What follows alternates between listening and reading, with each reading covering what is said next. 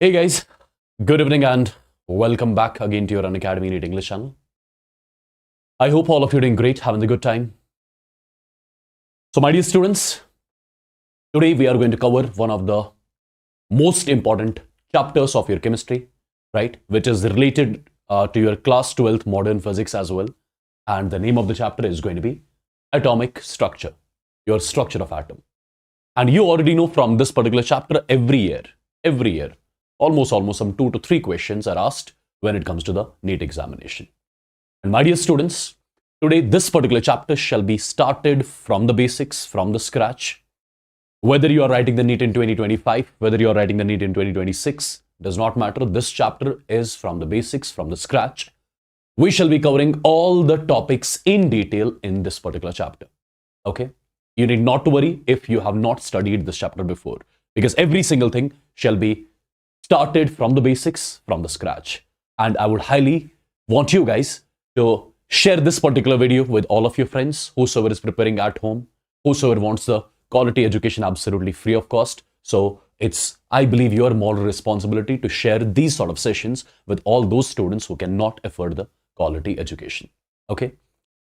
So people, before starting this particular chapter, before starting the atomic structure, let me first of all tell you, these are the chapters which we have already covered on this particular channel, and this particular chapter, atomic structure, this will be done in the today's session. So we are done with mole concept, we are done with redox, we are done with periodic classification, chemical bonding, atomic structure to be done today, chemical equilibrium, ionic equilibrium, thermodynamics, thermochemistry, isomerism, your hydrocarbon, solution, chemical kinetics, electrochemistry, D and W block elements, coordination compounds, haloalkanes, arenes, alcohols, phenols, ethers, aldehydes, ketones, carboxylic acids, amines, right? These are the chapters which have been covered in the Game of NEET 2.0 series, right?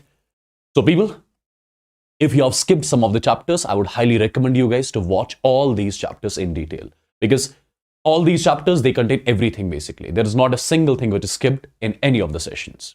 Okay, all the sessions are detailed, all the theory, all the problem patterns, all the problems, all the theory, everything is included in the sessions which we have taken here in the Game of NEET 2.0.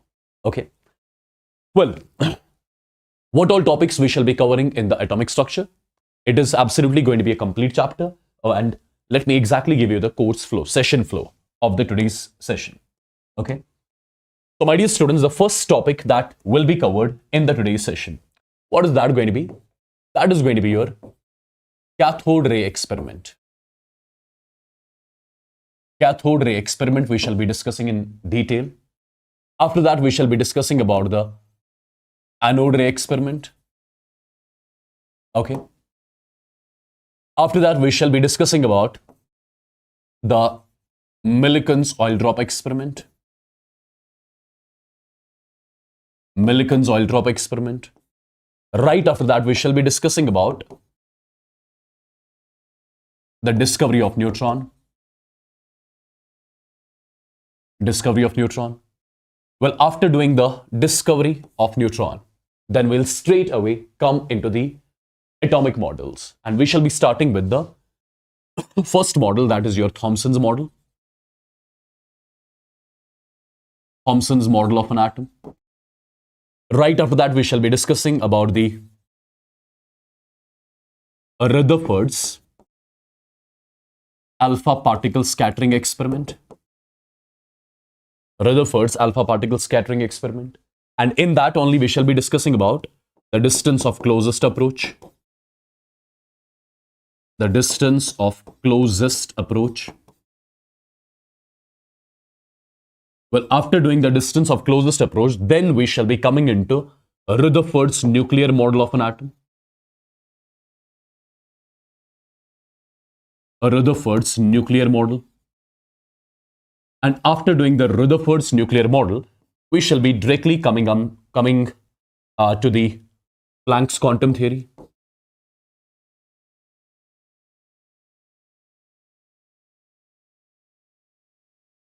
Planck's quantum theory. Well, people, after doing the Planck's quantum theory, we shall be discussing about the topic that is your photoelectric effect. Well, after discussing the photoelectric effect, Right after that, we shall be directly coming into one more topic, that's your Bohr's theory in detail. After Bohr's theory, we shall be discussing about the hydrogen spectrum. Your hydrogen spectrum. And right after your hydrogen spectrum, we shall be discussing about the dual nature. The dual nature of matter. And after discussing the dual nature of matter, we shall be discussing about the Heisenberg's uncertainty principle.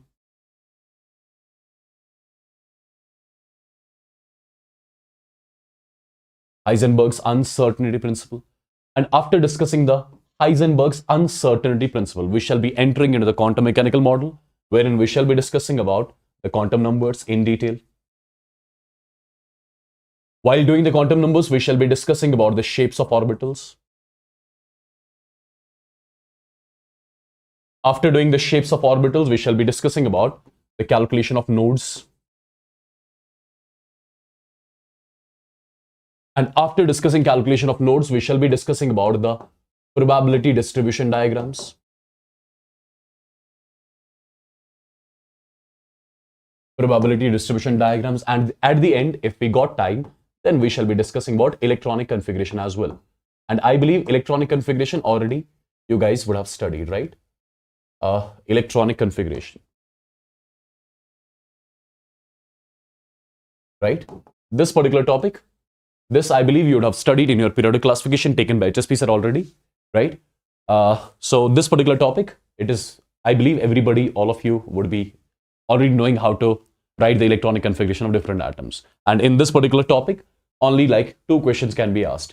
What is the electronic configuration of chromium and what is the electronic configuration of copper, right? Rest all the things, it's very much simple.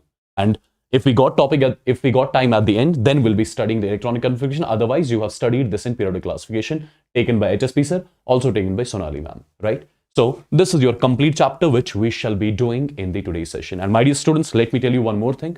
From this particular chapter, you can expect some 2 to 3 questions in your upcoming NEET 2025 examination. 2 to 3 questions, right?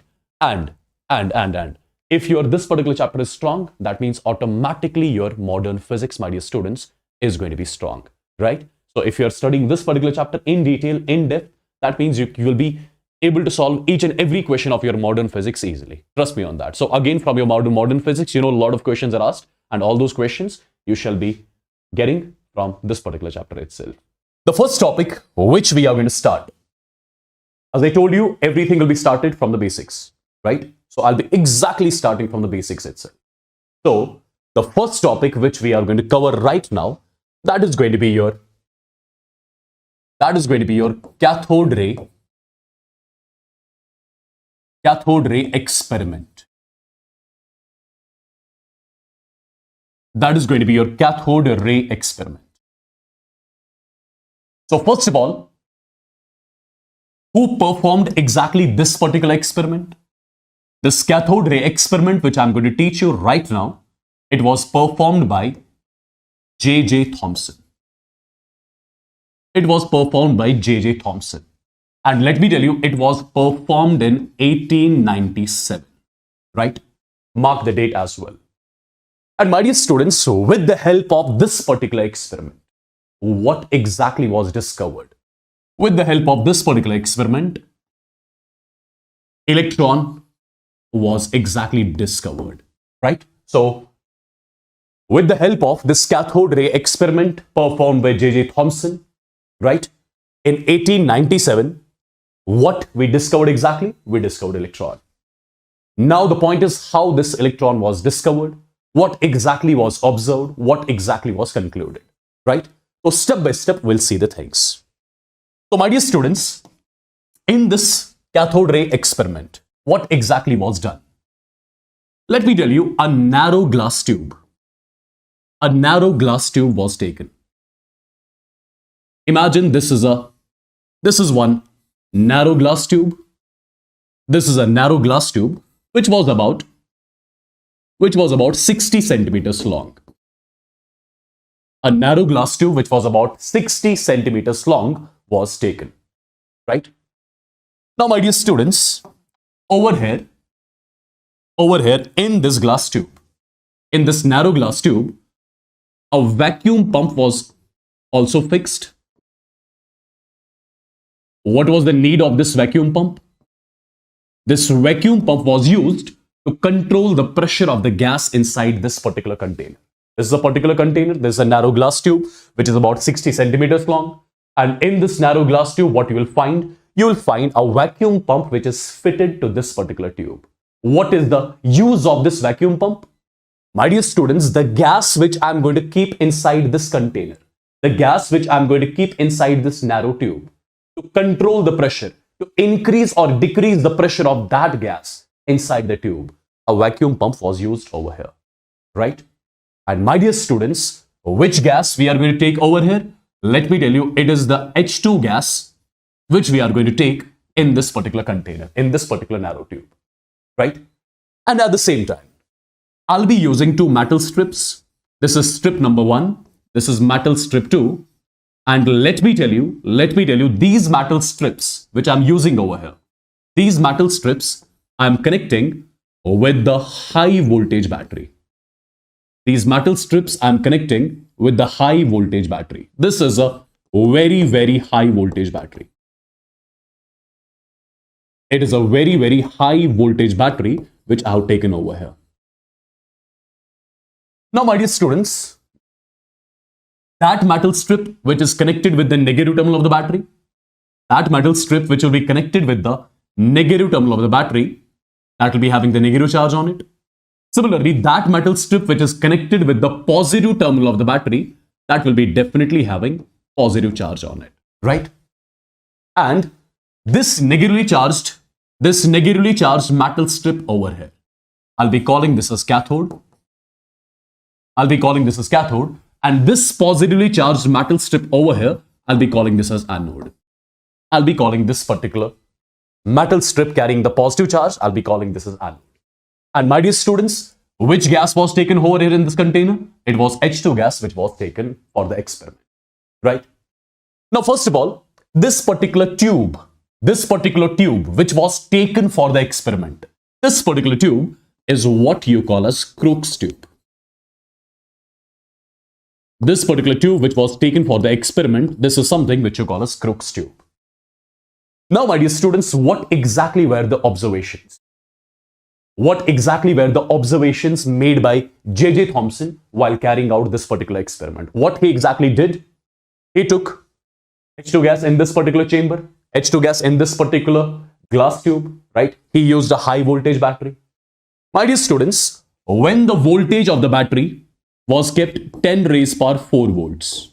When the voltage of the battery was kept 10 raised power 4 volts. When 10 raised power 4 volt battery was introduced.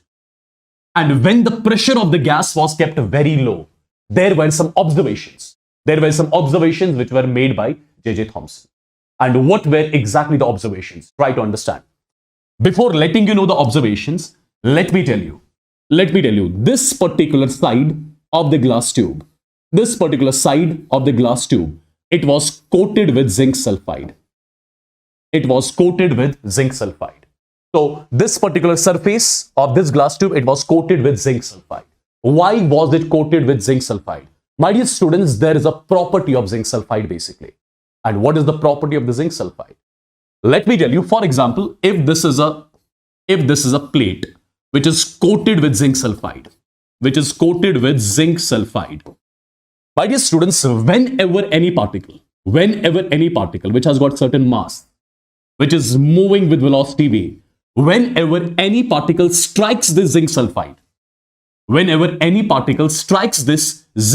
screen, the point where the particle strikes, at that point, you'll find a bright spot.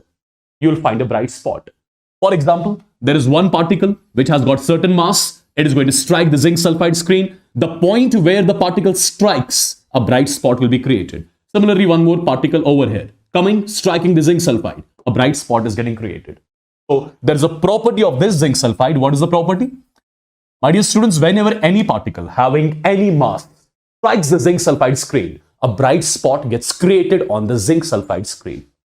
Okay, so this particular side was coated with zinc sulfide. Point number 1. Point number 2, when the battery was turned on, when the voltage of the battery was used as 10 raised power 4 volts, when the pressure of the gas in the vessel, when the pressure of the gas in the container, when the pressure of the gas in the glass tube was kept very, very, very low, at that point of time, few observations were made by Thomson. And what were the observations? My dear students, what Thomson saw, Thomson observed some bright spots getting created on this particular screen. Thomson observed that some bright spots were observed on this particular screen. My dear students, if bright spots are getting observed on this particular screen, what can you conclude from that? What can you conclude?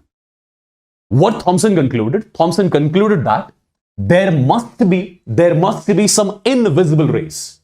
There must be some invisible rays which seems to be coming from the cathode. There must be some invisible rays which seems to be coming from the cathode, and those invisible rays must be striking the zinc sulfide screen, and the point where the rays will be striking the zinc sulfide screen, there only bright spots would be getting created, right?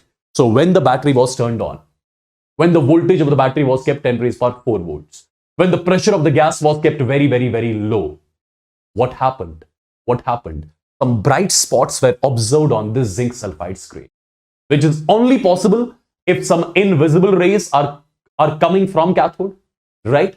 They must be striking this zinc sulfide screen, and they must be creating bright spots on this zinc sulfide screen, right?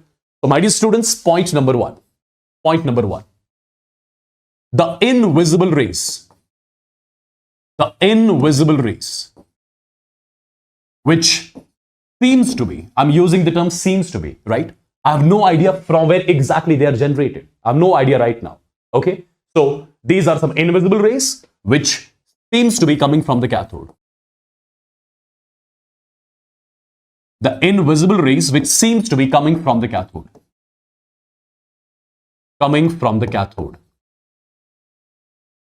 Right? These invisible rays were called as cathode rays. So first of all, this is how your cathode rays were discovered. Perfect. Now, after the discovery of these cathode rays, it was important to understand the properties of these cathode rays, right? It was important to understand the properties of cathode rays, right? What these cathode rays are made up of, right? All these things now we are going to discuss basically. Okay, so first of all, the introduction of cathode rays is done. This is how your cathode rays were introduced. This is how your cathode rays were discovered. Now it was the time to check the properties of these cathode rays. Now, my dear students, a lot of things were done. To understand the properties of the cathode rays. Okay. The first point was whether these cathode rays, which seems to be coming from the cathode, whether these cathode rays travel in straight lines, whether they follow the parabolic path, hyperbolic path. What was the path exactly? What was the trajectory of these cathode rays? This was the first point of discussion.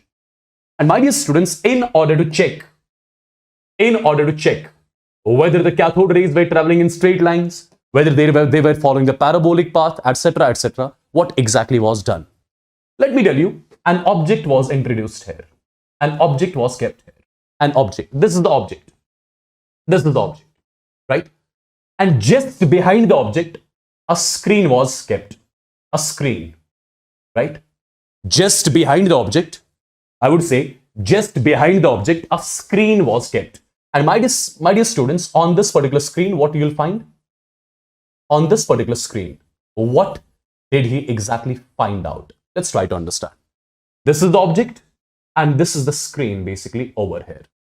Now, when he kept the object here, and just behind the object, there was a screen placed, and again he kept the battery on, he turned the battery on, he gave the voltage of 10 raised power 4 volts, right? He kept the pressure of the gas very low. What he exactly observed? He observed a sharp image of the object was getting created on this screen. On this particular screen, a sharp image of this particular object was getting created. When is it possible? When is it possible? My dear students, if I ask you, when a sharp image of the object will be getting created on the screen, it is only possible if these cathode rays, which seems to be coming from the cathode, if they travel in the straight lines. So the first conclusion which was made by Thomson, what was that? That is your cathode rays, they travel in straight lines. They travel in straight lines. Point number one. Now, after getting to know that the cathode rays, they travel in straight line, now it was important to understand of what particles these cathode rays are made up of. Are these cathode rays made up of particles which have got some mass, which has got some charge, right? Now the second point of discussion is what these cathode rays exactly are made up of. Okay, the first point is your cathode rays, they travel in straight lines. That was point number one, right? Point number two, your cathode rays are made up of what? Now it was the point of discussion. So what Thomson exactly did, he kept, let me tell you, he kept a light paddle wheel over here. A light paddle wheel was kept here. A light paddle wheel was kept over here, right? Imagine this is the stand on which a light paddle wheel was kept, right? And this paddle wheel, it was made up of a very light element, that is mica, right? This paddle wheel was made up of mica. Now, my dear students, when he kept the light paddle wheel over here, what he exactly observed? He again turned the battery on, again kept the pressure of the gas very low. What he observed? He observed this paddle wheel started to rotate. When is that possible? When this paddle wheel will go to rotate? My dear students, I would say this paddle wheel will only rotate if some particles of certain mass are striking this, right? Perfect. When some particles carrying certain mass will be striking this paddle wheel, right? Those particles which are striking this paddle wheel, they'll be imparting momentum to this paddle wheel, which makes this paddle wheel to rotate. So what he concluded from here? When he kept a light paddle wheel made up of mica inside this discharge tube, what he observed? He observed this paddle wheel started to rotate, and he concluded the cathode rays which seems to be coming from the cathode, they are definitely made up of some material particles which carry certain mass. And those particles are basically striking this paddle wheel and making this paddle wheel to rotate. Right, my dear students? So the next point is your cathode rays. Your cathode rays are made up of what? Your cathode rays are made up of material particles. Your cathode rays are made up of some material particles which have got some mass.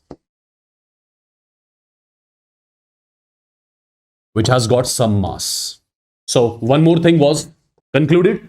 First conclusion was the cathode rays are made up of what? The cathode rays are made up of material particles.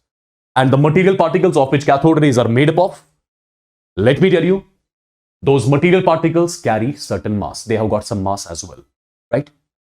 Now, my dear students, after getting to know that the cathode rays are made up of material particles, now it was important to understand the material particles of which cathode rays are made up of, whether those material particles carry certain charge or not. It was important. You must be knowing one thing. You would have studied it as well. Imagine this is a magnet. For example, right? This magnet will be having some magnetic field associated with it, right? This magnet will be definitely having some magnetic field associated with it. My dear students, you must be knowing when a charged particle passes through the magnetic field. When the charged particle passes through the magnetic field, it deviates its path basically. Its path gets deviated. My dear students, this particle, it was supposed to go in a straight line, but in presence of magnetic field, it will deviate its path. Its path will get changed, right? Its path will get changed. Its trajectory will get changed in presence of magnetic field. Now, what Thomson exactly did? He kept a magnet over here. If magnet was placed over here, that means this particular magnet will be having definitely some magnetic field associated with it, right? It will be having some magnetic field associated with it. And my dear students, what he observed when he again turned the battery on, when he gave the potential of 10 raised power 4 volts, when the pressure of the gas was kept very low, he observed these cathode rays, which were supposed to travel in the straight lines. These cathode rays were being deflected, right? He observed these cathode rays were being deflected. And this time I would say this part of the zinc sulfide was glowing. This part of the zinc sulfide was glowing. What does that mean? That means the cathode rays are striking the zinc sulfide over here at the bottom, which is only possible if these rays, if they have deviated their path and they are striking the zinc sulfide screen at the bottom. When is it possible? When is it possible, my dear students? It is possible only if the cathode rays are made up of some material particles. Those material particles will be carrying certain charge as well, right? They'll be carrying certain charge as well. That's why these cathode rays were being deflected from their original paths, right? So what was the conclusion from here? The conclusion was the material particles. The conclusion was like this. Just a second, guys. Let me tell you few more properties. The material particles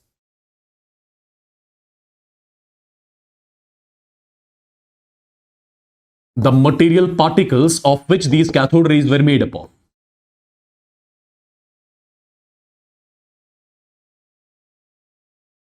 The material particles of which these cathode rays are made up of carry certain charge. Right? Now there was one more thing which was to be understood. Since we got to know that the material particles of which these cathode rays are made up of, they carry certain charge. Now it was important to understand whether the charge carried by the material particles, whether that charge was positive or negative. How did he check that? What he exactly did, he took two metal strips again. And these metal strips were connected with some different battery, some other battery. These metal strips, they were connected with some different battery, some external battery. Imagine this particular metal strip, it is connected with the positive terminal of the external battery. So this metal strip will be getting positive charge. And this metal strip, imagine this is connected with the negative terminal of the battery. So it will be getting negative charge.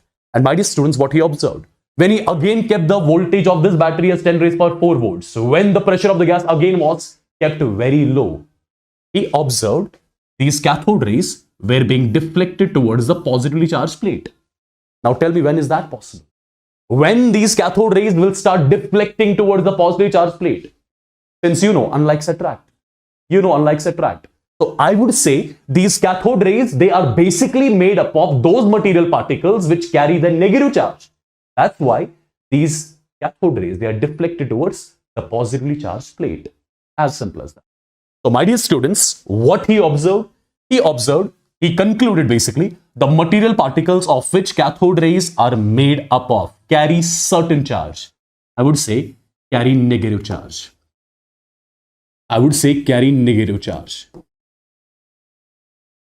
Carry negative charge. And let me tell you, and these negatively charged particles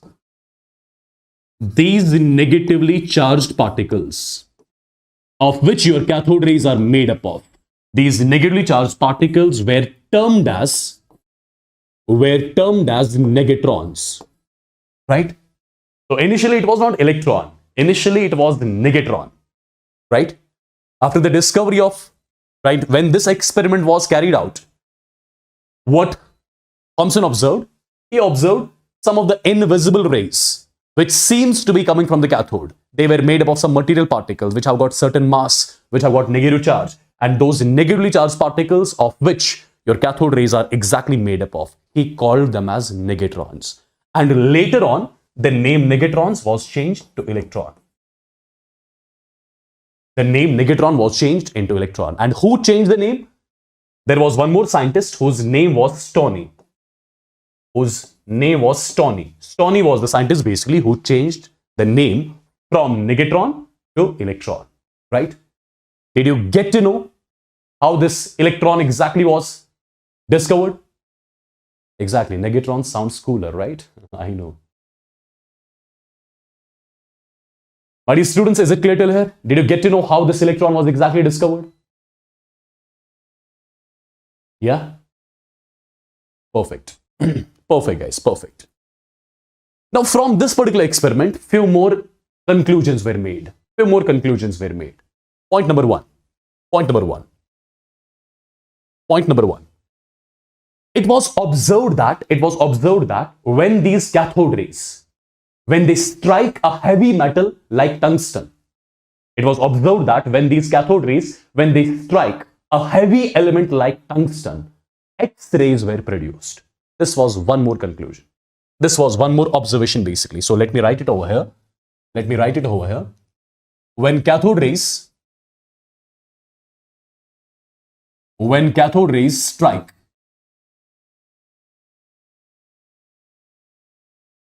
with the heavy element,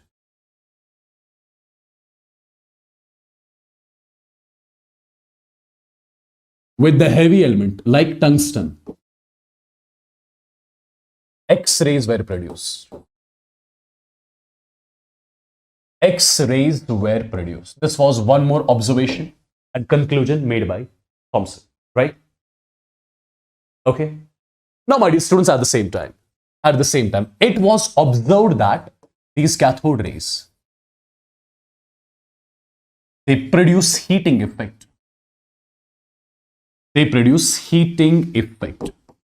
Right?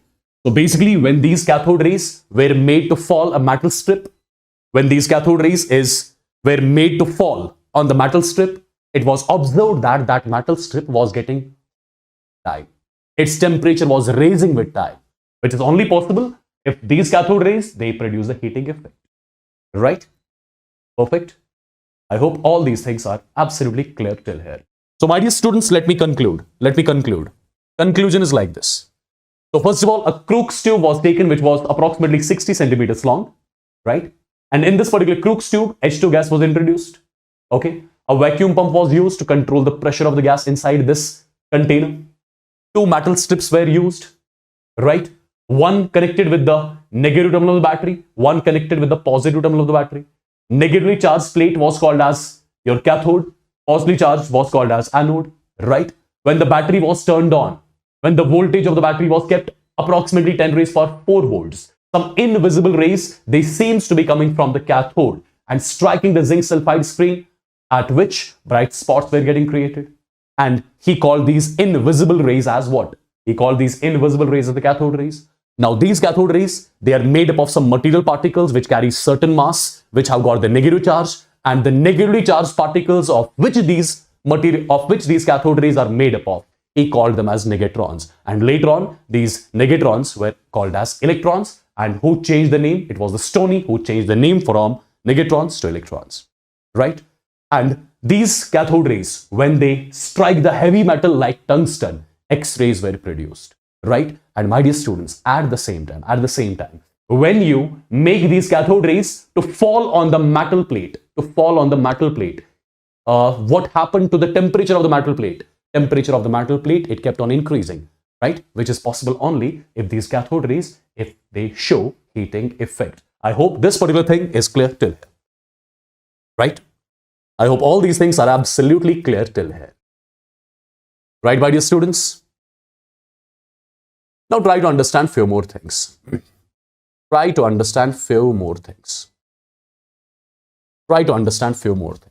Just have a look. My dear students, one more conclusion was made from here. What was the conclusion? Since after the discovery of cathode rays, it was important to know exactly what is the source of these cathode rays, from where these cathode rays are coming, right? And if you ask me from where these cathode rays are coming, my dear students, the answer is very simple. Which gas did I keep inside this particular chamber? It was H2 gas. So basically, in this particular chamber, you have got H2 molecules. So these are H2 molecules basically. Inside this glass tube. Now, dear students, when the voltage was kept high, when the pressure is kept low, what happens to these gas molecules? these gas molecules ionize. These gas molecules ionize. Since you must be knowing, if you have got one hydrogen atom, it contains one electron, one proton, right? When this hydrogen atom ionizes, right? That means when one electron is taken out of hydrogen, it gets converted into H positive. But you have got hydrogen molecule here, you have got H2 molecule over here. So can I say due to ionization, this H2 molecule would have lost 2 electrons and would have got converted into 2 times H positive. Agreed? Do you agree with this? So basically the H2 gas molecules which were there in the container, since you are keeping the voltage of the battery very high, you are keeping the pressure of the gas very low, what happens to the gas inside the container? It ionizes. It loses electrons. So basically inside this chamber, you won't find H2 molecules. Those H2 molecules have got ionized. They have got converted into what? They have got converted into H positives. And with H positives, you have got millions of electrons as well here. Right? Now, my dear students, try to understand. In this particular chamber, what do we have? Can I say in this particular chamber, due to the ionization of the gas, can I say there are positively charged and negatively charged ions? There are positively charged and negatively charged ions and negatively charged electrons here in this particular chamber. Absolutely. Right? Since this particular electrode, this particular plate, it carries the positive charge. If it carries the positive charge, can I say this positively charged plate, it is going to attract all the electrons which are there in the chamber. It is going to attract all the electrons towards itself. Right? Perfect. It is going to attract all the electrons towards itself. And when all the electrons are moving towards this positively charged plate, can I say these electrons will be moving in the streamlines basically? They'll be moving in the streamlines. And those streamlines, those rays which are made up of these electrons, which are moving towards this positively charged plate, those rays only are called as your cathode rays. So if I ask you from now onwards, if I ask you whether cathode rays are originated from cathode, no, they are originated from the gas which is there in the container. Right? When the gas gets ionized, it gives the electrons, and those electrons basically they start moving. Yeah? Perfect? So, one important point, your cathode rays, they originate from the gas which is there in this particular chamber. I hope this particular point is also clear to you.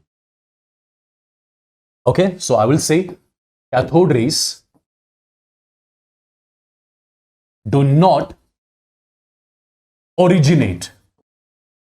They do not originate from cathode. They do not originate from cathode, but from the ionization, of the gas in the tube. Perfect. I believe this is also clear to you. Now, my dear students, one more important thing. Since you know now cathode rays which are made up of these negatively charged particles, if you ask me, how do we calculate the velocity with which these cathode rays move? Right? How do we exactly get to know the velocity with which these cathode rays exactly move? Right? Now, let me tell you how the velocity of cathode rays was exactly calculated. Since, my dear students, these are the cathode rays basically which are traveling, right? Now, with what velocity these cathode rays are traveling basically? How exactly this was checked? How exactly this was calculated? For that purpose, let me teach you a bit of physics, which I'm sure you all must be knowing. My dear students, imagine that this is the positively charged plate and this is the negatively charged plate. Imagine these are the two plates which are connected to the external battery, right? Imagine this particular plate is connected with the positive terminal. This particular plate is connected with the negative terminal. That is the reason why this got positive, why this got negative. Now, for example, this is the electron. This is the electron, for example, carrying the negative charge. If the electron starts moving, so first of all, between these plates, what will be there? Can I say between these plates, there will be electric field lines, right? There will be electric field lines between these two plates. Absolutely. So there is electric field basically between these plates. And my dear students, when this negatively charged particle, it passes through this particular field, what happens basically? I say this positively charged plate is going to attract this negatively charged electron towards itself. So electron will deviate its path. It will start going towards the positively charged plate. So can I basically say it like this? When the electron is traveling in this electric field, can I say the electron has to go forward basically. It has to go forward. But in this direction, the electron is experiencing a force which you call as electrical force, right? Electron, it basically has to go straight. But due to electric field, it deviates its path. Why is that? Because when the electron enters the electric field, the electron is supposed to go this way. But at the same time, this particular electron, it experiences force in this direction, right? It was supposed to go like this, but there is one more force pulling it towards itself. That's why it deviates its path due to electric field. Perfect. Now, for example, imagine if I put a magnet also here. I'm placing a magnet in such a way that the electron, when it passes, right? It experiences one more force, downward force. Due to this downward force, the electron has to go in this direction. It has to deviate in this direction. Perfect. My dear students, understand one thing. In presence of electric field, the path of the electron should be like this. In presence of magnetic field, the electron path should be like this. So basically, when the electron is simultaneously entering into electric and magnetic field, I'll say this electron is experiencing two forces. Electron has to go in this direction, but simultaneously electron is experiencing two forces. One is electrical force in upward direction, one is magnetic force in downward direction, right? Now you tell me one thing. Since I'm telling you the electron is entering simultaneously in both the fields. Due to electric field, electron is experiencing a force in upward direction. Due to magnetic field, the electron is experiencing a force in downward direction. My dear students, imagine if electric force is more than that of magnetic force, the electron will go up, right? If magnetic force is more than that of electric force, the electron, it will deviate downwards. But if we exactly balance the two forces, if we exactly balance these two forces, can you just tell me in the chats, will the electron get deviated from its path? The electron is moving in this direction, right? When electron reaches here, it is experiencing two forces. One is upward direction, one in downward direction. One electrical force, one magnetic force. If you balance these two forces, if by chance electrical force and magnetic force on the electron becomes equal, will the electron deviate? The electron will not deviate. The electron will not deviate at all, right? So my dear students, what exactly was done? The electric field and the magnetic field simultaneously were placed inside this particular container, right? Perfect. Due to which the electron of which cathode rays are made up of. Cathode rays are made of electrons, right? The electrons, they experience two forces. Imagine one in upward direction, one in downward direction. And those two forces were balanced. And when these two forces were balanced, I would say electron passed undeviated.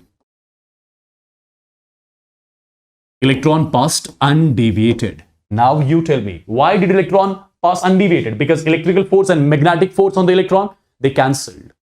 What is electric force all about? It is the charge on the electron multiplied by electric field, right? Perfect. What is magnetic force? Charge multiplied by velocity with which electron moves multiplied by B, right? Magnetic field intensity B. Perfect. Now, my dear students, if I ask you whether this Q gets cancelled, absolutely. So V comes out to be equal to E divided by B.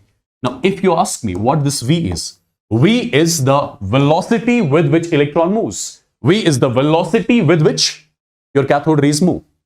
Perfect. B is your magnetic field, E is your electric field. Electric field strength, magnetic field strength. Okay. Perfect. So, what did we calculate from here? We are getting the velocity with which the electron moves. We are getting the velocity with which the cathode ray moves. It is coming out to be equal to E divided by B. What is this E and B? E is the electric field which was generated by those two plates. What is B? B is the magnetic field which was generated by the magnet. Right? What did we do? basically we kept on changing electric field and magnetic field in such a way that the magnetic force experienced by the electron becomes equal to the electric force experienced by the electron, right? So basically, these two values we already knew, right? Because we were the ones, because Thomson was the one who was exactly changing the electric and magnetic field in such a way that magnetic force and electric force becomes equal, right? And electron then pass undeviated. Perfect. So these two values already he knew. If you know electric field strength, if you know the magnetic field strength, can't you calculate velocity with which the electron moves? And it was observed that the speed, the velocity with which the electron moves, the speed with which the cathode rays moves, it was observed that it is equal to 1/10 of the velocity of light. Right? So your cathode rays, they were moving with the speed 1/10 of the velocity of light. This is one more important conclusion. My dear students, after getting to know the speed with which the cathode rays move, the speed with which these electrons, of which cathode rays are made up of, the speed with which they move, after getting to know this, there was one very important conclusion. What was that? That was calculation of specific charge. Calculation of specific charge. What is specific charge? Specific charge is called as E divided by M ratio. It was important to know the E divided by M ratio. And this E divided by M ratio was calculated with the help of this cathode ray experiment tube only. Now, what is this E by M? E is the charge on electron. Since we have only discovered the electron, we do not know what is the charge. What is the magnitude of charge on electron? We do not know exactly the mass of electron. But now you are going to get to know the E by M ratio, combinedly how E by M ratio of electron was calculated. Let me tell you that. Did we already calculate the velocity with which electron moves? Absolutely. The velocity with which electron moves was already calculated. That was equal to E divided by B, I believe, right? Electric field strength, magnetic field strength. This is already something which we calculated, right? V was equal to E divided by B. This was already calculated. This was already calculated. Now, it was the time to calculate charge divided by mass ratio of the electron. And how this charge by mass ratio of the electron was calculated. Try to understand this a bit more in detail. See guys, for example, this is your cathode, which was inside the discharge tube carrying negative charge. This is your anode carrying positive charge. And these two are basically connected with the external battery. You know it. Connected with the external battery. Perfect. Imagine that the voltage of this particular battery is V. Imagine that the voltage of this particular battery is V. If the voltage of this particular battery is V, that means the potential difference between these two electrodes. The potential difference between these two electrodes. That will be V. Agreed? That will be V. Now tell me one thing, guys. Imagine, just to make you understand, imagine I've got electron over here with me. Imagine that I've got electron with me. First of all, tell me, this is a positively charged plate, this is a negative charged plate. Can I say there will be field lines? There will be electric field lines, right? So electric field is between these two plates. Absolutely. Now, if you have got electron, let's say this is the electron in my hand. For example, I'm placing electron here. I'm not leaving the electron yet. I'm placing the electron here. And I'm holding the electron. Can I say this electron in this field will be experiencing a force towards this positively charged plate? Absolutely. The electron is experiencing a force right now, right? And if I by chance leave this electron, it will move towards the positively charged plate. Yes? So let's say you're keeping electron here. When you keep the electron here, and imagine, it is hypothetical. Imagine you're holding this electron. The electron will be experiencing a force in this direction. This plate will try to attract the electron towards itself. And my dear students, I'm holding the electron, but the electron would want to go towards the positively charged plate. But I'm holding the electron. That means this electron has got some potential energy right now. If I suddenly leave it, this potential energy will start getting converted into kinetic energy, right? I'm writing it over here. If the electron, or you can write in general, if the charged particle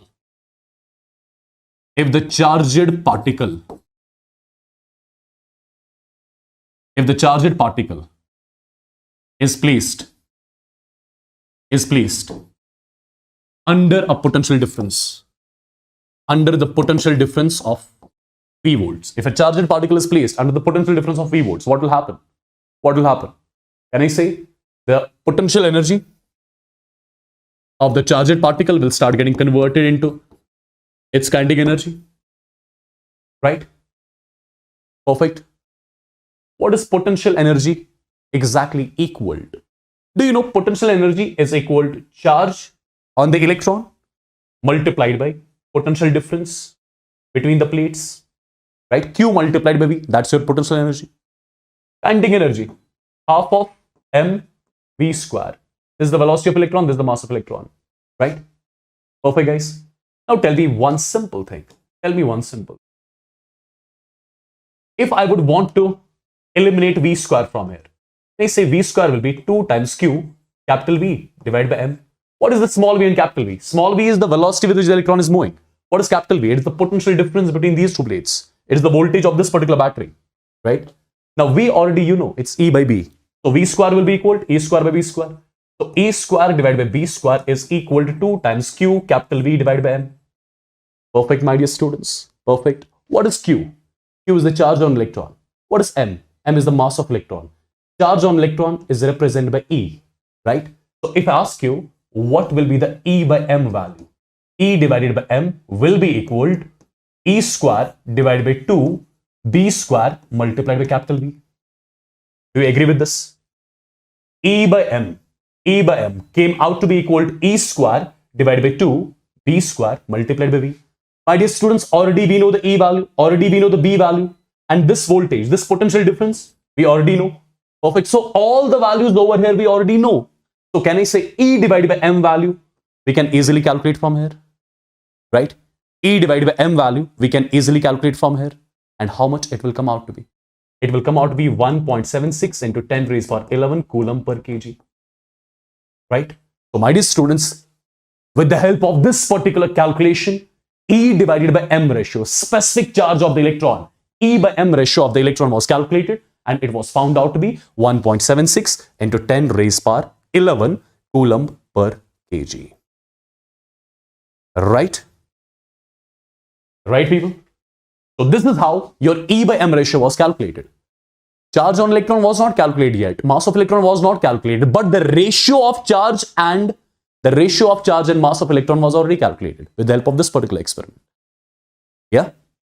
Now, my dear students, which gas did I take? H2 gas. Now, the experiment was repeated again with the help of one more gas. When the experiment was repeated by taking one more gas, E by M ratio was coming out to be same. When one more gas was taken, experiment was again repeated. E by M ratio was coming out to be same. Right? Because what exactly happens? All the gases will give away the same electrons during ionization, and those electrons will move. Perfect.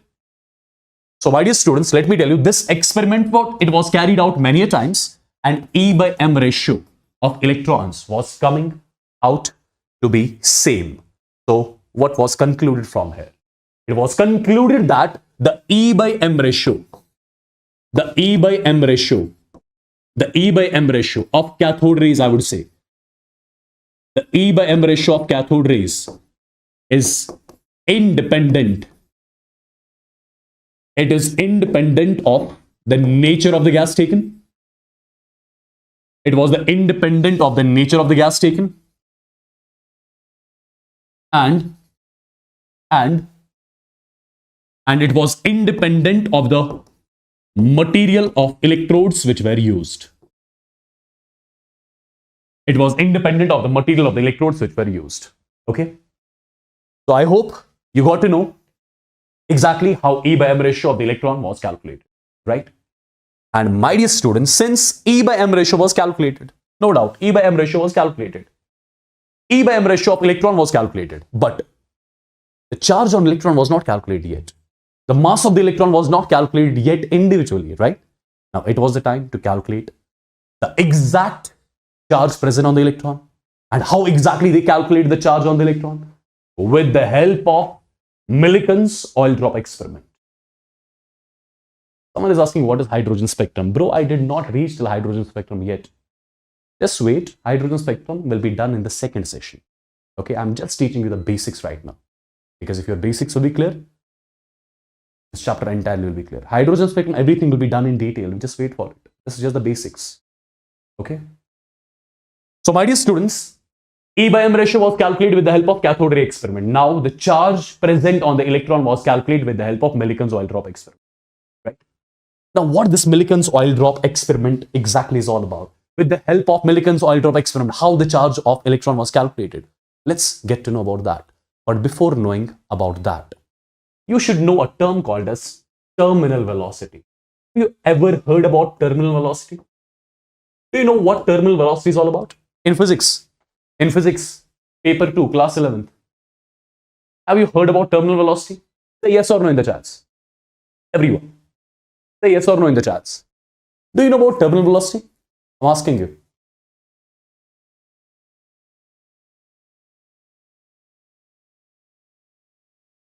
See, let me give you a slight idea about the terminal velocity. Then only I will be able to teach you the Millikan's oil drop experiment. Then I'll exactly show you how charge on electron was calculated. Have a look, people. Try to understand this. See, for example, I have got an object. This is the object. Its mass is m, right? Its mass is m. Let's say over here it's the ground surface. This is the ground surface. Perfect. And I have got the object over here whose mass is m. Imagine I'm holding this particular object. So what is the speed of this object right now? Its initial speed, its initial velocity is 0. Because you're holding it, right? Now, my dear students, when you drop it, what's going to happen? When you drop it, this object will start coming down. This object will fall, for example, this particular trajectory and will start coming downwards. Now, my dear students, when the object reaches a point here, for example, when the object reaches this particular point, when the object is here, can you let me know how many forces are experienced by this object right now at this particular point of time? Due to gravity, it's going to be mg. This is one force due to gravity, right? Since there is air as well, in the atmosphere. I'll say when the object will be going downwards, this particular object will be experiencing a viscous drag as well due to air. Viscous drag as well, right? It will be experiencing viscous drag as well. It will be experiencing viscous force as well. When the object will be going downwards, first of all, at some point of time in between, it will be experiencing two forces, mg downwards and viscous drag or viscous force whose direction will be opposite to the direction of motion. If the direction of motion is downwards, so the viscous force will be upwards. Perfect. When this object will keep on going down, there will be a point at which the viscous force and weight and force due to gravity, they would have got equal. When the object is coming downwards, at some point of time, you'll observe viscous force and mg getting equal. And when the viscous force and mg gets equal, at that point of time, the net force on the electron becomes 0. Net force on this object becomes 0. This force and this force, at some point of time, if they are equalized, what happens? That means the net force experienced by this object will be 0. And my dear students, when net force experienced by the object will be 0, after that, I would say the object will start moving with the uniform speed. And that uniform speed with which the object moves, when both the forces becomes equal, when the net force on the object becomes 0, that uniform speed which the object attains when the net force on the object becomes 0, that uniform speed is something which you call as terminal velocity, terminal speed. Did you get the idea of what terminal speed is all about? Yes? Right, people? Yeah? Did you get the idea of what this terminal velocity is all about? It is the uniform speed with which the object moves when the net force on the object becomes 0. As simple as that. Now people try to understand. Now I'm going to make you understand, since you got to know what this terminal speed, terminal velocity is all about. Now it's time to check how the charge on the electron was found. Okay. So my dear students, what exactly I'll be doing? Have a look. I'll be taking a cube over here. Try to understand. This is the cube which I've taken over here. This is the cube, okay? Now, first of all, I'm dividing this cube into two equal parts. I'm dividing this cube into two equal parts. Perfect. Not just two equal parts. I mean, I'm dividing this cube into two parts, right? I'm dividing this cube into two parts. Okay. Now, my dear students, this particular part with which you are dividing this cube, I'm going to keep a hole at the middle of it. There is a hole at the middle of it. This is the hole at the middle of it. Right? Now. Let me tell you over here in the upper chamber, what I'm fixing here? I'm fixing an atomizer. What is the use of this atomizer? My dear students, with the help of this atomizer, we are going to spray the oil droplets in the upper half of the cube, in the upper chamber of the cube. So these are the oil droplets in the upper chamber of the cube. Okay. These are the oil droplets in the upper chamber of the cube. Now, my dear students, let me tell you one thing. Whenever you keep oil droplet in the vicinity of electrons, whenever you keep oil droplet in the vicinity of the electrons, let me tell you, these oil droplets, this particular oil droplet, is going to attract these electrons towards itself. I would say these electrons will be adsorbed. The electrons will be accumulated on the surface of the oil droplet, right? When you keep oil droplet in the vicinity of the electrons, I'll say the oil droplet will attract the electrons towards itself, due to which all these electrons will get accumulated on the oil droplet. Now, my dear students, if the electrons are accumulated on the oil droplet, can I say oil droplet carries now the negative charge? Yes, it carries the negative charge. Yes, it carries the negative charge, right? Now, we will try to understand few important things. What exactly we are going to do? In this bottom chamber, we are keeping the hydrogen gas molecules. These are your hydrogen gas molecules which are present in this chamber. These are your H2 gas molecules. Now, my dear students, in this bottom chamber, there are H2 gas molecules. So what exactly we'll be doing?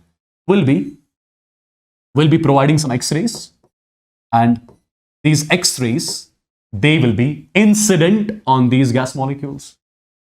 We'll make sure what just happened to the light. Can you all see me? Is it clear? Can I teach like this with the... What happened to the light? I don't know. Just a second, people.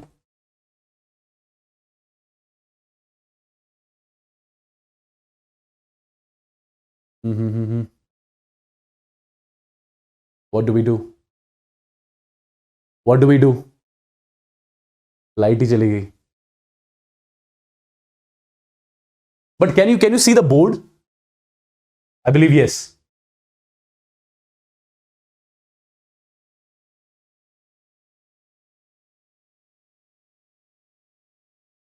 Hope it does not go away. Just a second, guys. Just a second. Be like this.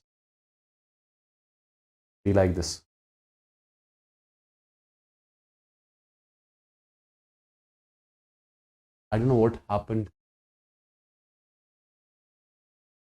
Okay, let's go now. Let's go. I hope it remains the same.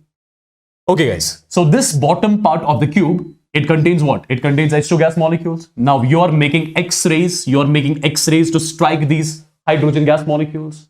And let me tell you, when these X-rays, when they strike the hydrogen gas molecules will ionize.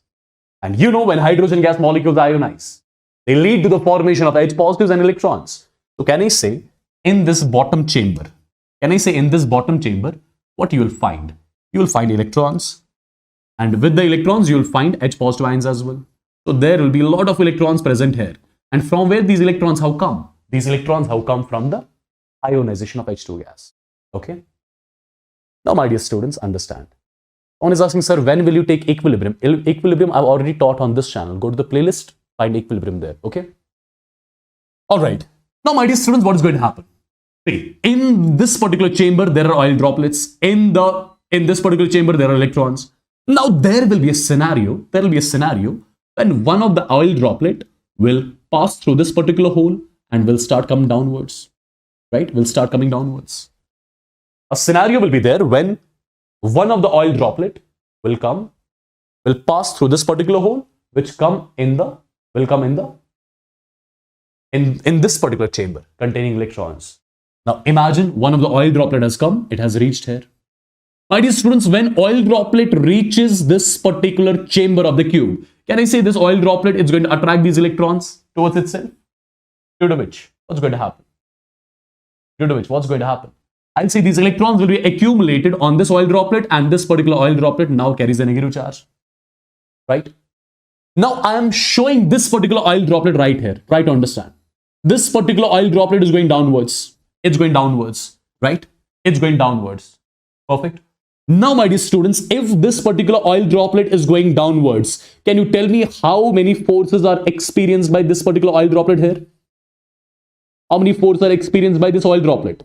This will be mg since it's going downwards. So mg, and opposite to its motion, there will be viscous force.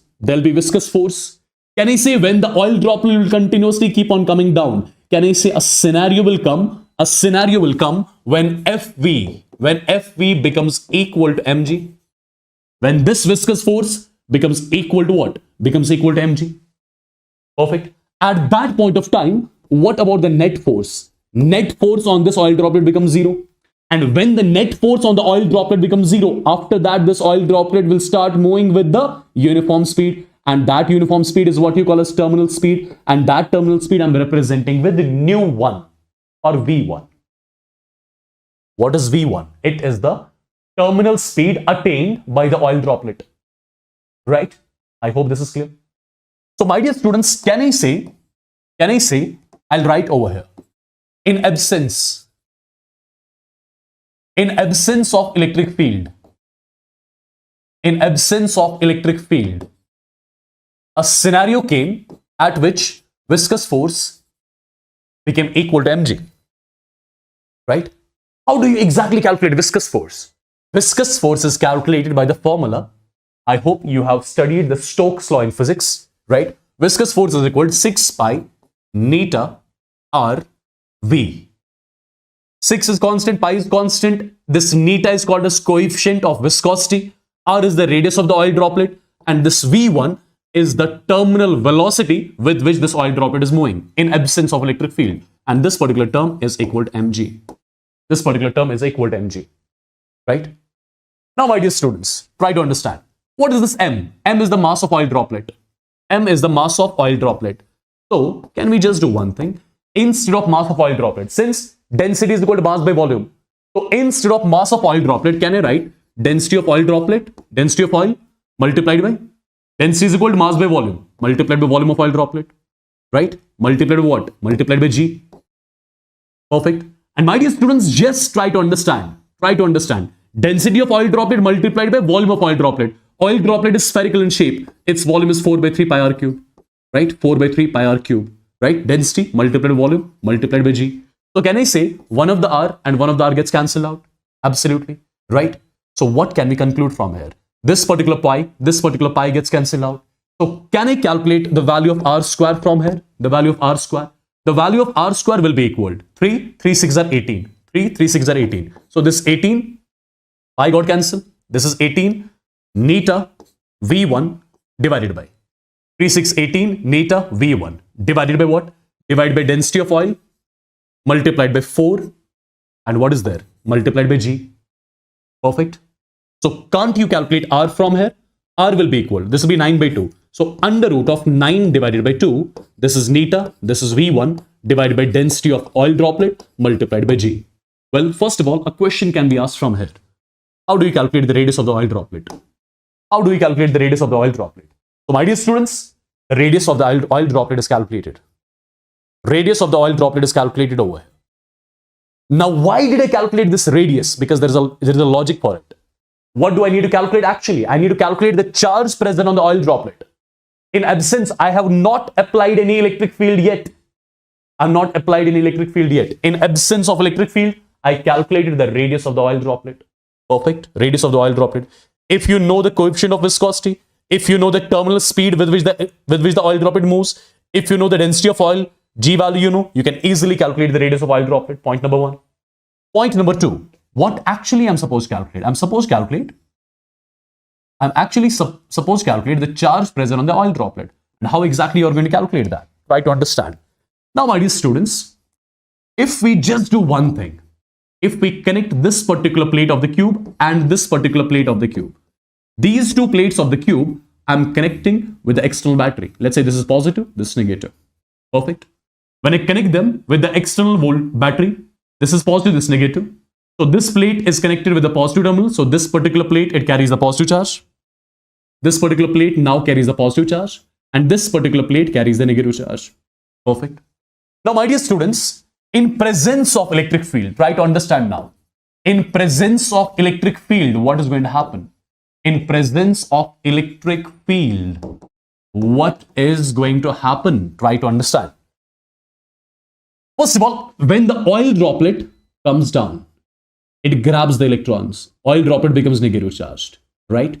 Now, my dear students, if this oil droplet is negative charge and this particular plate now is positive charge, can I say this plate is going to attract this oil droplet towards itself? Absolutely. This plate is going to attract this oil droplet towards itself. Perfect.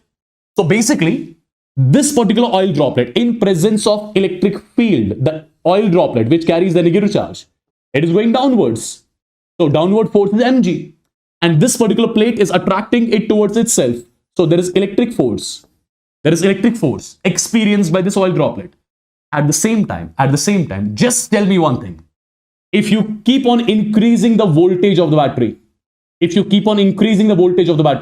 electric field between these two plates will keep on increasing. And if electric field between these plates keeps on increasing, I'll say this upward force will keep on increasing.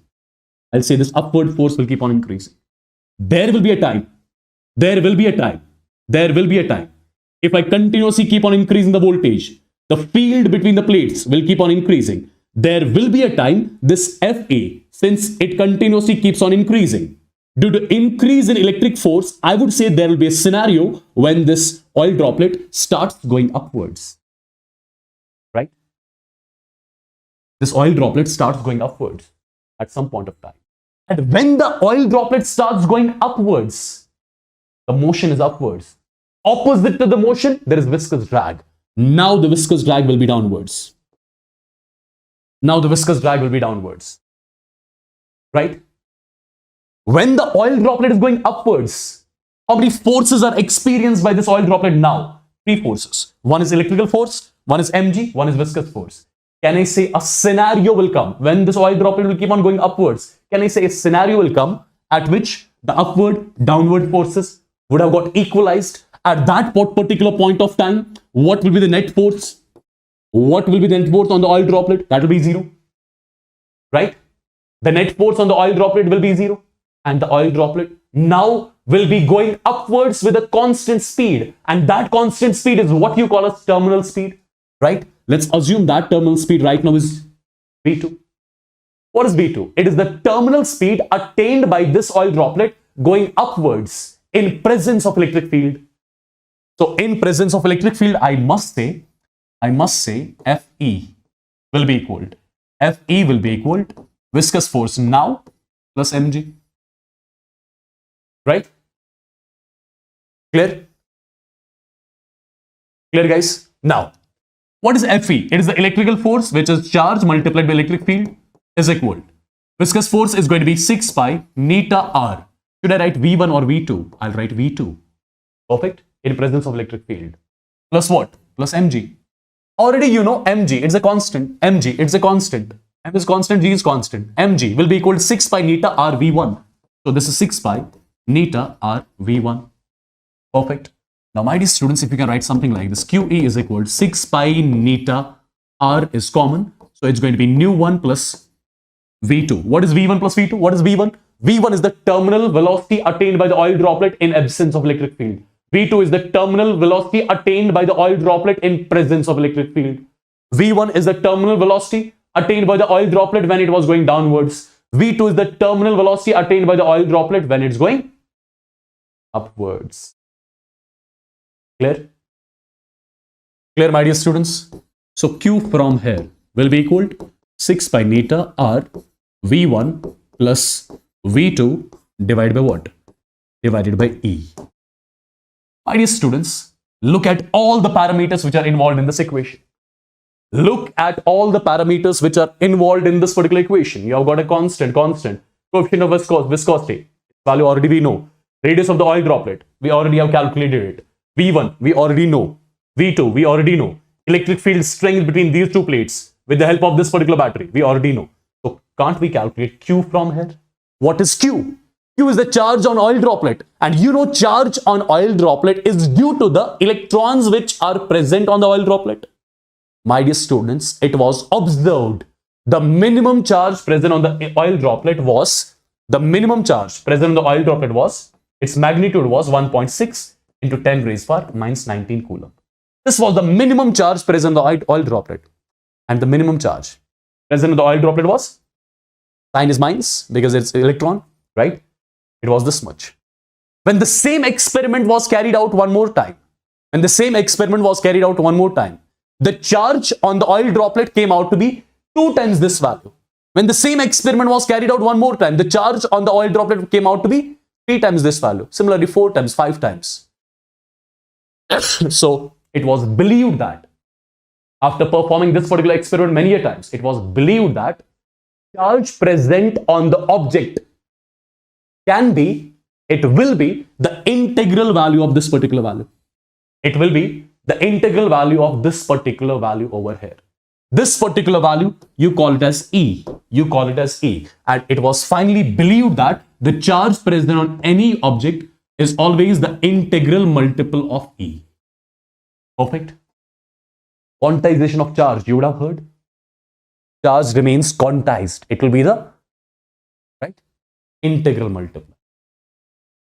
I hope this particular thing is clear. So you got to know how charge on oil droplet was calculated. You got to know the radius, etc., etc. So take care of these two statements. First statement, from this experiment, he calculated the minimum charge present in the oil droplet was this much, only the magnitude wise I'm saying. And any particle, if charged, will have the charge which is equal to the integral multiple of this particular value, right? So Q came out to be N times E over here. What is E? E is this particular thing. I hope this is clear to everyone. So with the help of the Millikan's oil drop experiment, the charge on electron was calculated. And you got to know how exactly. Hope all these concepts are clear. Now, my dear students, if all these concepts are clear, can we solve this question? Look at the question carefully.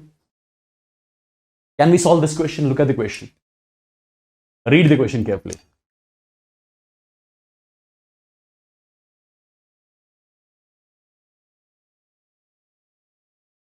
Read this question carefully. As per this particular question, in an oil droplet experiment, the terminal velocity of oil droplet was this much in absence of electric field. So basically V1 is given 1 meter per second in absence of electric field, and 2 meter per second upwards in presence of electric field. So V2 is given 2 meter per second in presence of electric field, right? Electric field of strength, electric field strength is 6.75 into 10 raised power 6 pi volt per meter, right? Electric field strength. Density of oil droplet is also given. Density of oil droplet is given as 1 gram per ml. And coefficient of viscosity, neta, is given 2 into 10 raised power minus 5, right? Well, long back there was one question asked in NEET in physics. What are the dimensions of coefficient of viscosity? Can you let me know in the chats? Long back, I think in 2014 or 13, something around that. What are the dimensions of coefficient of viscosity? You can calculate it from the result. F is equal to 6 pi neta RV, right? I think it used to be M1L minus 1 T minus 1, something around that. I think so. Anyways, have a look. So neta is given. So what are we supposed to calculate? First, we are supposed to calculate the radius of oil droplet. Radius of oil droplet. Do we know the result? Do we know the result to calculate radius? R is equal to. How do we get the R value? Right now we got the R value, right? R is 9 by 2. R is under root of 9 by 2. Neta. Neta is something we know. V1 something we know. Density of oil we know. Gravity, acceleration due to gravity. This is something we know. So you can calculate R. Second is, what was second thing? So radius of oil droplet you can easily calculate. What about the second thing? The charge on the oil droplet. Charge on the oil droplet you can calculate with the help of this particular result. 6 constant, pi constant, neta you know. Radius you have calculated. Radius you have calculated. V1, V2 is given. Electric field strength is given. So from here you can calculate the charge present on the oil droplet as well. Is this particular thing clear to you people? Let me know once in the chats quickly. Yes? Is it clear to you? So this is how your cathode ray experiment was done. E by m ratio was calculated and then charge on the electron through the Millikan's oil drop experiment was calculated. Now, you must have heard about the anode ray experiment as well. Have you heard about anode ray experiment? Similar type of experiment was carried out. Anode ray experiment. Anode ray experiment. It was a different scientist who did this particular experiment. What was the name of that scientist? It was Goldstein. It was Goldstein, right? And with the help of this particular experiment, what was discovered? It was proton. Proton was discovered. That means your anode rays were discovered. Anode rays were discovered. Now you must be thinking how these anode rays were discovered.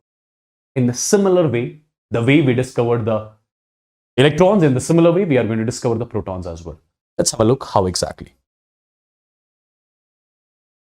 See guys, try to understand. The same tube I'll be taking, the same glass tube I'm taking, right, which is 60 centimeters long, you know it. You call this particular tube as the Crookes tube. Now I'll be comparatively fast, okay? You know all these things. Now over here, what do we have? We have got a vacuum pump. Why do we need this vacuum pump? To control the gas inside this particular chamber. Which gas do we use in the beginning? H2 gas, right? H2 gas. Imagine this is one of the metal strip. This is one more metal strip. Now, my dear students, one of the metal strip, you are going to connect with the negative terminal, positive, negative, positive. And over here, this positively charged. This particular strip is connected with the positive terminal of the battery. So, negatively terminal means this carries negative, this carries positive. Now, my dear students, this side of this particular glass, the other side of the glass, it is coated with zinc sulfide. It is coated with zinc sulfide. And you know the property of zinc sulfide. If any particle strikes it, glow will be there, right? Glow will be there. Perfect, people. This is something which we already know. Now, which gas is there in the container? It's H2 gas in the container. It's H2 gas in the container. My dear students, try to understand few important things now. Since already you have taken H2 gas. Now, this is a high voltage battery. When you provide the voltage of 10 raised power 4 volts, when the pressure of the gas is very, very, very low, what is going to happen? Can I say the gas in the container, it will ionize? Absolutely, it would have ionized. Due to which, there will be positively charged ions over here. And at the same time, there will be electrons as well. There will be electrons as well due to the ionization of the gas. We know it already. Right? Yes. Now, my dear students, try to understand. Only one different thing I'm doing over here. This particular cathode which I'm using over here, I'm keeping some holes in this cathode. Some holes are kept over here. And this particular cathode, I'll be calling as perforated cathode. This is your perforated cathode. And this is your normal anode. Now, my dear students, when the battery was turned on, when the voltage of the battery was given as 10 raised power 4 volts, what did Goldstein observe? He observed some bright spots got created just behind these holes, right? He observed that some bright spots got created just between these holes on the zinc sulfide screen. My dear students, what he concluded from there? He concluded there are some invisible rays. Which seems to be coming from the anode. Crossing these holes and striking the zinc sulfide.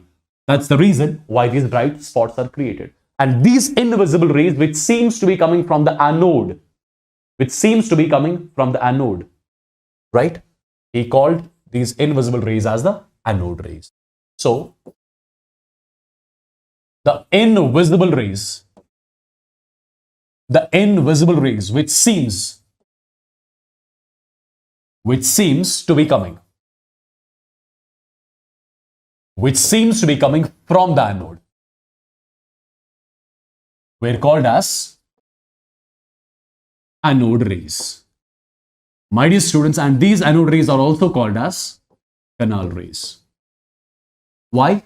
Because when they pass through the perforated tube, when they pass through the perforated electrode, they traveled like the water in a canal travels, like a streamline, okay? You call them as the canal rays as well. Perfect. So this is how these canal rays, these anode rays were discovered. Now, my dear students, after the discovery of these anode rays, it was again important to observe, to check the properties of these anode rays. Now, it was the time to go for the properties of these anode rays. The same things were repeated. Let me show it to you directly now. The same things were repeated. Let me show it to you directly. My dear students, same things were repeated. First thing, anode rays, they travel along a straight line path because they cast shadow of the object placed in between their path. The same thing which was done there. For example, if you place an object over here, this is the object, imagine. This is the object. And behind the object, you are placing a screen. Or the screen is already placed over here. Zinc sulfide screen. Now, my dear students, this object which you are placing over here, when you turn the battery on, when you keep the voltage of the battery 10 raised to 4 volts, when you decrease the pressure of the gas, what was observed? It was observed that a sharp image of the object was created here. Which is only possible if these anode rays, if they travel in straight lines. Right? So first conclusion was done. Your anode rays, they travel in the straight lines. Point number one. Point number two, the same scenario, my dear students. Point number two. When a light paddle wheel, when a light paddle wheel was kept over here, this light paddle wheel started to rotate, right? Which is only possible if the anode rays are made up of some material particles carrying certain mass, right? So this was the second conclusion. Anode rays, they rotate a light paddle wheel when placed in their path. This shows that anode rays are made up of some material particles which carry certain mass, right? Now, since it was checked that anode rays travel in straight lines, they are made up of some material particles carrying certain mass. Now, it was important to check whether they have got some charge or not. So, for that purpose, a magnet was introduced. And in presence of that magnetic field, I would say anode rays, they deflected their path, which is only possible if anode rays are made up of some material particles and those material particles carry certain charge, right? So it was believed that your anode rays, they are made up of material particles and those material particles are charged. Now the point was, which charge was present on the material particle? For that, again, two plates were used, one carrying positive, one carrying negative. And these anode rays, they moved towards a negatively charged plate, right? Which is evident. Now it is evident the anode rays are made up of some material particles which have got some mass, which carry some charge. And since these anode rays are moving towards the negatively charged plate, your cathode rays, they were moving towards the positively charged plate. Here, the anode rays are moving towards the negatively charged plate. From that, you can conclude your anode rays are made up of some positively charged particles. So it was believed that your anode rays are made up of the positively charged particles. Perfect, guys. And after that, these positively charged particles of which these anode rays were made up of, these positively charged particles were called as protons. Perfect. So I believe all these things are clear. These anode rays of which these positively charged, these These anode rays are made up of some particles. Those particles carry certain charge. They have got some mass. They carry the positive charge, and these positively charged particles were called as protons. Right? So if I ask you what these protons exactly are, since you know hydrogen gas in the beginning it got ionized, right? Hydrogen gas in the beginning got ionized. So you got positively charged ions over here, right? And negatively charged ions, negatively charged electrons over here. Now, which positively charged ions these were? Since you had taken H2 gas, so these were your H positive ions. So these were basically the H positive ions. Which were moving towards the what? Towards this zinc sulfide. And those H positive ions were striking this surface and creating the bright spots. And this positively charged ion is basically what you call as proton. Right? So basically your anode rays, they are made up of what? They are made up of positively charged ions. And when you keep the gas as H2, that positively charged ion is basically H positive. And this H positive is something which you call as proton. What is H positive exactly?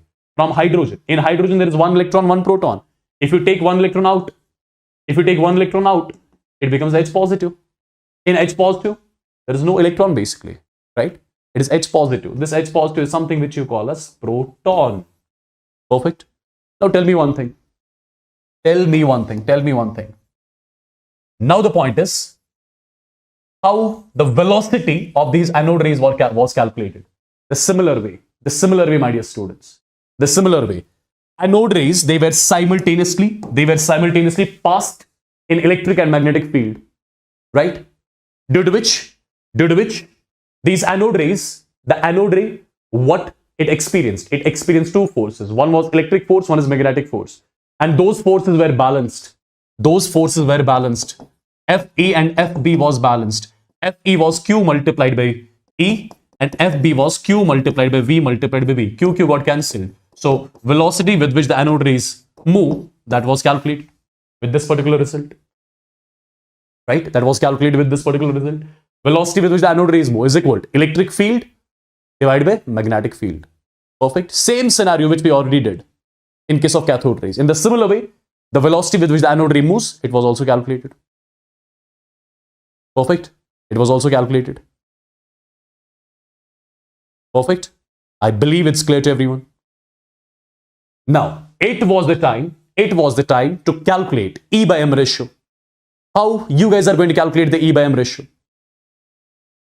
My dear students, if a charged particle is introduced in some potential difference, its potential energy starts getting converted into kinetic energy. Already told. Potential energy is Q multiplied by V. Kinetic energy is half of mv square. Right? So V square is simply going to be equal to 2 times Q. V divided by M. V square is going to be E square upon B square. So E square upon B square is equal to 2 times Q. V divided by M. What is Q? Q is the charge on the proton. M is the mass of proton. So Q by M. Q I'm representing with E. So it is basically E by M. So E by M will be equal to what? It will be equal to E square divided by 2 times V square multiplied by capital V. Right? Now already this electric field strength, you already know. Right? Perfect. Perfect, guys. Or V is the potential difference between these two rods, you already know. Magnetic field strength, you already know. So E by M ratio of the anode rays was calculated. E by M ratio of proton was calculated. By knowing, since all these values were familiar, right? All these values were familiar. If you put all these values in this result, you'll easily calculate E by M ratio. And E by M ratio, with the help of this E by M ratio of anode rays was exactly calculated. Right, people? Okay? Is it clear? Is it clear? This was the calculation done, which I showed you. And let me tell you, E by M ratio of anode rays, it was found out to be this much, 9.58 in 10 raised power 7 coulomb per kg. Right? This was the E by M ratio of what? This was the E by M ratio of your anode rays containing when H2 gas was basically in the container. Now you tell me one thing. Since you took H2 gas in the beginning, Perfect. And in case of H2 gas, it got ionized into H positive and electron. Those H positives then moved, formed the anode rays. Those H positives formed the anode rays, basically. Right? That's something which understood. That's something which understood. And when the gas was H positive, E by M ratio came out to be this much. I guess, students, if you change the gas, will the positively charged ion be same or different? Let me know. If you change the gas, will the positively charged ion in the container be same or different? When you change the gas, that gas ionizes. Perfect. The positively charged ion will be different. If the positively charged ion is different, will the E by M ratio of anode ray, will it come out to be same or different?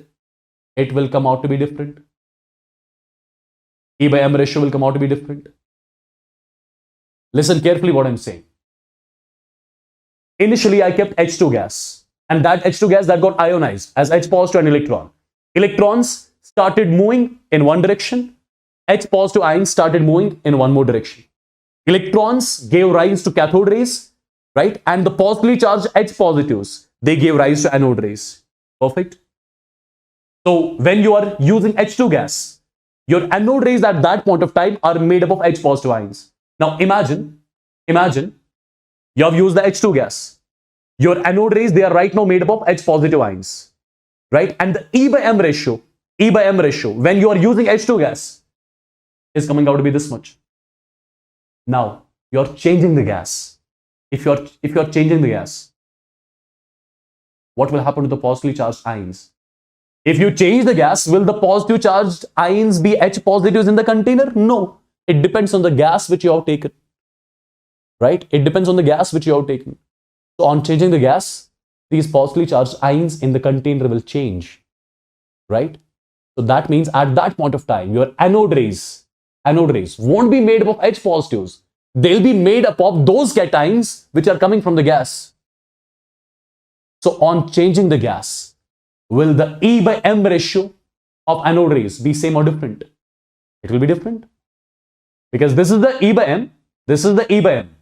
When your anode rays are made up of H positive ions. If you change the gas, your anode rays, they will be made up of some other positively charged ions.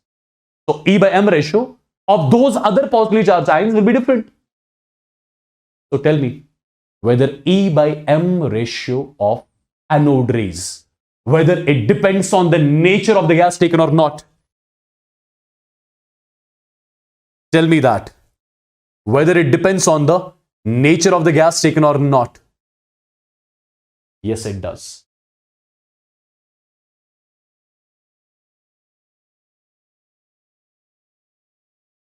Okay. So do remember the nature of anode rays. That is if I talk about E by M ratio of anode rays, it depends on the nature of the gas taken, number one. Number two, it depends on the material of which electrode is made up of. That too. Okay, that too. Now, since you have calculated E by M ratio of anode rays, now it was the time to calculate.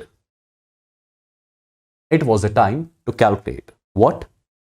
To calculate some other things. Just a second. Just a second, guys.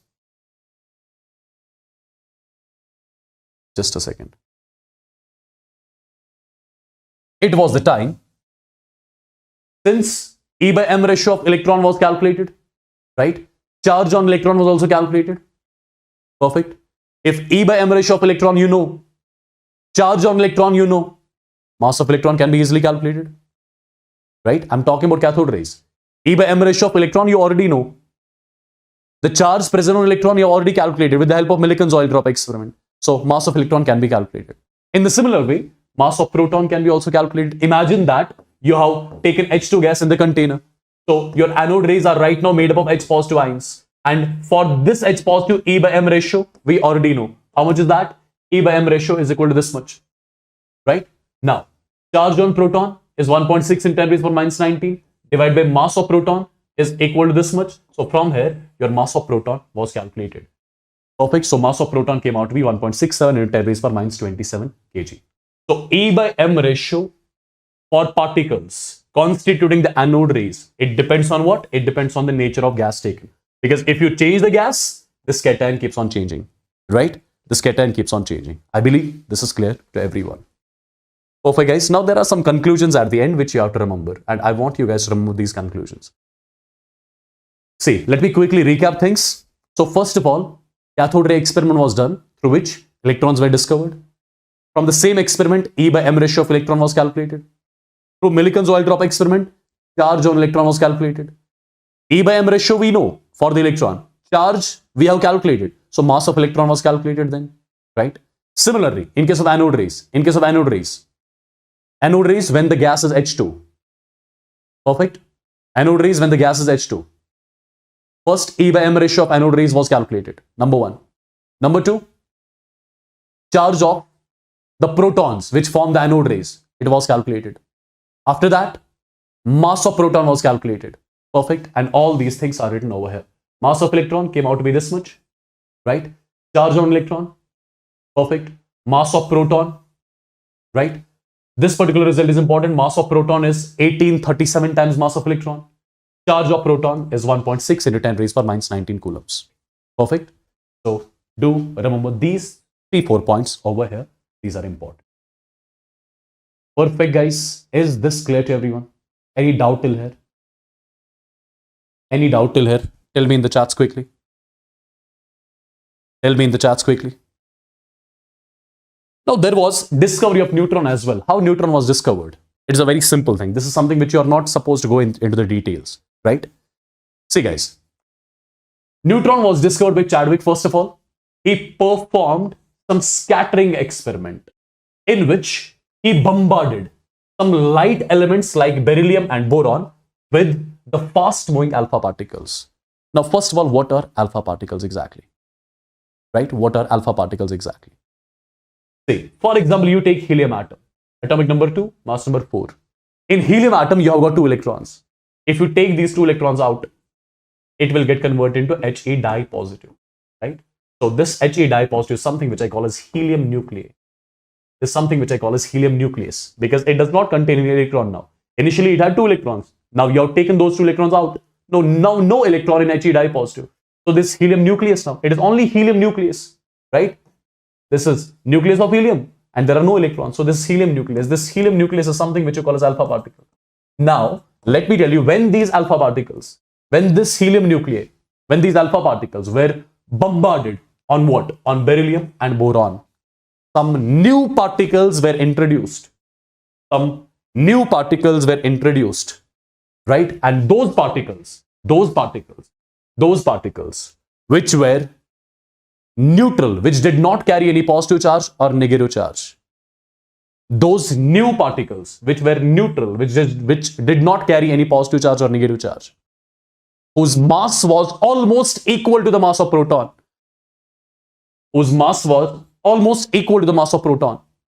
these neutral particles, whose mass was almost equal to the mass of proton, were termed as neutrons. So basically, when beryllium was bombarded with alpha particle, carbon was produced, and with carbon, this new particle was produced, was emitted basically, right? And this new particle, it did not carry any charge. Its mass was found out to be almost same as that of mass of proton, and this neutral particle was called as basically neutron. In the similar way, when alpha particle is striked on what? On boron, you get nitrogen, and with nitrogen, a particle is basically emitted. This is the same particle basically. This is the same particle which does not carry any charge, right? Which does not carry any charge, and its mass is almost same as that of mass of proton. So you call this as basically neutron. So that's only thing which you need to remember about neutron, nothing else, right? So all these things are really important, guys. Again, I'm telling mass of electron you need to remember, charge on electron, mass of proton you need to remember. Mass of proton is 1837 times the mass of electron. Mass of neutron is this much. The charge on neutron is 0. It's neutral. Perfect. Perfect, people. I hope it's clear till here. Now, after the discovery of these subatomic particles, lot of models, lot of atomic models were given, right? And almost all were rejected basically. The first model related to the atom was your Thomson's model. I believe you already know this. This was also called as watermelon model. Now, what did it say basically? This is the simplest among all, right? I said this you should have studied on your own. Anyways, in 1904, Thomson proposed that the atom is a positively charged sphere. The atom is the positively charged sphere in which electrons are uniformly distributed, as the result of which atom is electrically neutral. So basically this Thomson's model, how it looks like. As per Thomson's model, the atom looks like a watermelon. The atom looks like a watermelon. This red colored part is the positively charged, is the positive charge. This red colored part is the positive charge. And in this positive charge, the electrons are uniformly distributed, as a result of which the total positive charge and the total negative charge in the atom is equal. Therefore, atom is electrically neutral as per this particular model. As per this particular model, right? You call this as watermelon model, plum pudding model, right? Perfect. So my dear students, again I'm telling you, Thomson proposed that your atom, it looks like what? It looks like a watermelon. The red colored part is the positively charged sphere, right? The red colored part is the positive charge, right? In which electrons are your seeds. They are uniformly distributed basically. They are uniformly distributed, as a result of which the total positive and total negative charge is equal. Hence, atom is electrically neutral as per Thomson. So what was the drawback of this particular model? My dear students, it could not satisfactorily explain the stability of that. What does that mean? That means, see, these seeds are basically the negatively charged. These are the electrons. He could not explain these negative, they can ripple. When they ripple, due to the repulsions, the energy of the atom increases. If the energy of the atom increases, stability decreases, right? If the energy of the atom increases, stability decreases. So he could not explain that part. Why these electrons which are embedded over here, why they do not ripple, right? Why energy of the atom does not increase, why the stability of the atom does not decrease. He could not explain that. And apart from that, one more thing. He could not explain the scattering experiment done by the Rutherford. Now the point is, what is scattering experiment? Let's get to know what the scattering experiment exactly is all about. My dear students, Rutherford, he did one very simple experiment, right? He did one experiment through which we are going to introduce one more term over here. That is nucleus. Let's have a look. What Rutherford exactly did. My dear students, Rutherford, he took a lead block. He took a lead block over here. This is the lead block which was taken by Rutherford. And in this particular lead block, an alpha particle emitter was kept. An alpha particle emitters are your basically radioactive elements. So basically a radioactive element like polonium was taken in this lead block. Perfect. Now what is going to happen? This is the alpha particle emitter. It's going to emit the alpha particles. These are your alpha particles. And you already know what these alpha particles are. Perfect. So these are the alpha particles which are emitted by this alpha particle emitter. Now my dear students, over here I'm going to keep a gold foil. Right? But just to make you understand it in a better way, imagine you're keeping a gold atom over here. This is a gold atom, for example, right? And behind this gold atom, you're keeping a circular screen. And this particular circular screen is coated with zinc sulfide. Imagine it is coated with zinc sulfide. This particular screen is coated with what? It is coated with zinc sulfide, right? It is coated with zinc sulfide. And you know the property of zinc sulfide already? Now, for example, we will try to understand one simple thing. These alpha particles which are coming out from this alpha particle emitter, right? They are made to strike. Towards this gold foil, towards this gold atom. And there were some observations. Which Rutherford concluded, right? What were the observations basically? He saw some of the alpha particles, very few alpha particles were getting deviated by very small angles, right? He saw some of the alpha particles, very few alpha particles, they were getting deviated through small angles. He saw majority of the alpha particles, right? He saw majority of the alpha particles cross the gold atom without showing any deviation. And how exactly he saw that? He saw only this part of the screen glowing and this part of the screen glowing. He saw these two parts of the screen glowing basically, right? In the middle, the screen was not glowing. In the middle, the screen was not glowing, right? So first of all, what all things he observed? He observed majority of the lines, they were passing the gold atom undeviated, right? A very few alpha particles, they were getting deviated by very small angle. And one of the alpha particle, 1 in 20,000 alpha particles, 1 in 20,000 alpha particles, they deviated at an angle of 180 degree. That means 1 alpha particle out of 20,000, right? It got deviated, right? It reflected back. It came back to the same path. So it showed the angle of 180. It got deviated back at an angle of 180. Now, from these observations, what were the conclusions made by Rutherford? Now, I believe you can easily say the conclusions. The first observation was majority of the alpha particles, they passed undeviated. Very few alpha particles, they got deviated at very small angles. 1 in 20,000, it got reflected back at an angle of 180 degree. Now, people, what can you conclude from here? What can you conclude from here? The first conclusion. Most of the alpha particles, they passed undeviated. Therefore, he concluded the most of the region of the atom, that is empty. Most region of the atom is empty. That's why most of the alpha particles are passing undeviated. They do not deviate at all. Point number 1. Point number 2. Few alpha particles were deviated through small angles. And he concluded atom contains positive and negative charge in equal amounts. So the atom as a whole is electrically neutral. What does that mean? Since very few alpha particles were deviated, how an alpha particle will get deviated? Imagine this is the alpha particle. It's moving, for example. How it is moving in this particular direction. Now, how come it will get deviated from its path?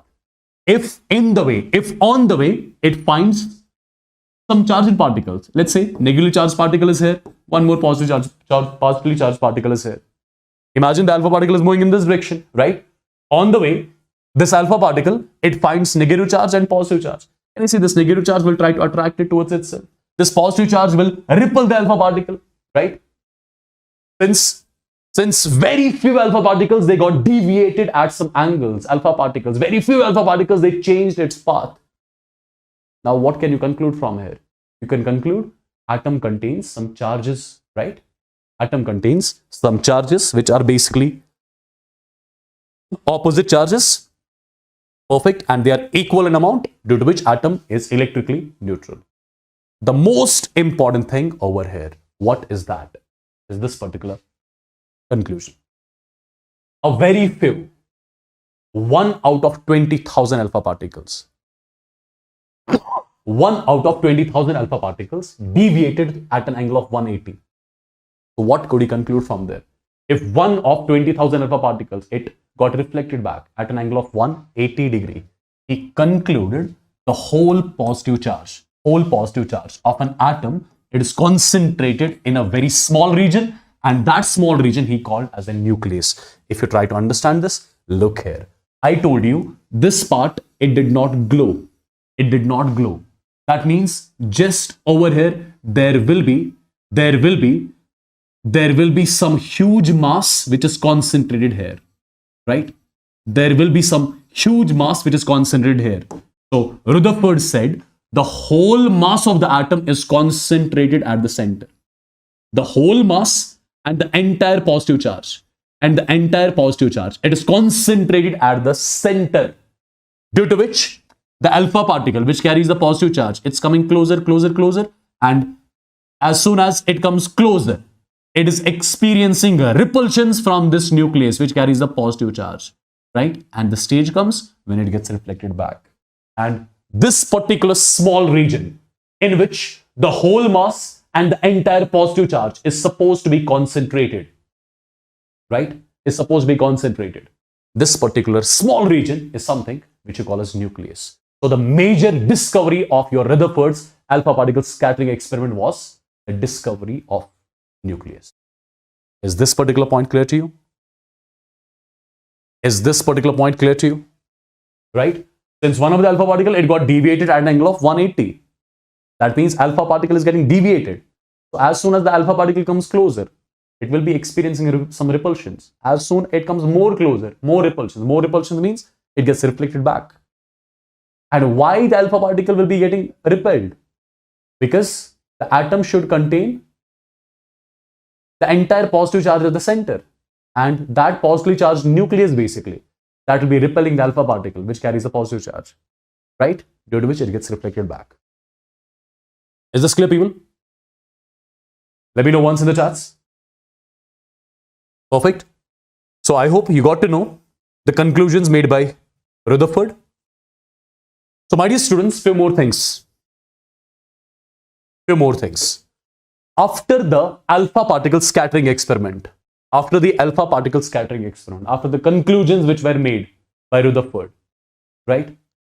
Rutherford gave one model related to the atom, which he called as Rutherford's nuclear model. And as far as this particular model is concerned, whole positive charge in the atom is concentrated in a very small volume, and this small volume was called as nucleus. Point number one.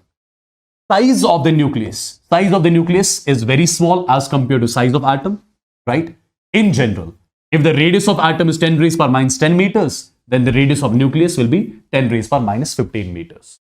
This is something which he said, right? And my dear students, one result which Rutherford gave to calculate the radius of the nucleus, he said radius of the nucleus is equal to R naught, A raised power 1 by 3 centimeters. This R naught was a constant whose value lies from here to here. And if for calculation purposes, R naught value will be taken as 1.33 into 10 raised power minus 13 centimeters. Sorry. So R naught value for calculation purposes will be taken as this much. What is A? A is the mass number of the atom, right? Whose radius of nucleus is to be calculated. For carbon, A value will be 12. Right? For nitrogen, A value will be 14. So A is just the mass number, nothing else. Right? A is just the mass number.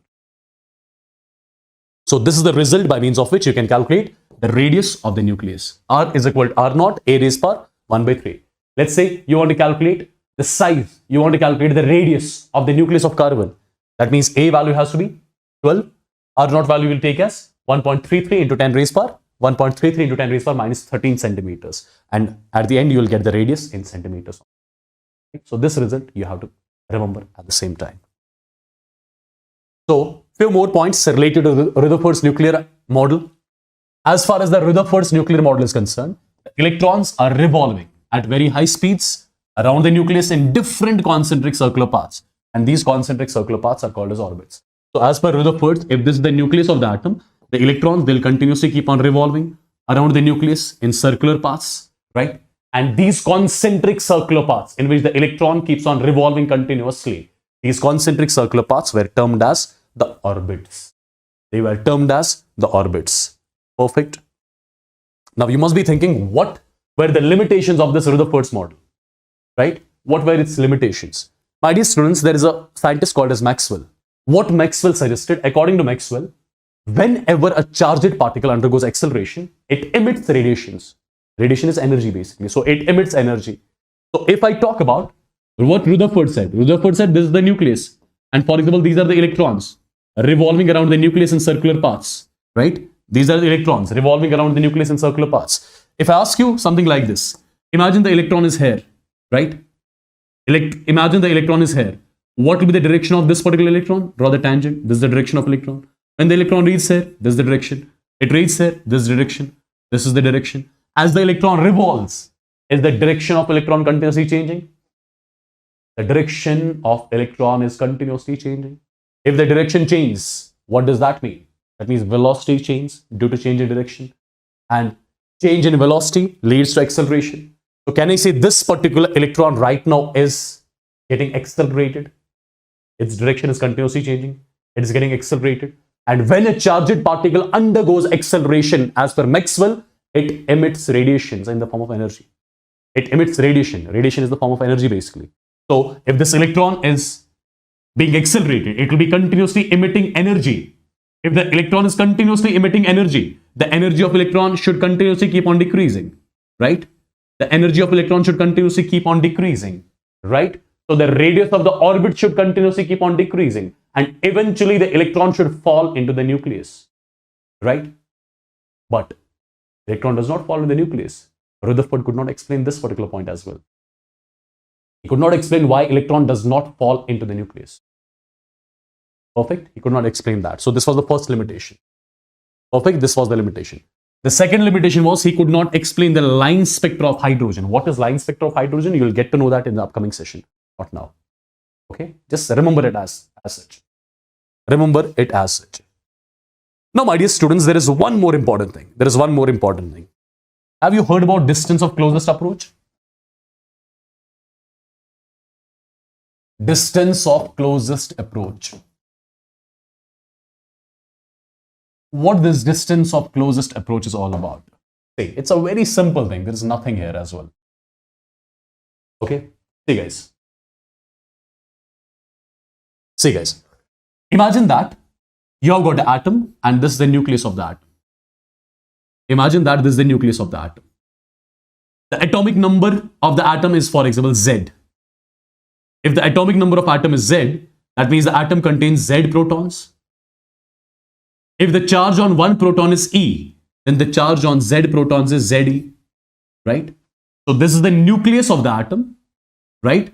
I'm assuming that atomic number of the atom is Z. So the atom contains Z protons.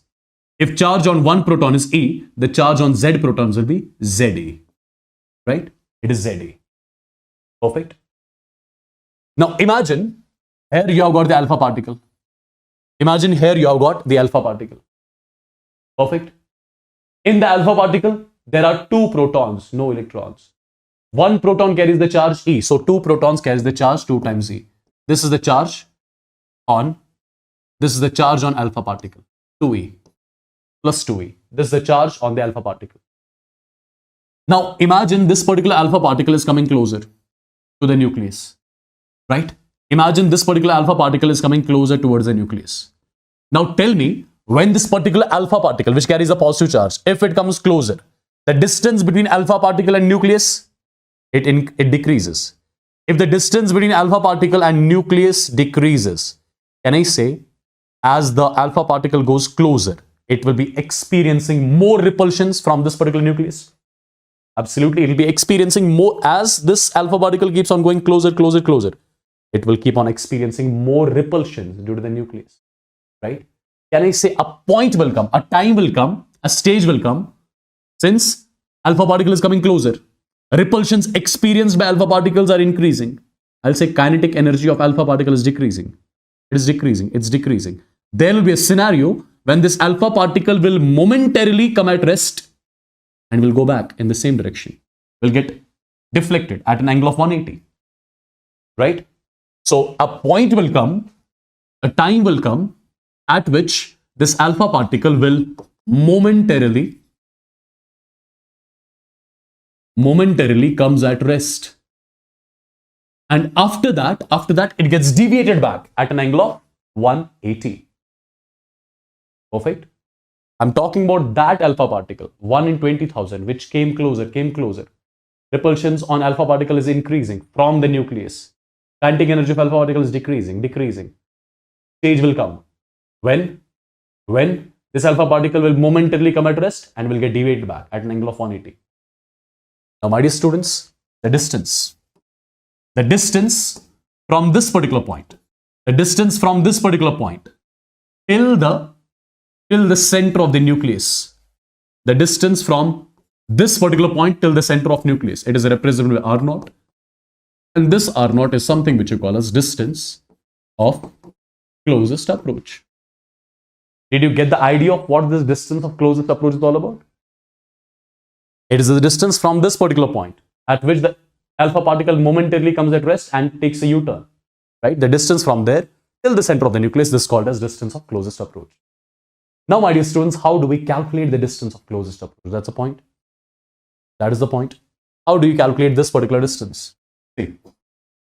First of all, as the electron comes closer, Repulsions experienced as the alpha particle comes closer.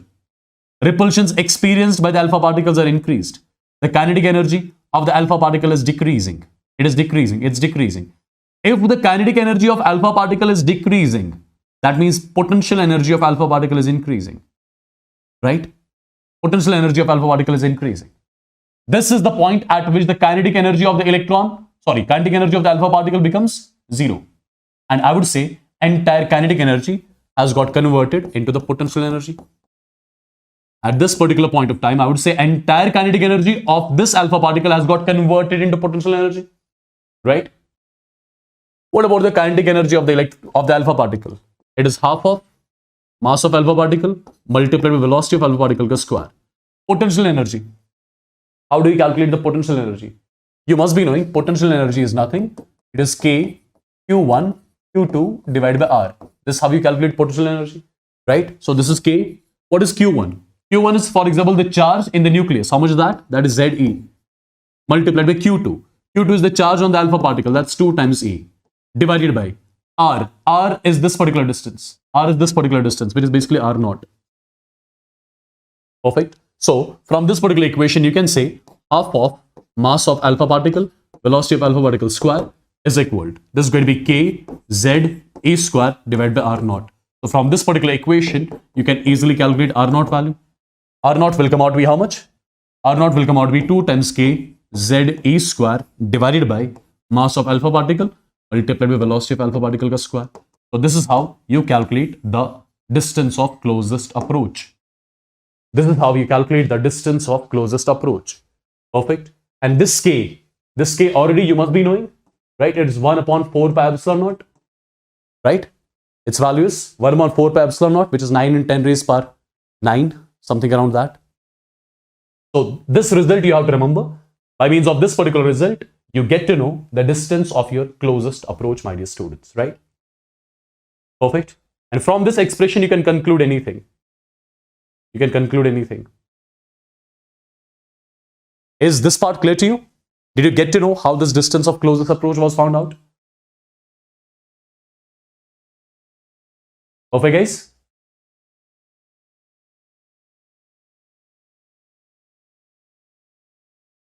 Perfect. So, my dear students, what this Planck's quantum theory exactly is all about. Try to understand, right? Step by step, I'll let you know the things. First of all, the theory which we are going to talk about, the Planck's quantum theory, let me first of all tell you, this Planck's quantum theory, it supports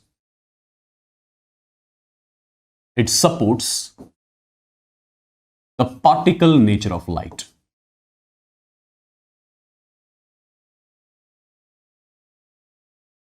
It supports the particle nature of light. As you all must be knowing till now, since you already must be knowing that light has got the dual nature. It has got wave nature as well as particle nature. This particular theory which we are going to discuss today, it is going to support the particle nature of light. Right? It is going to support the particle nature of light. Point number 1. Point number 2. As per Planck's quantum theory is concerned, energy is transmitted. Energy is transmitted in the form of small packets, or I can say in the form of small units. And those small packets or small units are called as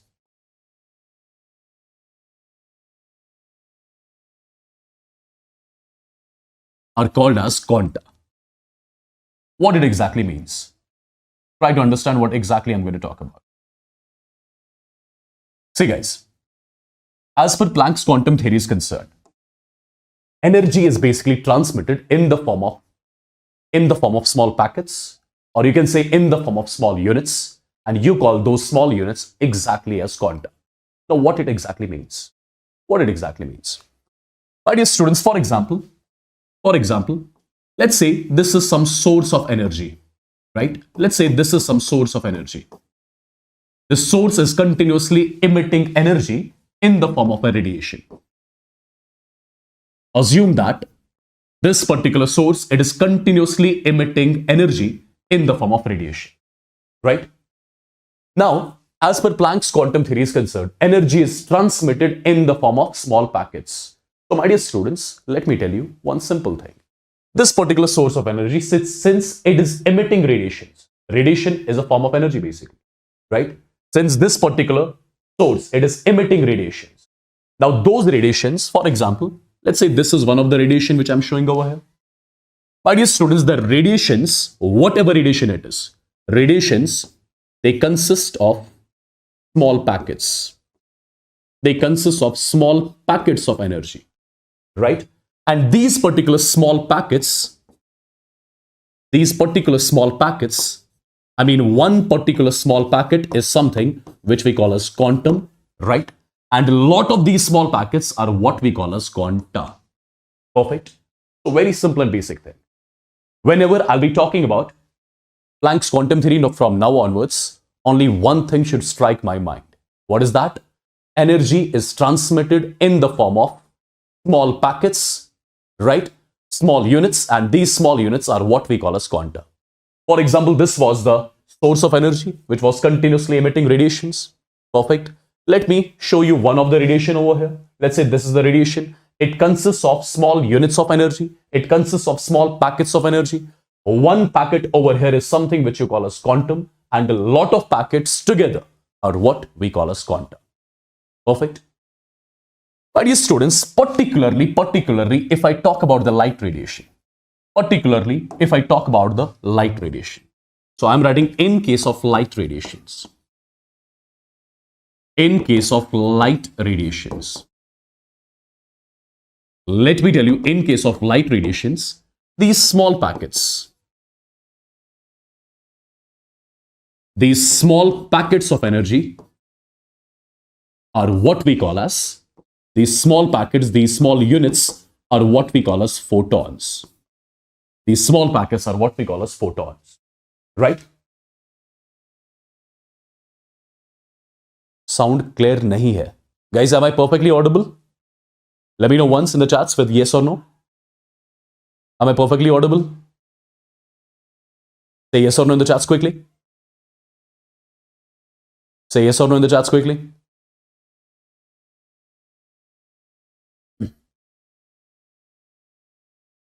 Yeah? Alright, so majority is saying I'm perfectly audible. I don't know what's wrong with other people. Yeah, you just check your settings or something. Okay, so basically, what I was talking about, in case of light radiations also consists of the small packets of energy, and those small packets, in case of light radiations, those are what we call as photons. Perfect. And my dear students, if light radiation consists of photons, if light radiation consists of these packets of energy, if I ask you, what is going to be the speed with which these photons are going to move? I'll say the speed with which, let me know in the chats, the speed with which photons are going to move. What is that speed? Absolutely, photons are going to move with the speed of light only. Because what is a photon? Light radiation consists of photons basically, right? So if I say light radiation is moving, that means these photons are moving with the speed equal to 3 into 10 raised to the power 8 meter per second, right? In vacuum. Perfect. This is something which I believe every one of you would have gotten till now. Okay. So quickly, a quick recap of what this Planck's quantum theory is all about. Then I'll talk about this a bit more in detail, right? So first of all, Planck's quantum theory, it supports the particle nature of light, number one. Number two, as per Planck's quantum theory, energy is transmitted in the form of small packets or small units, and you call those small units of energy as the quanta, right? Particularly in case of light radiations, these quantas are called as photons, right? A photon, it moves with the speed of light, which is 3 into 10 raised to the power 8 meter per second. I believe this is clear to everyone. Now, my dear students, try to understand. Imagine this is the source of light. Imagine this is the source of light. It is emitting light radiations. I'm assuming that the light radiations which this particular source is emitting, those light radiations are incident on me. Imagine that the light radiations which this particular source is emitting, right? These light radiations are, for example, incident on me. So I can say something like this. If light radiations are incident on me, light radiations, they consist of photons. So basically, these are the photons which are incident on me. These are the photons which are incident on me. And that photon which is incident on me, whatever energy that photon will be carrying, it is transmitting entire of its energy to me basically. Right? As simple as that. Perfect, people? Right? Let's say over here we have got a source of light. It is continuously emitting light radiation. These light radiations are falling on me. So these are basically the photons which are falling on me. Every photon has got a particular value of energy, right? And whatever photon is incident on me, that photon is basically sharing, that photon is basically transmitting all its energy to me exactly, right? Basic thing. Now, my dear students, try to understand few more things. Try to understand few more things. See, if you ask me, what is the energy possessed by one photon? Energy possessed by a photon.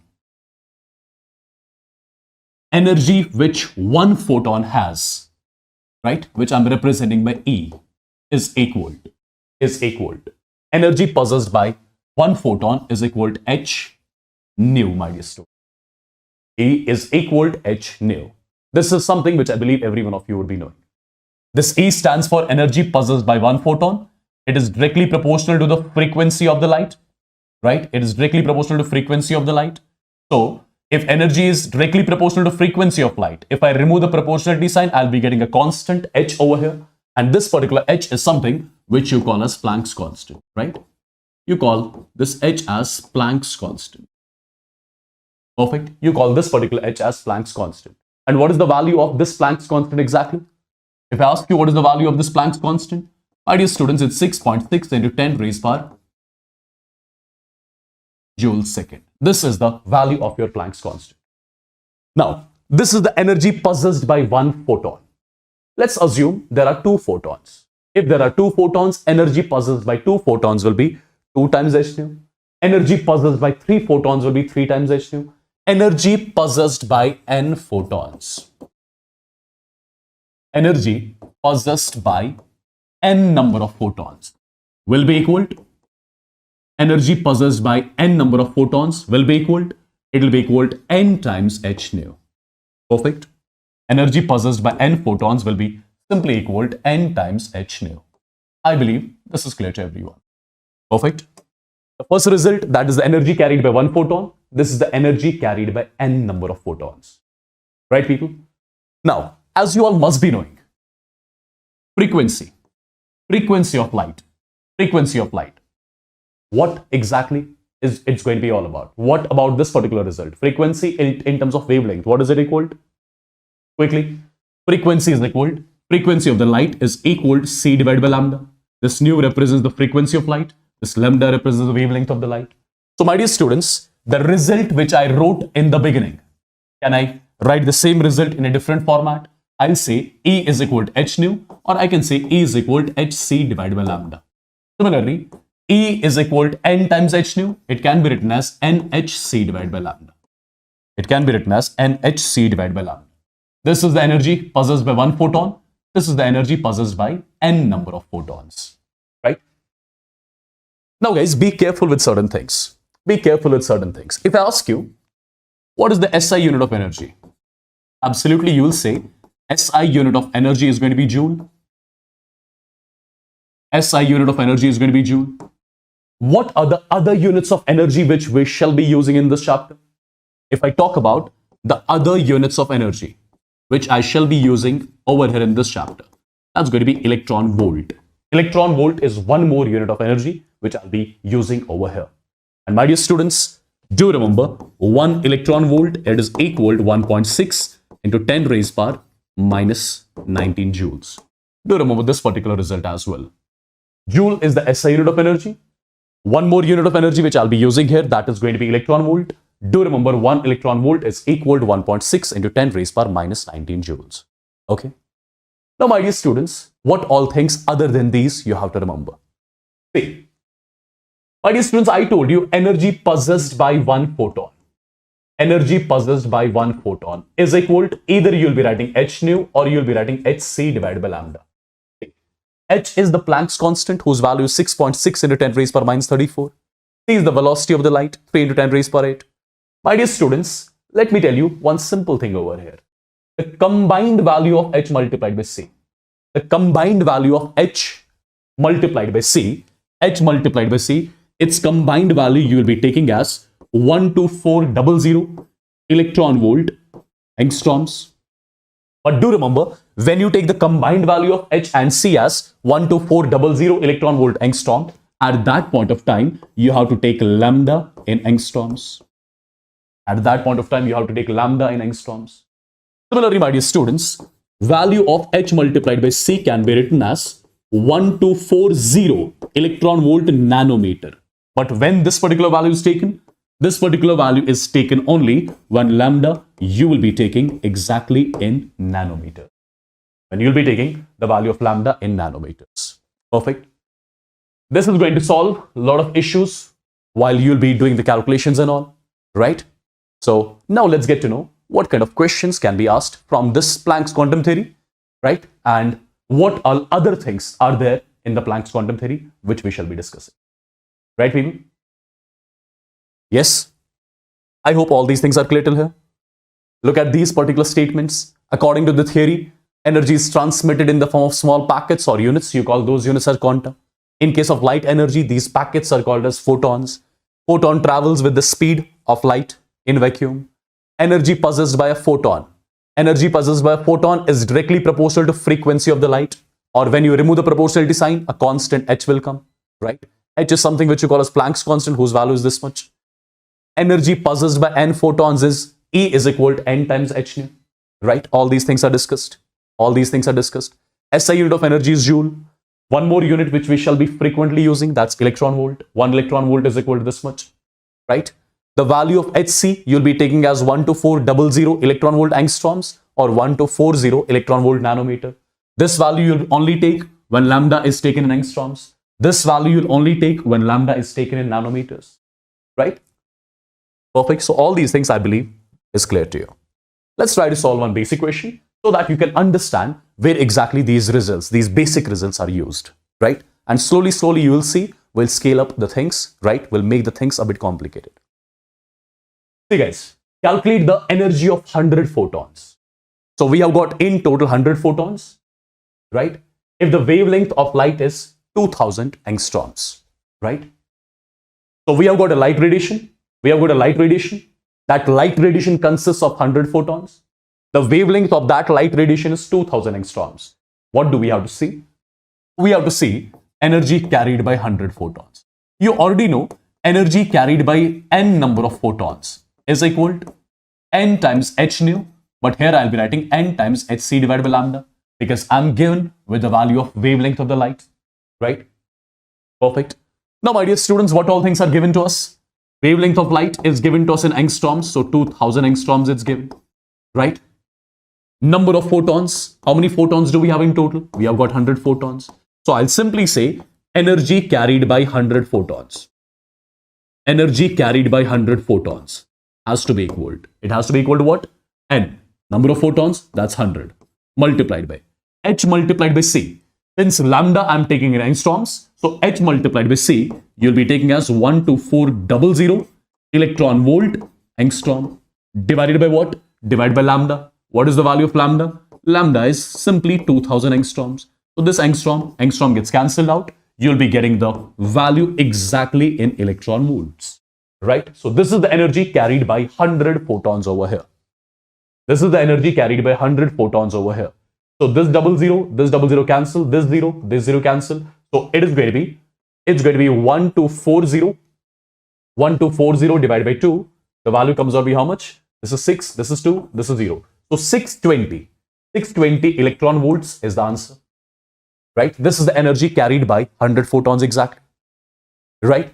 Now, my dear students, if they ask you to calculate the energy in joules, to calculate the energy in joules. Since you know the 620 electron volts, 1 electron volt is equal to 1.6 into 10 raised power minus 19.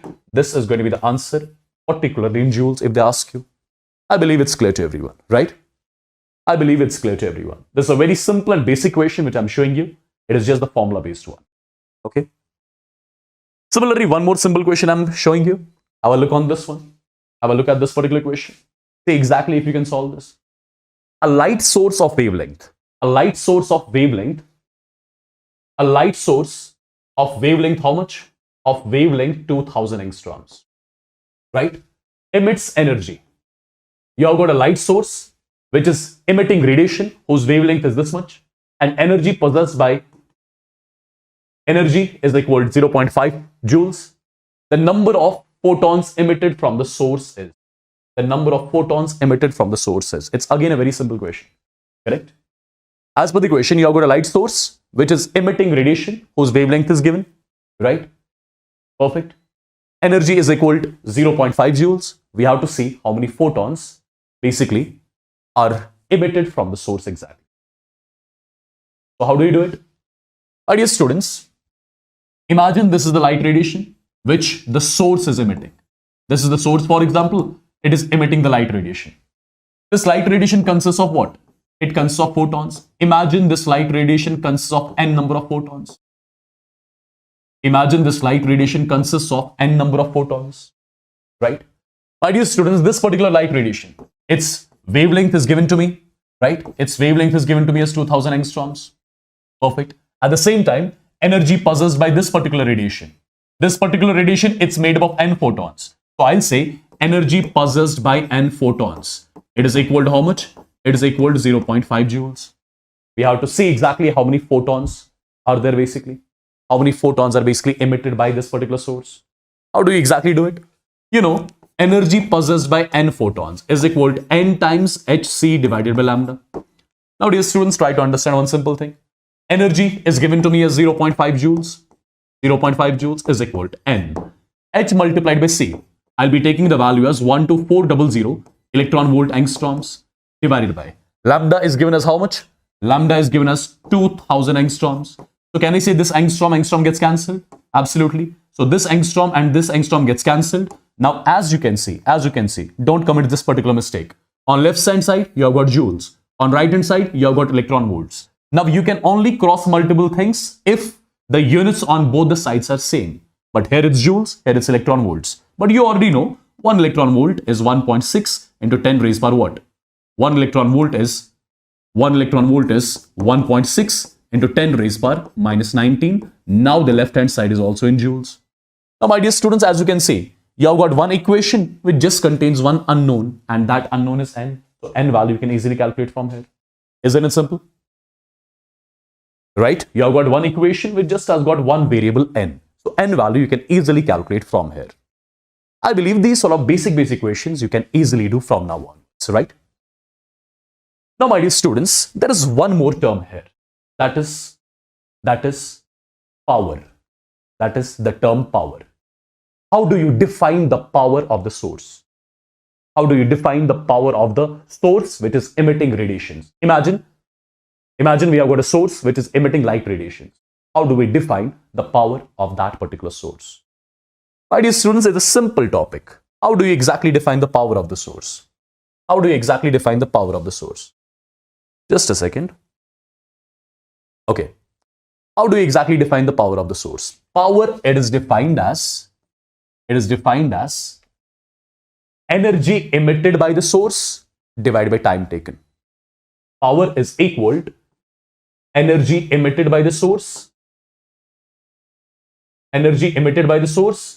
divided by time taken. Right? Energy emitted by the source divided by time taken. Now, my dear students, try to understand. I told you power of the source is equal to energy emitted by the source divided by time taken. Now, imagine the source is emitting the radiation which consists of n number of photons. So, energy possessed by the radiation will be equal to energy of n photons, which will be equal to n times h nu divided by t. Or you can write it like this, nhc divided by t. and this is lambda over here. Perfect. Now, my dear students, if I talk about power, whenever you have to calculate power exactly, power is going to be n divided by t, then it's going to be hc divided by lambda. This is the result by means of which you can easily calculate the power of the source. By means of which you'll be calculating the power of the source. Now, what is this n divided by t? What is n over here? N represents number of photons, t represents time. N by t. Combinedly, what do I call this n by t as? N by t represents the number of photons emitted per unit time. The number of photons emitted per unit time. Or this particular n by t, you'll be calling it as the rate of emission of photons. This n by t is something which you call as the rate of emission of photons. Sometimes a particular question is asked in which they'll ask you to calculate the rate of emission of photons. The rate of emission of photons. That means in that particular question, you have to calculate the value of n divided by t, right? And I believe all of you already know the SI unit of power. That's what? Right? That's what? Perfect. So, my dear students, quick recap of this particular slide. Power of the source is defined as energy emitted by the source divided by time taken, right? Energy is being emitted in the form of radiation, and energy possessed by that particular radiation, which consists of n photons, is equal to n times h nu divided by time. N times h, nu can be written as c divided by lambda. So I got one particular result to calculate the power of the source, which is n by t hc by lambda. This n by t combinedly is what we call as rate of emission of photons, right? Or you can say number of photons emitted in a unit time, right? Perfect. Now let's exactly get to know what kind of question can be asked from this. What kind of question can be asked from this power, right? It's a simple topic, right? Energy transmitted, energy emitted divided by time taken. That's it. N by t is something which you call as rate of emission of photon. My dear students, look at this particular question. See what this question exactly is all about. How many photons are emitted per second? How many photons are emitted per second? Number of photons emitted per second. Number of photons emitted per second. N by t. How many photons are emitted per second? By a 5 milliwatt laser operating at 620 nanometers. So we have got a laser which is emitting a power of 5 milliwatts, right? Which can be written as 5 multiplied by 10 raised power minus 3 watts, right? And this particular laser, it is operating at the wavelength of 620 nanometers. What do we have to calculate? You have got a laser. Which is delivering power of this much, right? The laser is operating at the wavelength of this much. And what are we supposed to calculate? We are supposed to calculate the number of photons emitted per second. So basically, we are supposed to calculate the rate of emission of photons. Can't you solve it? Isn't it a simple question now? I believe it's simple. Few minutes back only, I give you one result. Power is equal to n divided by t multiplied by hc divided by lambda. Power is equal to n divided by t multiplied by hc divided by lambda. So you have to calculate the value of n by t. So can I say n divided by t will be equal to t multiplied by lambda divided by h multiplied by c, right? This particular value, this is rate of emission of photons. This is something which I'm supposed to calculate. Now, how do I calculate it? My dear students, power is given to me. I'm taking power as per SI system, 5 into 10 raised power minus 3. Take lambda value. If power you are taking as per SI system, so lambda has to be taken in SI system as well. Lambda is 620 nanometers. So it can be written as 620 into 10 raised power minus 9 meters, right? Divided by h. H as per SI system is 6.6 into 10 raised power minus 34 joule second. Velocity C, velocity of light, which is 3 into 10 raised power 8 meter per second. So all the parameters I have taken as per SI system. It is now the matter of calculation. You will be getting the number of photons emitted per second, which is something which you will be calling as the rate of emission of photons. Rate of emission of photons. So in this particular question, rate of emission of photons were asked, and you exactly calculated the rate of emission of photons, right? I believe calculation part you can do on your own. Is this particular question clear to you? Let me know once in the chats. Quickly, people. Everyone, quickly. Quickly, my dear students. Everyone in the chats. Everyone in the chats. Is this particular question clear? I took power as per SI system. That's why lambda I had to take as per SI system. H as per SI system. C as per SI system. Right? So at the end, you'll be getting the number of photons emitted per second, which is something which you call as rate of emission of photons. Now, my dear students, one more application of this Planck's quantum theory. What is that? One more application of this Planck's quantum theory. What is that? That is photo dissociation. That is photo dissociation. How do you exactly define photo dissociation? How do you define it? So first of all, let me tell you this photo dissociation, it is defined as breaking of chemical bond using light energy. This is something important, right? A particular type of question will be framed on photo dissociation. Let's try to understand the concept first. Then I'll make you understand what it exactly means. Okay? Have a look, people. Have a look. Let's say I've got a bond between A and B. Let's say there's a chemical bond between A and B. Okay? If I first of all ask you what is a bond? What is a bond? Bond is just the force of attraction which is holding these atoms together. A chemical bond, it is just the force of attraction which is holding these atoms together. Perfect.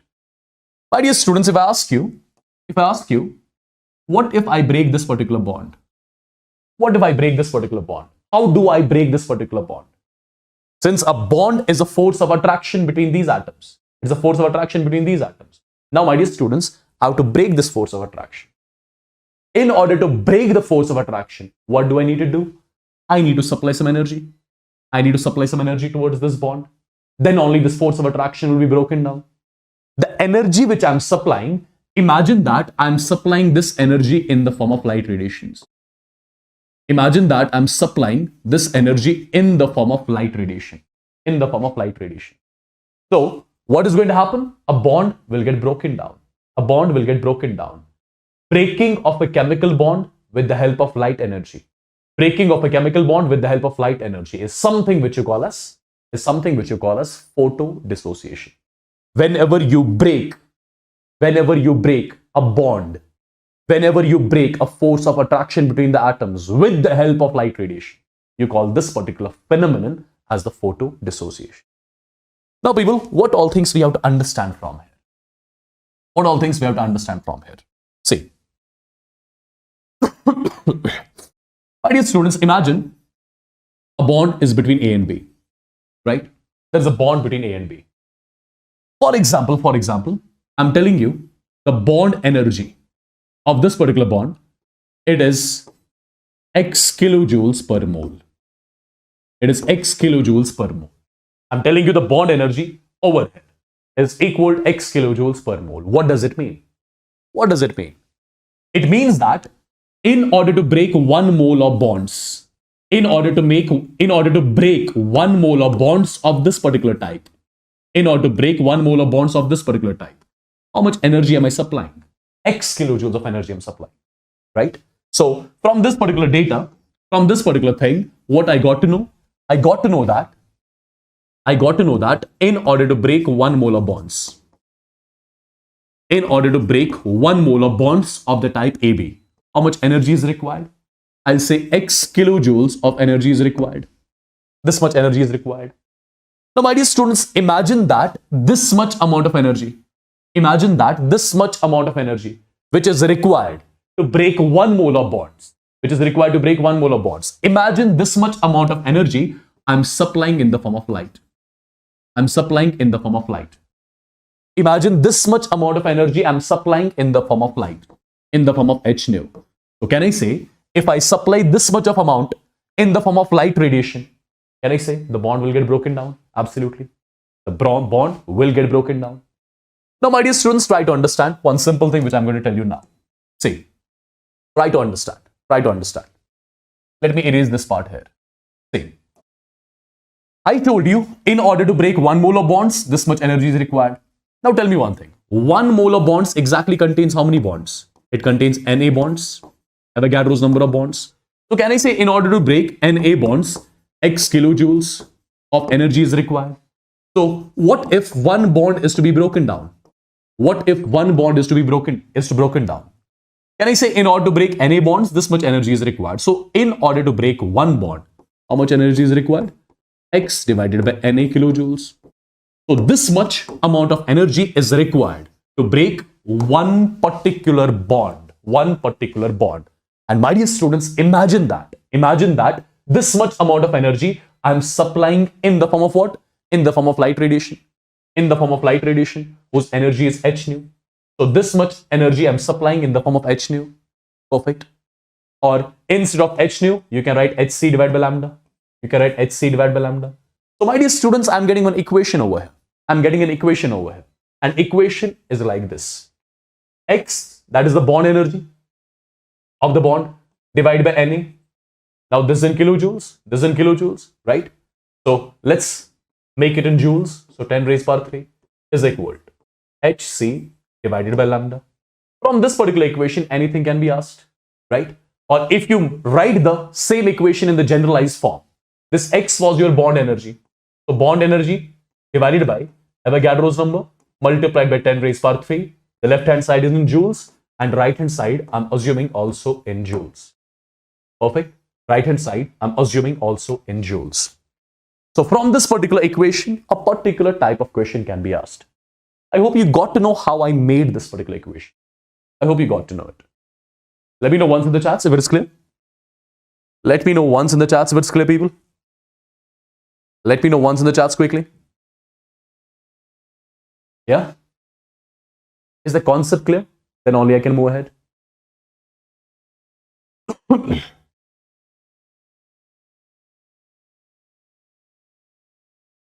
Right?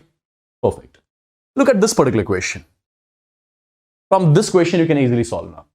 If you got the concept, this question you can easily solve. The question is calculate the wavelength of a photon. Calculate wavelength of a photon required to break Cl single bond Cl. Required to break Cl single bond Cl. If the bond energy of Cl single bond Cl is 1.2 kilojoules per mole. Can't you solve it now? Isn't it simple? My dear students, you have got a bond between two chlorine atoms. This is the bond. Well, bond energy value is given to us. How much? Bond energy value is given to us as 1.2 kilojoules per mole. Right? Now, my dear students, there is a photon which is incident on it. Right? Perfect. What do we have to calculate? We have to calculate wavelength of this light, wavelength of this photon. We have to calculate wavelength of this photon, which is enough to break this particular bond. How do you do it now? Say, the same procedure. I'll say, in order to break Na bonds, between two chlorine atoms, how much energy is required? 1.2 into 10 raised power 3 joules of energy is required. That means in order to break one bond between two chlorine atoms, how much energy is required? I'll say 1.2 into 10 raised power 3 divided by Na. So these many joules of energy is required to break one Cl single bond Cl. Right? Imagine this much energy you are supplying in the form of photon. Energy carried by that photon is h nu, or you can say it is hc divided by lambda. Right? hc divided by lambda. Now, my dear students, you just have to equate these two. That's all. The question is done and dusted. The equation will be like this: 1.2 into 10 raised power 3 divided by Avogadro's number, approximately 6 into 10 raised power 23. The left hand side, I'm taking in joules. So right hand side, you also have to take in joules only, right? Because I've multiplied with 10 raised power 3 over here. So H value is 6.6 into 10 raised power minus 34, right? Joules second. C, velocity with which the photon moves, which is 3 into 10 raised power 8 meter per second divided by lambda. Look at this particular equation. Can I say I got one equation which just contains one variable, that's lambda? So you can calculate lambda easily from here, right? And my dear students, the point is this lambda. What will be the units of lambda while after calculation is done? Units of lambda after this calculation is done. Since this term you have taken in joules, SI system. So lambda value will come in meters as per SI system only. right? Is that clear, people? So I believe these sort of questions you can easily solve, right? Okay, look at this particular question. One more similar type of question, and I believe you can solve it. I believe you can solve this question as well. Look at the question, people. Calculate the number of photons. Calculate the number of photons of light. Wavelength is given.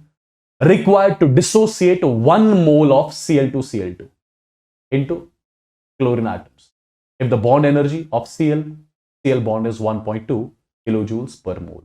Calculate the number of photons required to dissociate 1 mole of Cl2. So right now you do not have to dissociate one bond. You have to dissociate 1 mole of bonds. Right? You have to dissociate 1 mole of bonds. See guys, as per the question, bond energy of Cl2 is 1.2 kilojoules per mole. Try to understand what I'm going to say. Now, as per this particular data, I can say in order to break 1 mole of bonds between two chlorine atoms, in order to break 1 mole of bonds, how much energy has to be supplied? I'll say 1.2 kilojoules. Write it in joules. So 1.2 into 10 raised power 3 joules. So this much amount of energy is required to break 1 mole of bonds. And as per the question, I have to break 1 mole of bonds only. I do not have to break one bond. I have to break 1 mole of bonds, right? Assume that in order to break 1 mole of bonds, n photons are required. Assume that in order to break 1 mole of bonds, n photons are required. Now, what is the energy carried by those n photons? That's going to be NHC divided by lambda. That's going to be NHC divided by lambda. I just have to equate it. The question is done and dusted. Have a look.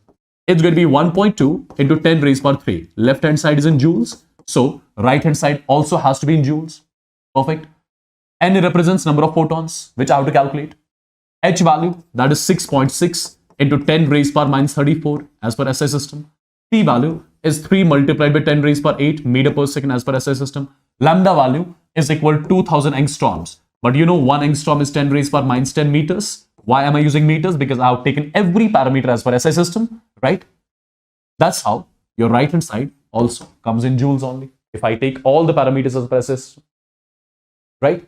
Now again, one equation, one unknown, right? What is the unknown value here? Unknown is n. N you can easily calculate.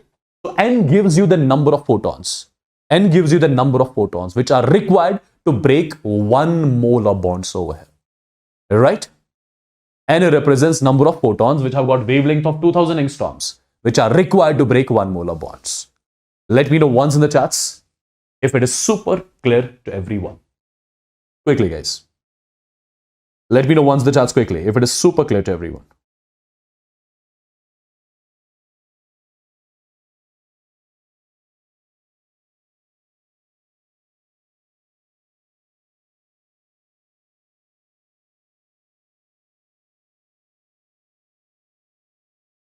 Yeah?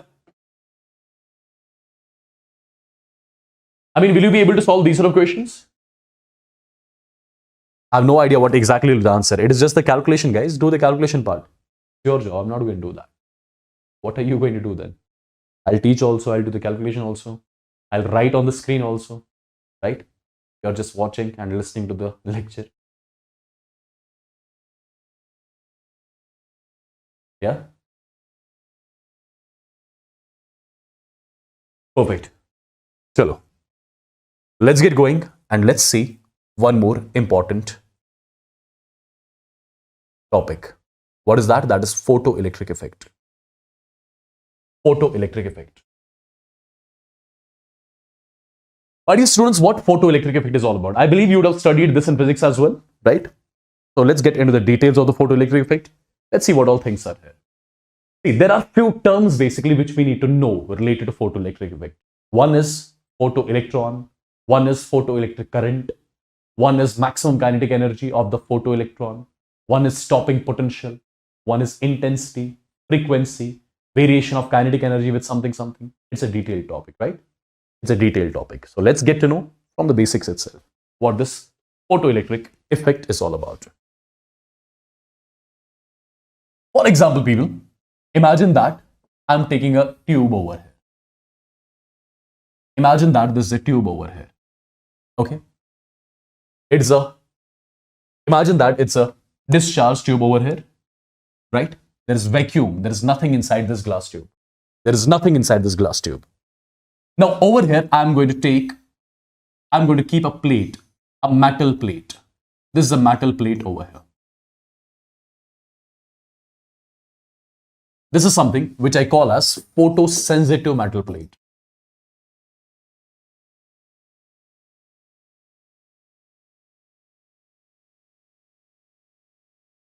So this plate is made up of a photosensitive metal. Now what is a photosensitive metal first of all? What is the photosensitive metal? How do we define it? What is the property of the photosensitive metal? Imagine that this plate, it is the photosensitive metal plate. Now my dear students, if some light radiations are incident on this plate, what will happen?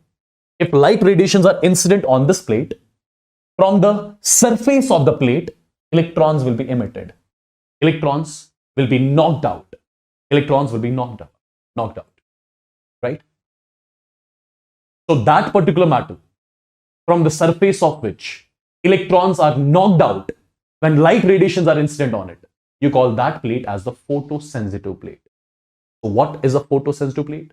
It is the plate from which electrons are knocked out when light radiations fall on it. That plate is something which you call as photosensitive plate, right?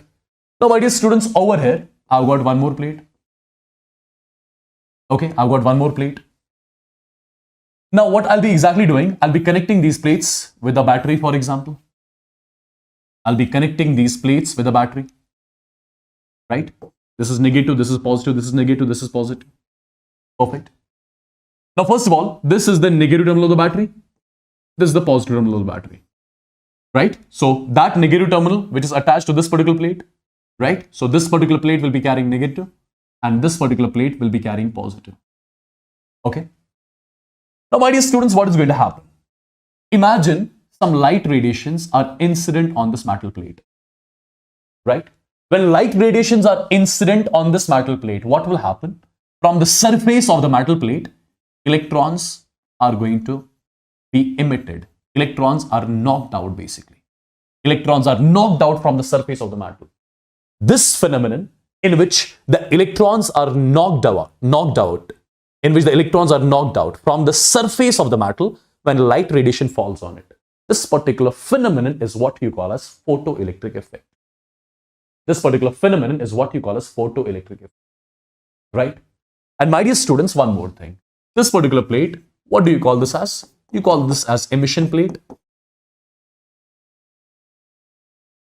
You call this plate as the emission plate. And this particular plate, you call this as collector plate. Why do we call this as collector plate? It's simple. The electrons which are coming out from the surface of the metal, now these electrons will be dragged by this particular plate because this particular plate carries a positive charge, is going to attract those electrons towards itself. So these electrons will start moving in a particular direction. The electrons which are coming out from the surface of this particular metal, those electrons are now moving towards the collector plate, my dear student. So if I ask you one thing, is there only the movement of electrons, or I'll say the electrons are moving in a particular direction? First of all, the electrons which are coming out from the surface of the metal, these electrons are what you call as photoelectrons. These electrons are what you call as photoelectrons. Now, once these photoelectrons are coming out from the surface of the metal, these photoelectrons will start moving towards the collector plate, right? Due to which these photoelectrons are moving in a particular direction, and whenever charge moves in a particular direction, it leads to the generation of current, and that current which is generated over here, that current is something which you call as photocurrent. That current is something which you call as photocurrent. And this particular process, my dear students, in which the electrons are taken out from the surface of the metal, when light radiation of some frequency falls on it, this particular phenomenon is what you call as photoelectric effect, right? So in case of photoelectric effect, what happens basically? Electrons are knocked out from the surface, and those electrons are what you call as photoelectrons, which move towards the positively charged plate, which is what you call as collector plate, right? So if the electrons are moving in a particular direction, it leads to the generation of current, and that particular current which gets generated due to this particular phenomenon, that's what you call as photoelectric current or photocurrent. Is this particular point clear to you? Is this point clear to you, people?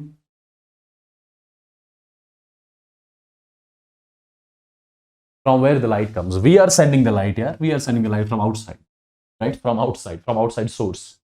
There is some light source which is present over here, which is sending light towards this particular plate, right? Nothing else. Read all these statements once. Read all these particular statements once. My dear students, this photoelectric effect, it supports the particle nature of light. Point number one. It supports the particle nature of light. Number one. Number two.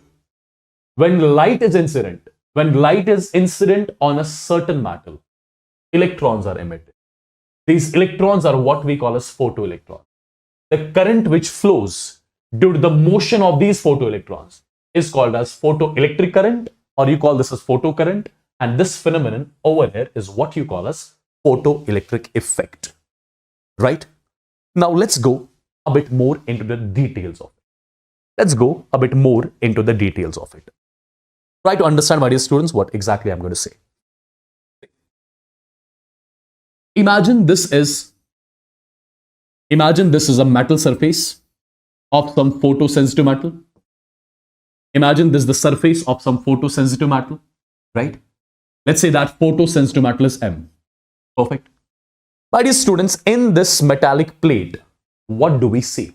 In this metallic plate, you will see a lot of M positive ions, which are what you call as kernels, basically, right? You will see a lot of M positive ions, and in between you see millions of electrons, right? In between them you see millions of these electrons. This is the surface of the metal plate which I'm showing. So on the metal plate, what do you see? Inside the metal plate, what do you see? You see these metal ions and the large number of electrons over here. Okay. Now, for example, if I focus on one particular electron, this is the metal surface which I'm focusing on. And I'm focusing, for example, on this particular electron. Since electron carries the negative charge, so this M positive will be attracting the electron towards itself. Even this particular M positive will be attracting this electron towards itself. So tell me one thing, whether this particular electron, whether it is present in free state or bound state. Whether this particular electron, it is present in free state or bounded state. This electron is bounded, basically. On the surface of the metal, this particular electron, it's bounded. Right? Yes? Now tell me one thing. Since this electron is being attracted by all these M positive ions. Perfect. Now, my dear students, tell me one thing. Since this M positive is attracting this, even this M positive is attracting this. If I want this electron to be taken out, what should I do? I have to break this force of attraction between the electron and M positives. How do I break the force of attraction? I have to send some radiation. I have to send some energy. I have to make sure some energy falls on the surface so that this force of attraction breaks. And this energy which I'm sending this energy in the form of light. Perfect. So, my dear students, try to understand one thing. The light radiation which you are sending, it is breaking the force of attraction between the electron and the metal ions. Then only the electron is coming out.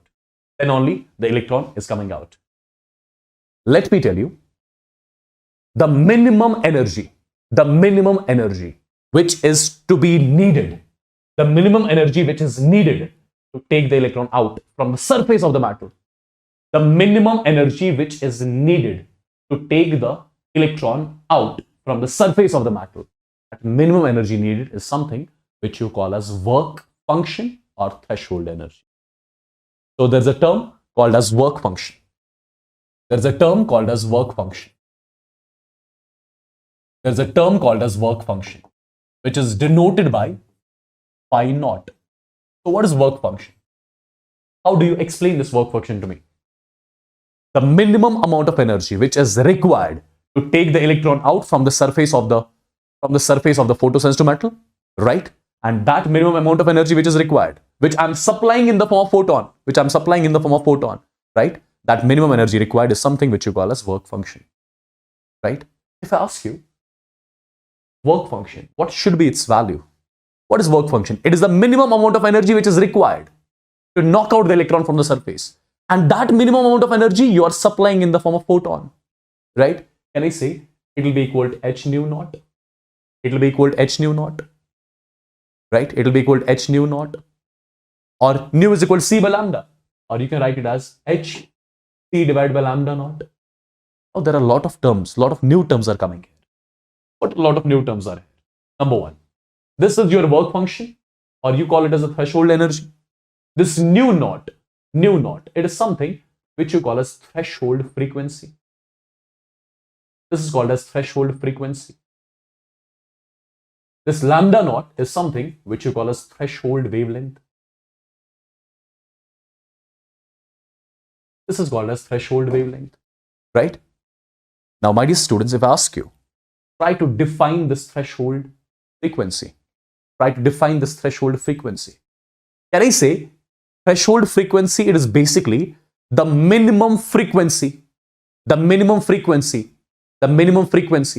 carried by the photon, the minimum frequency which the photon has, such that that photon is taking the electron out, right? That minimum frequency required to take the electron out, that is something which you call as threshold frequency, right? That's something which you call as threshold frequency. The minimum frequency which is required to take the electron out, that's called as threshold frequency. My dear students, if this is minimum, means this has to be maximum. So what is lambda naught? Should I define lambda naught as minimum wavelength or maximum wavelength? If this is minimum, that means this automatically becomes maximum. So what is lambda naught? It is the maximum wavelength of the photon. It is the maximum wavelength of the photon, right? Which is just taking the electron out. So I got three terminologies over here. Threshold energy, which is what you call as work function. How do you define it? The minimum energy which is required to take the electron out from the surface of the matter. Threshold energy or work function. Threshold frequency is the minimum frequency which is required, right? Minimum frequency which is required to take the electron out. Lambda naught is the maximum wavelength which is required to take the electron out from the surface of the matter. So three new terms here. Yeah? Right, people? Is it clear? So let's try to have a look on these terminologies which I have discussed with you. I did not discuss them in detail yet. We have to discuss them in detail. I'm just giving you the idea of the things. Okay? So work function, which is what you call as threshold energy. How do you define it exactly? How do you define it? It is basically the minimum energy which is required. To eject, to take the electron out from the surface of the matter. Right? And you represent this with the help of phi naught, which is either equal to h nu naught, or you can call it as hc divided by lambda. Right? Now, every metal has got a particular value of its threshold. Every metal, whatever metal surface you take, every metal surface has got a particular value of its threshold energy. Right? Some metals will have more threshold energy because there will be more force of attraction between the electron and the ions. Some metals will have less threshold energy because there will be less force of attraction between the electrons and the ions. So every metal has got a particular value of the threshold energy, particular value of work function. So work function, it is basically a characteristic of what? It is the characteristic of metal basically. Work function, on what parameters it depends on? It depends on the amount of force of attraction between the electron and the metal ions. Perfect. More the attraction, more the energy needed, more the work function. Yeah? I believe it's clear. This particular thing. What is this particular thing? Threshold frequency. It is something we defined a few minutes back only. Threshold frequency, it is the minimum frequency. Which the photon has just to take the electron out. Right? Right, guys? The minimum frequency required to eject an electron out of the surface of the metal is something which you call as threshold frequency. Right? And this threshold frequency, it is represented by mu naught, which is equal to c divided by lambda naught basically. Which is equal to c divided by lambda naught. I believe this particular point is also clear. Now similarly, guys, What about threshold wavelength? Threshold energy was minimum energy. Threshold frequency was minimum frequency. Threshold wavelength will be maximum wavelength. The maximum wavelength required to eject an electron from the surface of the metal is something which you call as threshold wavelength, right? If this is threshold frequency, it is the minimum frequency. If this is minimum frequency, this has to be maximum wavelength, right? So lambda naught here is the threshold wavelength over here. Perfect. So I believe all these things are till here clear to you. Now, my dear students, let's try to understand and analyze certain mathematics behind it. See, guys, try to understand. For example, this is the surface of the metal. Imagine that this is the surface of the metal, right? This is the surface of the metal M. Now, on the surface, what do you observe? You'll be observing M positives and millions of electrons. M positives and millions of electrons. M positives and millions of electrons you'll observe here, right? Millions of electrons you'll observe here. So, my dear students, particularly if I talk about this electron, right? This electron is attracted by this M positive as well as this M positive. Just to make you understand, this particular electron, it is attracted by this M positive as well as this M positive. Now, I want to take this electron out. If I want to take this electron out, what do I have to do? I have to break this force of attraction. Absolutely, I have to break this force of attraction, right? Let's assume that minimum. Let's assume that minimum 50 joules of energy. Let's assume that minimum 50 joules of energy is required to take this electron out. And that minimum energy which is required to take the electron out from the surface of the metal, that's what you call as work function. So this 50 joules over here, let's say this is the work function of the metal. This is the work function of the metal. Now tell me one thing. Imagine that this is the photon which is going to be incident on this particular surface. Let's say this photon carries the energy of 80 joules. This photon carries the energy of 80 joules. So this 80 joules I'll be calling as incident energy. I'll be calling this as incident energy. So how much is the incident energy carried by the photon? 80 joules. Minimum how much is required to take the electron out? 50 joules. So how much energy I'm sending? I'm sending 80 joules to the surface. Out of 80 joules, 50 joules is required. 50 joules is required to set free this electron, to take the electron out. What about the remaining energy? Remaining energy is 30 joules.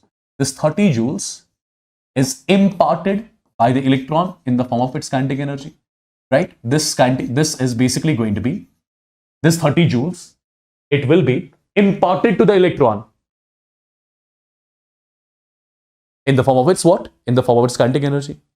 So basically, out of 80 joules, 50 joules are required to take the electron out. Now the electron which got out, it will be moving on the cost of this 30 joules, on the cost of this particular 30 joules, right? So can I say something like this? What was this 80 joules? This was incident energy. What was this 50 joules? It was work function.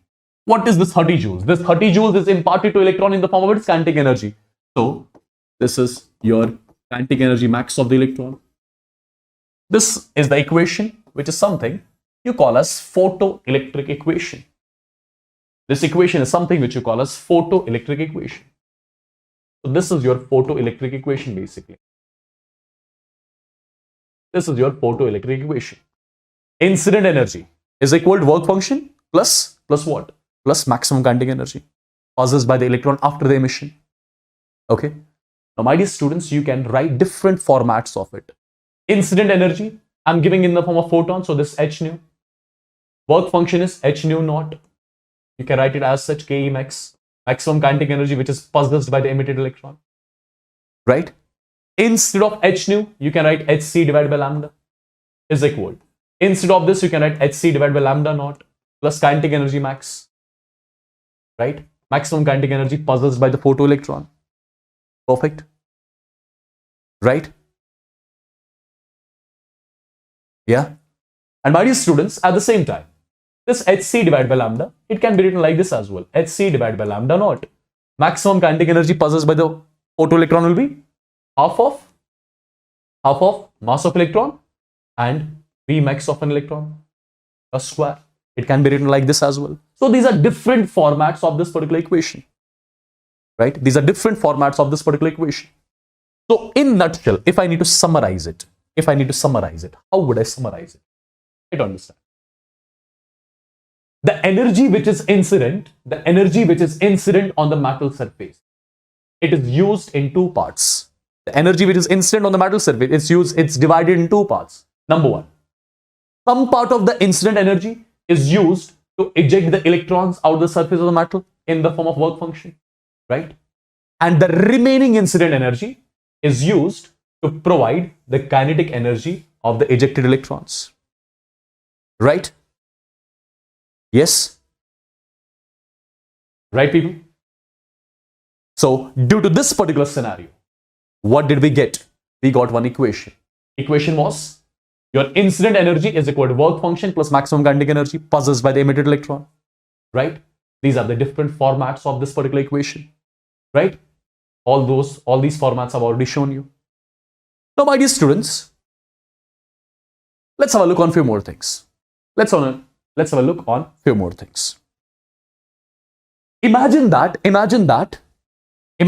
this is the photon which is incident on the surface. This photon carries the energy h nu. This photon carries the energy h nu. This photon is incident on the surface. Perfect. Right? Imagine work function. Work function here is something, let's say. Let's say work function here is 50 joules. Let's say work function here is 50 joules. Tell me one simple thing. What is this 50 joules? It is the minimum energy which is required to take the electron out. It is the minimum energy required to take the electron out. Imagine that h nu value is equal to, for example, 80 joules. Imagine that energy possessed by electron. Sorry, energy possessed by the photon, which is h nu. Imagine that it is equal to 80 joules. Out of 80 joules, how much is used to take the electron out? 50 joules.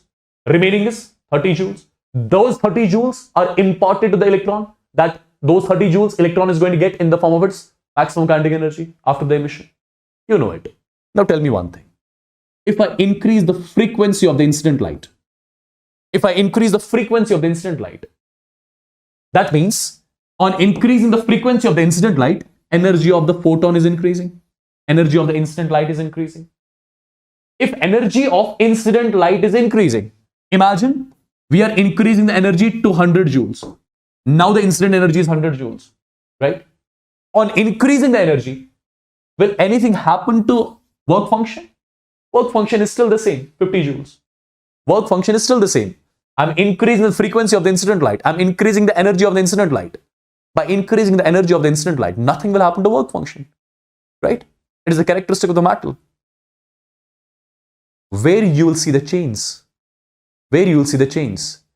Initially, the kinetic energy was the kinetic energy of the emitted electron. That was 30 joules. But if this is made 100 joules, will the kinetic energy of photoelectron be 30 joules now or 50 joules? That will be 50 joules. 100 minus this value, that will be 50 joules. So, in short, can I say something like this? On increasing the frequency of the incident light, kinetic energy of the photoelectron, does it increase or decrease? It increases. Kinetic energy of the photoelectron, it increases. Okay? Can I say something like that? Absolutely. Now let's try to make a graph between kinetic energy and frequency of the incident light. This is kinetic energy of the photoelectron. This is frequency of the incident light. Now what will be the nature of the graph? Try to understand. See guys, from this particular equation, you can say kinetic energy maximum is equal to h nu minus h nu naught. Agreed? We have to make a curve between this particular term and a nu over here. Now kinetic energy you are plotting along y-axis. This frequency of the incident light you are plotting along x-axis. This h is going to be your m. This particular whole term is going to be your c. The sign here is minus. This is equal to y is equal to mx minus c. Y is equal to mx minus c. It's going to be a straight line. Y is equal to mx minus c. It's going to be a straight line. But this straight line won't be passing through the origin. It will start down the origin because of this negative intercept. Right? Because the sign of intercept is minus. So it is going to be a straight line, but this straight line won't be passing through the origin. It will start down the origin. This was the origin here, right? The distance from the origin to the point from where the curve starts. The distance from the origin to the point from where the curve starts. That means this particular distance I'm talking about. What do we call this distance as? This is called as intercept. Intercept is c, and c value over here is h nu naught. So this term is h nu naught over here, right? If I ask you the slope of this curve, slope means m, and m value here is h. So slope of this particular curve is simply h, right? Agreed? Agreed, guys? So what is happening basically? On increasing the frequency of the incident light, the kinetic energy of the photoelectron, that is increasing. The speed with which the photoelectron moves, that increases. I believe it's clear to everyone. Now, my dear students, there are few things. There are few things which you need to know.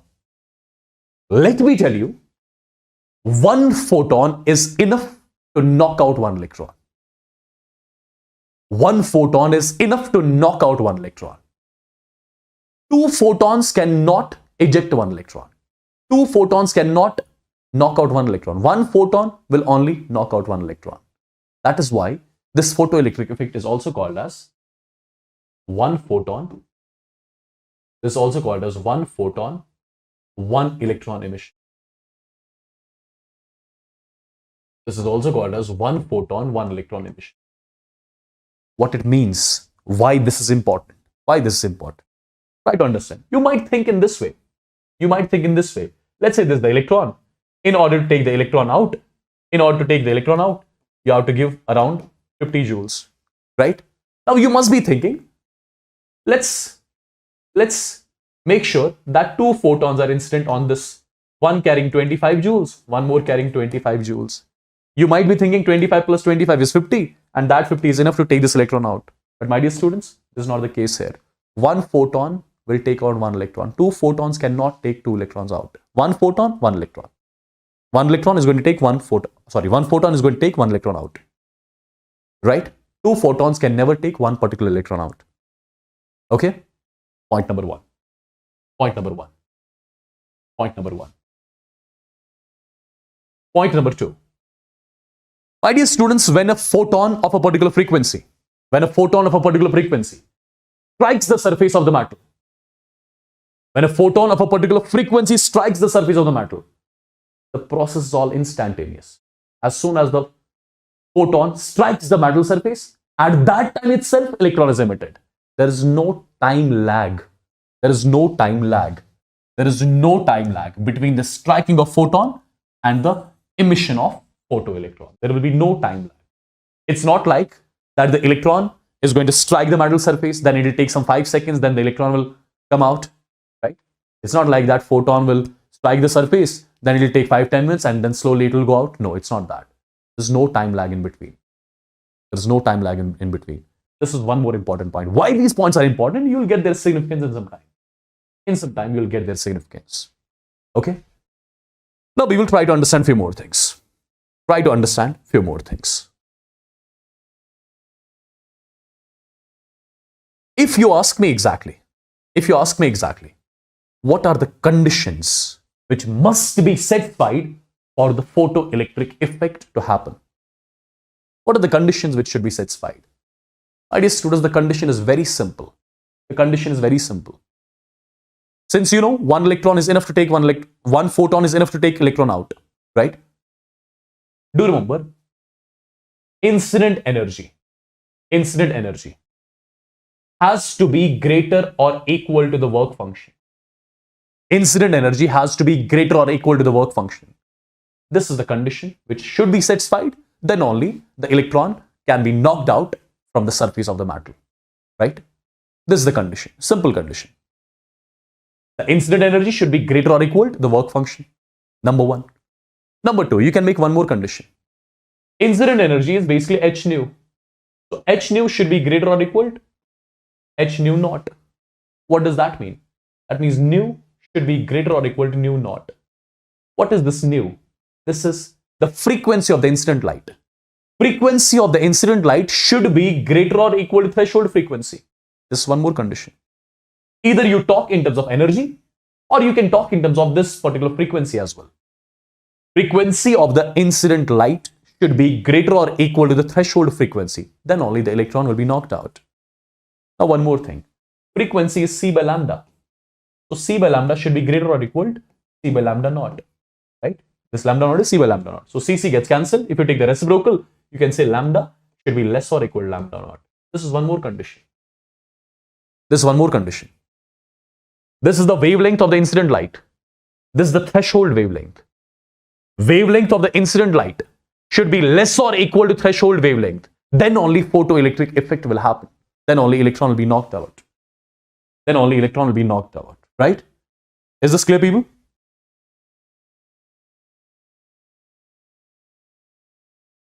Clear, guys?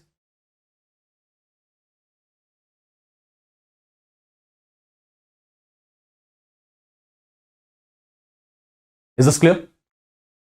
Let me know once in the chats quickly.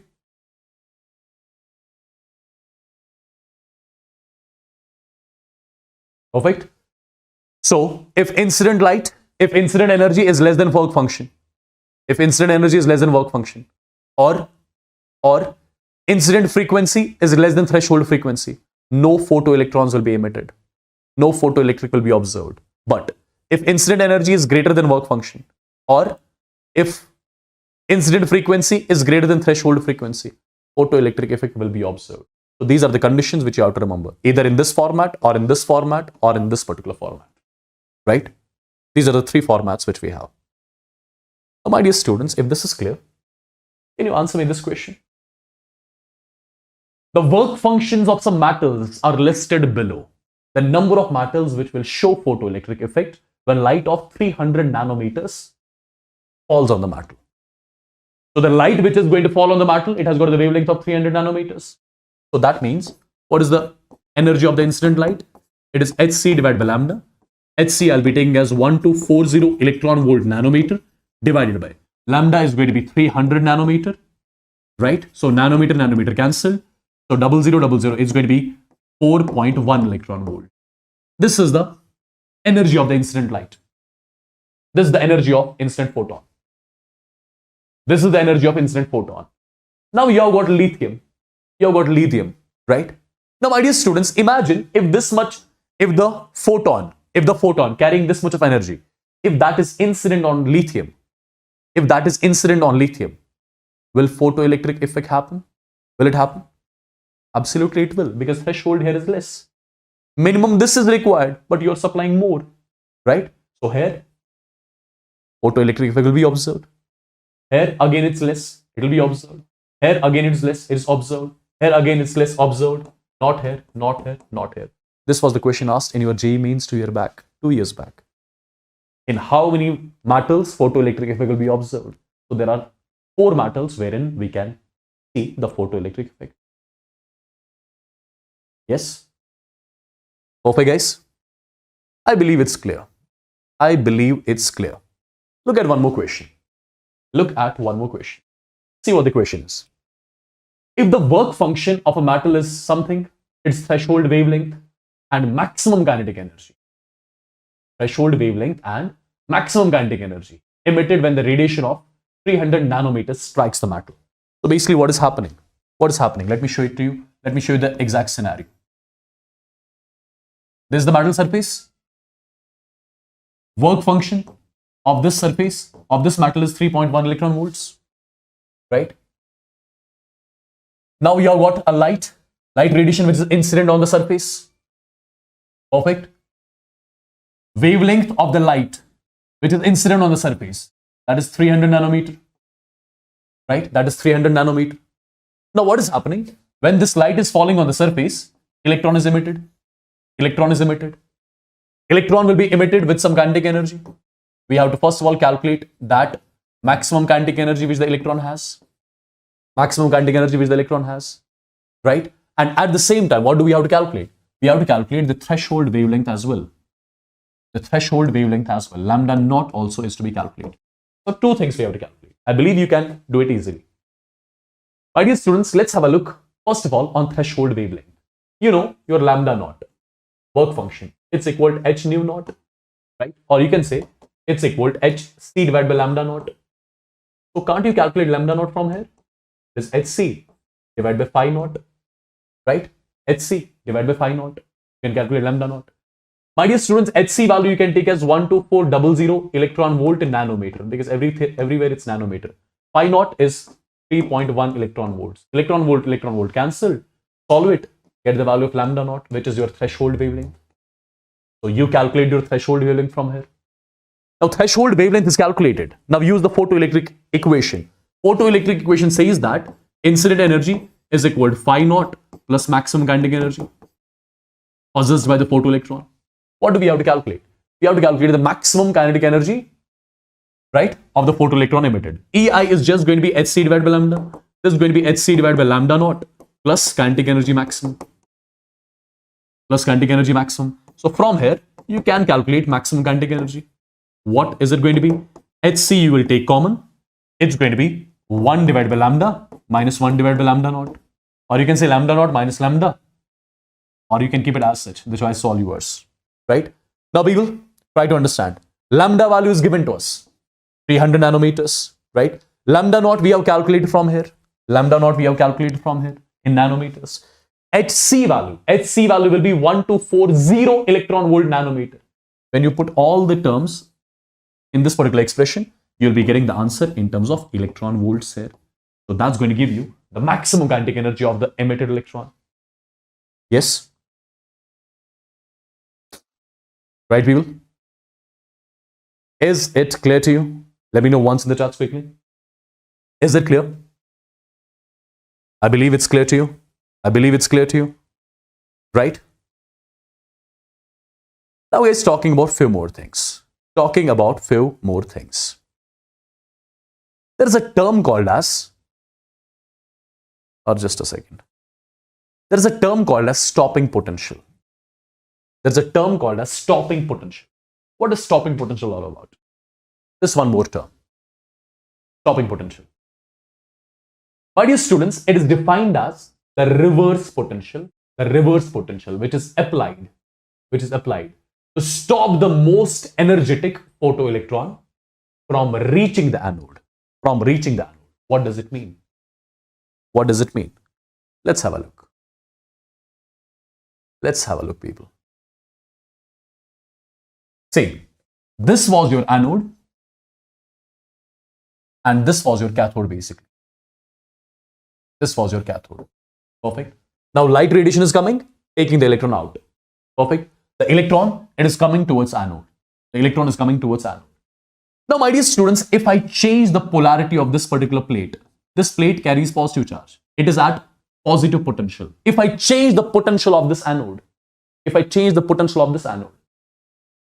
changing the potential of this anode means, since it was positive, if I make it negative, can I say the electron which was supposed to come in this direction, that electron will experience the repulsions from this negatively charged plate? Right? That electron will experience some repulsions from the negatively charged plate. My dear students, if I keep on increasing the negative potential of this plate, what will happen? The electron which was supposed to come, it will experience more repulsions. I'm continuously increasing the reverse potential of this plate. I'm continuously increasing the negative potential of this plate. What is going to happen? Can I say there'll be a time at which the most energetic photon will stop? That will not reach this anode. That reverse voltage, that reverse potential at which the most energetic photon stops, highly energetic photon stops, that reverse voltage is something which you call a stopping potential.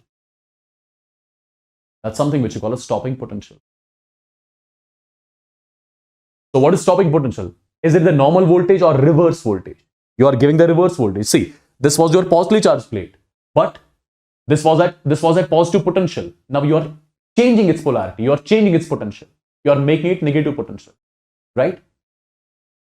Perfect. So you are reversing its polarity, right? You are reversing its polarity. How you'll be reversing its polarity? Maybe you'll be connecting these plates with some other battery, right? Maybe you'll be connecting these plates with some other external battery, but in the reverse format, not in this particular format, in the reverse format. And that battery, its voltage you'll keep on increasing. When you keep on increasing the voltage of that external battery, which is connected to these plates in the reverse form, what will happen? There'll be a time when negative charge will come on this particular plate. On continuously increasing the voltage of that battery, this intensity of negative charge on the plate will keep on increasing. The electrons which were coming in this direction, they will keep on experiencing more and more repulsions. They'll keep on experiencing more and more repulsions. There will be a voltage, there will be a reverse voltage at which the most energetic electron will also stop. And that voltage at which the most energetic electron will stop, that voltage is something which you call as a reverse voltage. Yes? Right, people? Is it clear? Did you get the idea of reverse voltage? I mean the stopping potential which I'm talking about. Stopping potential. So what is the stopping potential basically? What is the stopping potential? Guys, if you still have doubts here, let me make it further clear to you. If you still have doubts here, let me make it further clear to you. See, this was basically your positive plate. This was basically your positive plate, right? This was your positive plate. It was connected with this particular battery. Now imagine, just try to understand in this way. Imagine I'm connecting this with one more external battery, and this is negative terminal now, this is positive. If this is negative, if I keep on increasing the voltage of this particular battery, the intensity of negative charge on this plate will increase. Right?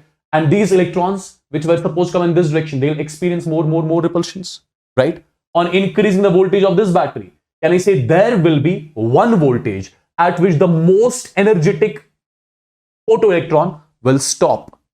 And that voltage at which, that reverse voltage which we are giving, at which the most energetic photoelectron will stop, that reverse voltage is something which you call a stopping potential, right? That's something which you call a stopping potential. Okay, that's called a stopping potential. Right, guys? So what is the stopping potential? It is the reverse voltage which is applied to stop the most energetic photoelectron from reaching anode. Perfect. Now, my dear students, just try to understand. What would have happened? The electron was coming out from the surface, for example. It had to reach here. But due to the negative charge, this electron is experiencing repulsions. So when the electron comes out of this particular surface, it's moving. Now the electron is experiencing repulsions from this plate, right? It's experiencing repulsions from this plate. So what is happening to its kinetic energy? Kinetic energy of electron is decreasing. There'll be a point when the electron comes to the rest. Can I say when the electron comes to the rest, can I say entire kinetic energy of the electron has got converted into its potential energy? When the electron comes at the rest, I'll say entire kinetic energy has got converted into its potential energy. Potential energy is equal to E V0. E is the charge on the electron, V0 is the stopping potential. Right?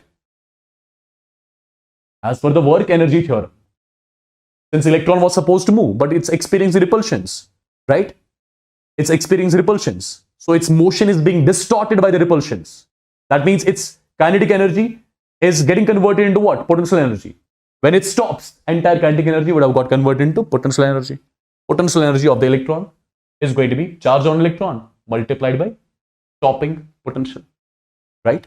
So if maximum kinetic energy of the photoelectron is equal to E V0, this V0 is the stopping potential. It is not the threshold frequency, right? So from the equation, this was our photoelectric equation. In this particular equation, you can replace this particular term. Instead of Kmx, you can write EV0. Perfect. You can write EV0. And my dear students, instead of incident energy, you can write h nu. Instead of phi, you can write h nu naught. And this is EV0 here. This is one more equation from which question can come. Now, my dear students, try to understand one thing. Just understand it. If you increase the energy of the incident photon. Okay, let me keep it simple. If you increase the frequency of the incident photon, if you increase the frequency of the incident photon, that means energy of incident photon will increase, right? And as the energy of incident photon increases, kinetic energy of the photoelectron, that increases. As the kinetic energy of photoelectron increases, what happens to that reverse voltage? Stopping potential. Stopping potential, will it increase or decrease? Stopping potential will automatically increase, right? Because now we have to provide more reverse voltage to stop that high energetic electron. Yes? Right, people? Sophie, that's already taught. You can check mole concept part 3. Go to the playlist. Right, people? I believe it's clear. I believe it's clear, right? Yeah. So on increasing the frequency of the incident light, what happens to the stopping potential? Stopping potential increases. Perfect. And this is the equation which you are going to remember. See guys, let me write the equation again. Incident energy is equal to work function plus kinetic energy maximum, right? Now instead of kinetic energy maximum, what you can write? Instead of kinetic energy maximum, you can write E V0, where V0 is not the threshold frequency, it's the stopping potential. This is the same photoelectric equation in different format. Right? Now, if you want to make a graph between, this is stopping potential versus incident frequency. What the graph will look like? See guys, it's simple. It's very simple. Look at this particular equation. Can I say from this particular equation, EV0 is equal to H nu minus H nu naught? Absolutely. Can I say V0 is equal to H divided by E nu minus H divided by E nu naught? Absolutely. I'm plotting a graph between stopping potential and frequency of the incident light. This and this. This is plotting along y-axis. This I'm plotting along x-axis. So this automatically becomes your M. This whole term becomes your C. Sign in between is minus. So y is equal to mx minus c. Y is equal to mx minus c. Again, a straight line, but not passing to the origin. It's starting down the origin. This is the origin, for example. It will start from here. So this is the line. This is the graph. The distance from origin till the point from where the curve starts, that's something which you call as intercept. Intercept is denoted by C. C is equal to H nu naught by E. This intercept is equal to H nu naught divided by E. If I talk about the slope of this particular curve means M is equal to H by E. Slope of this particular curve is equal to M and M is equal to H by E. This curve you should also remember from now onwards. Okay. So my dear students, what all things we observed till now? On increasing the frequency of the incident light, kinetic energy of the photoelectron increases, stopping potential also increases. Right? Look at this particular question. Light of wavelength 400 nanometers is incident on metal with work function 2.3 electron volts. Calculate the stopping potential. V0. Basic equation you know. Incident energy is equal to phi naught plus Ke max. Instead of Ke max, you can write EV0. V0 you have to calculate. That's it. Now, incident energy is equal to Hc divided by lambda is equal to this particular term already you know. This is 2.3 electron volts, right? Plus E V0, right guys? Now Hc, what is Hc? 124, it is in nanometers, right? So 1240 electron volt nanometer divided by lambda. How much is lambda? Lambda is 400 nanometer is equal to 2.3 electron volt plus electron V0. Perfect guys? Perfect. Now see what all things I'll be cancelling here. So nanometer first of all cancelled. This E in short cancelled. So what do I get? I get V0 is equal to this particular term will be how much? This will be approximately 3, right? This will be 3.1. So it's going to be 3.1 minus 2.3 volts, right? So V0 is equal to 0.8 volt. What is meant by this 0.8 volt? This is that reverse voltage. This is that reverse voltage which has to be kept. Then only the highest energetic electron will stop, that won't reach the anode. I believe it's clear. I believe it's clear. Right? Now, my dear students, there are a few more things. There are just 2 to 3 things more in photoelectric effect. Do you know what is intensity of light? How do you define the intensity of the light? How do you define the intensity of the light? Intensity is defined as energy incident per unit area per unit time. Energy incident per unit area per unit time. That defines the intensity of the radiations, of the light basically, of the source basically. Right? So what is intensity? Intensity is denoted by I. It is equal to energy which is incident on what? On a unit area of the surface per unit time. In a unit time, right? Now, imagine that the source is emitting radiations, light radiations. So energy which the light radiations will have, it will be equal to simply NHC divided by lambda, NHC divided by lambda, right? NHC divided by lambda multiplied by what? Multiplied by area of cross section, right? Multiplied by what? Multiplied by time. So this is the formula, first of all, by means of which you can calculate intensity, or you can write in terms of frequency as well. It is NH. C divided by lambda is your nu, right? This is A multiplied by T. So energy incident per unit area per unit time. That defines what? That defines your intensity. So if you look at this particular expression, your I, intensity, is equal to NH nu divided by A multiplied by T. Intensity of the light, intensity of the radiation, right? Intensity of the source basically. Intensity of the source. This N represents number of photons which the source sends. H is constant. Mu is the frequency of the light which the source sends, right?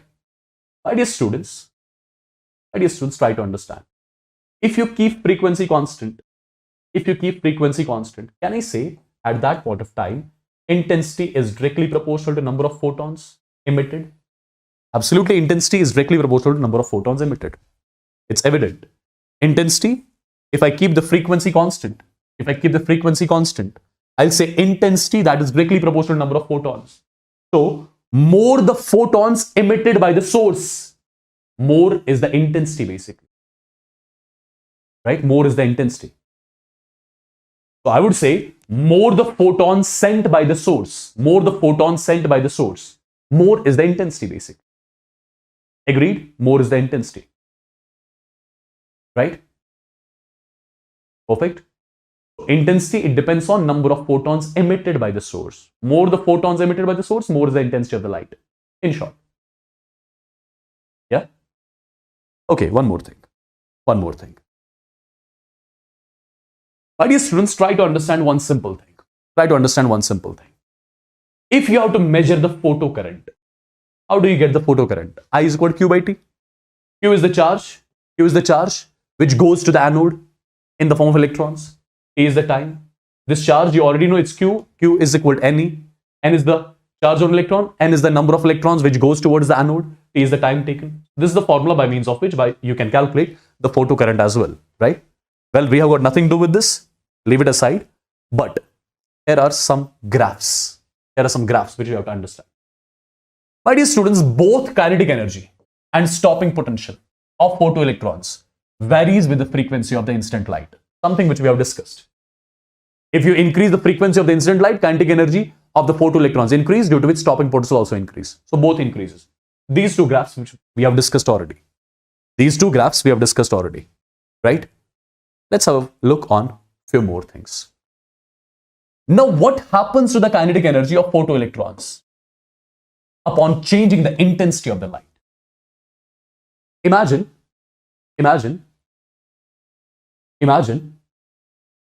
you're increasing the intensity of the light.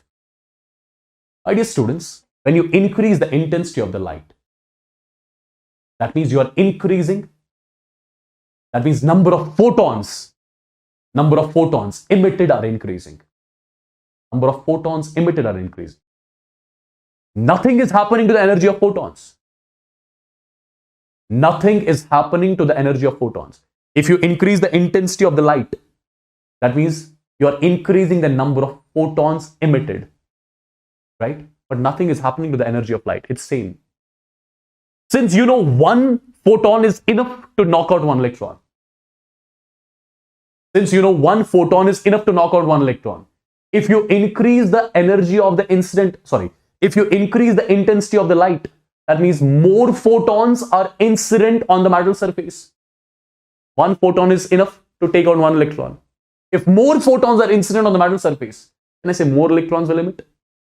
If more electrons emit, that means more charge will go towards anode. That means more will be the photocurrent. More will be the photocurrent. Right? More is the photocurrent. Is this clear? Is this clear, guys? Right? So, I can simply generalize one statement. If you increase the intensity of the light, photocurrent increases.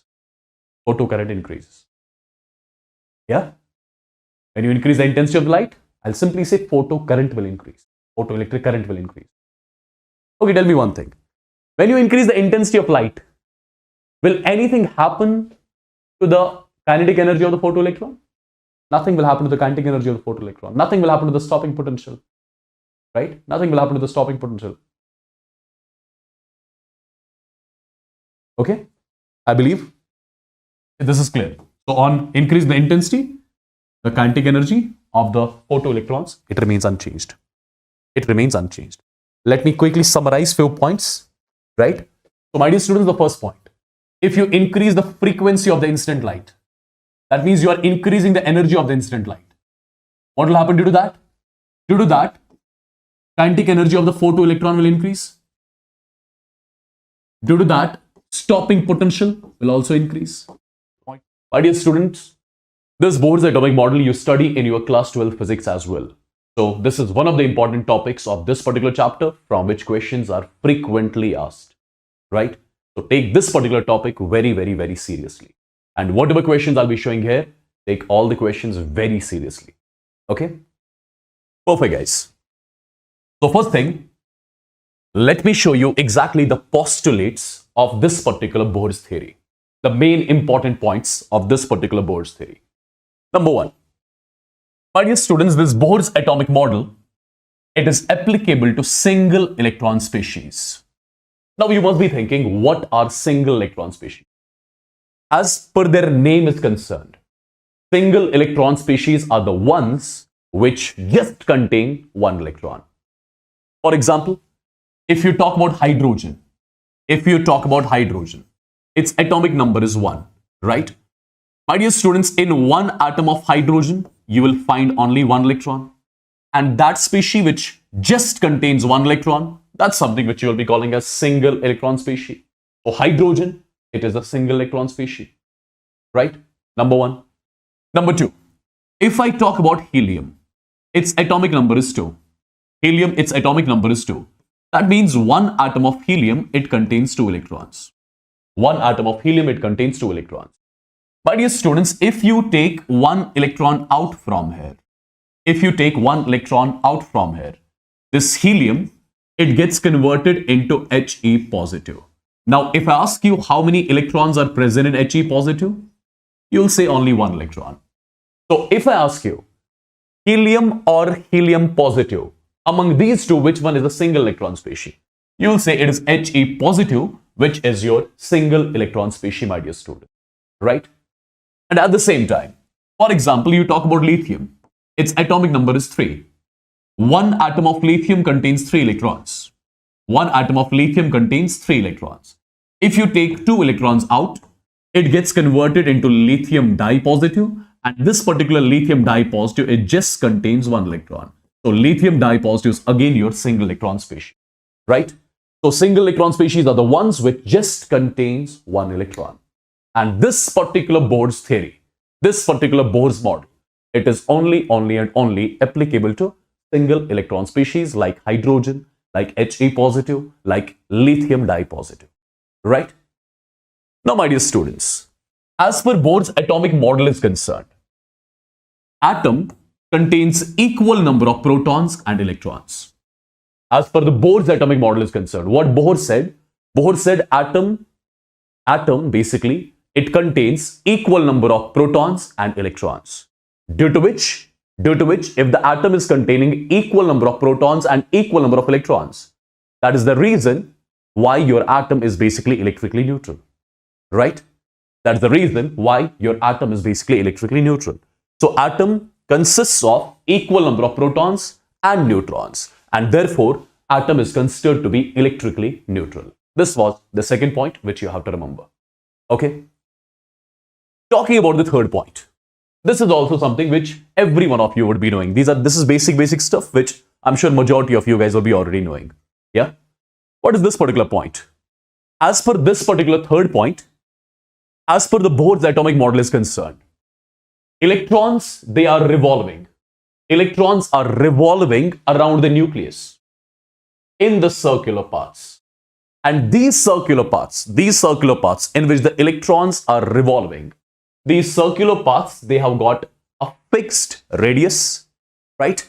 And my dear students, the circular paths in which the electron revolves, which have got a fixed radius, he called them as the shells or orbits, right? He called them the shells as, or you can call them as orbits. So shell concept, orbit concept, it was given by Bohr basically. Bohr introduced the concept of orbit. He introduced the concept of shell. And what is this orbit? What is this shell? It is the circular path in which the electron continuously keeps on revolving around the nucleus. And this particular circular path, it has got the fixed, it has got the constant radius. And the circular path in which electron moves, in which electron revolves, right, which has got the fixed radius, you call these circular paths as the orbits, or you call it as shells, right? And my dear students, let's say this is the nucleus of an atom. Let's say this is the nucleus of an atom, which consists of protons, right? Inside the nucleus, what do we have? You have got protons. Now, for example, this is the first circular path which I'm showing. Let's say this is the second circular path. Similarly, there'll be a lot of circular paths here, right? Perfect. Let's assume this is one of the circular paths in which electron will be continuously revolving. Perfect. You'll be calling this particular circular path, which has got a fixed radius, you'll be calling it as K shell, right? The second one is called as L. This is called as M, and this is called as N. I'm sure this is again something which you all must be knowing already, right? So electron, it keeps on revolving around the nucleus, and the circular paths, those circular paths, they have got fixed radius, and those circular paths are what you call as shells or orbits. And my dear students, these shells, the first shell is your K shell, L, M, N, etc., etc. Okay, that's it. That's it. This was one more point. Now, talking about something interesting here. Talking about something interesting. Have a look. Just a second. See, look at this particular point. Look at this particular point. This is important. My dear students, imagine this is the atom over here. Imagine this is the atom over here. Okay. Now, first of all, I'm assuming that the atomic number of this particular atom is Z. Z is the atomic number. Z is the atomic number of the atom of some element, right? If the atomic number is Z, what does that mean? That means this particular atom contains Z number of protons. You know, whatever is the atomic number of an element, same is the number of protons present in one atom of an element, right? That's something, again, you'll be knowing. I'm assuming that I have got an atom of some element whose atomic number is Z. That means it will contain how many protons? It will contain Z protons. As simple as that, right? Now, my dear students, let's assume that the charge present on one proton, let's assume that is E, and the sign will be positive. Let's assume that the charge present on one proton is E. If charge on one proton is E, how many protons do we have in this atom? We have got Z protons. Charge on 1 proton is E. Charge on 2 protons will be 2 times E. 3 protons, 3 times E. Z protons will be Z times E. So charge which these Z protons have, it's going to be Z times E, right? With the sign positive. Perfect. So what is the ZE? It is the charge which the Z number of protons will have. My dear students, entire positive charge in the atom, that is concentrated in the nucleus. So this positive charge which the atom contains, it will be present in the nucleus. So the nucleus of the atom will contain the charge Ze. I hope this is clear. Now, for example, this is the electron here which is revolving in this particular shell. The electron is revolving around this. The electron is revolving, right, in this circular orbit over here. Let's assume that. What is the charge present on electron? Charge on electron, magnitude wise, it is E, but the sign will be negative. The charge on electron, magnitude wise, it's going to be E, but the sign is going to be minus over here. Perfect. Now you must be knowing one simple thing. My dear students, for any object to revolve in the circular path,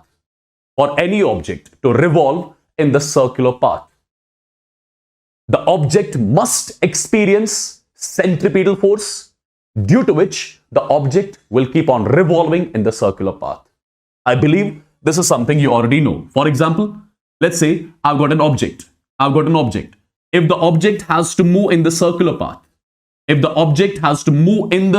path, definitely there should be one force experienced by this object, right?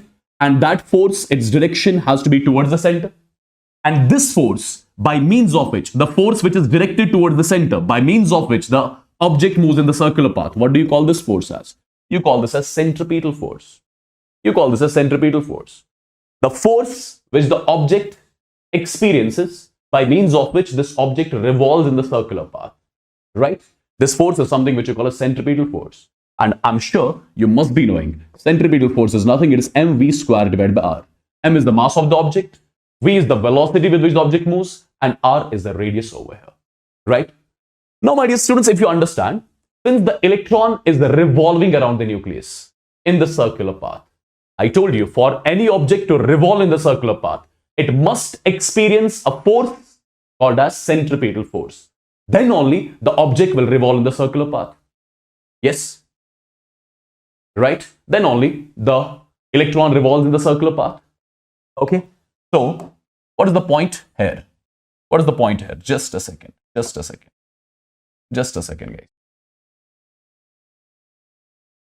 Just a second, have a look. Since I'm telling you, this electron, it's revolving around the nucleus in the circular path. So, I would say this electron will only revolve in the circular path if this electron will be experiencing a force whose direction which will be directed towards the center. And that force is something which you call a centripetal force, right? Electron will only revolve in the circular path if the electron experiences a force directed towards center, which will make the electron to revolve in the circular path.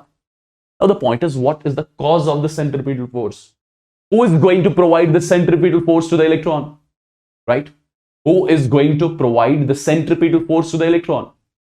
My dear students, since electron carries the negative charge, nucleus carries the positive charge, positive and negative, there will be electrostatic force of attraction between the nucleus and the electron.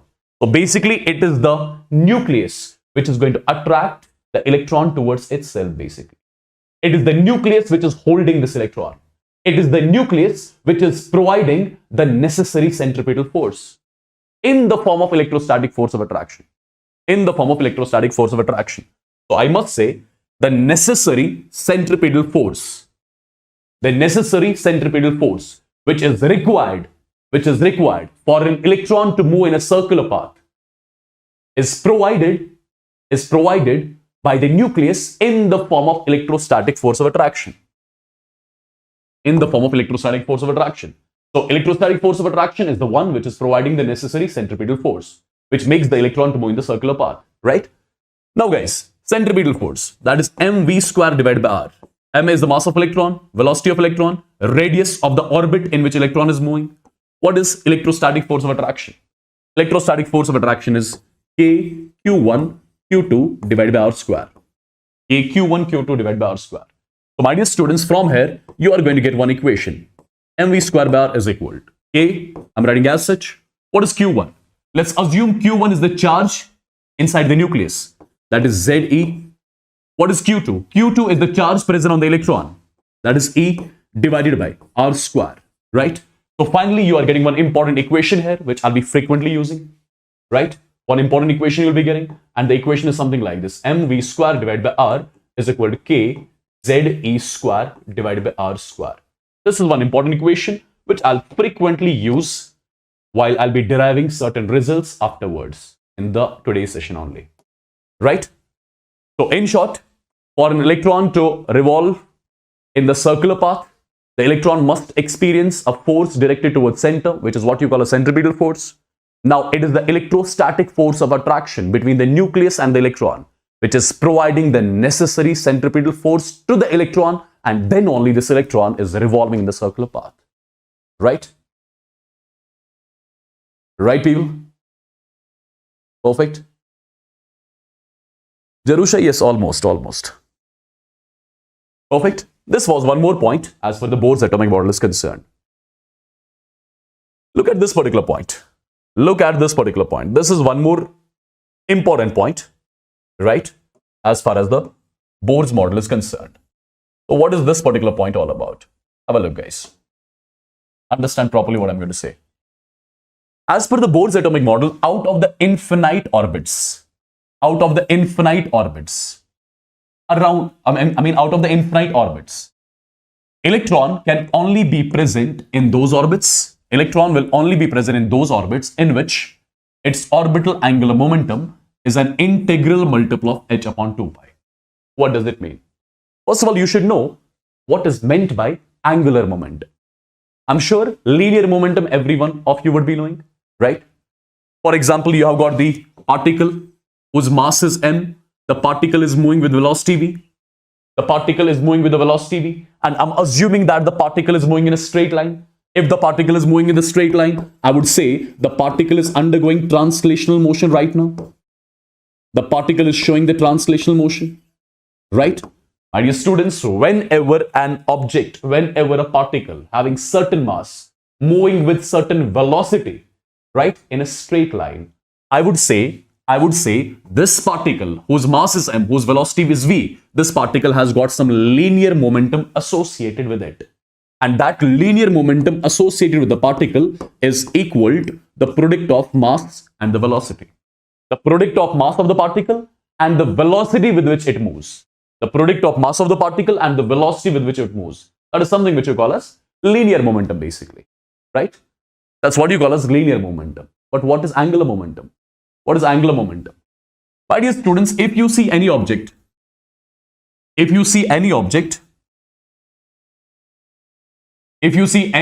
moving in the circular path, let's say I've got one object. This is the object whose mass is m, right? It is moving with some velocity v. If I ask you what is the direction of velocity at this particular point of time, if the motion is anticlockwise, draw the tangent at this particular point. This is going to give you the direction of velocity. And definitely, let's assume this object is following the circular path. So it has got some radius as well. So my dear students, whenever you see an object which has got certain mass, moving with certain velocity, right, in the circular path, there will be one more term which will be associated with this particle. The way linear momentum is associated with this particle. In the similar way, if the object moves in the circular path, there will be angular momentum associated with this particle. And that angular momentum is equal to m multiplied by v multiplied by r, right? Basically, in physics, you study it in detail. It's basically r cross p, right? You get its direction, etc., etc. It is a vector quantity. I'm not going to talk about those things, right? Whatever I need here, I'm going to talk about that only. So whenever you see an object moving in a circular path, right? Whenever the object has got certain mass, certain velocity, moving in a circular path, there will be angular momentum associated with the particle. and angular momentum which is associated with the particle is the product of mass, velocity and radius of the particle. As simple as that, right? Now, my dear students, try to understand few more things. Try to understand few more things. See guys, what exactly I'm going to talk about. What Bohr exactly said. What just happened here? A second, guys. What Bohr exactly said? Bohr said out of the infinite orbits, let's say this is the nucleus. Around the nucleus, you'll find some infinite orbits. Around the nucleus, as per Bohr, there will be infinite orbits, my dear students. Right? There will be infinite orbits. What Bohr said, out of infinite orbits, can the electron be present in any orbit over here? If I ask you, can the electron be present in any orbit over here? The answer is no. There are infinite orbits around the nucleus, right? But electron is not going to be present. Electron won't be present in all those infinite orbits. No. Electron will be only present in those orbits wherein the angular momentum of the electron is the integral multiple of h upon 2 pi. See, first of all, angular momentum of an electron is equal to, it can be, h upon 2 pi. I'll write it like this, 2h upon 2 pi. I'll write it like this, 3h upon 2 pi. Right? I'll write it like this, 4h upon 2 pi. Perfect. So what exactly I'm doing over here? This is h upon 2 pi. This is 2 times h upon 2 pi basically. This is 3 times h upon 2 pi. This is 4 times h upon 2 pi. Correct? Right? So in general, can I write like this? MVR. MVR is basically equal to NH upon 2 pi. NH upon 2 pi. As per Bohr is concerned, the electron will be only present in those orbits in which the angular momentum will be the integral multiple of h upon 2 pi. What does that mean? See, these are integral multiple of h upon 2 pi. These are the integral multiples of h upon 2 pi. Correct? Right? So electron can be present. Electron can be present. Electron can be present in the orbit. In which angular momentum will be h upon 2 pi, 2h upon 2 pi, 3h upon 2 pi, 4h upon 2 pi. But you will never see an electron in that orbit. You will never see an electron in that orbit in which, for example, angular momentum will be equal to 1.1 h upon 2 pi, 1.5 h upon 2 pi, right? 1.7 h upon 2 pi. These are not the integral multiples of h upon 2 pi, right? My dear students, let's assume this is shell number 1. N value is 1, right? This is shell number 2, N value is 2. This is shell number 3, for example. This is shell number 4. Similarly, there are infinite orbits, right? So if I ask you, if the electron is present in the first shell, what about its angular momentum? What about its angular momentum? MVR. It's going to be h upon 2 pi. It's basically nh upon 2 pi, but put the value of n as 1, so it's going to be h upon 2 pi. If the electron is present in the second shell, its angular momentum is 2h upon 2 pi. If it is in third shell, it's going to be 3h upon 2 pi. Right? So electron will be only present in those orbits in which the angular momentum remains the integral multiple of h upon 2 pi. You will never find electron in that orbit in which the angular momentum will be 1.25 h upon 2 pi. Right? Nothing like that. Basically, there will be more orbits in between them.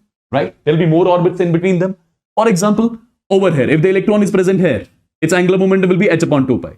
Let's say if the electron, which is not possible, if the electron was present here, right, its angular momentum would have been 1.1, for example, 1.1 h upon 2 pi, then 1.2, 1.3, 1.4. But electron, it will be always there in that orbit in which the angular momentum of the electron remains the integral multiple of h upon 2 pi. I believe this is clear to everyone.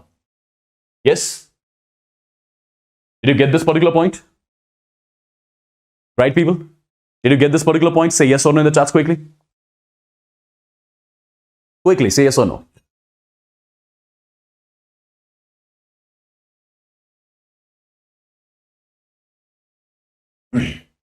Perfect. Now we have got one more point. One more important one. These are the points which you have to remember. Then accordingly you will see their application part in some time. Right? But remember a few points first. See guys, as per Bohr's atomic model is concerned, see, what we are talking about, Bohr's atomic model. the way Thomson gave one model, which was failed afterwards, the way Rutherford gave the nuclear model, which was again failed. In the similar way, Bohr also gave one model, right? And what Bohr suggested in this particular model, Bohr said electron, when revolving around the nucleus, when electron revolves around the nucleus, it neither loses nor gains energy. When electron revolves around the nucleus, the electron neither loses nor gains energy. Right? Perfect. If the electron neither loses nor gains energy, I'll say the electron will continuously revolve in its circular path. Right? If the electron would have been losing energy continuously, then what would have happened? The radius of the circular path would have decreased eventually, and eventually electron would have fallen into the nucleus. But that's not the case here. As per Bohr's atomic model is concerned, the electron, when it revolves around the nucleus, it neither loses nor it gains energy. Right? It neither loses nor it gains energy. And therefore, the orbits in which electron moves, right? The orbits in which electron moves, in a particular orbit, electron will be having a particular value of energy, right? That's the reason why you call these Bohr's orbits as the stationary orbits, right? Why do we call them as the stationary orbits? Because when the electron is present in some shell, in some orbit, it neither loses energy nor it gains energy. Its energy is constant, it's fixed, it's constant, it's not going to change, right? That's why the orbit in which the electron moves, you call them as the stationary orbits, because in those orbits, electron neither loses nor it gains energy. As simple as that, right? As simple as that. Now guys, slowly we are moving into the actual stuff. This is all the theoretical part, right? Slowly we are moving into the actual stuff. Look at this particular statement. My dear students, as per Bohr, when the electron moves from lower energy state, right? When the electron moves from lower energy state to higher energy state, lower shell to higher shell. When the electron moves from lower energy state to higher energy state, energy is absorbed by the electron. This is important. When you see electron moving from lower energy state to higher energy state, that means when you see this electron exciting, when the electron moves from lower energy state to higher energy state, it absorbs energy. It absorbs energy in the form of radiation. Now the point is, how much energy is absorbed by the electron in order to move from lower energy state to higher energy state? My dear students, let's assume that energy of electron in the first shell is E1, energy of electron in the second shell is E2, for example, energy of electron in the third shell is, for example, E3. Now here, the electron is going from E1 to E3.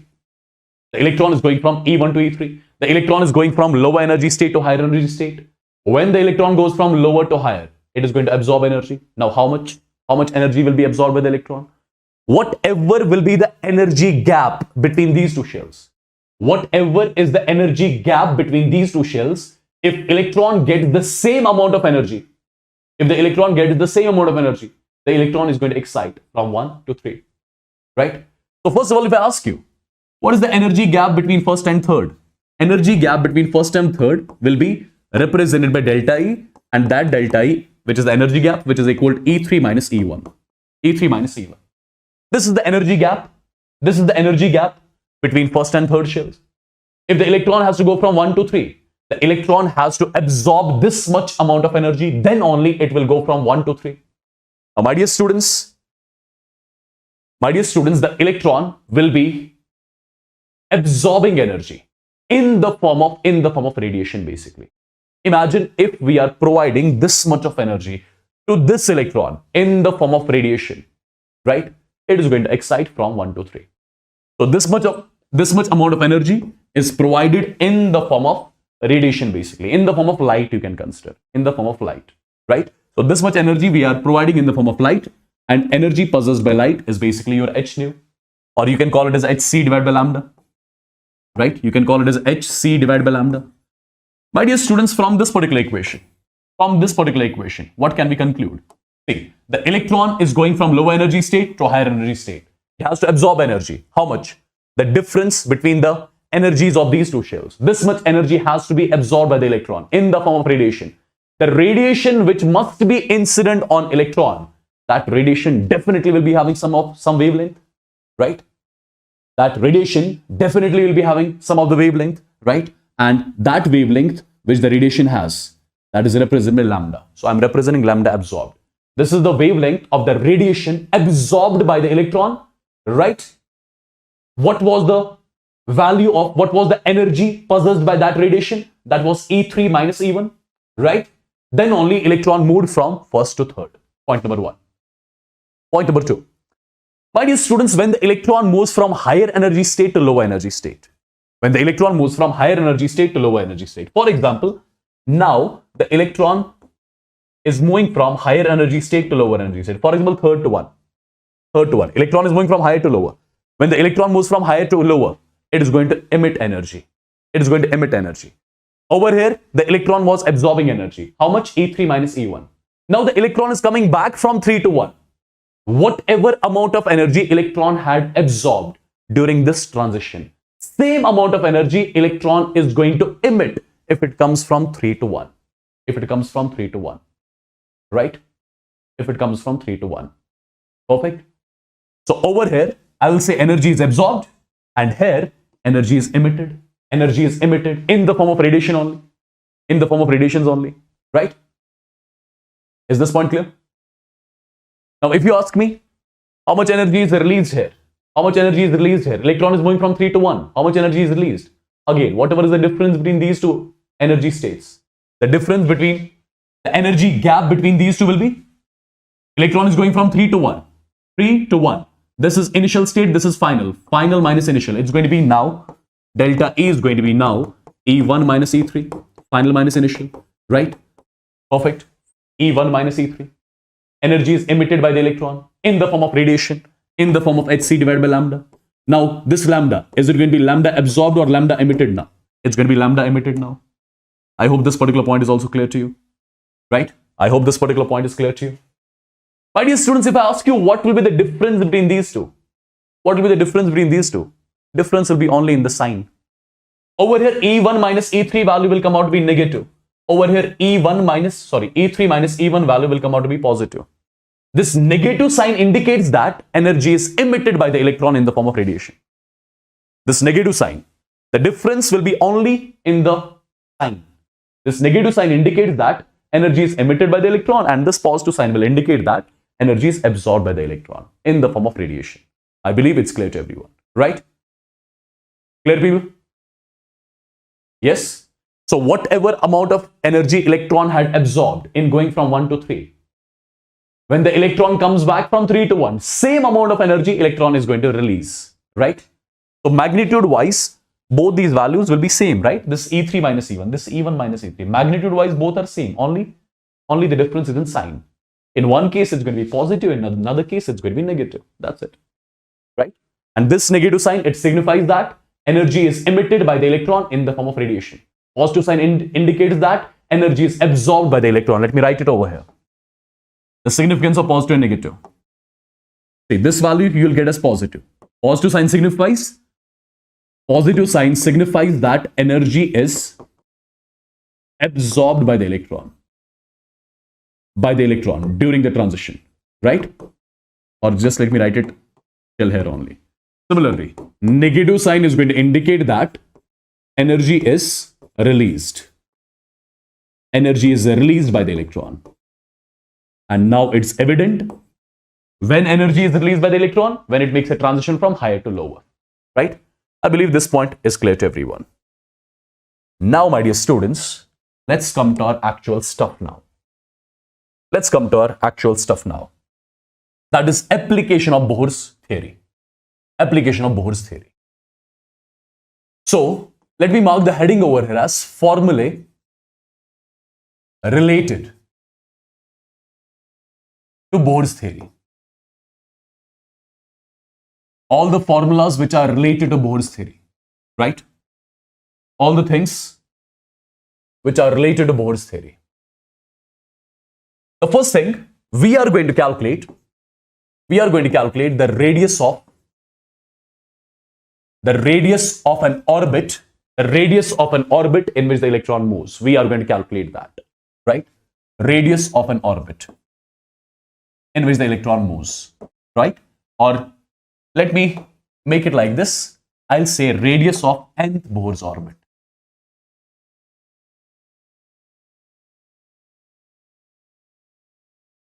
Radius of nth Bohr's orbit. This is the first point which we are going to calculate here. Radius of nth Bohr's orbit. Now, how exactly you guys are going to get the radius of nth Bohr's orbit? That's important. Understand? Guys, ionization energy is different. Leave it. I'm not going to talk about that. Right? I'll be talking about ionization energy, excitation energy, etc., in some time. Right? See, guys. First of all, in order to get the radius of the orbit, for example, let me show you one thing. Let's say this is the nucleus, right? Let's say electron is revolving around the nucleus. Let's say this is the electron here, for example. Electron is revolving around the nucleus. Now, I'm assuming the shell number of this orbit, the shell number in which the electron is moving. Let's say that is n. I want you guys to calculate. I want you to calculate the radius of this nth Bohr's orbit. This is nth Bohr's orbit, right? This is shell number n. That's why I'm calling this as nth orbit. I want you guys to calculate the radius of nth Bohr's orbit. This particular radius I want you guys to calculate. How exactly you're going to calculate? See, first of all, already we have discussed one equation, if you remember. mv square divided by r is equal to k ze square divided by r square. This is one equation which we have discussed already, right? Already we have discussed. So one of the r gets cancelled. So you can write it like this. mv square is equal to k. This is ze square divided by r. Perfect. There is one more equation which we have discussed. What was that? That was mvr is equal to nh upon 2 pi. Correct? My dear students, can I eliminate v from here? V will be equal to nh upon 2 pi. nh upon 2 pi, and it's going to be m multiplied by r. Perfect. I've eliminated v from here. Okay. Since I've eliminated v from here, this is the main equation. These are the two main equations, this one and this one, right? Since what we have done, we have eliminated v from here. Now I'm going to introduce v in this particular equation. So it's going to be m, v square. V square means it's going to be n square h square divided by, it's going to be 4 pi square, m square and r square, right? It is equal to k z e square divided by r, right? Perfect. Now, let's exactly see what all parameters will get cancelled out. So this m and one of the m gets cancelled out, number one, right? One of the r gets cancelled out, right? Is there any other thing? I don't see something like that. So my dear students, from here, I'll be getting the r value. This r I'll take here, right? So r value is simply going to be n square h square divided by n square h square. It's going to be 4 pi square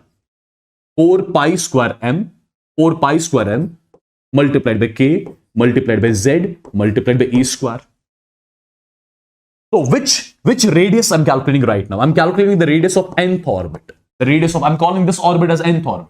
I want to calculate its radius. So radius of nth orbit is equal to n square h square divided by 4 pi square m k z e square. Now, my dear students, if you properly analyze things, have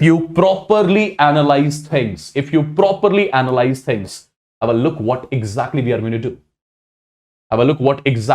do. See, first of all, what is n? N is the orbit number in which the electron is moving. It can be 1, 2, 3, 4, right? H is Planck's constant, 4 is constant, pi is constant, m is constant, k is constant, e is constant. What is z? Z is the atomic number of the atom of an element which we are talking about, right? So I would say radius of nth Bohr's orbit will be equal to, since all these are constants except n and z. So instead of all these constants, I'm writing r naught, n square divided by z. This is one basic result which you are going to remember from now onwards to calculate the radius of the Bohr's orbit, right? Let me first of all tell you this r naught value is equal to 0.529 angstroms. R naught value is 0.529 angstroms. Now, my dear students, you can clearly understand things. See, radius of the orbit is directly proportional to orbit number. More the orbit number, it's evident, more the orbit number, more will be the radius of that orbit, right? More the orbit number, that means more will be the radius of the orbit. Simple. Radius and Z inversely proportional. More the Z value, more the atomic number. More the atomic number means more will be the protons in the nucleus. More protons means more positive charge in the nucleus. More positive charge in the nucleus means the nucleus is going to attract the electrons more towards itself. What will happen to the radius of the Bohr's orbit? It will decrease. Right? All these things are evident. You know them. Okay? Now people, since you got to know radius of nth Bohr's orbit, it's directly proportional to n square, inversely proportional to Z. By chance, if you are supposed to compare the radius of two Bohr's orbits of two different atoms. Let's say you've got two different atoms, right? You have to compare the radius of two Bohr's orbits in two different atoms. How you are going to compare? It's going to be R1 divided by R2 will be equal to N1 square divided by N2 square multiplied by Z2 divided by Z1. This is how you guys are going to compare, right? This is how you guys are going to compare. I believe it's clear to everyone, right? Right, people? Now, first of all, if you ask me, can we make any graphs related to radius? Can we make any graphs related to radius?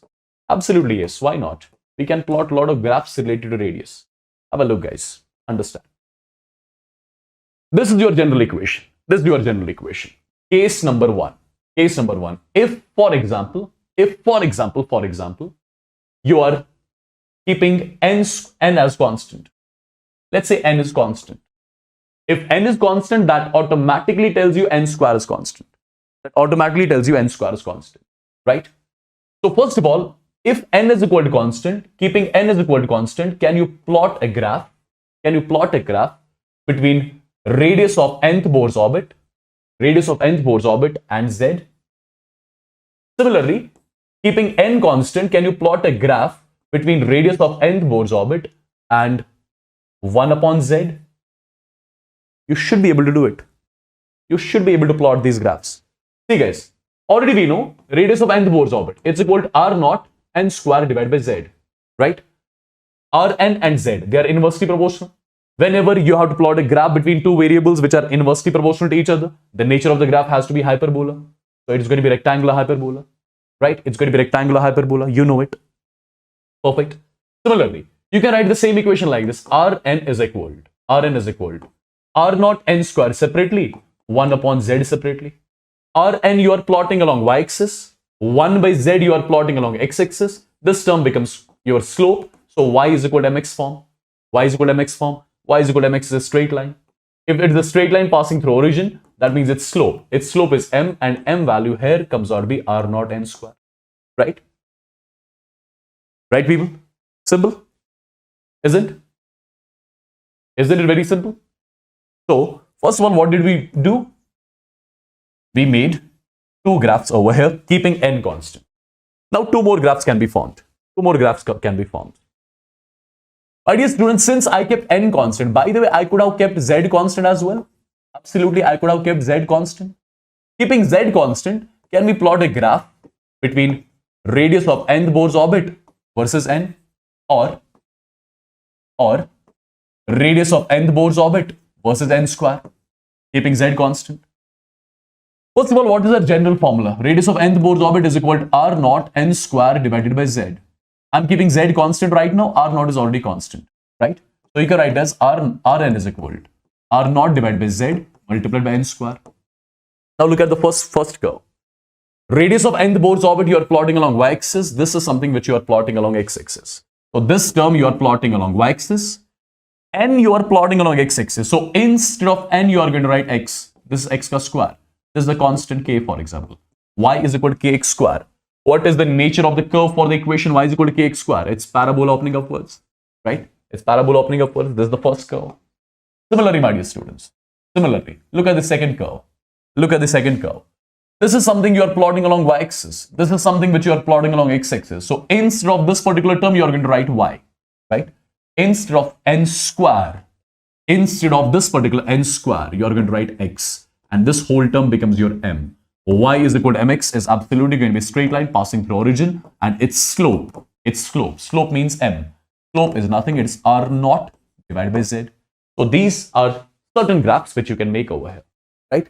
These are certain graphs which you can make over here. Perfect? Clear? So I believe you got to know how the radius of nth Bohr's orbit was calculated. That was our first point of discussion. Now similarly, my dear students, since we got to know how to calculate the radius of a Bohr's orbit in which electron is moving, now the point is, how do we calculate the velocity with which the electron moves?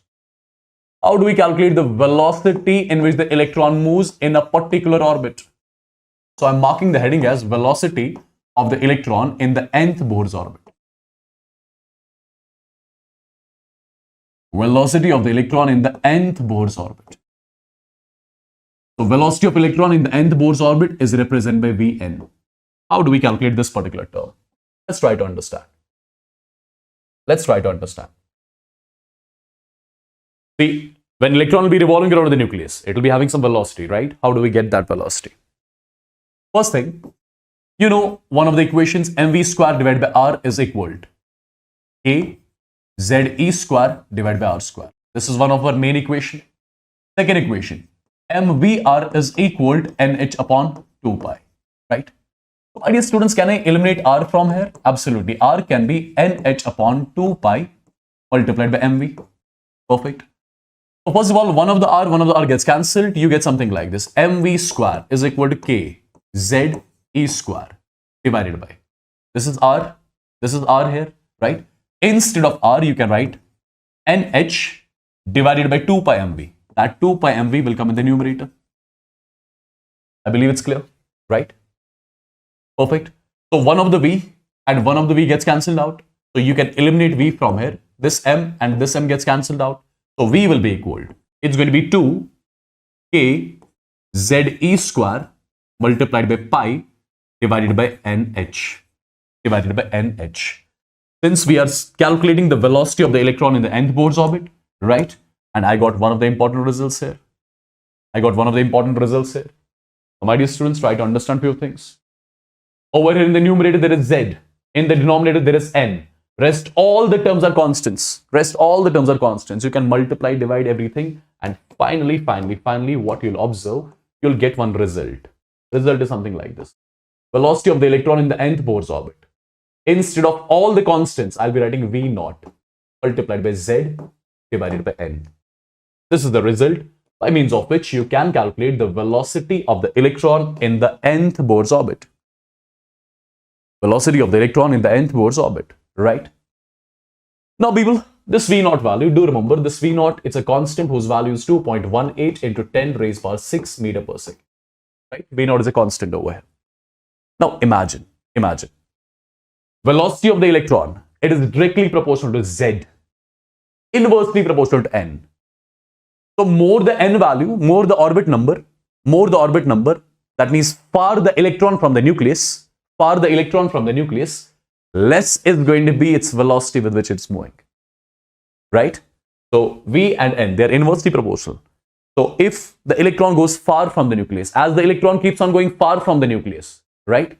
The velocity with which the electron moves, that will be decreasing, right? As the electron will be closer to the nucleus, the electron will be moving with more velocity.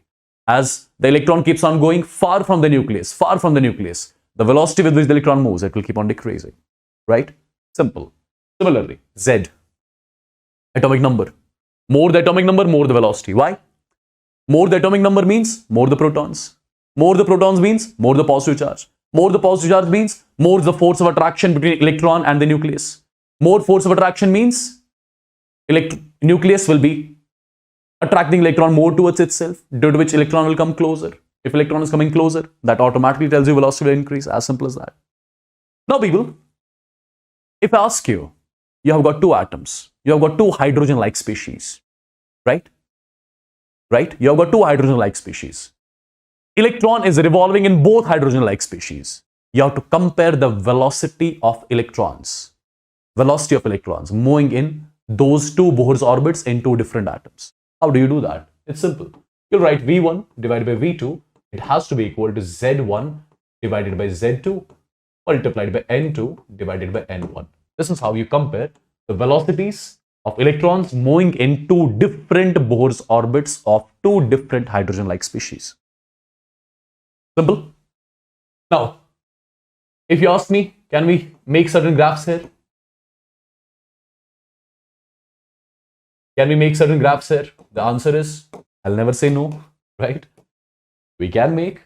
Let's see what all curves we can make here. See guys, first thing, keeping what constant? Keeping Z constant, for example. I'm keeping Z constant. I'm keeping Z constant here. If I keep Z constant, keeping Z constant, I'm going to make two curves. First curve is velocity of the electron in the nth Bohr's orbit versus n. The second curve is velocity of the electron in the nth Bohr's orbit versus 1 by n. Versus 1 by n. These are the two graphs which I'm making here. Now you tell me the nature of the graphs. You tell me the nature of the graphs. So first of all, velocity and n. Velocity and n. Directly or inversely? They are inversely proportional. Whenever you have to make a curve between two variables which are inversely proportional to each other, the nature of the curve is going to be rectangular, hyperbola. This has to be the hyperbola here, right? Similarly, second one. You know, your velocity of nth Bohr's orbit is equal to V0 you are writing as such, Z you are writing as such, 1 by n as such. Vn you are plotting along y-axis. 1 by n you are plotting along x-axis. So instead of Vn you will write y. Instead of this 1 by n, you will write x. This whole term becomes your m. Y is equal to mx. Y is equal to mx means straight line. If it's a straight line, what about its slope? What about its slope? Slope is going to be m basically, which is V0 multiplied by z. Now if you ask me, are there only two curves which we can make? No, we can make one more curve. Yes, we can make one more curve. If I write the second thing, keeping n constant. Keeping n constant. If I keep n constant and want to plot a graph. If I keep n constant and want to plot a graph between velocity, keeping n constant, I'm going to make a graph between velocity and z. You know, Vn is equal to V0 divided by n multiplied by z. This Vn you are plotting along y-axis, z you are plotting along x-axis. So instead of this you'll write y, instead of this you'll write x. This whole term becomes your m. So y is equal to mx, has to be a straight line. If you ask me about its slope is going to be V0 divided by n. Clear?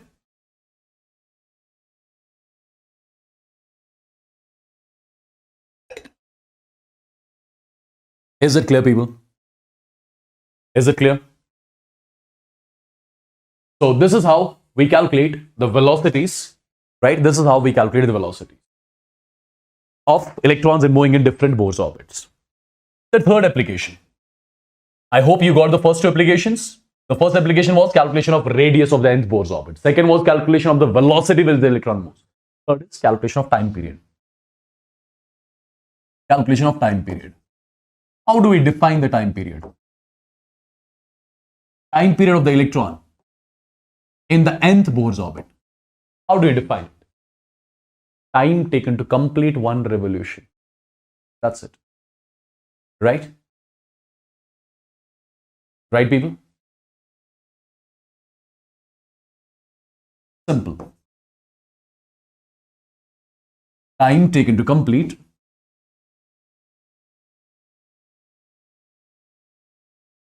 one revolution. Time taken to complete one revolution is something which you call as time period. Now guys, try to understand how it's calculated.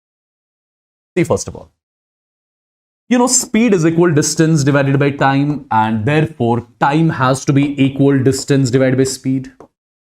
Time has to be equal distance divided by speed. You know it. You know it. Imagine the electron is moving in this circular path. This is the nucleus, right? This is the nucleus. This is, for example, the electron here. Let's say the orbit number of this particular orbit is n. Let's assume the radius of this particular orbit is Rn. Rn is the radius of this particular orbit, right? So, if I ask you how to calculate time period of this particular electron right now in the nth Bohr's orbit. This is your nth Bohr's orbit. Nth Bohr's orbit. It can be anything, 1, 2, 3, 4, whatever, right? Nth Bohr's orbit. How do we calculate time period? What is time period? Time taken to complete one revolution. Time taken to complete one revolution. The time taken to complete one revolution is called as time period of the electron here, right? So it has to be equal. Distance covered by the electron. Can you tell me what is the distance covered by the electron in order to cover one revolution? Simple circumference. It is 2 pi and the radius of the orbit, radius of the nth Bohr's orbit, divided by speed with which the electron moves, velocity of the electron in which the electron moves, with which the electron moves. That's it, right? So time period of the electron in the nth Bohr's orbit is equal to 2 pi. You are writing as such. What is Rn? What is Rn? Rn is basically R naught n square divided by z. You know it. What is Vn? It is V naught multiplied by z divided by n. If I put the value of all the constants here, what I'll be getting? I'll be getting time period of the electron in the nth Bohr's orbit is T naught. T naught. It becomes n cube divided by z square. N cube divided by z square. What is the value of this T naught? T naught value is 1.5 into 10 raised power minus 15 seconds. Is it 10 raised power minus 15 or minus 16? Let me check. Let me cross verify. Just a second. Just a second, guys. It is 10 raised power. 10 raised power minus 16. Sorry, yeah. It is 10 raised power minus 16. 1.5 into 10 raised power minus 16 is here. Okay. This is how you calculate the time period of the electron. Perfect. Now, guys, if I ask you something like this, if I ask you, is it possible to compare the time periods of two electrons moving into different orbits in two different, hydrogen-like species? Absolutely, you can do that. Time period is directly proportional to n cube, inversely proportional to z square. So, T1 divided by T2 has to be equal to n1 cube, n2 cube multiplied by z2 square divided by z1 square, right? And my dear students, if you want to plot any graph, you can easily plot the graphs. You can easily plot the graphs here, right? You can easily plot the graph. So this was how do we calculate the time period of the electron. If I ask you, how do we calculate the frequency? If you got the time period, you can easily calculate the frequency, right? Frequency of the electron in the nth Bohr's orbit. What is frequency? As you know it, it's inverse of time period, 1 by t. Right? If you can calculate time period, that automatically tells me that you can calculate frequency as well, which is 1 by time period. Right? 1 by time period of electron in the nth orbit. It is 1 divided by T naught n cube upon z square. Or in general, I can say frequency of the electron in the nth Bohr's orbit, it's directly proportional to z square, inversely proportional to n cube. Simple. Or if you want to calculate the exact value, you can use this expression, right?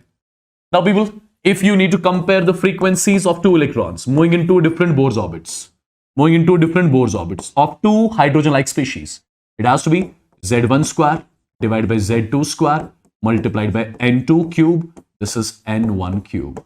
This is how you are going to compare. This is how you are going to compare the time periods of two electrons. Right? Perfectly done? Perfecto. Perfectly done and dusted. Tell me the answer of this question quickly. Tell me the answer of this question quickly. Tell me the answer of this question.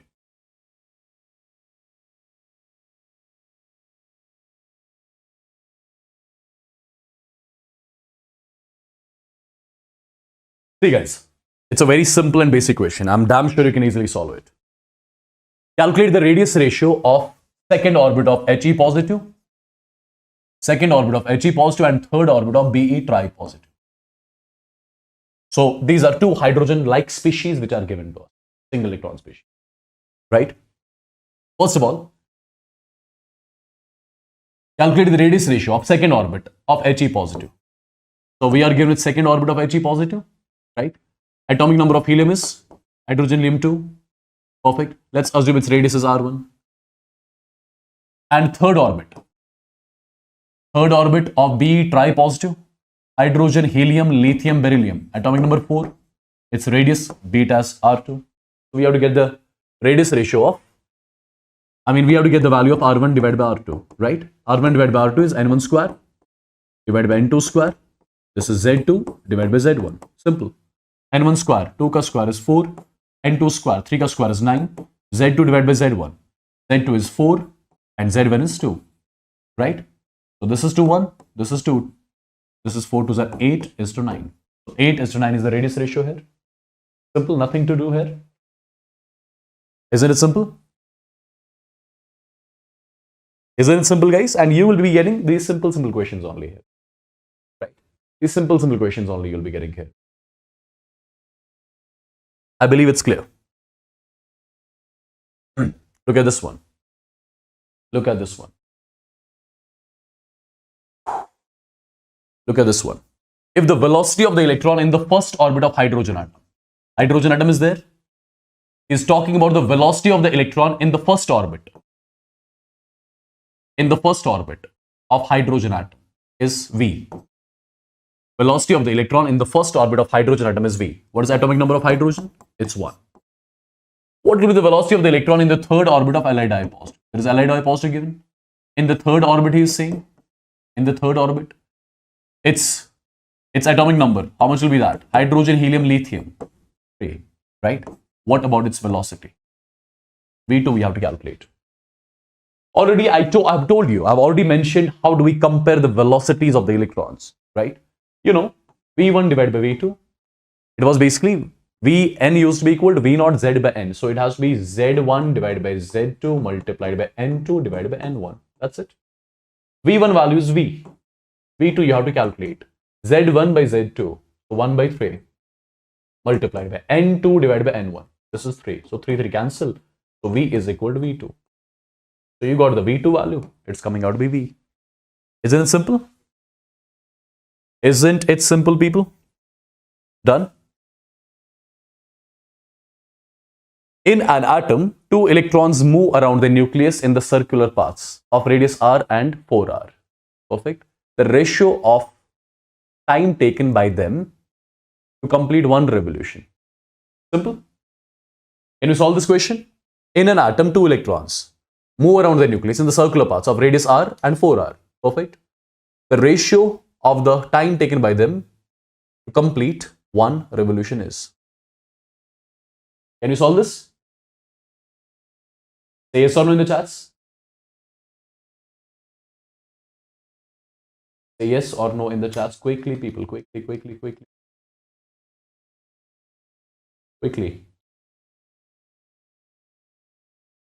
You can do it, right?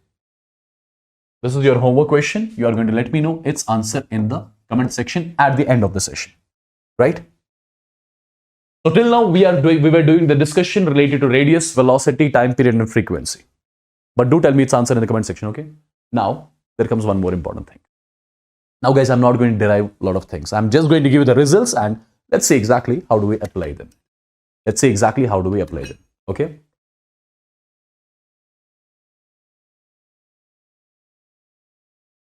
See, guys. Understand. Energy of the electron in the Bohr's orbit. Directly, I'm giving you the results. If you want its derivation is also there, but I don't feel like derivation is of any use here. It will just take a lot of time to derive all those things. The way we derived radius, velocity, time period, right? Leave this part aside and I shall be giving you the results and we shall be trying to apply those results. First of all, let's assume that. Just a second, guys. Can you hear me?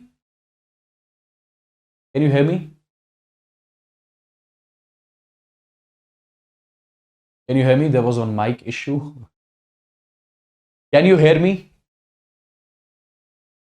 Yes or no? Can you hear me?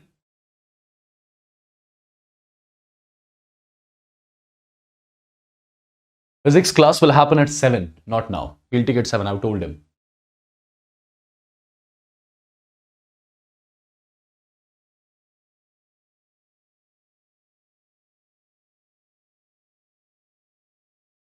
All right, all clear. One more hour, guys. Energy of the electron in the Bohr's orbit. See, for example, I've got an atom. This is the nucleus of the atom. And let's assume that atomic number of the atom of the element is Z. Z is the atomic number. This is the electron here, which is revolving around the nucleus, for example. The electron is revolving around the nucleus. Since the electron is revolving, electron is in motion. If the electron is in motion, can I say there will be definitely some kinetic energy associated with the electron? Absolutely, there will be some kinetic energy associated with the electron. Now, similarly, when the electron will be revolving, the nucleus will be attracting the electron towards itself, right? When the electron was here, nucleus will be attracting. When the electron was here, nucleus will be attracting. When the electron will be here, nucleus will be attracting. So there is force of interaction between nucleus and electron. And due to interaction, interaction gives rise to what? Interaction gives rise to potential energy. Interaction gives rise to potential energy, right? And similarly, if I ask you what about the total energy possessed by the electron in the nth Bohr's orbit, you will say it is the sum of kinetic energy possessed by the electron and the potential energy possessed by the electron. This is something which is evident, right? Kinetic energy is due to what? Is due to the motion, since revolving. Due to the interactions, potential energy arises in the system, and total energy will be the sum of kinetic and potential, right? Now, guys, let me give the direct results. Direct results I'm giving you, okay? Let me first of all tell you total energy possessed by the electron in the nth Bohr's orbit, which is represented by E. Total energy possessed by the electron in the nth Bohr's orbit. It is equal to minus 13.6 Z square divided by N square electron volts. Total energy possessed by the electron. Kinetic energy possessed by the electron in the nth Bohr's orbit. This is equal to plus 13.6 Z square divided by N square electron volts. Potential energy in the nth Bohr's orbit. It is equal to minus 27.2 Z square divided by N square electron volt. These are three results which I would want every one of you to remember directly. This is the total energy possessed by the electron.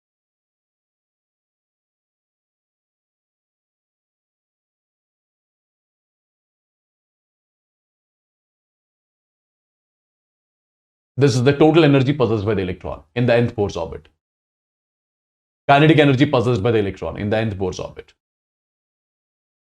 Potential energy of the system in the nth Bohr's orbit. Okay, perfect. Now, guys, one more thing. Well, first of all, from these particular results, you can directly relate them, right? You can relate them as well. See, this is minus, this is plus. Magnitude-wise, they are same. You can say total energy possessed by the electron in the nth Bohr's orbit, right? It is equal to minus times. It's equal to minus times the kinetic energy possessed by the electron in the nth Bohr's orbit, right? Which will be equal to what? Which will be equal to. Look at this particular result. Look at this particular result, guys. If you look at this particular result, I'll say potential energy is equal. I can write this result like this. 2 I'll write outside. Then I'll write minus 13.6 Z square divided by N square. Right? What is this particular term? This is total energy. So potential energy is basically equal to 2 times the total energy. Right? Minus 13.6 Z square by N square. That's the total energy. So potential energy is equal to 2 times the total energy. Or you can say total energy is equal to potential energy divided by 2. So total energy is equal to potential energy divided by 2. Right? Do remember this particular result as well. This is the total energy possessed by the electron in the nth Bohr's orbit. It is equal to minus times the kinetic energy, which is equal to potential energy divided by 2. Do remember this particular format as well. Okay? And it's simple. And my dear students, at the same time, whenever you will have to compare the energies of electrons in the two Bohr's orbits, total energies possessed by the electrons in the Bohr's orbits, how you are going to do it? E1 divided by E2 is equal to Z1 square. This is Z2 square multiplied by N2 square divided by N1 square. Right?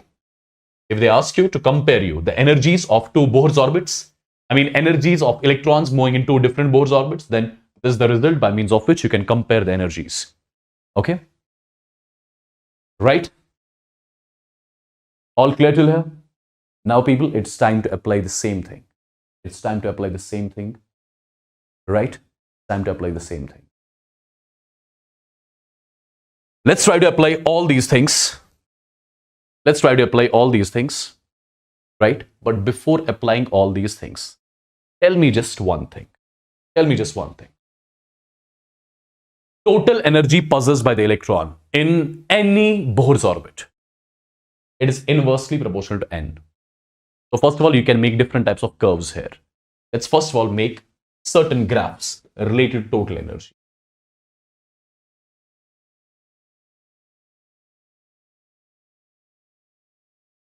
Graphs related to total energy possessed by the electron in the nth Bohr's orbit. What is your result? The result to calculate total energy in the nth Bohr's orbit is equal to minus 13.6 Z square divided by n square electron volts. Right? Now, my dear students, one by one we are going to make the graphs. First one, if for example I am keeping Z constant. If I am keeping Z constant. If Z is constant. If Z is constant, that automatically is telling you Z square is constant. That automatically is telling you Z square is constant. So at constant Z square, let me plot a graph. Let me plot a graph between En versus n square. Number one. Second, between En versus 1 by n square. You can make these curves. Absolutely, you can do that. First of all, have a look. You know the equation. Energy of the electron in the nth Bohr's orbit is equal to minus 13.6 Z square, and this is 1 upon n square. So first of all, E and n square, they are inversely proportional. They are inversely proportional, absolutely.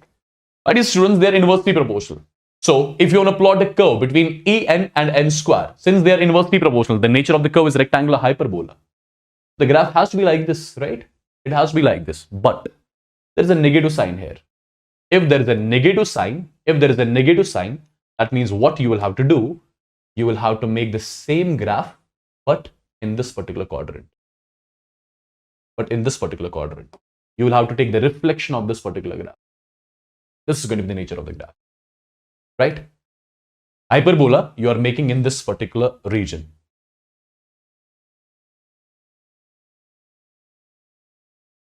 This is n square. And hyperbola you are making in this particular region. I hope this is clear. Second, En versus 1 by n square. En versus 1 by n square. You know it can be written as minus 13.6 Z square multiplied by 1 upon n square. So my dear students, En right now you are plotting along y-axis.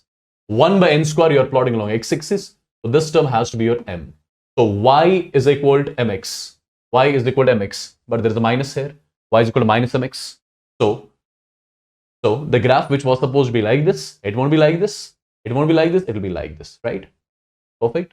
The graph will be like this because there's a negative sign. Perfect, because there's a negative sign. Okay, I hope this is also clear. Similarly, my dear students, if I do one more thing, if I keep n constant, keeping n constant, right? Keeping n constant. Let's try to make a graph between energy versus Z square. Similarly, one more graph between energy and Z. What do you think is the nature of the curve? If n is constant, that means n square is constant. You know it. If n is constant, that means n square is constant. Now, energy you are plotting along y-axis. Z square you are plotting along x-axis. So instead of Z square, you are going to write x. This is y, this is x, and this whole term is minus m. Y is equal to minus mx. Y is equal to minus mx. This is the graph. This is the graph, guys. Right? Y is equal to minus mx. Perfect. This is the graph here. Y is equal to minus mx. Perfect. Now similarly, En versus Z. Tell me one thing. En versus Z. This is y. Z you are plotting along x-axis. So instead of z, you'll write x. So this is x ka square. Y is equal to x ka square. Y is equal to x square is like this. But there is a negative sign. It has to be like this. Only what you are doing, you are just taking the reflection of the graph about your x-axis. Perfect. So these are your graphs which can be asked related to your energy. I hope again it's clear to everyone.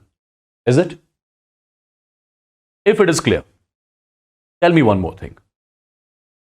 If it is clear, tell me one more thing. My dear students, this is the total energy possessed by the electron, right? Since total energy, it is inversely proportional to n. What does that mean? Does that mean on increasing n, E decreases? Does that mean on increasing n, E decreases? The answer is no, because there's a minus sign here. There's a minus sign here. See, it's evident, guys. It's very much evident. If you increase n, this particular term, if you increase n, that means you are increasing n square. And when you are increasing n square, that means z square divided by n square term. This whole term you are decreasing. If you are decreasing this term, that means this term you are decreasing. Which term? 13.6 z square divided by n square. This term you are decreasing. And if you are decreasing this term, multiplying with minus, that means this whole term will increase. And if this whole term will increase, what does that mean? That means energy of the electron in the nth Bohr's orbit will increase. Right? So as the n increases, energy of the electron in the nth Bohr's orbit increases. What does that mean? As the n increases, that means as the electron keeps on going far, as the n increases, as the electron keeps on going far, its total energy keeps on increasing. Right? Right, people? Is it clear? Is it clear, people? Let me know. Safari 76. Sir, you are not having the same energy. Do you want me to shout? With experience, you lower down the voice. You focus on the words which you speak, right? With inexperience, you shout. Okay?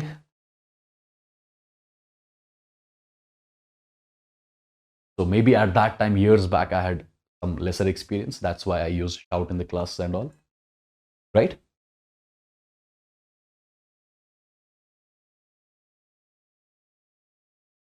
People, is it clear?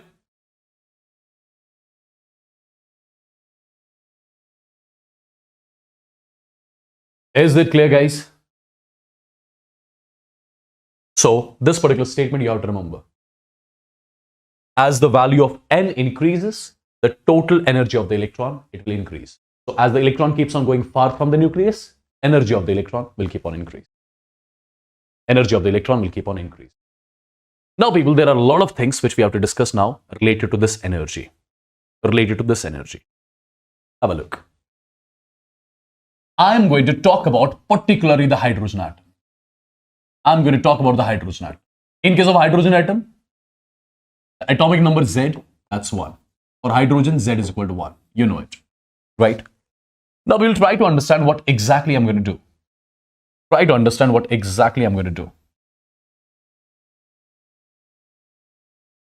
I'm going to make you understand some basic things, right?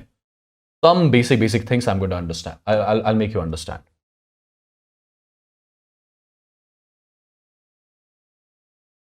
I won't be able to make them parallel.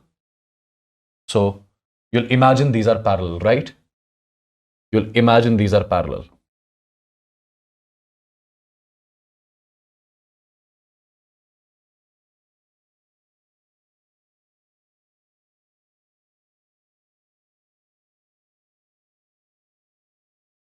You'll imagine these are parallel. Okay. I'm going to discuss about what? I'm going to discuss about the hydrogen atom, right? My dear students, since I'm talking about the hydrogen atom, let me call this as n is equal to 1. Let me call this as n is equal to 1. Let me call this as n is equal to 2 for hydrogen, n is equal to 3 for hydrogen, n is equal to 4 for hydrogen. This is n is equal to infinite for hydrogen. There are infinite orbits, you know it, right? Yeah. Now we will try to understand few things. Few things you have to understand. Let me first of all tell you this n is equal to 1. This is something which you call as ground state for hydrogen. This is the ground state of hydrogen.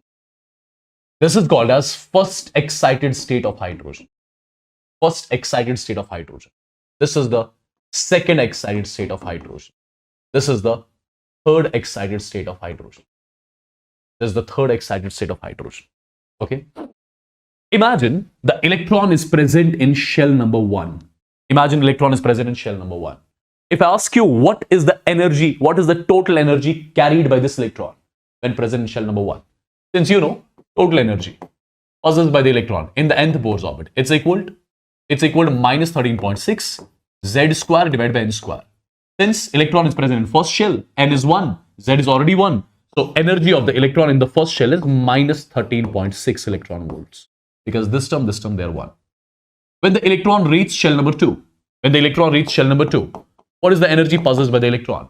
Minus 13.6, z is 1. Divided by n is 2, 2 ka square is 4. So minus 13.6 divided by 4. Minus 13.6 divided by 4, which comes out to be minus 3.4 electron volts. Right? When the electron reaches the third shell, energy carried by the electron in the third shell is equal to, put n is equal to 3, 3 ka square is 9. So minus 13.6 divided by 9 will be minus 1.85 electron volts. Right? When the electron is in fourth shell, energy possessed by the electron, this is 4 ka square, that is 16. So minus 13.6 divided by 16 comes out to be, I believe, minus 0.8 something. Let me check it. Minus 0.85. Minus 0.85.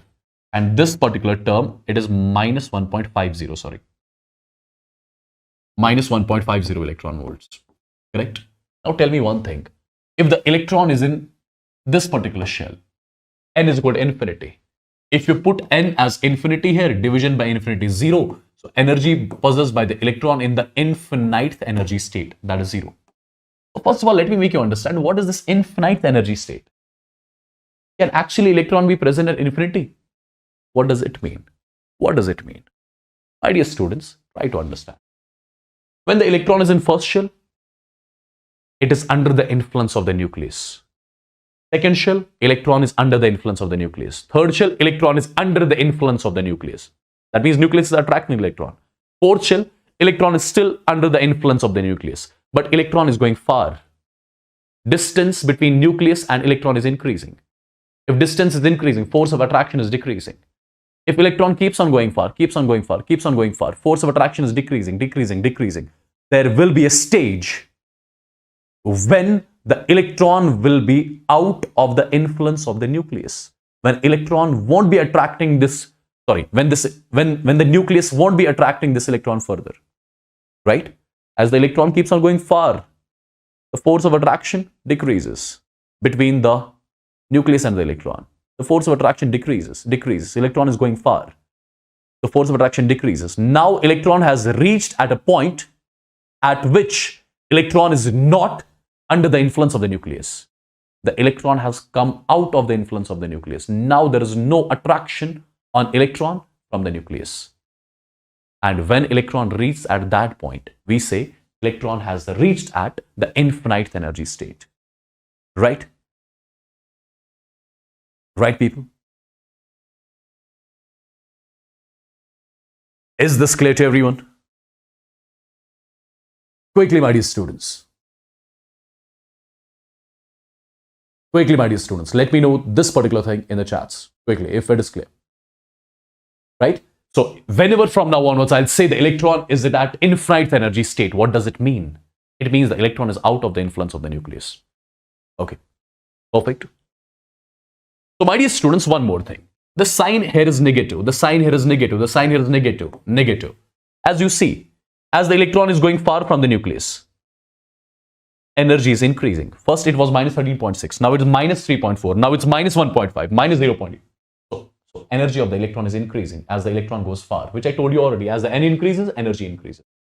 The maximum value of energy of the electron is at infinite energy state. That is 0. Right? Now, you must be thinking, energy cannot be negative. So, why this sign? Why this sign of negative?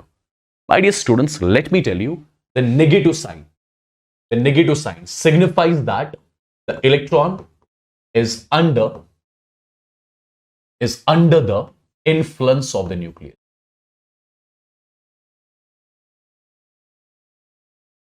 The electron is under the influence of the nucleus. Right?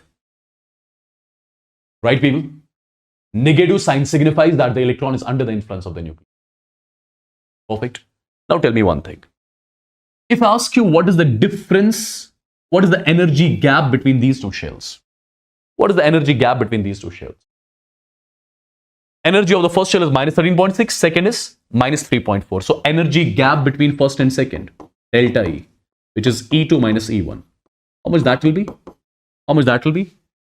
E2 minus E1. So minus 3.4 minus 13.6, right? The value comes out to be how much? This will be 2, right? This will be 2, this will be 0, this will be 1. 10.2 electron volts. What is this 10 electron volts? It is the energy gap between the first and the second shell, right? And I hope you got to know how I calculate this energy gap. So energy gap between first and the second shell, that is 10.2 electron volts. Energy gap between second and third, 1.89 electron volts. It is simply E3 minus E2, right? Energy gap between first and third, E3 minus E1, this much. Energy gap between first and fourth, this much. Perfect. My dear students, if you understand one thing, the energy gap between first and the second shell was 10.2 electron volts. The energy gap between second and third, it has decreased. The energy gap between third and fourth, it will further decrease. Fourth and fifth, it will further decrease. So energy gap between the two consecutive shells, or I will say the energy gap between the successive shells, it keeps on decreasing. It keeps on decreasing, right? It keeps on decreasing. I believe it's clear to everyone. Right, people? Is it clear? Say yes or no in the chats. So as the number of shells increase, the energy gap between the successive levels, that decreases. Do remember this particular point as well. I hope this is clear to everyone. Right? Perfect. Now, my dear students, same scenario, whatever I showed for hydrogen atom. If you will be having a hydrogen-like atom, imagine you will be having a hydrogen-like atom. Hydrogen-like means there will be some atomic number, right? This is the diagram for the hydrogen-like atom. The energy of the electron in the first shell will be minus 13.6, Z square, N is 1, right? You cannot neglect Z in the formula. Perfect, you cannot neglect Z in the formula. Right? Because you have got hydrogen-like, like He positive. You cannot neglect Z there. Z is not 1. For example, Be tri-positive, Z is not 1. So this is the energy in general. This is the energy possessed by the electron in the first orbit of hydrogen-like atom. Second orbit, third orbit, fourth orbit, and here will be infinite energy state. Perfect, infinite energy state. Now, my dear students, here the difference between the first two. The magnitude-wise, everything is same. Magnitude-wise, everything is same. It is just you have to add Z square with every value. Right? This was 10.2. Here it's 10.2 Z square. Here it was minus 13.6 electron volts. And here is minus 13.6 Z square. So you have to add Z square everywhere. Perfect. I believe this is clear to every one of you. And my dear students, if I ask you one more thing, I've told you one important thing. When the electron makes a transition from lower energy state to higher energy state, lower to higher, what is going to happen to electron? Lower to higher, it's going to absorb energy. Imagine the electron has to go from 1 to 2, lower to higher. The electron has to absorb energy. How much? This much amount of energy electron has to absorb. And if the electron comes back from 2 to 1, the electron is going to emit energy. How much? This energy gap, same energy gap. This much amount of energy electron will emit now in the form of radiation, in the form of photon, which will be having some wavelength, some frequency, right? Clear, people? For example, the electron has to go from 1 to 3. Lower to higher. Energy is absorbed by the electron. How much energy is absorbed by the electron? Whatever is the energy gap between these two shells. same amount of energy electron has to absorb, then only it will go from 1 to 3.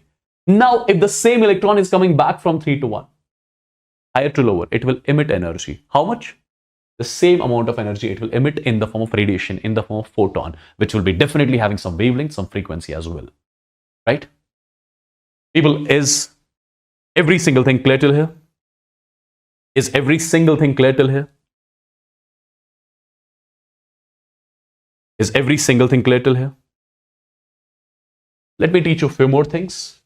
Let me teach you a few more things, few more important things. Have you heard about something called as ionization energy?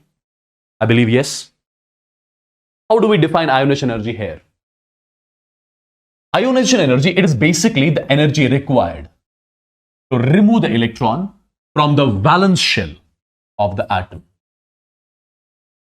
The amount of energy which is required to remove the electron from the valence shell of the atom when the atom is present in isolated gaseous form. Leave that isolated gaseous form aside. You'll get that in periodic classification. But right now, I have to focus on one thing. I have to take the electron out from the valence shell of the atom. I have to take the electron out from the valence shell of the atom. What does that mean?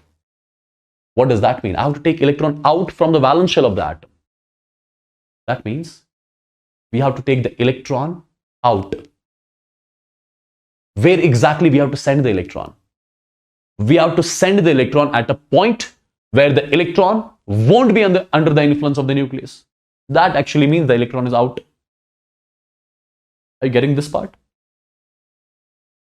The electron has to be removed from the valence shell of the atom, right? Electron has to be removed. That means the electron has to be out of the influence of the nucleus. When can the electron out of the influence of the nucleus? When we send the electron infinite energy state, right? When we send the electron to the infinite energy state, I believe you are understanding me properly, right? Now we will try to understand. Since if I talk about hydrogen atom, I'll make it clear with time. Just wait for it. If I talk about hydrogen atom contains just one electron, and that one electron will be present in the first shell. So if you ask me like this, you have got the hydrogen atom. It just has got one electron.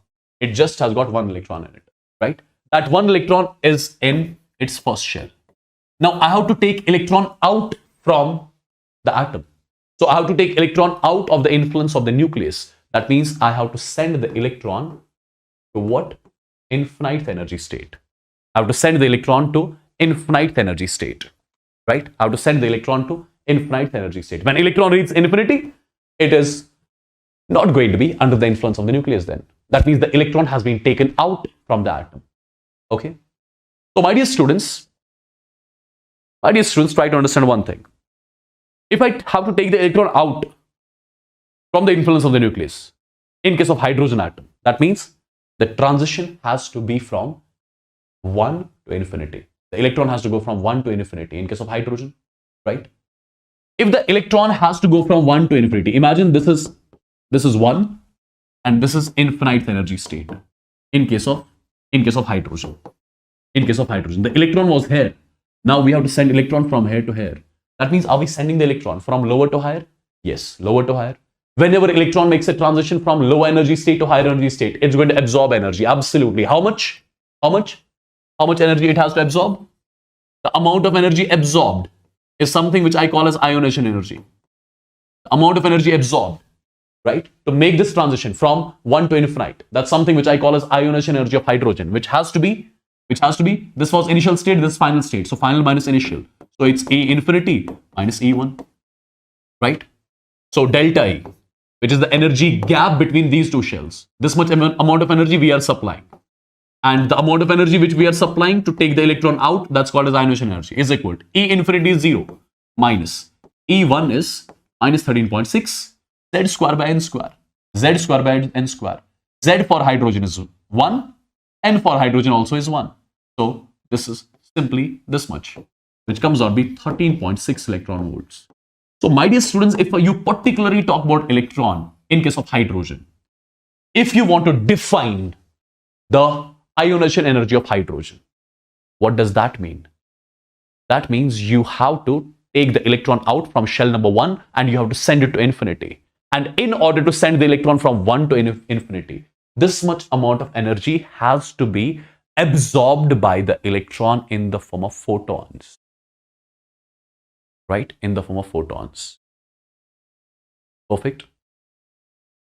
Agreed? Aligned with this? Now understand one more thing.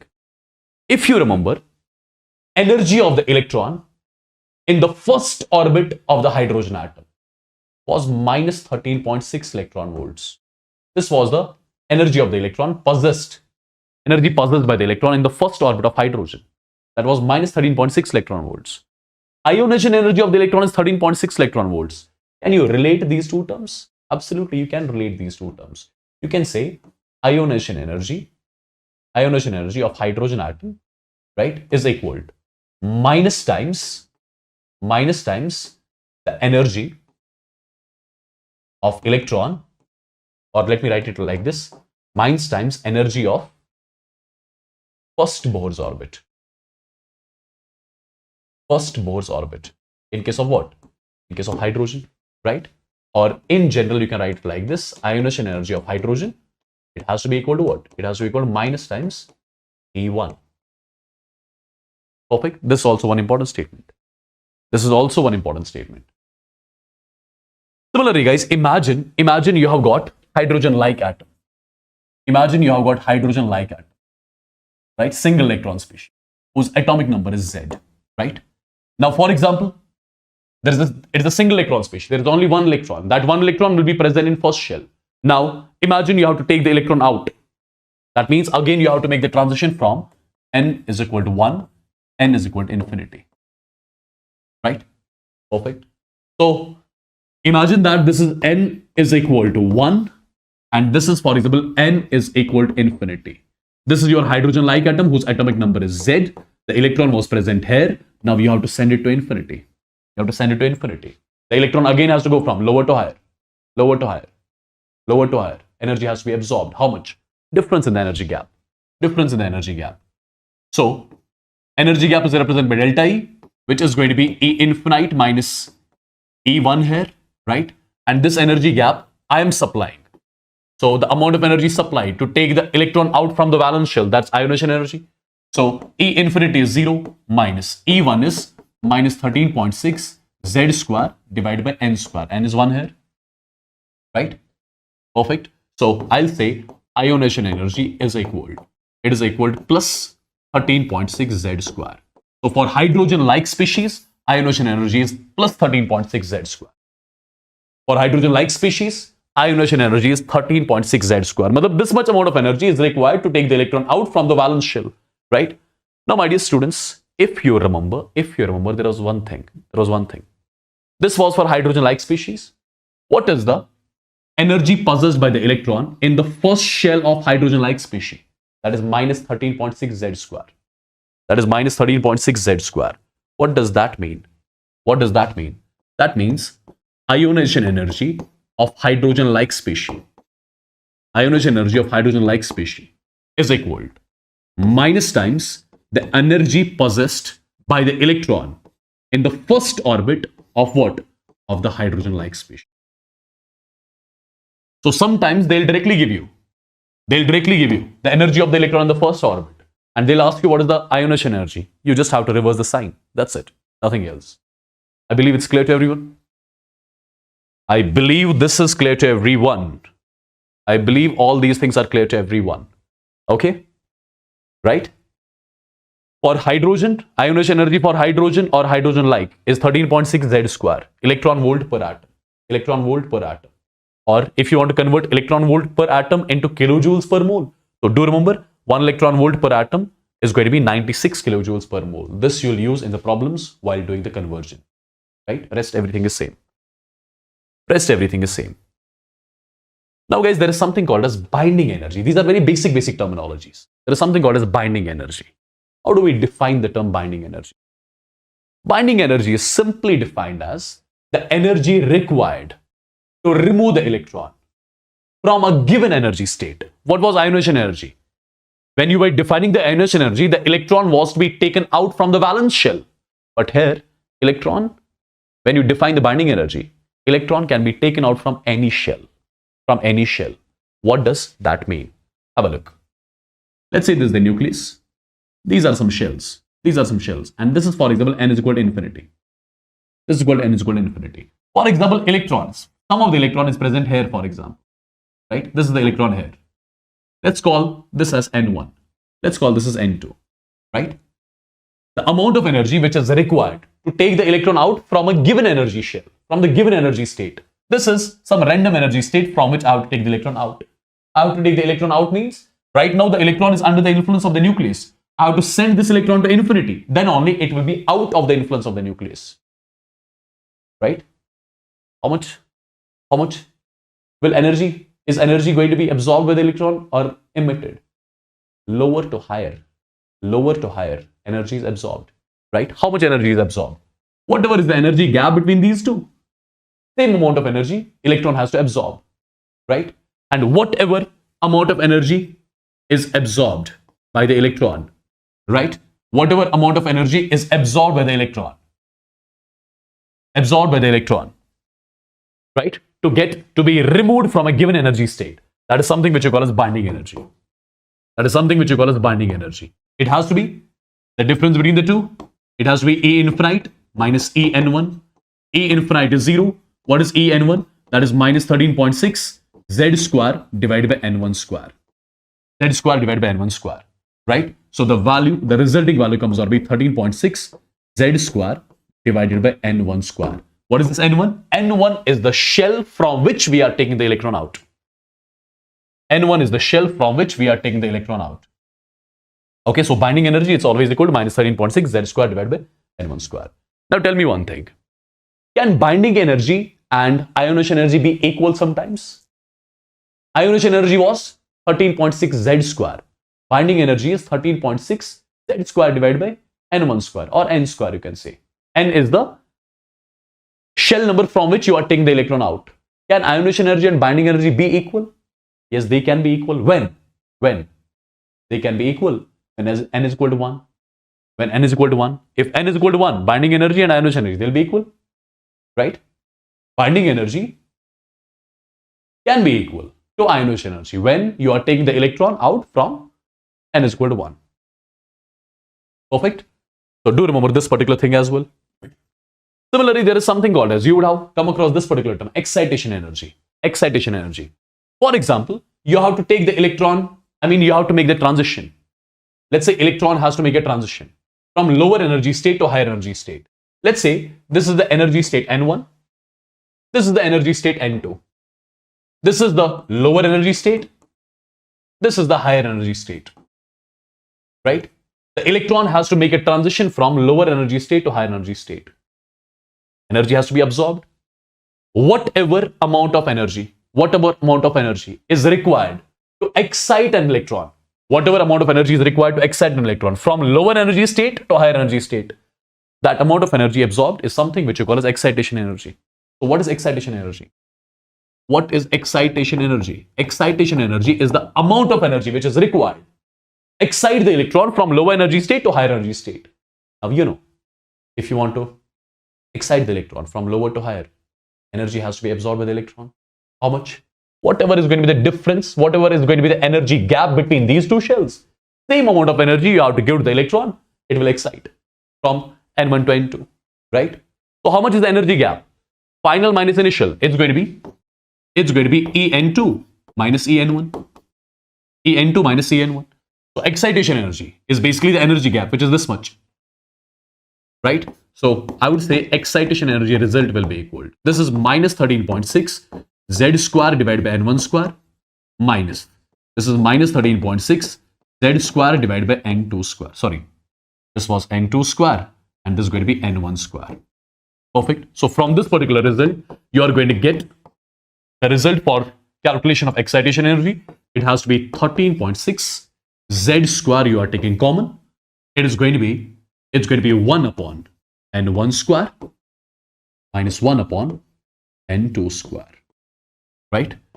This is the formula by means of which you can calculate the excitation energy of the electron. The amount of energy which is required to excite the electron from lower energy state to the higher energy state. Perfect, people?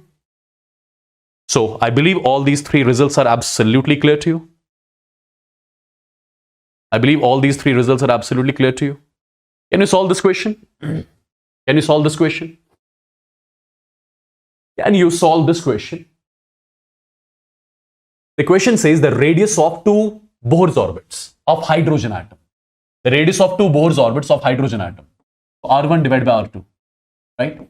It is equal to 4 divided by 9 for hydrogen. The energy difference between them may be. He's using the term may be. E1 by E2 you have to calculate. Right? Since we are talking about two energy states of hydrogen. We are talking about two energy states of hydrogen. That means we have got one atom. So Z will get cancelled. So R1 is basically R0 n square by Z. It was supposed to be like this. R0 and 1 square divided by Z1. R2 was R0 and 2 square divided by Z2. It is equal to 4 divided by 9. But since the atom is same, it is just in the same atom, they are talking about two different shells, right? So Z1, Z2 is same. Hydrogen, R0, R0 cancelled. So N1 divided by N2 ka square is equal to 4 by 9, which has to be 2 divided by 3 basically, right? 2 divided by 3. So if N1 by N2 is 2 by 3, that means N1 is 2x, N2 is 3x. That means N1 is 2x and N2 is 3x. So N1, if x is equal to 1, that means 2, this will be 3. If x is equal to, for example, 2, this has to be 4, this has to be 6. If x is equal to 3, this has to be 6, this has to be 9, right?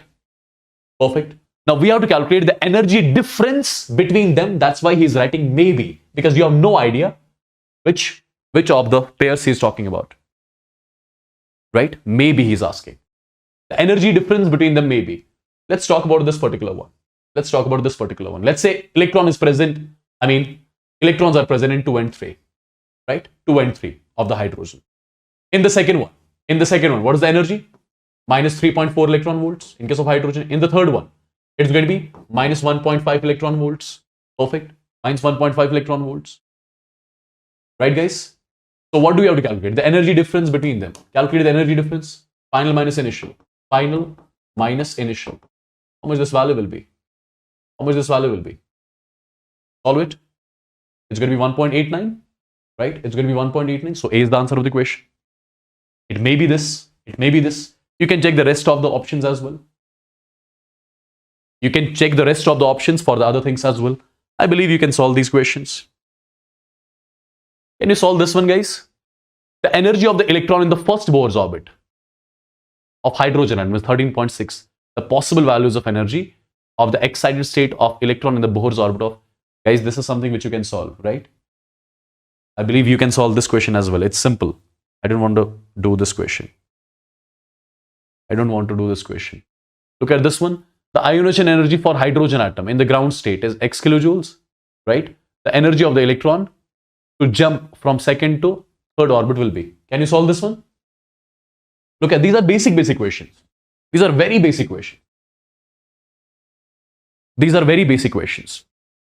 As per the question, the ionization energy of the hydrogen atom. The ionization energy of the hydrogen atom is how much? X kilojoules.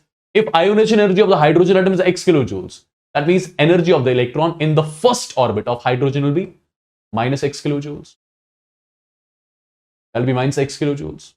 Correct? That will be minus x kilojoules. What is energy formula? Minus 13.6 n square by z square. But guys, can't you solve this one? Is it required? Do you really want me to solve this question? I hope you got the idea. Can you solve this one? Same procedure it is. Say yes or no once in the chat. Quickly, everyone. So mark this also as the homework question. Because it's basic, guys. It's basic. Same concept I'll be using. You know, ionization energy is equal to minus times the energy of the electron in the first orbit. I'll be getting that, then second, then third, etc. Easily you will calculate this one. The potential energy of the electron present in the ground state of B tri positive ion is. Don't look at the option, right? By looking at the option, you might think this question is tough or something, but it's not tough, guys. It's easy. So let me show this one because maybe you'll get frightened after seeing the options. So we have got B dry positive, right? And he's asking about the ground state of B dry positive, the potential energy. Potential energy. Do you remember one of the results to calculate potential energy? It is equal to minus K Q1 Q2 divided by R, right? This potential energy formula you would have studied. For example, this is the nucleus of the atom whose atomic number is Z. So what is the charge present inside this nucleus, which is Q1? That will be Z times E. This is electron whose charge is here E, right? I'm just talking about the magnitude of the charges. Now guys, have a look. U is equal to minus K. Q1 is going to be ZE, Q2 is going to be E, so it is ZE square divided by R. Now this K, you know, it is 1 upon 4 pi epsilon naught. This is ZE square divided by R, right? Since he is talking about beryllium, hydrogen, helium, lithium, beryllium, or beryllium Z value is 4. 4 gets cancelled. So it is E square divided by pi epsilon naught R with the sign minus. Is there any option like that? Right? Do not get frightened with the options. These are very simple and basic questions, guys. These are very simple and basic questions. Look at this particular question. See what the question says. Radiation corresponding to transition from n is equal to 4 to n is equal to 2 in hydrogen falls on the metal of work function 2.5 electron volts. Maximum kinetic energy of the photoelectron. It's again a simple question only. Imagine you have got the hydrogen atom. This is n is equal to 4 for hydrogen. And imagine this is n is equal to 2 for hydrogen. The electron is moving from 4 to 2. The electron is making a transition from higher to lower energy state. Perfect. So it is going to emit energy. So first of all, tell me how much energy it will be emitting. How much energy it will be emitting. The difference between the two. The energy gap which you'll be getting from here. Let's first of all calculate energy possessed by the electron in the second Bohr's orbit. You know, E is nothing. E is just minus 13.6 Z square divided by N square. So it has to be minus 13.6. Z is 1. N ka square. So 2 ka square is 4. So it is minus 3.4 electron volts. So here it is minus 3.4 electron volts. Energy of the electron here, it's going to be minus 13.6 divided by N square. 4 ka square is 16. Which will come out to be minus 1.5 electron volt. Perfect. Now, calculate the energy gap. Energy gap is final minus initial. Initial is 1.5. So how much it will be? It will be, I think, minus 1.89 electron volts approximately. Right? How much is it going to be? Minus 1.89 electron volts. This minus signifies that energy is emitted by the electron when it's making a transition. So if I ask you how much energy is being emitted here, how much energy is being emitted by the electron? 1.89. Guys, you can see the calculation afterwards, right? The electron is going from 4 to 2. 4 to 2. Look at this particular diagram. The electron is going from 4 to 2. The electron is going from 4 to 2, right? The electron is going from 4 to 2. 4 to 2, right? Oh, sorry. This was E4 was minus 0.85. I have done a mistake. That was minus 0.85. I wrote minus 1.5. Sorry. That was, let me check it again. E4 is minus 0.85. Minus 0.85. So E4 was, sorry, this was minus 0.85 electron volts, right? All the calculation is wrong, right? Okay, so the electron was, first of all, n is equal to 4, from n is equal to 4 to n is equal to 2, right? The electron will be going from 4 to 2, so that means the electron will be emitting energy. How much energy electron will be emitting? Delta E, right? Final minus initial. Final is minus 3.4. Initial is minus 0.85, right? Now do the calculation. 3.40 minus 0.85. How much that is? 10 minus 5, 5. This is 5, so 2.55 electron volts. And the sign minus, so 2.55 electron volts. Correct? Now try to understand. This minus sign signifies that energy is emitted. How much energy is emitted? 2.55 electron volts of energy is emitted. Now, whatever energy is emitted by the electron while making the transition, that amount of energy is falling on the metal. This much amount of energy, these 2.55 electron volts, it is falling on the metal whose work function is given to us. whose work function is 2.5 electron volts. Whose work function is 2.5 electron volts, right? So how much is the incident energy? Incident energy is 2.55 electron volts. How much is the work function? 2.5 electron volts. You know, incident energy is equal to work function plus kinetic energy maximum. So from here, you can easily calculate maximum kinetic energy, right? So maximum kinetic energy has to be equal. This is 2.55 minus 2.5, which comes out to be 0.05 electron volts. So this is the maximum kinetic energy with which the photoelectron will be moving in electron volts. But you do not have to calculate the answer in electron volts. You have to calculate it in joules. And you know, 1 electron volt is 1.6 into 10 raised power minus 19. As simple as that. So multiplying the last thing by 1.6 into 10 raised power minus 19, you'll be getting the answer in joules. Is every single thing clear? My dear students, this particular term spectrum, I'm sure all of you would have come across this particular term spectrum. Let's exactly get to know what the spectrum is all about and what all things we have to remember in this particular spectrum. My dear students, spectrum is defined as, the collection of radiations of different wavelength on a photographic plate. On a photographic plate. The collection of radiations of different wavelengths on a photographic plate. What is meant by it? How can we understand this particular term? Let's have a look, people. Let's have a look. For example, just to make you understand, let's say I'm taking a prism over here. Let's say this is the prism which I'm taking over here. Right? My dear students, let's assume that I have got a white light. Which is incident on this prism. This is your white light, for example. This is the white light which is incident on the prism. Now, what this prism is exactly going to do? This prism is going to split this white light into 7 different colors. You know that? This prism is going to split the white light into 7 different colors. Perfect. 1, 2, 3, 4, 5, 6, and let's call this as 7. This prism is going to split the white light into 7 different colors. And I'm sure you all know what colors these are exactly. Right? This is your, for example, violet, indigo, B, G, Y, O, and R. Perfect. This prism is going to split the white light into 7 different colors. Right? Or I can say it like this. The prism is going to split this white light into 7 different wavelengths. These are 7 colors basically, and every color has got a particular wavelength over here. Red will have a particular wavelength, right? Orange will have a particular wavelength. Yellow will have the particular wavelength. Every color over here, every radiation over here has got a particular wavelength basically. Now, my dear students, imagine that I have kept a photographic plate over here.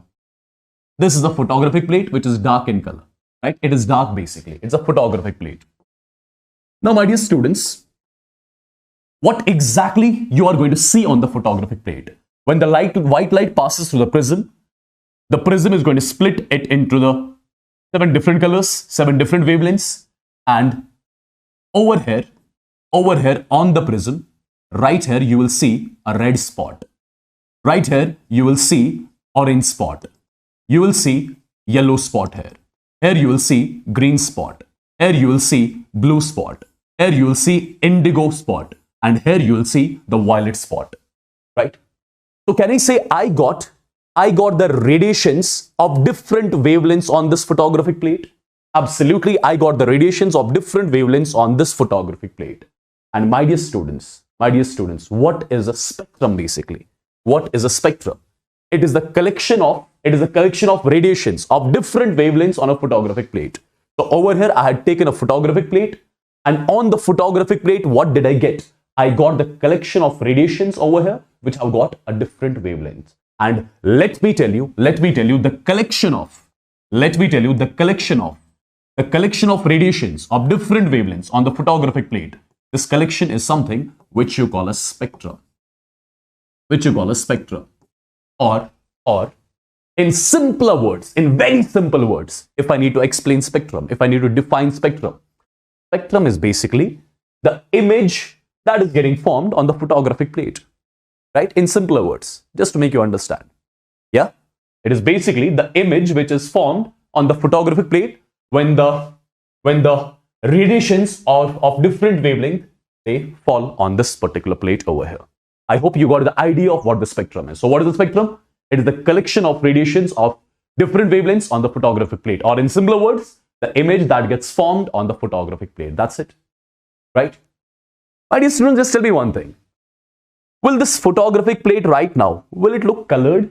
Absolutely, this photographic plate will look colored to us, right? Because over here, there will be a red spot, orange spot, yellow spot will be here, green spot will be here. So this photographic plate, it will look colored to us basically. If you look at this photographic plate, it will look colored to you, right?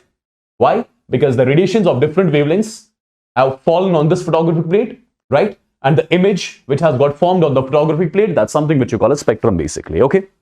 Now people, the spectrum which we are talking about, the spectrum, the collection of radiations of different wavelengths on the photographic plate, that's what you call a spectrum. Now people, this spectrum, we are going to classify into two types.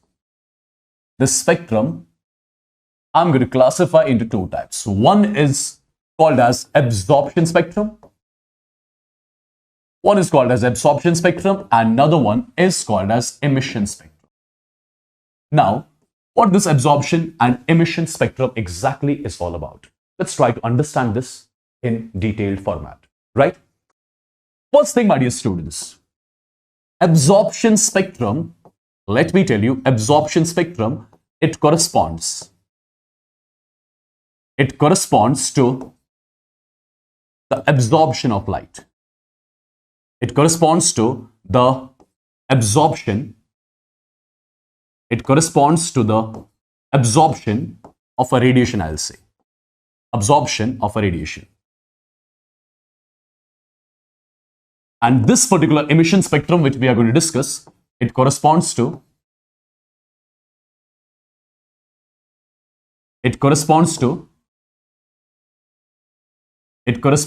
emission of radiation. It corresponds to emission of radiations. Now, what it means exactly? How can we understand this? Let's try to say exactly. See guys, for example, I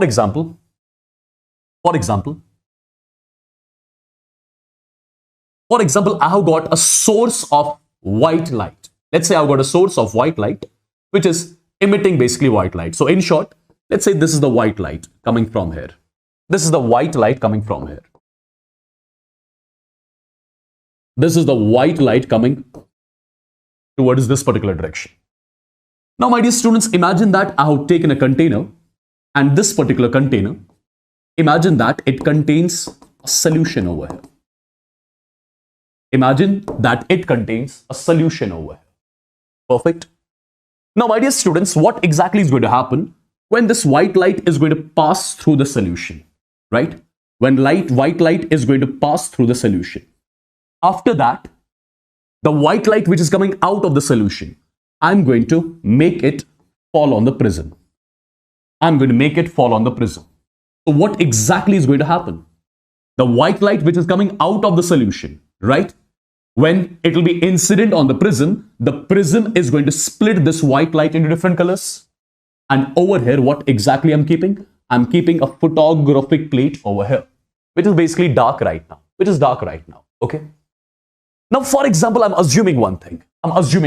Understand. Since this white light, it consists of 7 different wavelengths. Right? This white light, it consists of 7 different wavelengths. Correct? 7 different wavelengths. Now, let's assume that when this white light goes into the solution, let's assume that out of 7 different wavelengths, let's assume the solution absorbs 2 of the wavelengths. Let's assume that the solution which I've taken in the container, it absorbs 2 of the wavelengths. So first of all, how many wavelengths we had in the beginning? 7, right? V, I, B, G, Y, O, R, right? For example, I'm assuming this particular solution is absorbing your blue radiation and green radiation. Let's assume that. Let's assume this particular solution, it's absorbing blue and green. Perfect. Now imagine if there were 7 different wavelengths in the white light. Now the white light passes through the solution absorbs 2 of the wavelengths. Now, my dear students, the light which comes out of the solution, how many wavelengths it will contain? It will contain 5 wavelengths. It will contain 5 wavelengths basically, right? Now, this particular light which is coming out of the solution, which contains 5 wavelengths, I'm making this light incident on this particular prism. Now, what this prism is going to do? It is going to split this light into how many colors?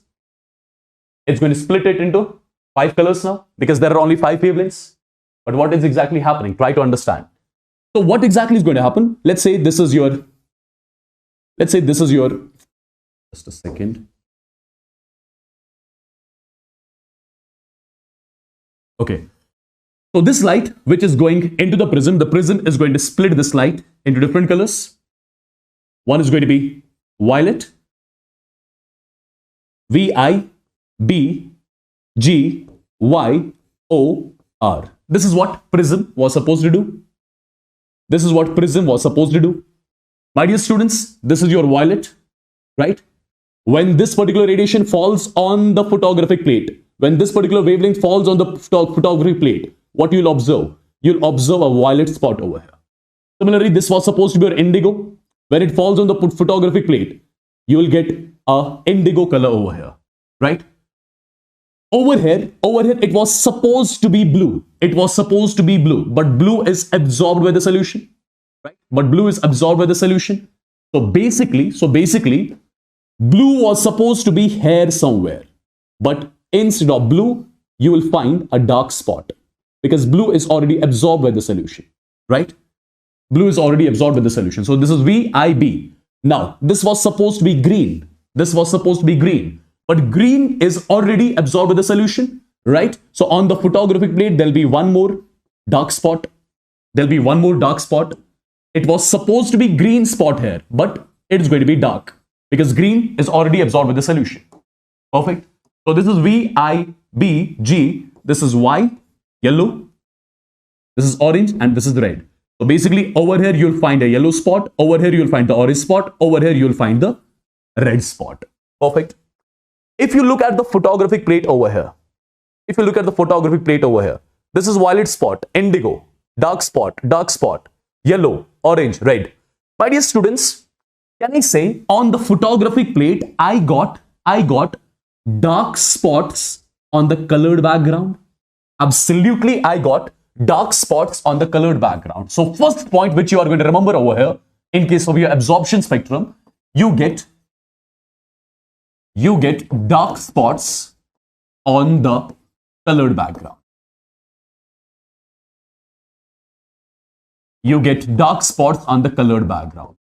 the point is, why do we get these dark spots on the colored background? That is your question. My dear students, what happened exactly when this white light goes into the solution, right? The solution absorbs 2 of the radiations. One is blue, one is green. The solution absorbs 2 of the wavelengths, blue and green. Now, my dear students, solution consists of atoms basically, right? And in the atoms, what do we have? We have got electrons. What is this blue and green basically? These are the radiations which will be having certain energy. So I must say the atoms in the solution, they are going to absorb these 2 energies. They are going to absorb the blue radiation, green radiation. They are going to absorb this blue wavelength, green wavelength, right? They are going to absorb these 2 energies over here. And my dear students, you know, when energy is absorbed by the atom, what happens? Electron moves from low energy state to higher energy state. So basically, these are the wavelengths which are basically absorbed by the electrons in the atoms of this particular solution. So these wavelengths are absorbed by the electrons in the atoms. And you know, when electron absorbs energy, what it does? It moves from low energy state to higher energy state. So can I say these 2 wavelengths are used for the excitation of electron? Yes. Can I say these 2 wavelengths are used for the excitation of electron? Perfect. So these two energies have been absorbed by the electrons in the atom. So what has happened? When the electron absorbs energy, it moves from low energy state to higher energy state. So these two wavelengths have been used for the excitation of electrons in the atoms. Right? That's the reason why you got dark spots over here. It was supposed to be blue and green, but it won't be blue and green here. These will be dark spots here. Perfect. So whenever you see such kind of the spectrum where you have dark spots on the colored background, this photographic plate, the image formed on the photographic plate right now, which consists of dark spots on the colored background, this is something which you call as the absorption spectrum. I hope you got the idea of what this absorption spectrum is all about. Now, let's talk about the emission spectrum. My dear students, emission spectrum, it corresponds to emission of radiations. Right? It corresponds to emission of radiations. Now, for example, let me write one statement over here. I say a source of light. Let me write it like this. A source emits the light.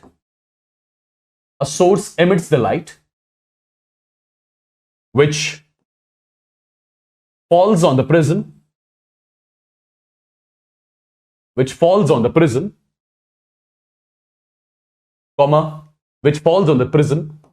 Gets splitted into different wavelengths. What does this particular statement mean? Before talking about this particular thing, let me tell you, your source of radiation, it can be anything. It can be bulb. Your source of radiation can be bulb. It can be sun, right? It can be your excited atom. So the source of radiation, first of all, it can be your bulb, it can be sun, it can be excited atom. Now try to understand it like this. Let me erase this part. Try to understand like this. Let me make it very simple for you.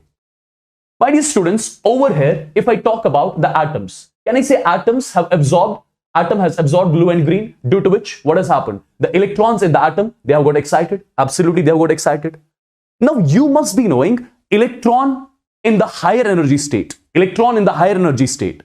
it is considered to be very less stable. Electron in the higher energy state, it resides only there for 10 raised power minus 8 seconds. When the electron goes from lower energy state to the higher energy state, because of the absorption of energy, the electron in the higher energy state, it just resides there for 10 raised power minus 8 seconds. Because electron in the higher energy state, it's considered to be unstable. So what will happen? No doubt, the electron absorbed the wavelengths over here. It got excited. But in the excited state, electron is very unstable. So it is going to jump back. Now, my dear students, when the electron jumps back from the higher energy state to the lower energy state in the excited atom, when the electron makes a transition from high energy state to lower energy state, can I say it's going to emit the radiations? Right? It's going to emit the radiations.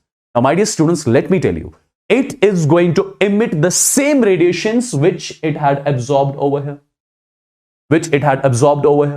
So if I ask you now in case of emission spectrum on the photographic plate, will you see all the 7 wavelengths? Will you see 5 wavelengths? Or will you see just 2 wavelengths? You will just see 2 wavelengths. Which all wavelengths? The wavelengths which the atoms absorbed over here, right? One is going to be your blue, and one is going to be your green. Perfect. So over here, if you look, this is a blue colored spot. This is a green colored spot, for example. Can I say on the dark background we are seeing the colored lines, right?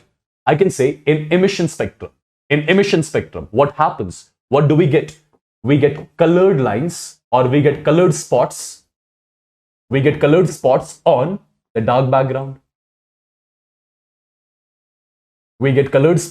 the dark background. And my dear students, whenever you see this kind of the image, whenever you see this kind of the image on the photographic plate, wherein on the dark background you have got colored spots, this particular image, this particular spectrum, which corresponds to emission of light, this is something which you call as emission spectrum. This is something which you call as emission spectrum. Perfect. So first of all, what happened? This solution absorbed two of the wavelengths, right? By means of which electrons got excited.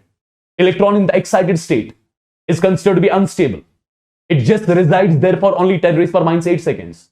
So it jumps back from higher to lower. It's going to emit the same radiations which it had absorbed, right? And those two wavelengths I'm showing over here on the photographic plate. Yes? Perfect. So what did we observe on the photographic plate? We observed colored spots on the dark background. Whenever you see such kind of the image on the photographic plate, wherein you have colored spots on the dark background, this particular spectrum, this particular collection of radiations of different wavelengths, this is something which corresponds to emission spectrum. Right? Perfect. This is something which corresponds to emission spectrum. And my dear students, first absorption happened, right? Electrons got excited, then the excited electron came back. It emitted radiation.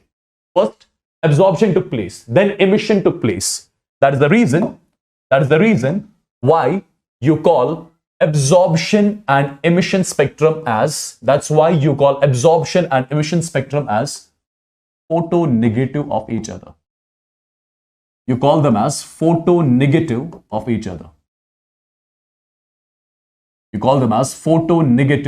each other. I hope this particular scenario till here is clear to you. Let me know in the chats quickly.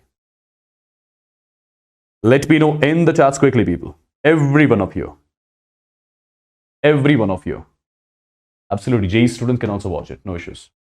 I hope you got the clear-cut idea of the absorption and emission spectrum, right? Which you would have come across many a times. Okay. Perfect, people. Say yes or no in the chats quickly. Everyone. So in absorption spectrum, you get dark lines on the colored background. In emission spectrum, you get colored lines on the dark background. Now, this emission spectrum, we are further going to classify into two types. One is called as continuous spectrum. In case of continuous spectrum, you cannot differentiate the colors on the photographic plate like your rainbow. Can you differentiate all the 7 colors in the rainbow? No, you cannot differentiate. The colors are merged into each other. Let's say this is a photographic plate. The colors are merged into each other, right? You cannot differentiate the colors over here. Whenever you see this kind of the spectrum, whenever you see such kind of the emission spectrum, in which you cannot differentiate the colors, you call this particular spectrum as the continuous spectrum. Second is discontinuous. In the discontinuous spectrum, the colors can be differentiated, right? That means on the photographic plate, in case of discontinuous spectrum, you can differentiate different colors. But in case of continuous spectrum, on the photographic plate, you cannot differentiate the different colors. They'll be merged into each other, right? Now, this discontinuous spectrum, it is further of two types. One is band spectra, one is the line spectra. In case of band spectra, what do you observe? You get a band of colors. For example, this is a red band from here to here. Let's assume. Let's say this is the red band from here to here. Let's say this is green band from here to here. You get band of colors in case of the band spectra. In case of line spectra, you get discrete lines. You get discrete colors over here. You get discrete colors over here on the photographic plate. Perfect. I believe all these things are absolutely clear to you. Now, people, if this general definition of spectra is clear to you, let's try to understand the actual stuff from which the questions are asked.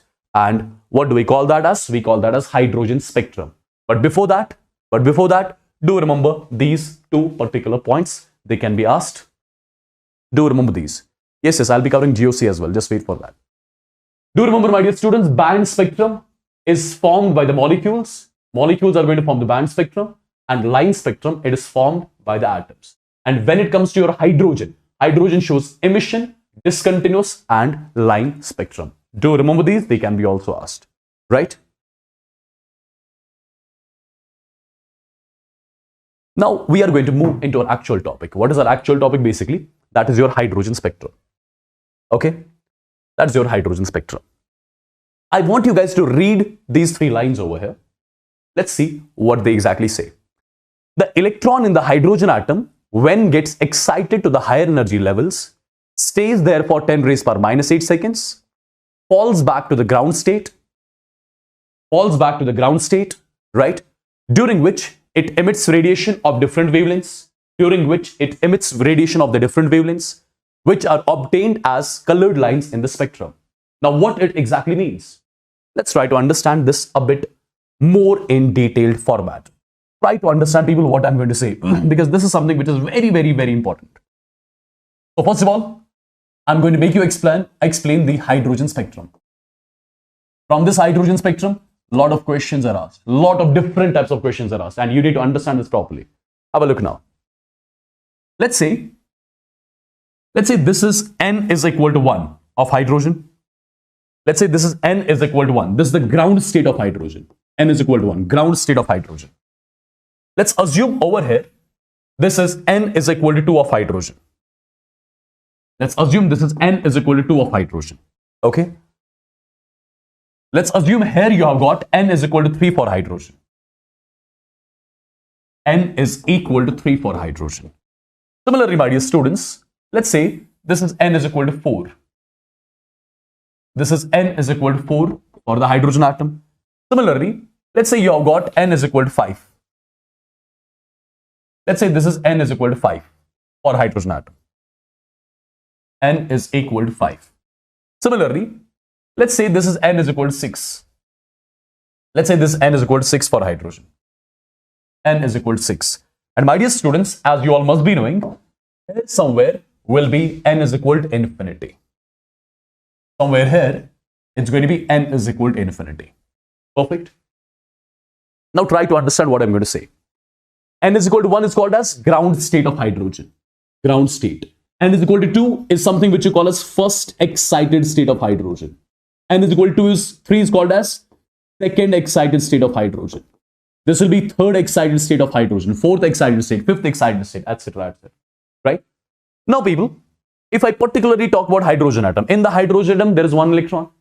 There is one electron. Let's assume that one electron was here. Assume that one electron was here. For example, this electron, it absorbed some energy.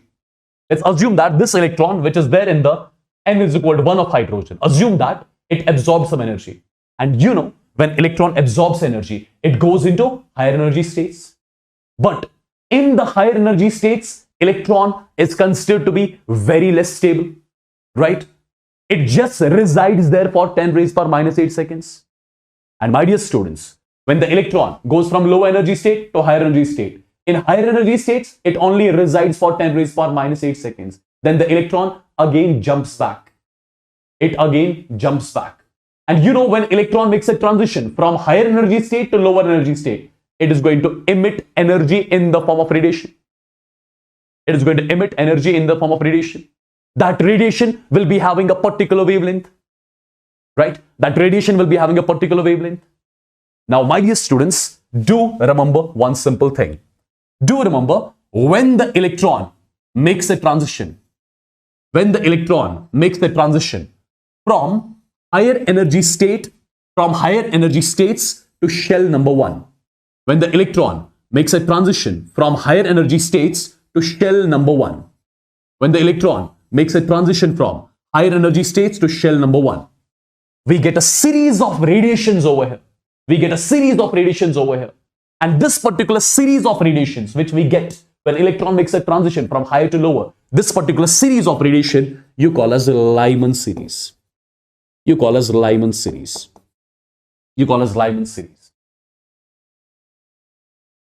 my dear students, let me tell you, whatever radiations we get in Lyman series, these radiations, they fall into ultraviolet region. Anyways, I'm going to talk about that more in detail in some time. So from now onwards, whenever I'll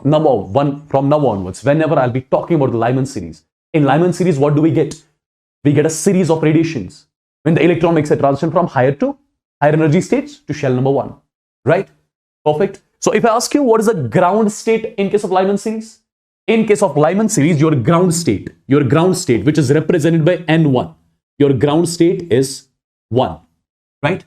And your higher energy states, which I'm representing with N2, it can be 2, it can be 3, it can be 4, it can be infinity.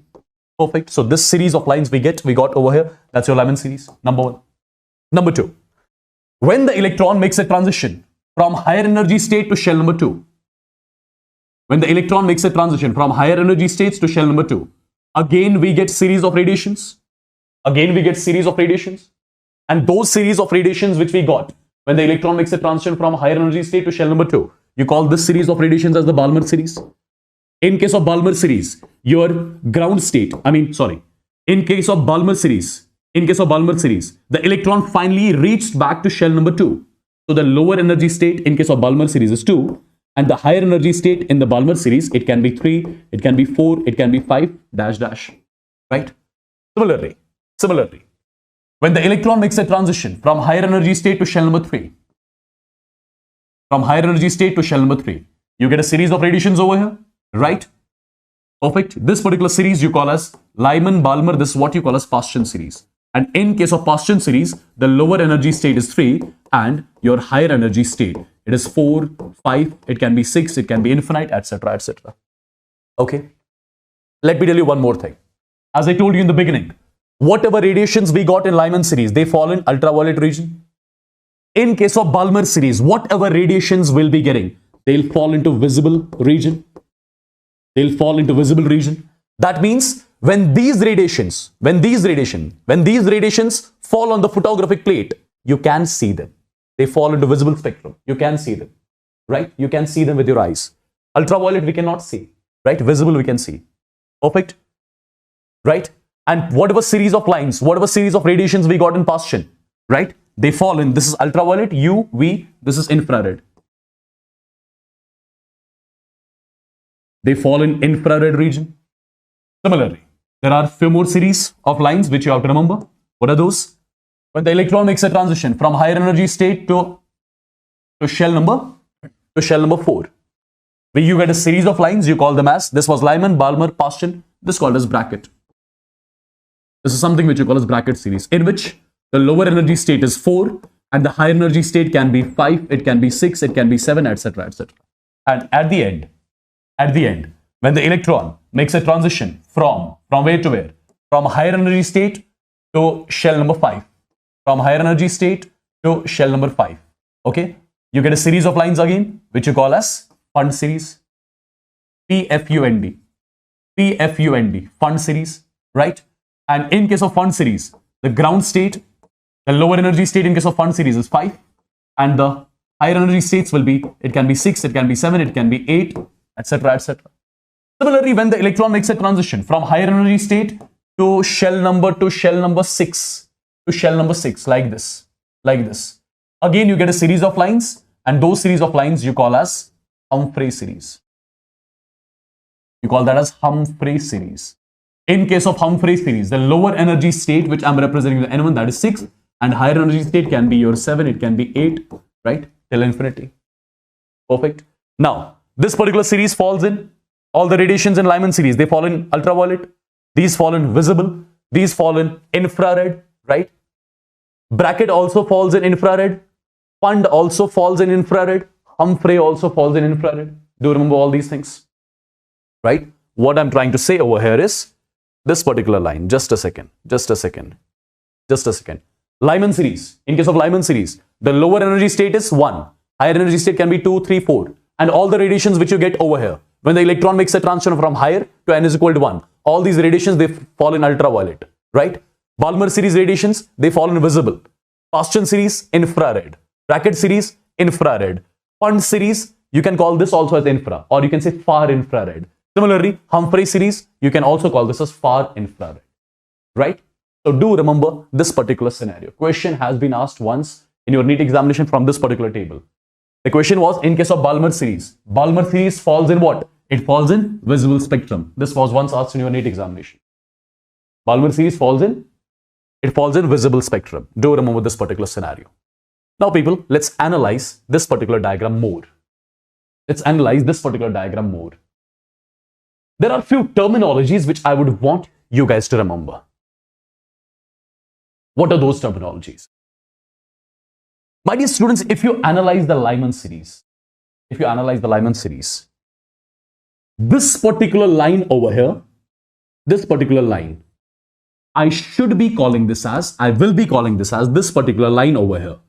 I'll be calling it either as H alpha line, H alpha, or I will be calling it as first line of Lyman series. I'll be calling it as first line of Lyman series, or you can call it as H alpha line. Similarly, this particular line from 2 to 1, this is something which I call as, this particular line is something which I call as second line of Lyman series, or you can call it as H beta line. You can call it as H beta line, right? Similarly, this particular line over here, this particular line in the Lyman series, you will be calling it as third line of Lyman. You'll be calling it as third line, or you'll be calling it as H gamma line. Similarly, fourth line, fifth line, etc., etc., right?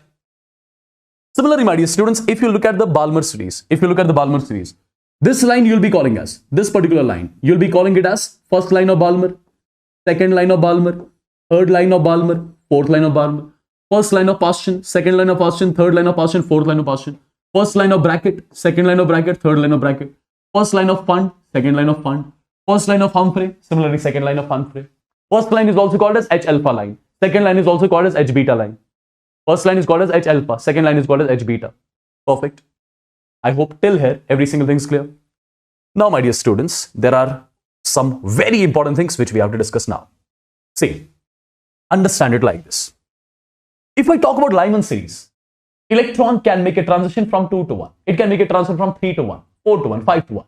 And you know, when the electron makes the transition from higher energy state to lower energy state, it emits energy in the form of radiation. That radiation will be having some frequency. That radiation will be having some wavelength, right? How do we calculate? How do we calculate the wavelength, the frequency, the wave number of the radiation which is emitted or absorbed, during the transition of the electrons? How do we do that? That's important, guys. For that purpose, what I'll be doing, I'll be introducing a result. I'll be introducing a formula which is called as a Rydberg's formula. I'm going to introduce a result over here. I'm going to introduce a formula over here, that is the Rydberg's formula. I'm not going to derive it. I'll just give this formula and show how it's to be applied in the questions. This Rydberg's formula, why it's used? Why am I going to give you this result? I'll say this formula is used to calculate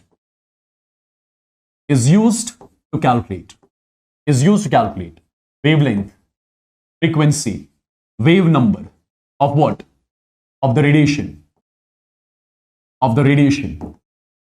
emitted by the electron when it makes a transition from higher energy state to lower energy state, or absorbed by the electron when it makes a transition from lower to higher, right?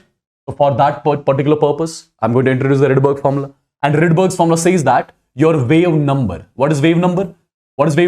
That is inverse of your wavelength, is equal to, this is R, Rydberg's constant, Z square. Z represents your atomic number of the atom, right? 1 upon N1 square minus 1 upon N2 square. Now you must be thinking what this N1 and N2 is all about.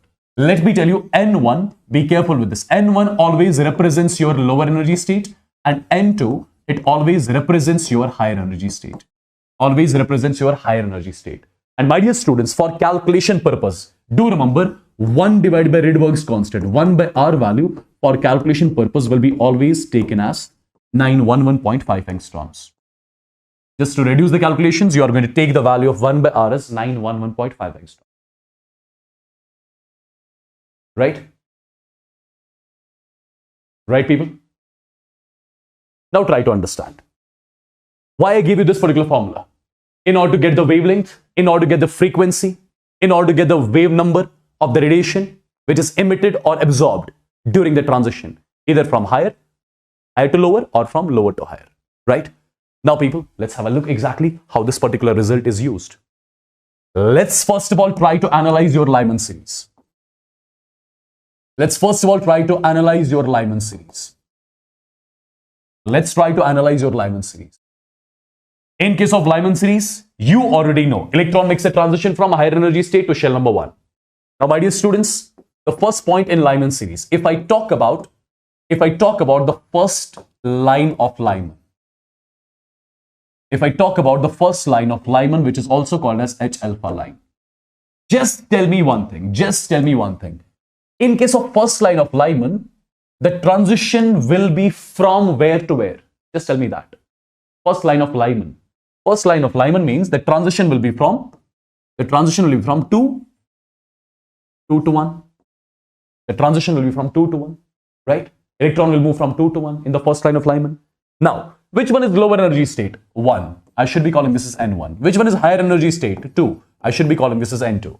Now, we know when the electron makes a transition from higher to lower, it emits energy in the form of radiation. That radiation has got some wavelength. Let's calculate the wavelength of the radiation which is emitted.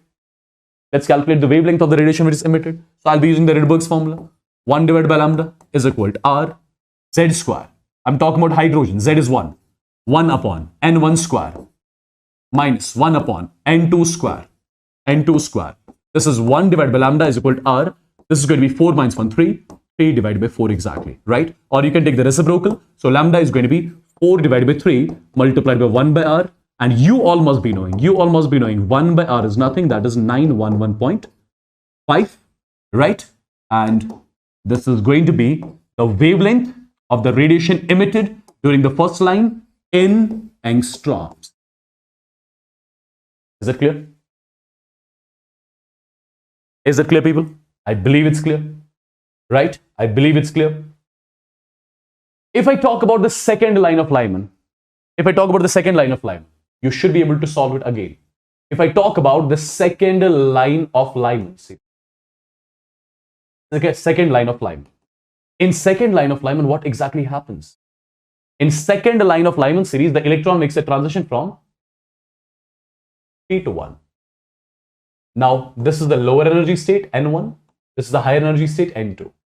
When the electron makes a transition from 3 to 1, again, it's going to emit radiation, which will be having some wavelength. Let's calculate the wavelength. 1 by lambda is equal to R. Z square, Z is 1. 1 upon N1 square minus 1 upon N2 square. So this is going to be simply 1 divided by lambda is equal to R. And it's going to be 8 divided by 9, right? Take the reciprocal. So lambda has to be 9 divided by 8 multiplied by 1 by R. And my dear students, this is 9 by 8. 1 by R value is 911.5 angstroms, right? Just solve it, get the answer exactly in angstroms, right? I believe it's clear. There is one more term here. What is that term? My dear students, in Lyman series only, I'm going to introduce one more term. That's called as series limit. In Lyman series. Series limit in Lyman. Series limit is also called as shortest wavelength.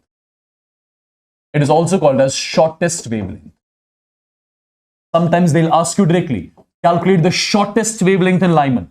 Sometimes they'll ask you, calculate the series limit in Lyman. Both the things are same. Now, series limit or shortest wavelength in Lyman. First of all, you must be knowing now your delta E. Delta E is the energy gap between two shells, right? That is inversely proportional to lambda basically. Delta E is equal to hc by lambda, right? Delta E is equal to hc divided by lambda. Now, your energy gap and lambda, they are directly or inversely proportional. What do I have to calculate? I have to calculate the shortest wavelength. For the wavelength to be shortest, energy gap between the shells should be maximum. For lambda to be minimum, for lambda to be shortest, delta E, it has to be maximum. Now tell me, in the Lyman series, what is the maximum energy gap? Should I take the transition from 2 to 1, 3 to 1, 4 to 1, 5 to 1, or infinity to 1? Tell me that. So in case of the series limit in Lyman series, I will have to take the transition from infinity to 1. Then only the energy gap will be maximum. And when the energy gap is maximum, that means your wavelength emitted will be minimum. That minimum wavelength, shortest wavelength, is what you call a series limit. As simple as that, right? Now, this is your lower energy state. This is your higher energy state. And you know when the electron makes a transition from higher to lower, it's going to emit radiation, which has got some wavelength. So 1 divided by lambda is equal to R. Z is 1 for hydrogen, 1 upon N1 square minus 1 upon N2 square, right? So it's going to be 1 divided by R is equal, 1 divided by lambda is equal to R. 1 by infinity is 0 basically, right? So take the reciprocal, lambda will be 1 divided by R. 1 by R, you already know that's 911.5 angstroms. So this is the minimum wavelength which will be emitted in case of Lyman series, right? This is the minimum wavelength. This wavelength in case of Lyman series is also called as series limit of Lyman. Series limit of Lyman, right? I believe you can easily solve all these things from now onwards. Yes? Similarly, guys, let's say you have got the Balmer series. Can you calculate all these things for the Balmer series again? You should be able to. Can't you calculate all these things for the Balmer series again? My dear students, you should be able to. First, what is that? I'm talking about H alpha line of Balmer. H alpha line means first line of Balmer. H alpha line means first line of Balmer. First line of Balmer, right? First line of Balmer. In case of Balmer series, electron makes a transition from higher energy states to shell number 2, right? Now, I'm asking about first line of Balmer. First line of Balmer means the electron is making a transition from 3 to 2. This is the lower energy state. This is the higher energy state, right? So the electron is making a transition from 3 to 2. It's going to emit radiation, which will be having some wavelength. So 1 by lambda is equal to R. Z square, that's 1 square. 1 upon N1 square, 2 ka square is 4, minus 3 ka square is 9. So 1 divided by lambda is equal to R. 9 minus 4 is 5, divided by 36. Take the reciprocal, lambda is equal to 36 divided by 5, multiplied by 1 by R, that's 911.5. And this value is going to be in angstroms. Done understood? Done understood? Now, if I ask you about the series limit, in Balmer, or I'll be calling this as shortest wavelength, lambda minimum, right? I'll be calling it as lambda minimum. This was your lambda minimum, by the way, right? This was your lambda minimum. This was your lambda minimum in Lyman. Now, lambda minimum in Balmer. For the wavelength to be minimum, energy gap has to be maximum. In Balmer series, when do you see the maximum? In which transition you see the maximum energy gap? In which transition you see the maximum energy gap? In Balmer, it's going to be again infinity to 2. This is your N1 value. This is your N2 value. Now, 1 divided by lambda minimum in Balmer is going to be R. Z square is 1. 1 upon N1 square minus 1 upon infinity ka square, right? So 1 divided by lambda minimum is equal to R, and it's just going to be 1 by 4 because 1 by infinity is 0. So lambda minimum in case of Balmer is going to be 4 multiplied by 1 by R, that is 911.5, and the answer is going to be angstroms. So this is the series limit in case of Balmer series. This is the series limit of the Balmer. This is the series limit of the Balmer, right? This is the series limit of the Balmer. I believe it's clear. I believe it's clear. Right, people? I believe it's clear.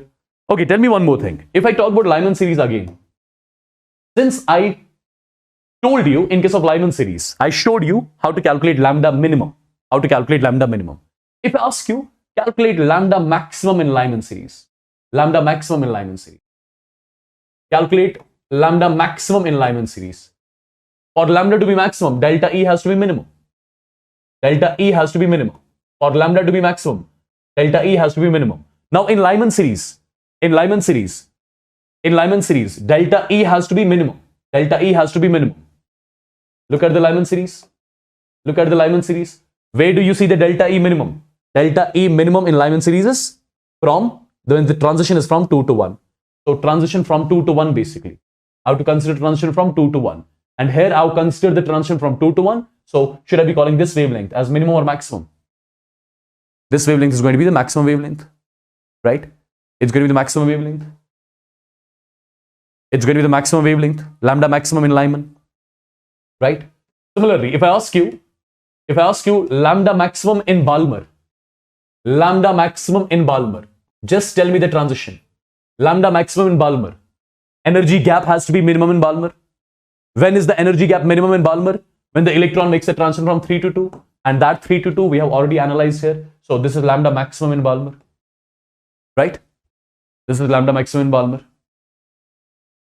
Perfect.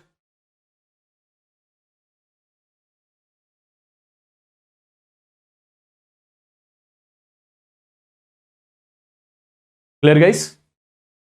So I hope these sort of questions you can easily solve from now onwards. Perfect. Look at the first question. Can you solve this? Can you solve this question? Calculate the wavelength of H alpha line of Balmer series. We have done this question. We have calculated this wavelength.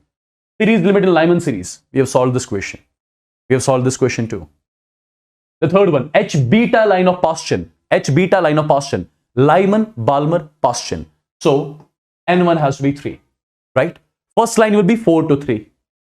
First line will be 4 to 3.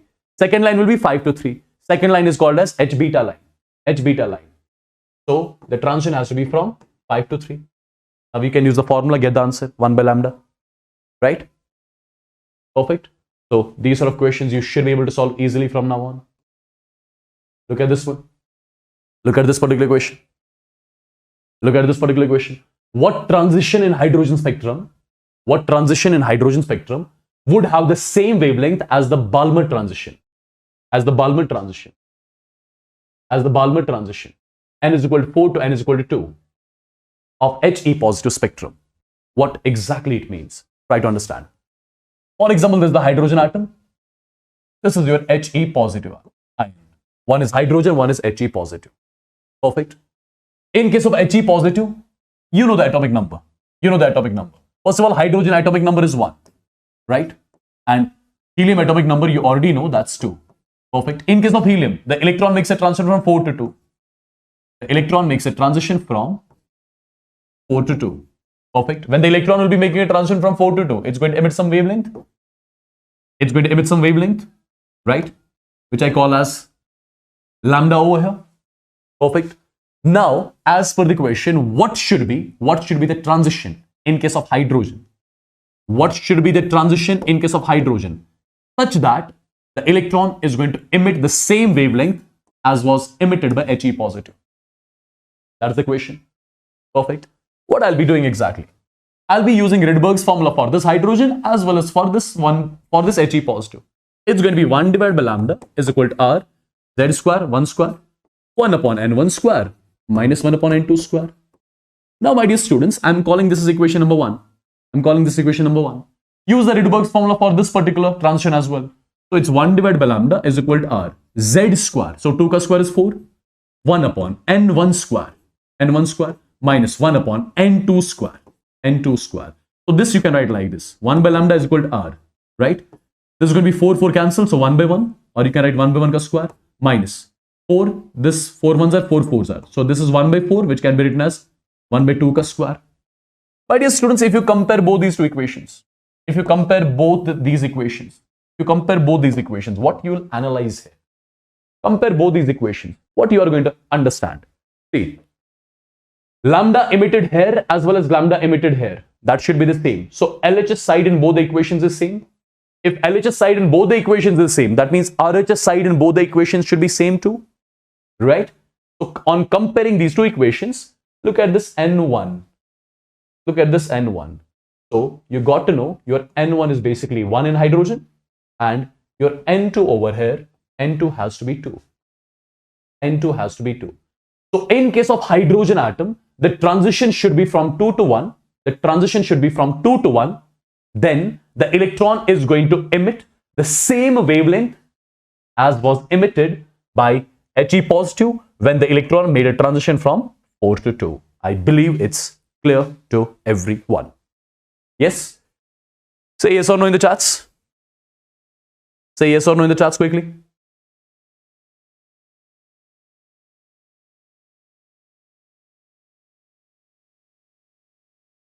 Calculation of maximum spectral lines.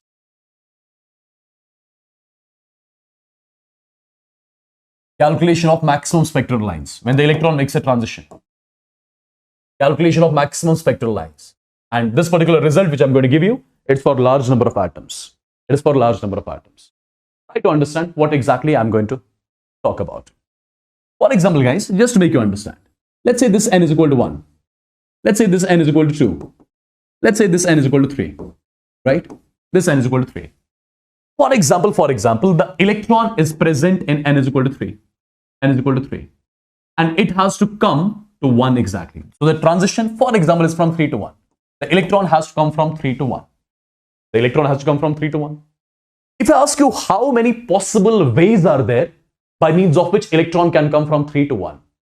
See, first way, electron can directly come from 3 to 1, right? So the transition can be 3 to 1 directly. And when the electron makes a transition from 3 to 1, it's going to emit a radiation, right?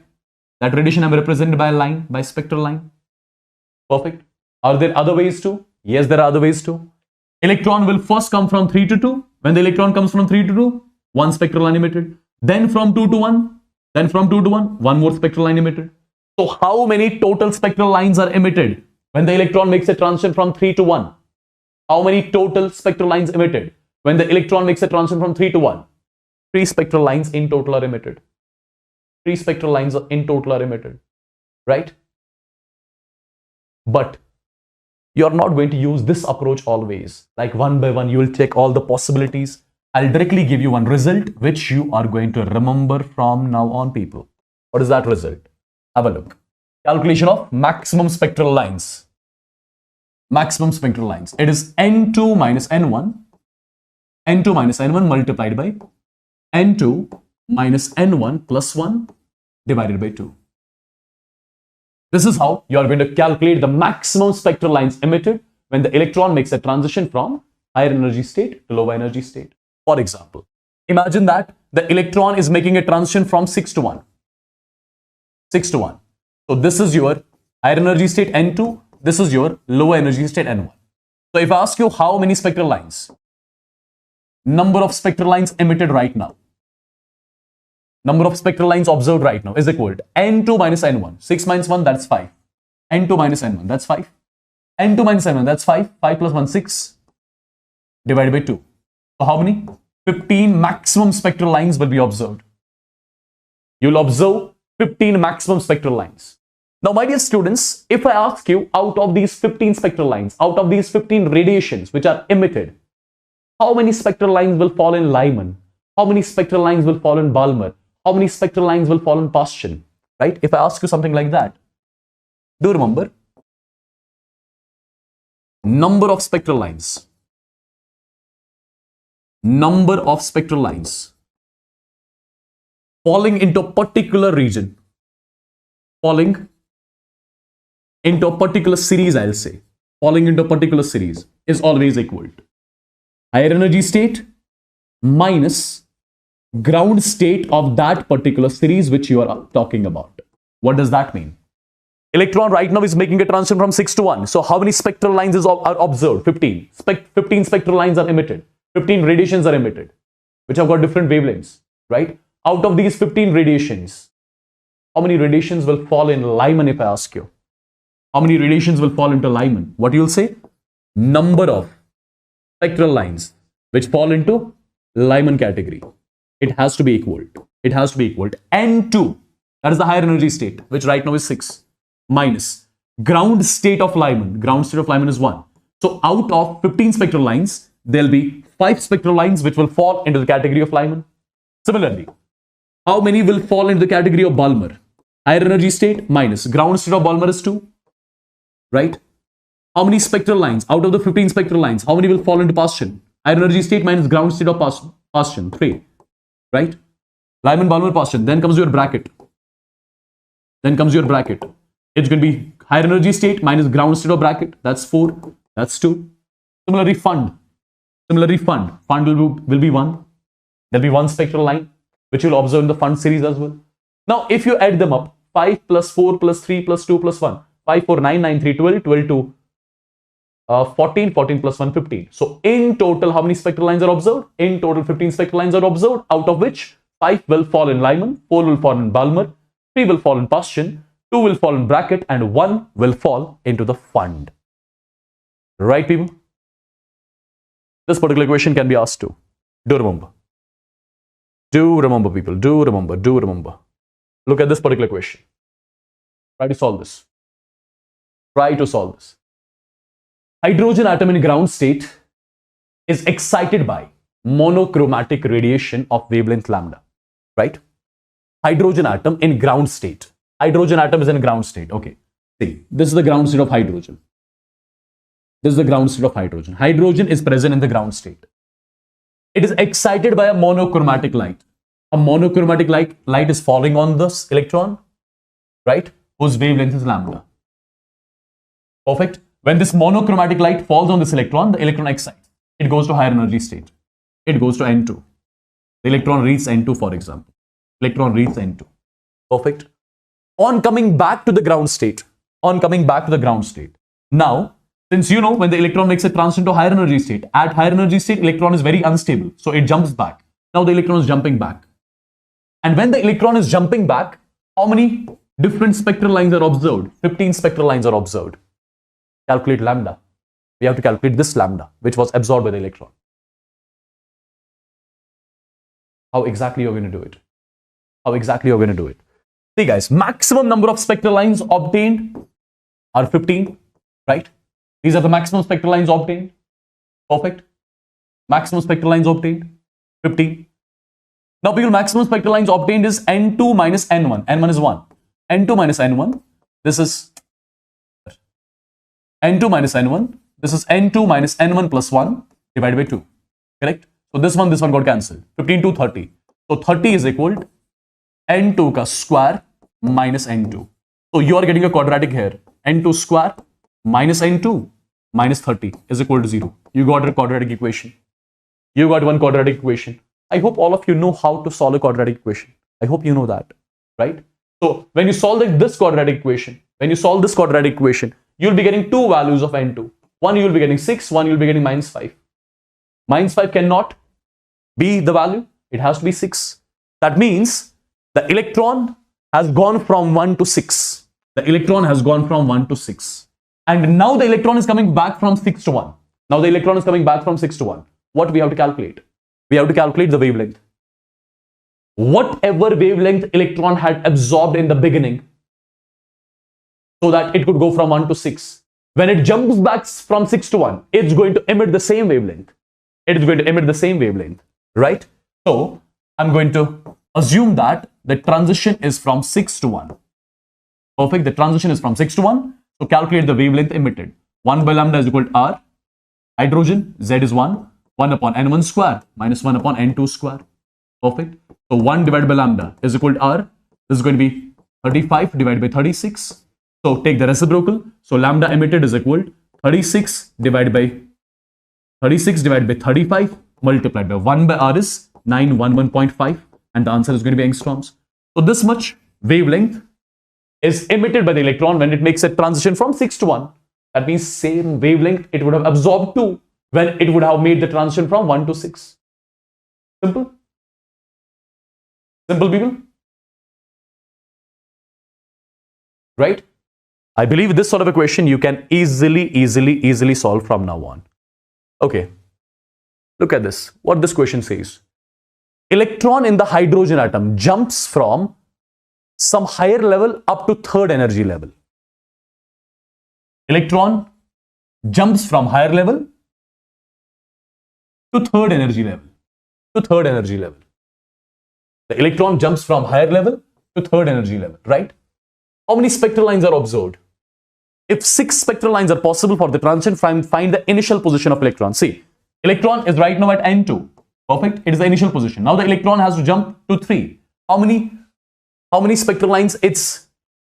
How many spectral lines are possible? 6. Find the initial position. We have to get the value of N2. It's again simple. So how many maximum spectral lines? 6 is equal to N2 minus N1.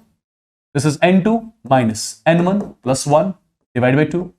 Solve this equation, get the value of N2. That was the initial position of the electron. You can easily solve it. Nothing to look at this. Okay. Look at this particular equation. In hydrogen atom, electron makes a transition. Okay. From where to where? From fourth excited state. Guys, be careful with the terminologies. From fourth excited state. Fourth excited state. Fourth excited state is n is equal to 5.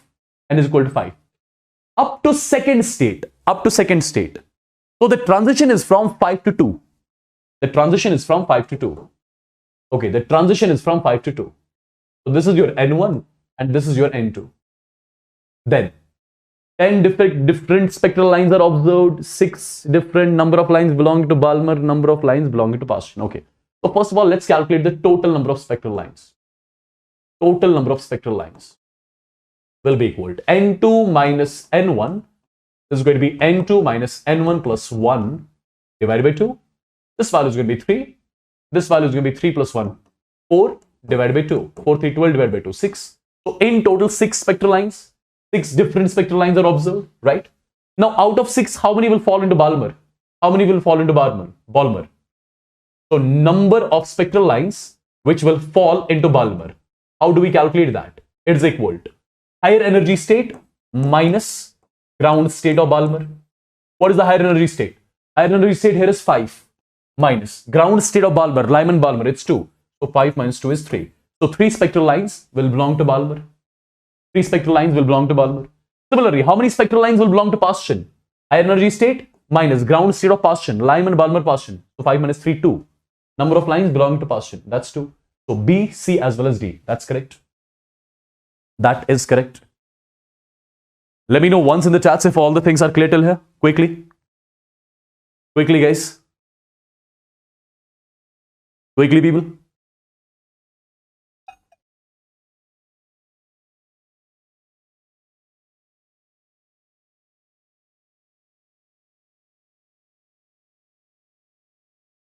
Again, one simple question. I believe you can easily solve this question, right? Correct? From spectrum, this is your homework question, right? And you are going to let me know its answer in the comment section of the video at the end, in the comment section. Perfect, guys? Is it clear?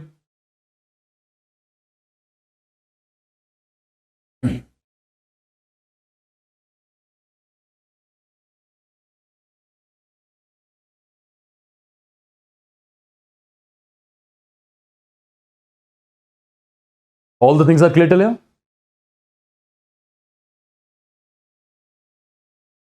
So this was your detailed hydrogen spectrum. I believe if any question is asked from hydrogen spectrum, you should be able to solve that question on your own. You should be able to solve that question. Will you be? Can you solve the question? Are you sure about that? Guys, say yes or no in the chats quickly. We don't have much of a time here. Quickly, everyone.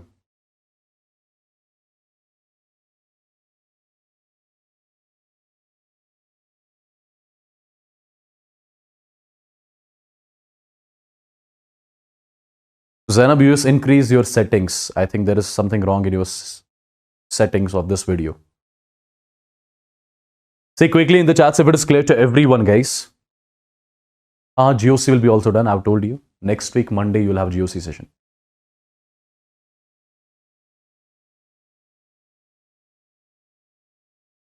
I'm asking, is it clear to everyone? Everything is sorted? Say yes or no in the chats quickly.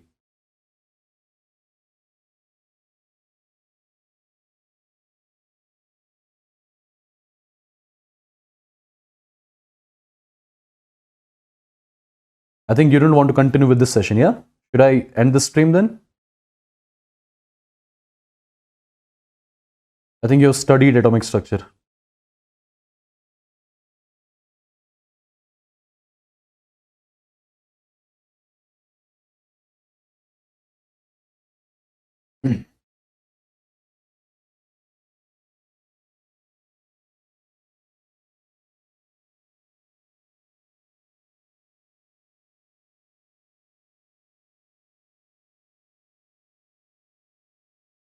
So there is one topic, this is one more important topic, that is de Broglie's hypothesis. Let's exactly get to know what this de Broglie's hypothesis is all about.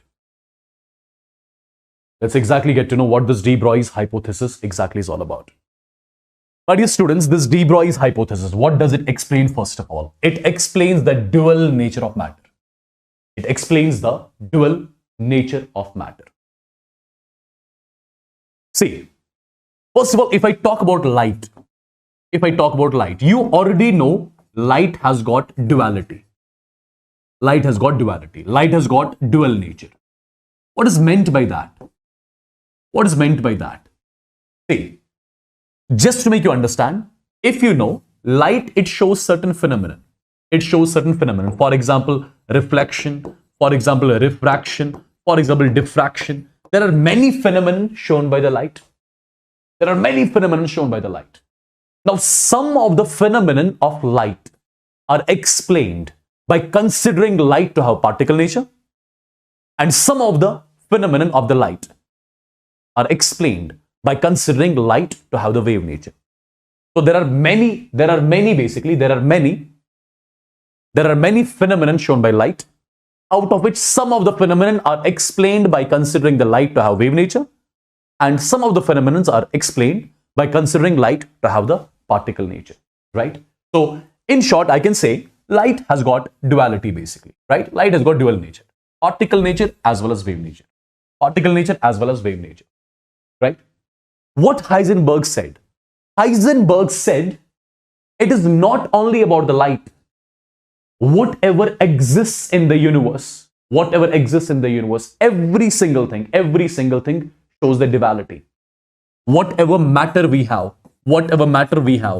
be it electron, be it proton, be it photon, whatever matter we have around us, every single thing has got the duality. Every single thing shows particle nature as well as wave nature. This is the hypothesis as per de Broglie is concerned. This is the hypothesis as per de Broglie is concerned. De Broglie said whatever matter is there in the universe, every single thing, be it electron, be it proton, be it photon also, right? Every single thing has got duality. Every single thing has got particle nature as well as wave nature, right? Let me make it a little more simple for you. What de Broglie exactly said. Let's say this is the particle. This is the object, for example. This is a small object whose mass is m. Let's assume that this small object is moving with velocity v. This small object is moving with velocity v.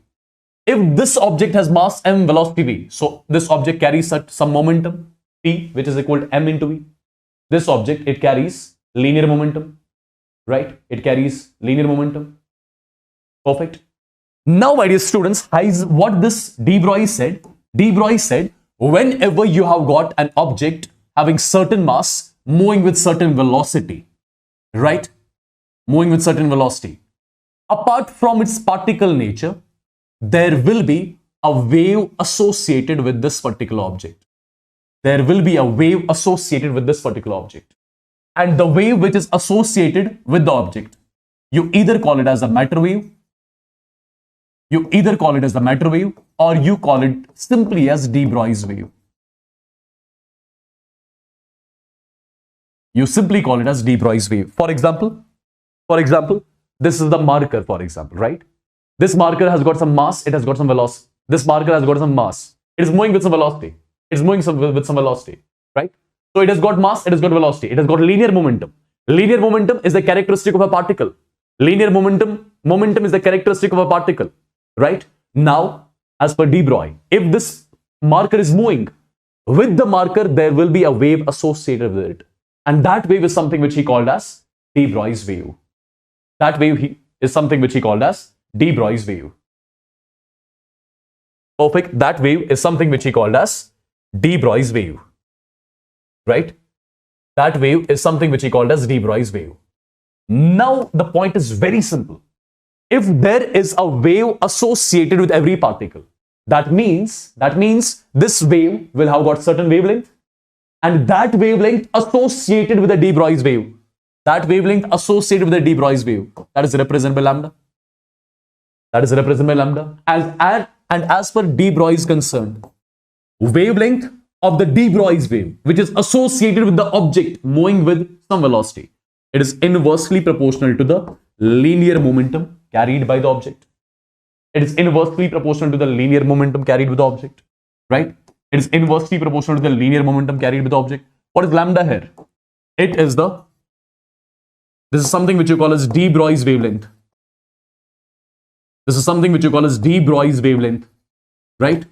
De Broglie's wavelength of the de Broglie's wave, which is associated with the particle which is moving with some velocity v. What is p? What is p? P is something which we call as linear momentum.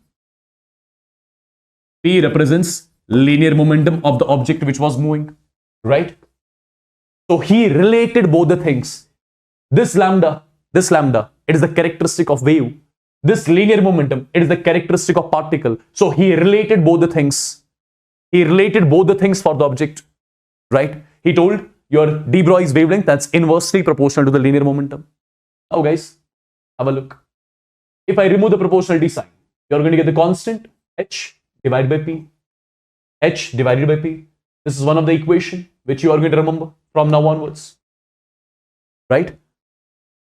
Similarly, what is p basically? P is the product of mass and velocity. P is the product of mass and velocity. So this one more result to calculate de Broglie's wavelength of an object, right? Perfect. Now, my dear students, let's try to understand one more thing. See, if I talk about this particular object, right? It has got mass, it has got velocity. Perfect, it's moving. There is a de Broglie's wave associated with it. Okay. One more thing. If it has got mass, if it has got velocity, it will be having some kinetic energy as well. And kinetic energy of that particular object is simply half of mv square, right? Half of mv square. If I just do one thing, if I multiply and divide with mass, so this becomes m square in the numerator, in the denominator it will be m. So can I say kinetic energy is equal? This is m multiplied by v ka whole square divided by 2m. Perfect. So it's going to be 2m multiplied by kinetic energy is equal to m multiplied by v is momentum. So this is p ka square. So p from here comes out to be under root of 2m multiplied by kinetic energy, right?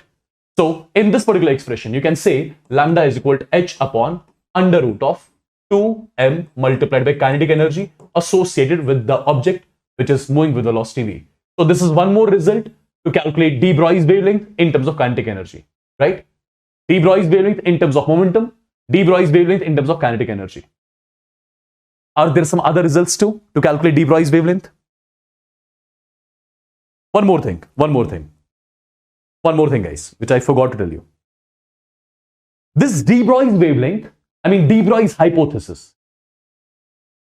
If I particularly talk about de Broglie's hypothesis, it gives satisfactory results for your microscopic particles. What does that mean? See, I am the macroscopic object, right? I'm the macroscopic object. I've got some mass. I'm moving with certain velocity. I've got some mass. I'm moving with certain velocity. Definitely, there will be a wave associated with me, but the wavelength of that wave will be negligible. That will be negligible. That's why this particular concept, we relate this particular concept normally with the microscopic particle, right?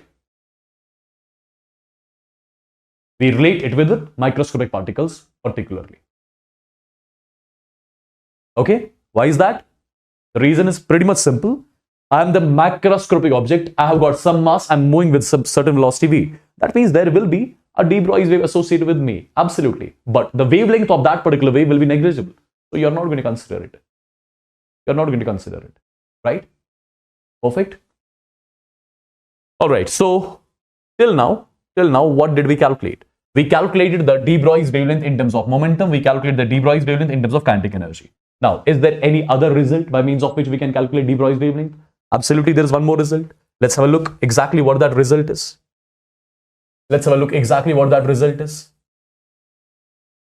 My dear students, try to understand one simple thing. Imagine that you have got a charged particle. If a charged particle is accelerated, at a potential difference of V volts, as per your work energy theorem,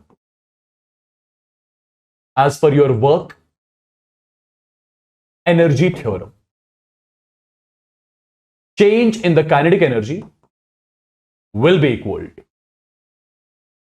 work done by the battery, I'll say, by the source, I'll say. What does it mean exactly? Try to understand what it exactly means. For example, guys, this is a plate. This is one more plate. I'm connecting these two plates with an external battery. Right? With an external battery. Perfect. This plate is connected with the positive terminal, so it carries the positive. This carries the negative. Perfect. Now imagine I've got a charged particle Q. I've got a charged particle over here. Right? I've got a charged particle whose charge is plus Q. Right? Let's assume the battery is turned on right now. Turned on means, let's assume that the battery is not connected right now. If the battery is not connected, there are no charges on these plates, and this charged particle is at rest. This charged particle, imagine the battery is not connected right now, the charged particle is at rest, so its initial kinetic energy will be zero. Now, when you turn the battery on, this negatively charged plate is going to attract this positively charged towards itself, right?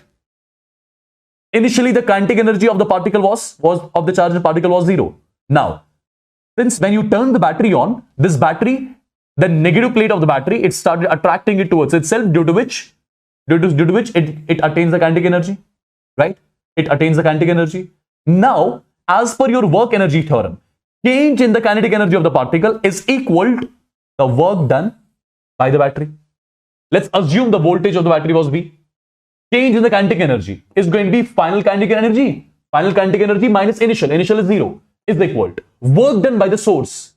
Which is equal to charge multiplied by potential difference. So, if a charged particle is accelerated under certain potential difference, do remember, change in kinetic energy as per work energy theorem has to be equal to maximum work done. So, Ke is equal to Q multiplied by V. That means we are going to get one more result. And the result is lambda, de Broglie's wavelength, is equal to h upon, it was under root of 2m multiplied by kinetic energy. Instead of that, you will write charge on the particle multiplied by voltage at which it is being accelerated. Guys, it's simple. If you will be having a charged particle, if it's accelerated, if the charged particle is moving, definitely there will be a wave associated with it. That wave will be having certain wavelength. How do we calculate that wavelength? Like this, right? Particularly if I talk about electron.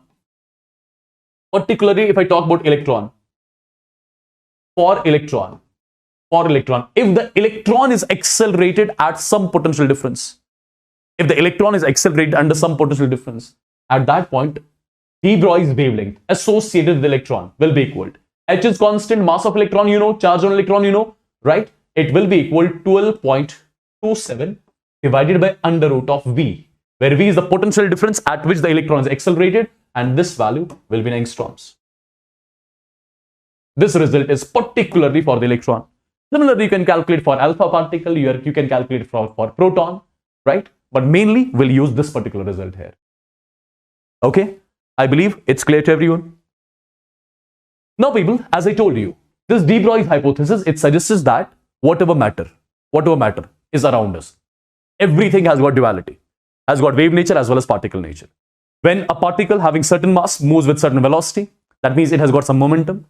When this particle moves, right, with the particle, there will be a wave associated with it, right? That wave is something which you call a de Broglie's wave, whose wavelength is lambda.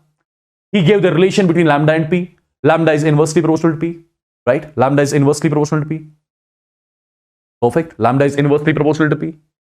And we got all the results by means of which we can calculate the de Broglie's wavelength of a de Broglie's wave which is associated with some object. Right? Okay. Now guys, the wave nature of the matter,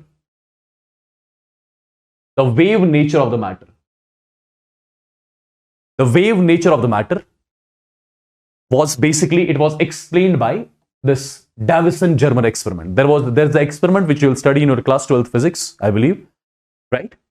through that experiment, through that particular experiment, it was believed that matter has got wave nature, right? How exactly? How exactly? Let me show it. Just a glimpse of it. I'm not going to teach this in detail, just for an idea I'll give you. See guys, if you particularly talk about light, light shows a phenomenon that's called as diffraction. That's called as diffraction. That's called as diffraction. Light shows a phenomenon that's called as diffraction, and diffraction is explained by considering light to have the wave nature.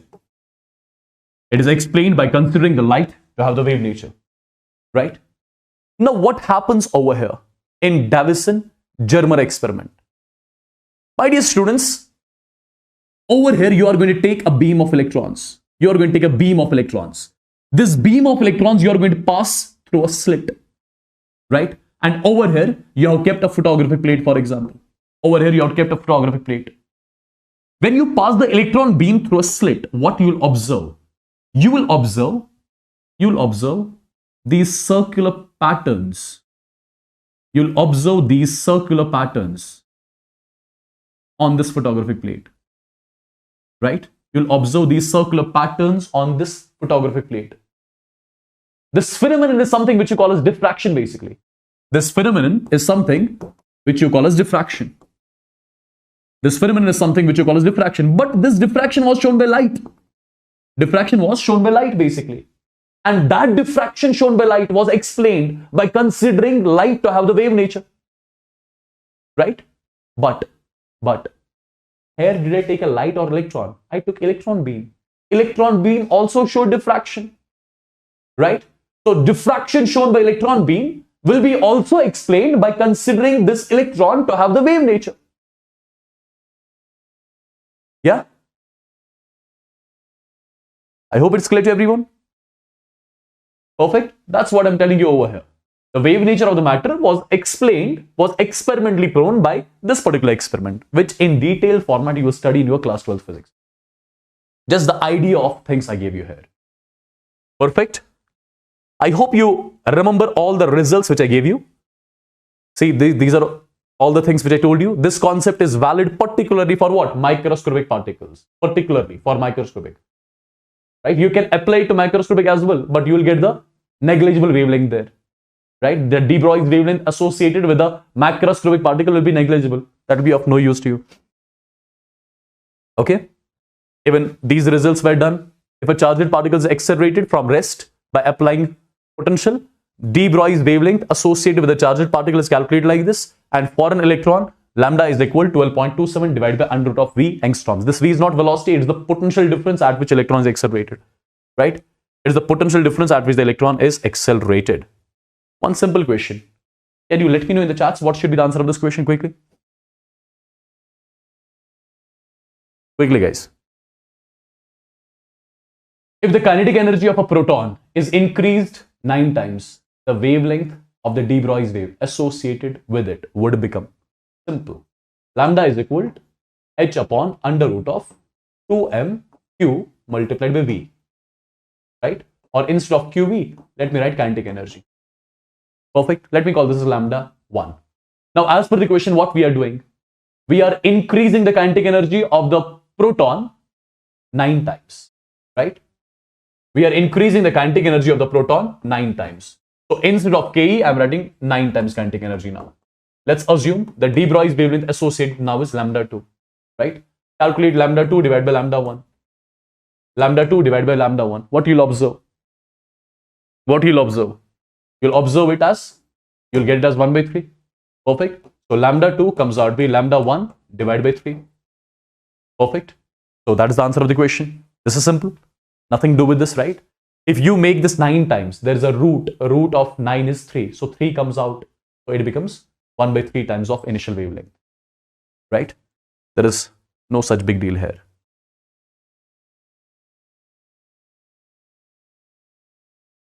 My dear students, there is one more thing. Now, before solving the other questions, we are going to associate. We are going to associate de Broglie's concept with Bohr's model. We are going to exactly associate your de Broglie's concept with what? With your Bohr's model. Since if I talk about an electron, let's say this is the nucleus, right? This is the electron which is revolving around the nucleus. This is the electron which is revolving around the nucleus, right? Now, electron, as per Bohr's model, electron is a particle. Electron is a particle which is revolving around the nucleus, right? But you know, any particle having certain mass moving with certain velocity, there will be a wave associated with it. There will be a wave associated with it. So when the electron is moving around the nucleus, definitely there will be a wave associated with this particular electron, which is something you call as de Broglie's wave. Perfect. Which is something which you call as de Broglie's wave. Right, guys? Now, my dear students, we are going to derive one very, very, very important result.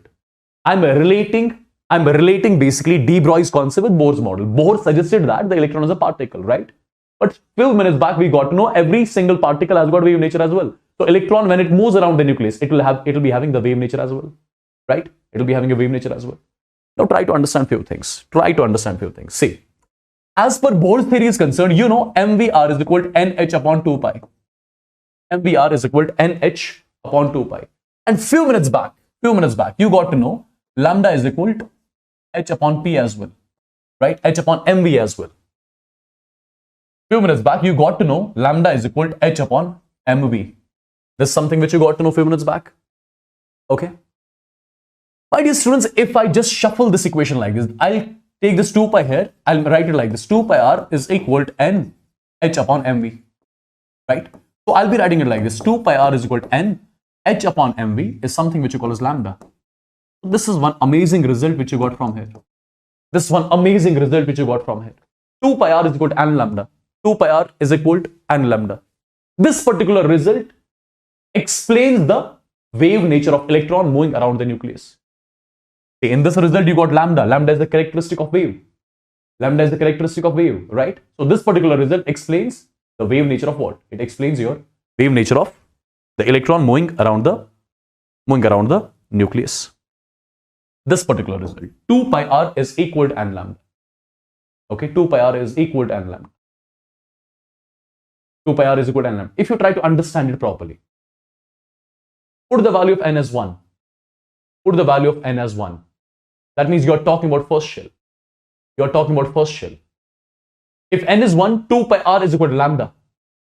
Lambda is the wavelength of one complete wave. So when electron, I'm talking about n is equal to 1. Guys, try to understand this particular thing. Have a look. Just a second. Have a look. I'm making you understand this particular result. You know, your 2 pi r is equal to n lambda. If I put the value of n as 1, it becomes 2 pi r is equal to lambda. 2 pi r is equal to lambda. Which shell am I talking about? I'm talking about the first shell. Let's assume this is the first shell. Right? So for the first shell, 2 pi r is equal to n lambda. What is 2 pi r? 2 pi r is the distance. 2 pi r is the distance covered by the electron in one revolution. Right? It is equal to lambda. What is lambda? Lambda is the wavelength of one complete wave. Right? Lambda is the wavelength of one complete wave. Imagine it like this, just to make you understand. Imagine if you open this circle. It becomes a line. If I ask you, what is the length of this particular line? You will say 2 pi r, right? You will say 2 pi r. How many lambdas did I get over here? I got 1 lambda. That means 1 wavelength. Perfect. That means over here, you are going to represent one wave like this. What does it exactly mean? It means that number of waves. In the first shell, you are getting one complete wave. In the second shell, you will get 2 waves. In the third shell, you will get 3 waves. In the fourth shell, you will get 4 waves. So there is one important result over here. Number of waves made by the electron. When the electron revolves around the nucleus, it's always equal to n. If the electron is in first shell, it will make one complete wave. If the electron is in second shell, 2 waves. Third shell, 3 waves. Right? So in the second shell, it's going to be 2 lambda. In the third shell, it's going to be 3 lambda. Fourth shell, 4 lambda. Which categorically says that whatever is the shell number, same is the number of waves made by the electron. Right? Perfect. So from this particular result, what are we concluding? We are concluding the wave nature of the electron revolving around the nucleus will be dominating from this particular thing. When you related your Bohr's theory with the de Broglie's concept, you got to know when the electron revolves around the nucleus, its wave nature predominates. Its wave nature dominates basically. So let's try to see certain questions. Can you solve this particular question? Can you solve this particular question? In the hydrogen atom, if x is the radius of the first Bohr's orbit. So you have got the hydrogen atom whose z is 1, right? Radius of the first Bohr's orbit is x. Perfect. Is x. Right? If the radius of the first Bohr's orbit is x, what does that mean? That means r naught n square divided by z is equal to x. R naught as such, n value is 1, right? Because he's talking about first orbit. Z value for hydrogen 1, so r naught is x. R naught is x, right? You got the value of r naught. Now, de Broglie's wavelength of the electron in the third orbit. De Broglie's wavelength of the electron in the third orbit. When the electron is revolving in the third orbit, what will be its de Broglie's wavelength? Right now, I give you one result. 2 pi r, radius of electron in the third orbit, is equal to n lambda. So it's going to be 3 times lambda, right? 3 times lambda. So it's going to be 2 pi as such. This is going to be r naught n square. N square is 3 square divided by z. Z for hydrogen is 1. It is equal to 3 lambda. So 1 of 3 got cancelled, right? So it's going to be 2 pi. Instead of r naught, you are going to write x. Instead of r naught, you are going to write x, right? This is 3 2s are 6. Perfect. So 6 pi x is equal to lambda. This is the answer of the question. I believe you can solve it. I believe you can solve it. Right? 6 pi x is equal to lambda. I'm marking the heading over here as Heisenberg's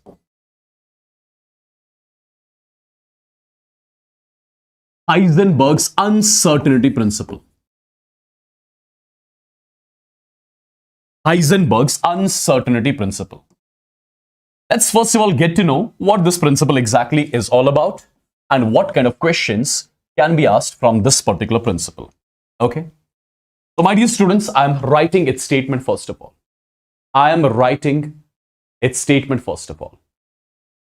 As per the Heisenberg's uncertainty principle is concerned, I would say the exact momentum and the position. The exact momentum and the position of a microscopic particle.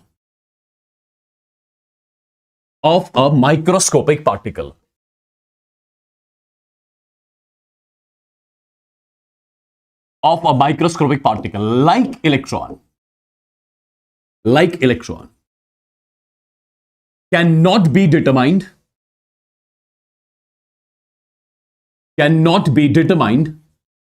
simultaneously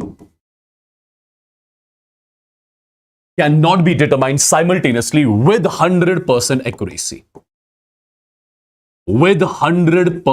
accuracy.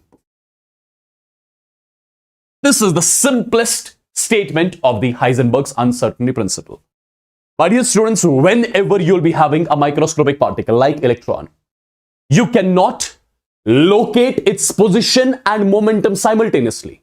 You cannot locate its position and momentum simultaneously with 100% accuracy. What does that mean? Just give me a second, guys. Just give me a second. Be like this.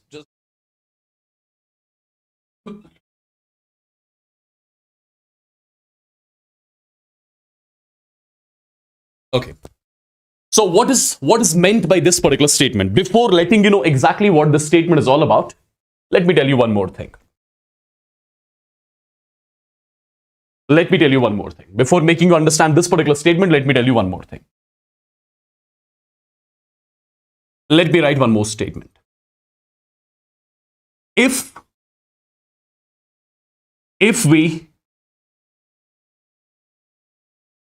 we try to determine the position of the microscopic particle like electron,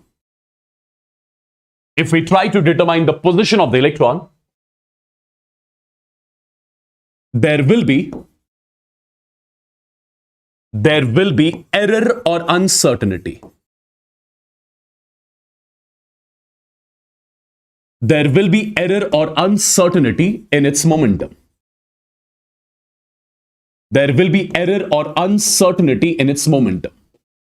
And vice versa. and vice versa. Now, what exactly is meant by this particular statement? What is meant by these two statements? Guys, this is super important. Now, let's try to understand what exactly it means, okay?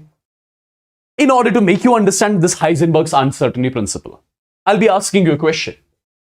I'll be asking you one simple question. How do you exactly see the objects? How do you see the objects? You would have studied that in your class 10th in the chapter light. How do you see an object? It is entirely based on the reflection of light phenomenon. It's entirely based on the phenomenon of the reflection of light. For example, how do I see this phone over here? The reflection of light says that light strikes this object and the reflected ray makes the image on my retina. That's a simple phenomenon. So in order to see an object, first of all, light has to be incident on that object. Light has to be incident on that object. And once the reflected ray comes back, that reflected ray should make an image, right, in the retina. So that's how you see exactly the object. Now, why am I telling you that? For example, I'm asking you, how do I see this marker? How do I see this marker? Basically, light is incident on it and the reflected ray, that's making the image on my retina, etc., etc. That's the common phenomenon based on, that's the common phenomenon by means of which we exactly see the objects, right? Now try to understand. For example, this is the nucleus. Let's say this is the nucleus, okay? Let's say these are the shells. Let's say these are the shells. Perfect. Now, for example, electron is revolving in this particular shell. Let's say electron is revolving in this particular shell. Okay. For example, my dear students, imagine that I want to see this electron. Imagine that I want to see this electron. Now, the first thing that comes into my mind, if I would want to see this electron, the first thing that comes into my mind, that is the reflection of light. I'm considering that I'll put light on this electron. And once the light strikes on the electron, it will get reflected back. And this reflected light I can see over here. That's how I can see the electron. That's how I can locate the electron. This is the first thing that comes into my mind if I want to locate this electron. If I want to locate this electron, if I want to see this electron, if I want to locate its position, I'm assuming that some light I'll put on this particular electron and light will get reflected back. And then I'll see that reflected ray and eventually I'll see the electron. But my dear students, if you think logically, since light is incident on this electron, what is light? What is light? What is light? Energy. So basically light is incident on this electron. So energy is incident on this electron. And we know when energy is incident on the electron, what's going to happen? What's going to happen? The electron is going to absorb that energy. And when electron absorbs that energy, the speed with which electron was moving, now the electron will be moving with different speed after absorbing that energy. Right? That's something which is going to happen. So, I wanted to locate the electron. I wanted to see the electron with the help of the phenomenon of light, with the help of the reflection of light. But what happened exactly? What happened exactly? When I wanted to see the electron, some light rays were incident on this electron.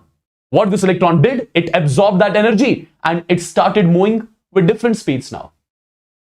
So if you want to locate the electron, if you want to locate the position of the electron, there will be error in its velocity. And if there is error in velocity, you know, momentum is equal to mass into velocity. If there is error in velocity, that automatically tells you that there will be error in momentum.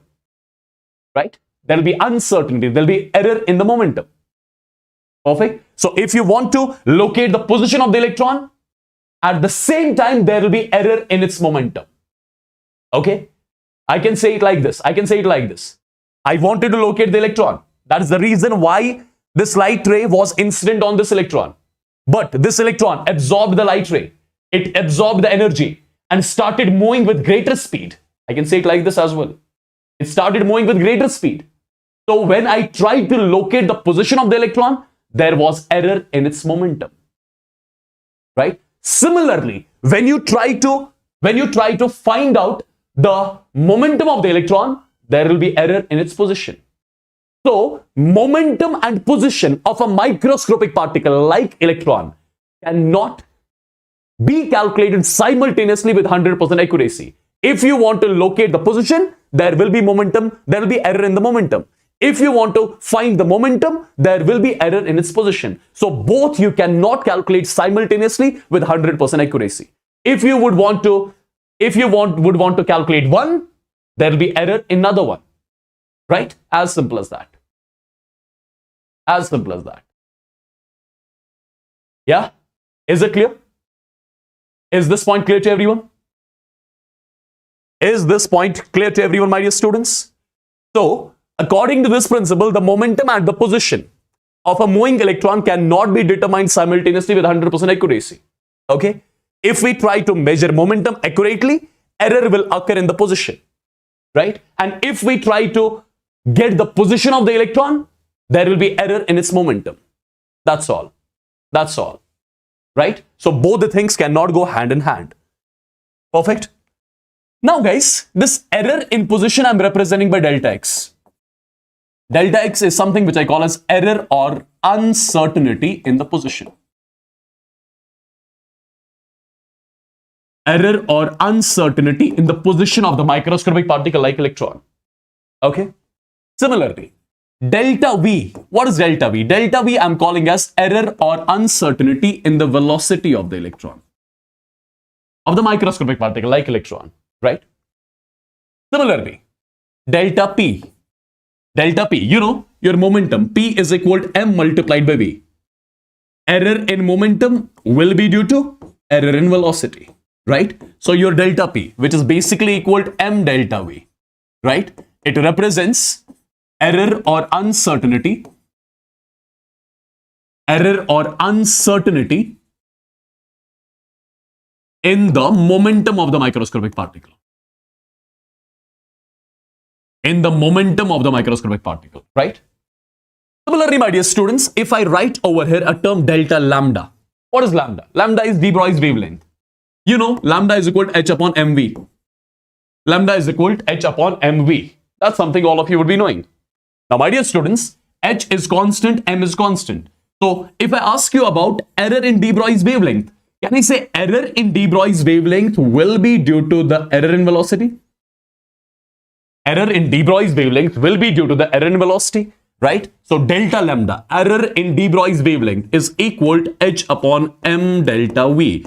And this delta lambda is something which you call as error in de Broglie's wavelength. Okay? These are some terminologies which I would want you guys to remember from now onwards. Delta x, delta v, delta p, and delta lambda. Okay? So, again, if I ask you, what is Heisenberg's uncertainty principle? Simply, we cannot determine the exact position and the momentum of a microscopic particle simultaneously with 100% accuracy. If we want to locate the microscopic particle, at the same time, there will be error in its momentum. If you want to find the momentum of the microscopic particle, at the same time, there will be error in the position. So both of the things, position and momentum of the microscopic particle, cannot be calculated simultaneously with 100% accuracy. Okay? With 100% accuracy. If we try to measure the momentum accurately, there will be error in the position. If you want to calculate the position, if you want to locate the position of the microscopic particle accurately, there will be error in the momentum. So both cannot be calculated simultaneously with 100% accuracy. Okay? Now, there are a few results, my dear students, which you need to know. Right? Remember, it has been observed that error in the position of the microscopic particle multiplied by error in the momentum, their product is always greater or equal to h upon 4 pi. Okay, this is one result which you have to remember directly. This is one result which you need to remember directly. Now, my dear students, are there any other results? Yes, there are some other results as well. Since you know, Your delta P is nothing but, error in momentum is nothing but, it is m delta V, correct? So delta x I'm writing as such, delta P I'm writing as m delta V, it is greater or equal to h upon 4 pi. So I can say delta x dot delta V, it is greater or equal to h upon 4 pi m. This is one more result which you need to remember. Error in the position of the microscopic particle multiplied by error in the velocity of the same microscopic particle, it will be always greater or equal to h upon 4 pi m. So how many results we got till now? We got 2 results, right? And one more result, I'm not going to derive that, right? I'll directly give you an expression and you are going to remember that, and I'll show you how do we use that expression. Okay, my dear students, that expression is in terms of de Broglie's wavelength. Delta lambda dot delta x, it is greater or equal to lambda square divided by 4 pi. It is greater or equal to lambda square divided by 4 pi. Remember this particular expression of the Heisenberg's uncertainty principle as well. These are the 3 results which I would want you guys to remember from now onwards, right? When it comes to the Heisenberg's uncertainty principle. Delta x delta P is greater or equal to h upon 4 pi. Delta x dot delta V is greater or equal to h upon 4 pi m. Delta lambda delta x is greater or equal to lambda square divided by 4 pi. Okay? Right? Now, my dear students, this Heisenberg's uncertainty principle, let me tell you, this is the main reason why your Bohr's model got flopped. Heisenberg's uncertainty principle was this was the drawback of the Bohr's model. Now you must be thinking, how come this Heisenberg's principle, it is going to be the drawback for the Bohr's model? Understand. Bohr could not explain this Heisenberg's uncertainty principle. Now, how come it's going to be basically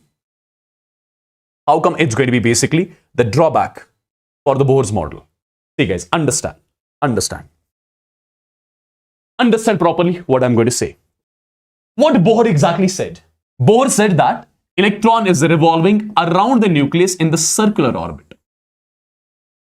This is what he told. Electron is revolving around the nucleus in the circular path, right? Which have got fixed energy, fixed radius, and he called these paths as the orbits. These are what you call as energy states, orbits. Okay? Now, my dear students, if I ask you, how exactly can you say that electron is moving in the circular orbit? How can you exactly define the trajectory of the electron? Well, let me tell you, see, let's say there is an object. This is the object. Okay? When can I say that the object is showing the translational motion? When can I say that the object is following this path? I can only say that the object is following this path if at every point of time I know the position and the momentum of the electron of this particle accurately with 100% accuracy. For example, there is an object. There is a very, very microscopic particle, right? That's moving. How can I say that microscopic particle is moving in a straight line? This is the microscopic particle. How can I say it's following this particular path? If at every point of time, if I can locate the position and the momentum of this particle simultaneously with 100% accuracy, then only I can say this particle is moving in the straight line. Then only I can say this particle is following this path. Similarly, how can you say that the electron is revolving around the circular path? How can you say that electron is revolving in this particular path? How can you say that the electron is following this particular path? You can only say that if you exactly know the position and the momentum of the electron simultaneously with 100% accuracy at every point of time. But that's impossible. You cannot calculate the position and the momentum of the microscopic particle like electron simultaneously with 100% accuracy. We got to know about that, right? So Bohr could not explain this particular point. He could not explain this particular point. Okay? Is this point clear to everyone? Is this point clear to everyone? Say yes or no in the chats quickly. Say yes or no in the chats quickly. Quickly, people, everyone in the chats, if this is clear. Yes, even JE aspirants can also watch it, no issues. So I hope you got to know what was exactly the failure of the Bohr's model. Yeah? Bohr exactly told us that the electron is moving in the circular path. But how can you say that the electron is moving in the circular path? How can you define the trajectory of the electron? In order to define the trajectory of the electron at every point of time, you should know the position and the momentum of the electrons simultaneously with 100% accuracy. But that's not possible. Right? So you cannot say that the electron is here, electron is here, electron is here, electron is here, electron is here. You cannot say like that. Okay? Therefore, what came into existence? Therefore, what Heisenberg said, we can only define the probability. Of finding the electron around the nucleus. Right? Let's say this is the nucleus. We can say at some point of time electron should have been here. At some point of time electron would be here. At some point of time electron would be here. At some point of time electron would be here. Right? So now, from now onwards, we'll be talking in terms of probabilities. We'll talk in terms of probability of finding the electron around the nucleus. Right? We'll talk in terms of probability of finding the electron around the nucleus. Okay? So according to Heisenberg, you cannot exactly say that electron, you cannot say with 100% accuracy that electron is here. No, you can talk in terms of probability of finding the electron here, probability of finding the electron here, probability of finding the electron here, around here, electron here, right? So let me first of all tell you, from now onwards, we are going to talk in terms of probabilities of finding the electron. Okay? Right? Perfect. So this was the main drawback of your Bohr's model. Now, the point is, what kind of questions are asked from your Heisenberg? What kind of questions are asked from your Heisenberg? Look at the first question. Look at the first question, guys. The first type of the question. A particle with mass. You have got a particle which has got a mass of how much? 10 raised power minus 10 grams. Right? Which will be 10 raised power minus 13 kilograms. Right? Which will be 10 raised power minus 13 kilograms. Okay? You have got the particle of mass this much. If the particle is moving with the velocity of how much? 10 raised power minus 6 centimeter second inverse.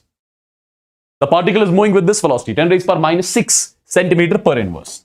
It means the particle is moving with 10 raised power minus 8 meter per second. Divided with 100. Okay? Now, the particle is moving with the velocity of this much, with this much percentage of uncertainty. With this much percentage of uncertainty. With this much percentage of uncertainty. So, how much is the uncertainty in the velocity?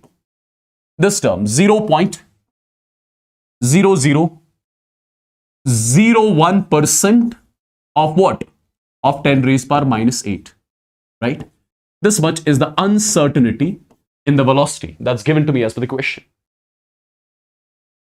Right? This much is the uncertainty in the velocity that's given to me in the question. What are we supposed to calculate? We are supposed to calculate delta x. We are supposed to calculate delta x. We are supposed to calculate error in the position. Is there any equation that is relating all these terms? Is there any equation that is relating all these terms? Yes, there is one equation which I gave you a few minutes back. You know, delta x dot delta v, it's greater or equal to h upon 4 pi m. Now, for calculation purpose, I'm not going to use greater or equal to.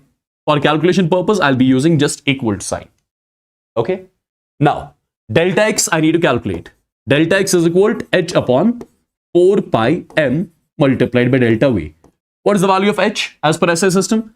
6.6 into 10 raised power minus 34. Use all the terms as per SI system. That's the reason why I converted mass into kilograms as per SI system. That's the reason I calculate velocity into meter per second as per SI system. Right? So, it's going to be 4 pi value is nothing but 22 by 7. Mass of the particle is nothing but 10 raised power minus 13, and delta V, error in the velocity, that's equal to how much? Error in the velocity is given to me as 0.0001 multiplied by 10 raised power minus 8 divided by what? Divided by 100. This is the term which you have to solve, and you'll be getting the error in the position as per SI system only. You'll be getting error in the position as per SI system only. That means you'll be getting the error in the position in meters only. So this is the first type of the question, which is directly going to be the formula based one. Okay, right? Let's have a look on the second type of the question that can be asked here. This is the second type of the question, my dear students, which can be asked. The question is, an electron is accelerated from rest by applying a voltage of 6 volts. If delta x is equal to 7 by 22 nanometer, then calculate delta lambda. We have to calculate delta lambda. Is there any equation? Is there any equation wherein delta lambda was introduced? I gave you one equation if you remember. Delta x dot delta lambda, it is greater or equal to lambda square divided by 4 pi. Right? This is one equation which I gave you a few minutes back. This is one equation which I gave you a few minutes back. So my dear students, what am I supposed to calculate? I'm supposed to calculate delta lambda. For calculation purpose, I'll be use the equal sign. So this lambda square divided by 4 pi multiplied by delta x. Multiplied by delta x. Okay? Multiplied by delta x. Now, how do I get lambda over here? See, delta x is given to me. How do I get the lambda? That's the point. How do I get the lambda? Since, my dear students, electron is accelerated from the rest. And whenever electron is accelerated under the potential difference of V, how do you calculate lambda? If you remember, there is a formula 12.27 divided by under root of V angstroms. This is the formula for the electron. When electron is accelerated under the potential difference of V, this is how you calculate its lambda. Okay. Now, my dear students, just put the value of V over here. Electron is accelerated at 6 volts. Okay. When you solve this, you'll be getting the value exactly as 5 angstroms. Use SI system. So 5 into 10 raised power minus 10 meters. Right? This is the value of lambda which you got. This is the value of lambda which you got. Okay. Now, we are almost done. So delta lambda is equal to lambda square. So 5 into 10 raised power minus 10 ka square divided by 4 multiplied by pi is 22 by 7. And your delta x is 7 by 22 nanometer, which is 10 raised power minus 9 meters. Right? Because I told you, whenever you use these sort of equations, you will be using all the parameters as per SI system.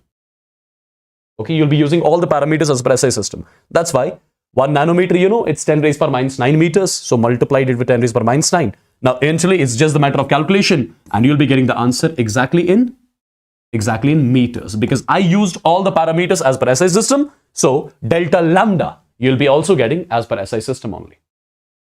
Okay. This was one more type of the question that can be asked. Now, it's just a matter of calculation, nothing else. You'll be getting delta lambda here. For example, you have a question like this. If the error in velocity and the position are same, understand, if the error in velocity and position are same, error in velocity and position, they are given same. Calculate the error in de Broglie's wavelength. Error in de Broglie's wavelength is represented by delta lambda. We have to get the delta lambda value.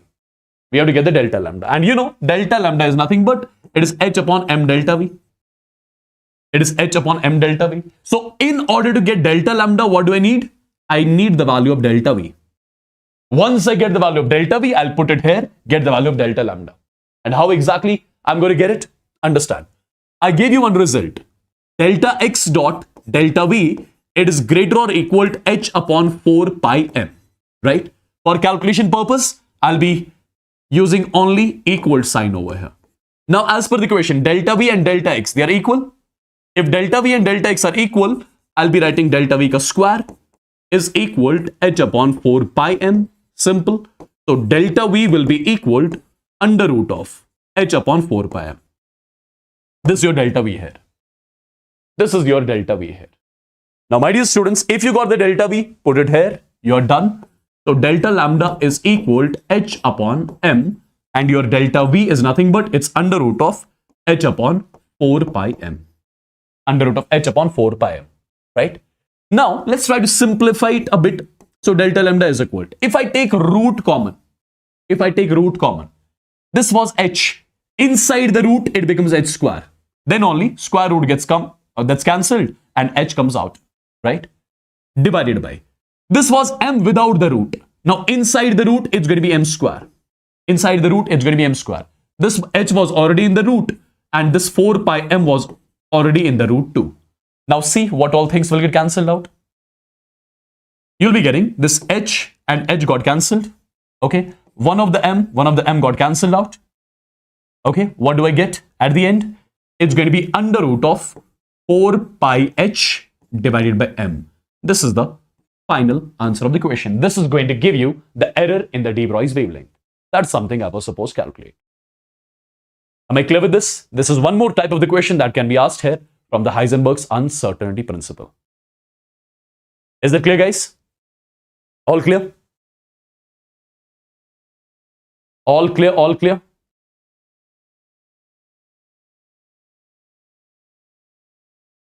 All clear, quickly.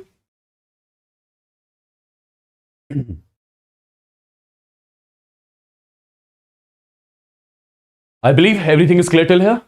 And these were the set of the questions that can be asked from the Heisenberg's uncertainty principle.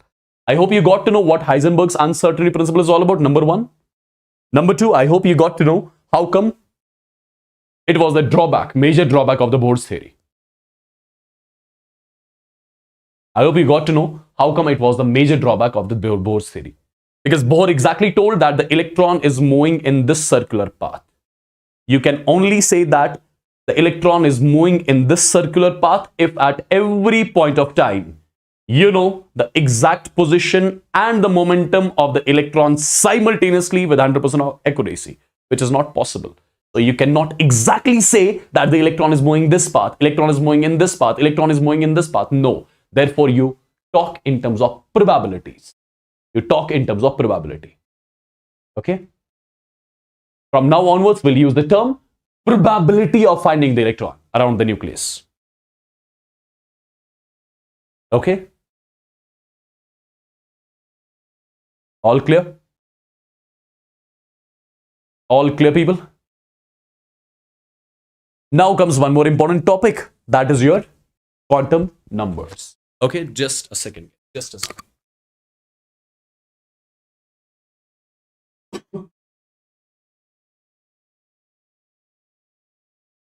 Now comes your one more important topic. That is your quantum numbers. So, what these quantum numbers exactly are all about? Let's try to understand. Let's try to understand what these quantum numbers are all about. My dear students, quantum numbers, let me tell you, these are the set of numbers. These are the set of numbers which give all the information, about an electron, in an atom. So quantum numbers, which we are going to discuss, these are going to be the set of the numbers. These are going to be the set of the numbers, my dear students, which are going to give us all the information about the electron in an atom. Now, what kind of information? That's something which you are going to understand here. Okay. Now, so first of all, before talking about them in detail, if I ask you how many quantum numbers do we have? The first one is your principal quantum number. The first one is your principal quantum number, represented by n. Second one is your azimuthal quantum number, or you call it as the subsidiary quantum number. You represent this with L, right? Azimuthal quantum number. Then comes your magnetic quantum number. Magnetic quantum number, represented by M. Then comes your spin quantum number. Represented by S. Okay. Now, how many quantum numbers do we have? We have got 4 set of numbers which are going to give us the complete information about an electron inside the atom. Okay? The first point which I'm going to tell you, the first three quantum numbers, your N, L, and M, these are the outcome. These are the outcome of Schrodinger's wave equation.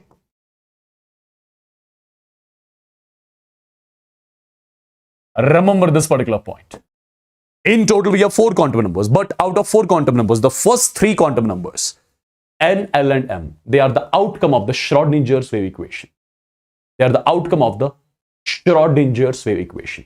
Spin quantum number, this is not the outcome of Schrodinger's wave equation. Remember this particular point. This can be asked directly. This can be asked directly. Which of the following is not the outcome of the Schrodinger's wave equation? Spin quantum number is the one which is not the outcome of the Schrodinger's wave equation. Okay? Now guys, let's try to understand these quantum numbers one upon one. See guys, let's talk about the principal quantum number first. First of all, this principal quantum number, what kind of information it gives us? My dear students, this principal quantum number, it gives the idea about the size and the energy of the shell. So basically the principal quantum number, let me write it over here. Principal quantum number, which is your N, it gives an idea about the shell number. It gives the idea about the shell number in which electron is present. It gives an idea about the shell number in which electron is present. You know, when I talk about the shells, shells consist of subshells and subshell consists of orbitals. So principal quantum number is going to let us know in which shell electron is present. In which shell electron is present. Okay? This is going to let us know in which shell electron is present. Number one. Number two. This N can have different values. N can have value 1, N can have value 2, N can have value 3, N can have value 4. N is equal to 1 represents the first shell. That is what you call as K shell. N is equal to 2 represents your second shell, which is designated as L shell. Similarly, N is equal to 3. It represents your M shell. N is equal to 4 represents your N shell. So, the principal quantum number, it gives me the information about the shell number in which electron is present. If the electron is present in third shell, you'll directly say N is equal to 3 for an electron. If the electron is present in fourth shell, you'll directly say N is equal to 4 for the electron, right? Okay, so principal quantum number particularly gives me the idea about the shell number in which electron is present, number one. Number two, it gives me the idea about the size and energy of the shell as well. It gives me the idea about the size and the energy of the shell as well. Okay, and you know, as the value of N increases, size as well as energy of the shell increases. How can you relate it? How can you relate it? In the Bohr's theory, you have studied radius of nth orbit is equal to R0 n square divided by Z. Right? Similarly, energy of the nth Bohr's orbit. Do you remember? It used to be minus 13.6 Z square divided by n square. Okay, have you studied these results? In the first session, you would have studied, right? In this result, do you see N? Yes. In this result, do you see N? Yes. Perfect. And we have discussed in detail, as the value of N increases, the size of the shell increases. As the value of N increases, energy of the shell increases. Okay? That can be explained with the help of these two results which are mentioned over here. Perfect. So my dear students, just one thing I would want you guys to remember here. The principal quantum number, it is going to give me the idea about, it's going to give me the idea about the shell number in which electron is present, right? And if you ask me the maximum number of electrons that can be present in a shell, it is given by 2n square. It's given by the formula 2n square, right? So in the first shell, how many maximum electrons can be accommodated? Put the value of n as 1, so 2 electrons maximum, right? In second shell, put the value of n as 2. 2 ka square is 4, 4 2s are 8, right? In the third shell, 3 ka square 9, 9 2s are 18, right? In the fourth one, 4, 4, 16, 2, 32. So the maximum number of electrons that can be accommodated in first shell, second shell, third shell and fourth shell are respectively 2, 8, 18, 32 respectively. Okay. So this is just the information which you need to remember about the principal quantum number. That's all. Nothing more than this. In short, principal quantum number, it's going to give me the idea about the shell number in which electron is present. Okay? Now comes the important one. What is that? What is that? That is the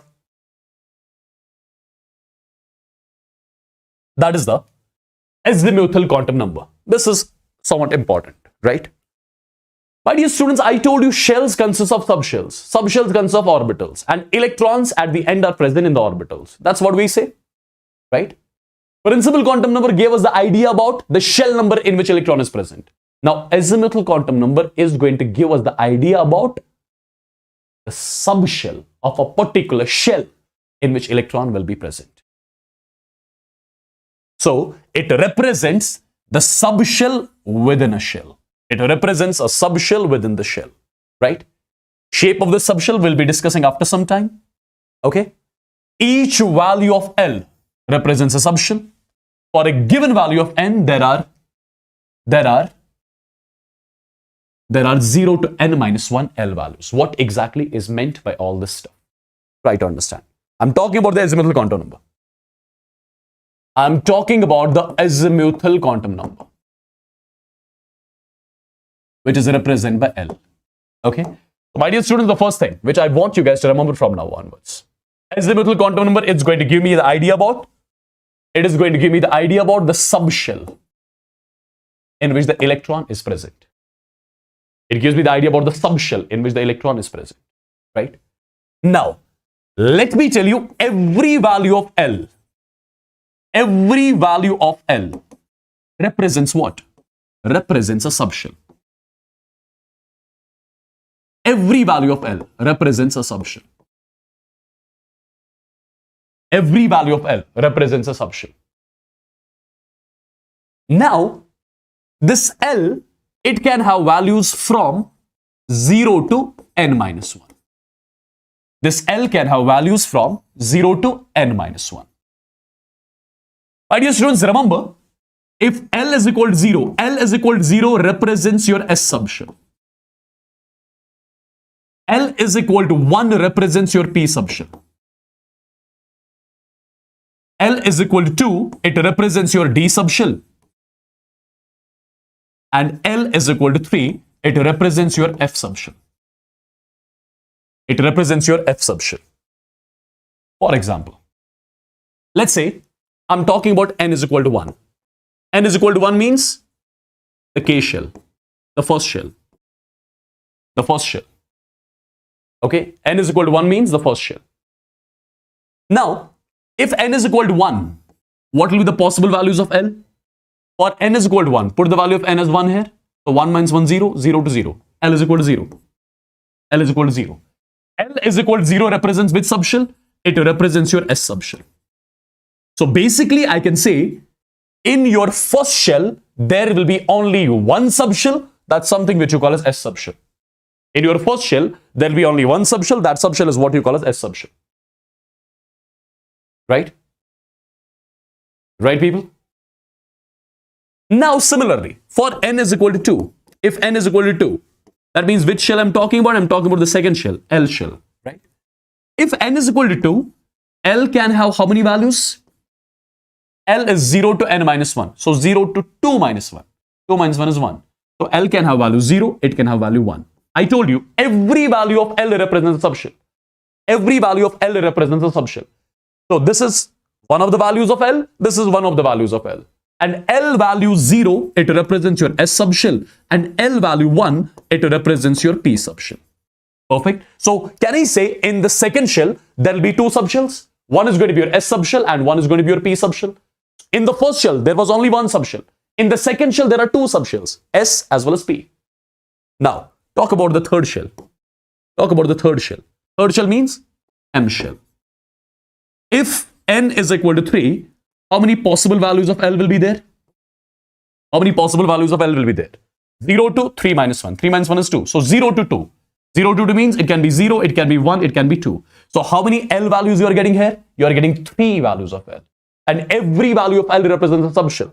So this represents your S subshell, this represents your P subshell, and this represents your D subshell. So can I say the third shell consists of how many subshells? The third shell consists of 3 subshells. S subshell, P subshell, and D subshell. Similarly, if you talk about n is equal to 4, if you talk about n is equal to 4, now where exactly am I going to write that? Let me write it here. N is equal to 4. Fourth shell. Fourth shell means n shell. How many possible values of L can be there? 0 to 4 minus 1. 0 to 4 minus 1. 4 minus 1 is 3. So it can be 0, 1, 2, and 3. So how many L values did you get over here? You got 4 L values, and every value of L represents a subshell. So how many subshells do you have? You have got 4 subshells here. This represents your S subshell, this represents P, this represents D, and this represents F. Okay, so basically in your first shell there will be 1 subshell, second shell consists of 2 subshells, third shell consists of 3 subshells, and fourth shell consists of 4 subshells. Right? Perfect. Right, people? If I say something like this, for an electron L value 0, if I say for an electron L value 0, what does that mean? That means the electron is present in the S subshell of some of the shell. Right?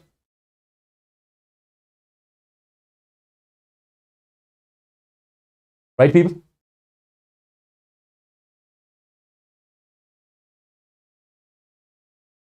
Perfect.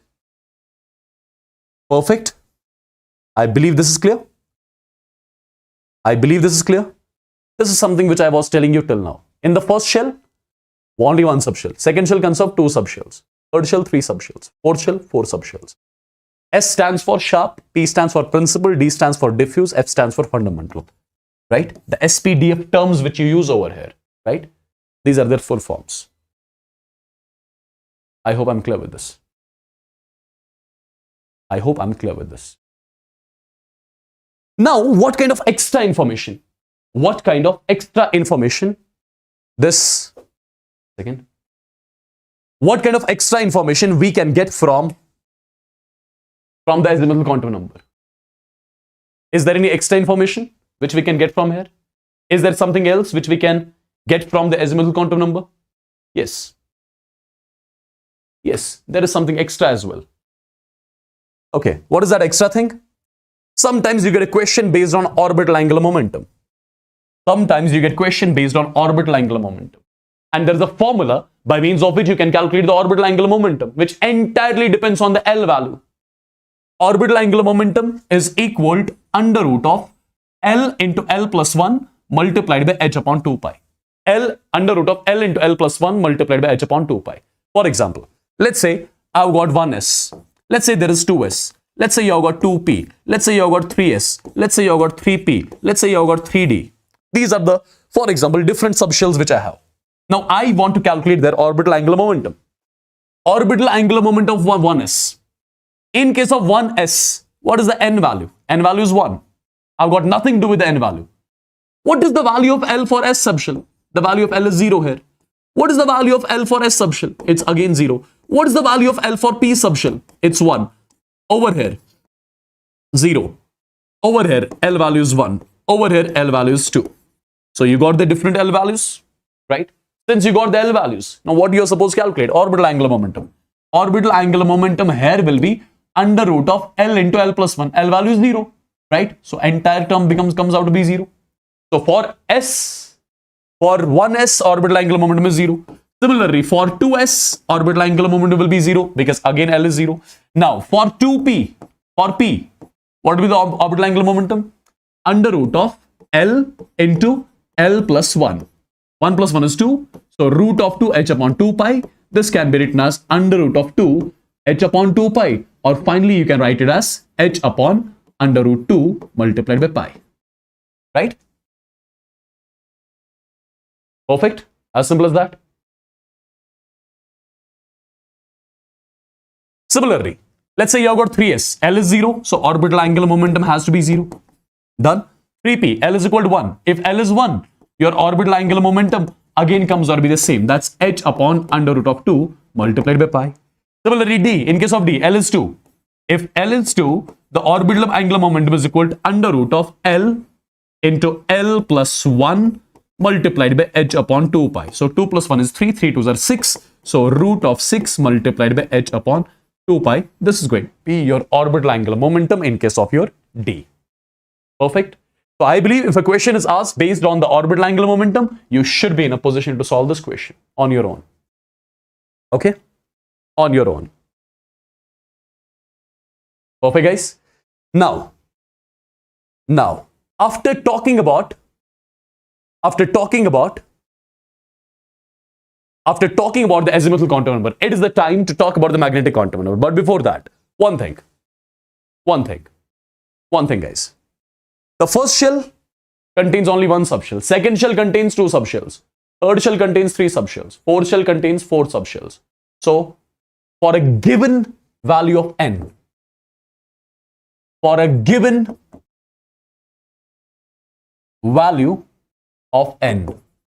many subshells will be there? There will be n subshells. So number of subshells, this exactly means number of subshells in a particular shell. Number of subshells in a shell is equal to the value of n. Whatever is the n value, same number of subshells you can find in a shell. Simple, done and dusted. Okay? Perfect.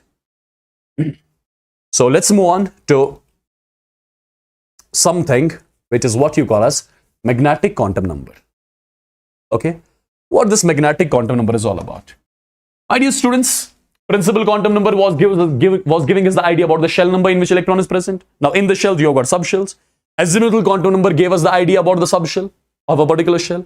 Now in the subshells, your subshells consist of orbitals. Now this magnetic quantum number, it is going to give us the idea about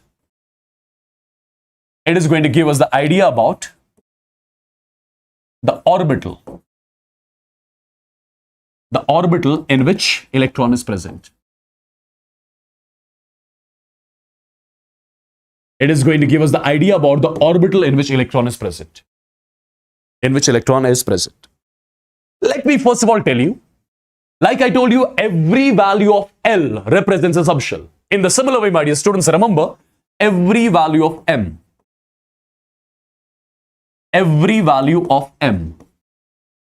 represents an orbital.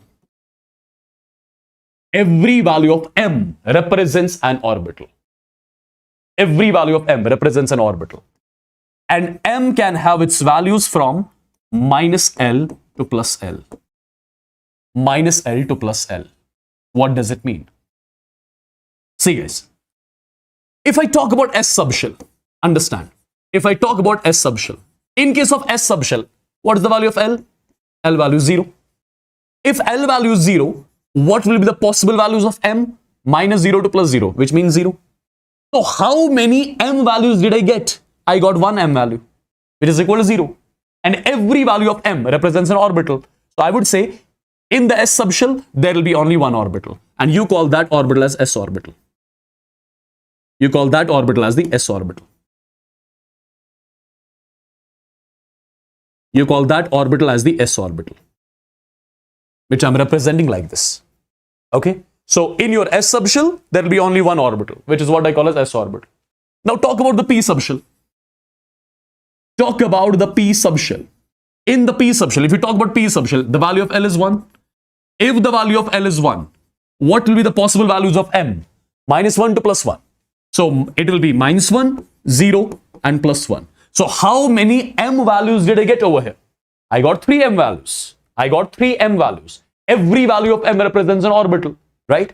So this value represents an orbital, this value orbital, this orbital. So P subshell consists of how many orbitals? P subshell consists of 3 orbitals, out of which one I'll be calling as Px, one I'll be calling as Py, one I'll be calling as Pz. Right? Simple. One I'll be calling as Px, Py, Pz. Right, people? So 3 orbitals when it comes to P subshell. If you talk about your D subshell, in case of your D subshell, what is the L value? L value is 2. So M can have values from minus 1, minus 2, minus 1, 0, plus 1, as well as plus 2. So how many M values did you get over here? 5 M values.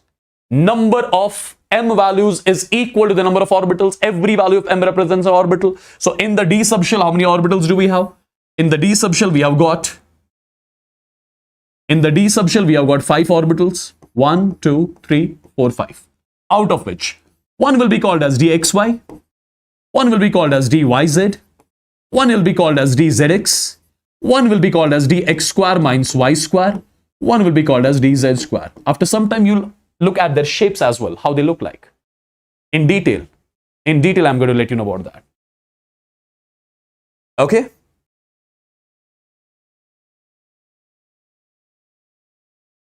Right, people? Similarly, when it comes to F subshell, for F, L is 3, so minus 3 to plus 3. So 7 different orbitals.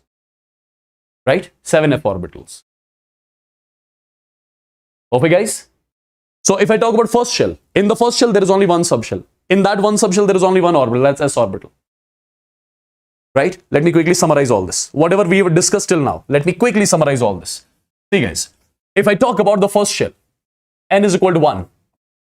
Represents what? It represents your K shell. If N is equal to 1, L value will be how much? 0 to N minus 1. L is 0. Every value of L represents the subshell.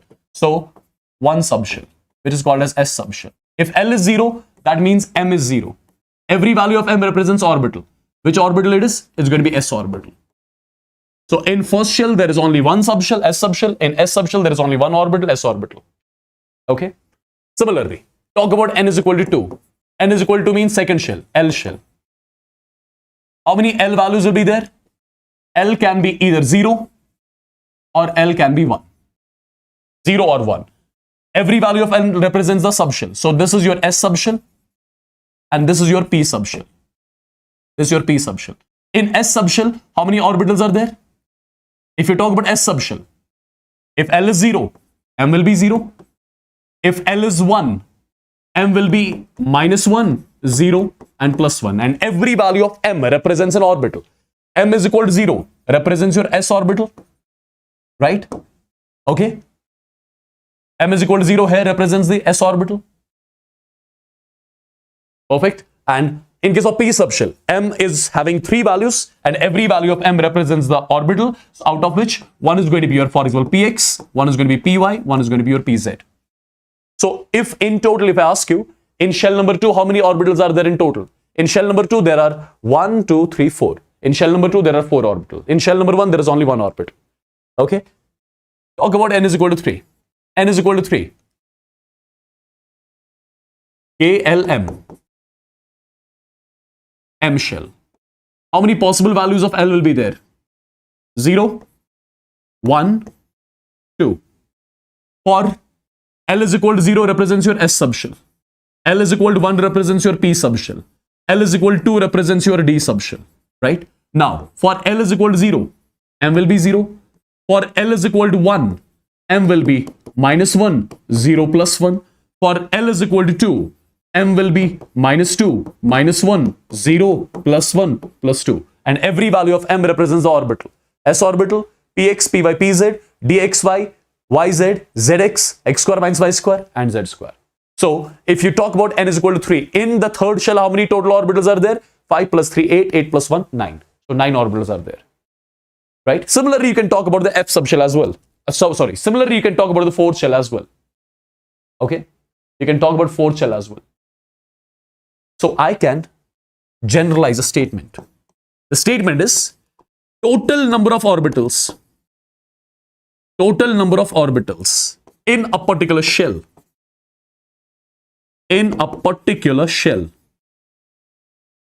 is equal to n square. Total number of orbitals in a particular shell is equal to n square, right? Is equal to n square. And one more thing which you must know, which I already told you, maximum number of electrons that can be accommodated in a shell. How much that's going to be? That's going to be 2n square, right? Maximum number of electrons. Okay, leave that part aside. I do not need that here. So I hope this is clear. I hope this is clear. And before talking about the other things, there is one more quantum number. That's what you call a spin quantum number. That's what you call a spin quantum number, which is represented by S. Right? My dear students, electron while revolving around the nucleus spins also. Right? Electron while revolving around the nucleus, it spins also about its own axis. Right? That spin can be either clockwise or anti-clockwise. Right? Spin can be either clockwise or anti-clockwise. So S has two values, either plus 1 by 2 or minus 1 by 2. Plus 1 by 2 means the electron is moving with clockwise spin. Electron is moving with clockwise spin. Minus 1 by 2 here means electron is moving with anti-clockwise spin. Anti-clockwise spin. For example, this is the nucleus. Electron is revolving. And when the electron is revolving, at the same time, it's spinning about its own axis as well. It's revolving as well as spinning. Spinning clockwise or anti-clockwise. For clockwise spin, S value is taken as plus 1 by 2. For anti-clockwise spin, S value is taken as minus 1 by 2. Okay? Right? So this was all about your quantum numbers. Perfect. Out of the 4 quantum numbers, 3 quantum numbers, the first 3, N, L and M, they are derived from the Schrodinger's wave equation. The fourth one, that is the spin quantum number, it is not the outcome of the Schrodinger's wave equation. Right? Clockwise spin is sometimes represented like this, anti-clockwise spin is represented like this. Okay? Guys, now comes something very important. What is that? That is shapes of orbitals. How these orbitals exactly look like.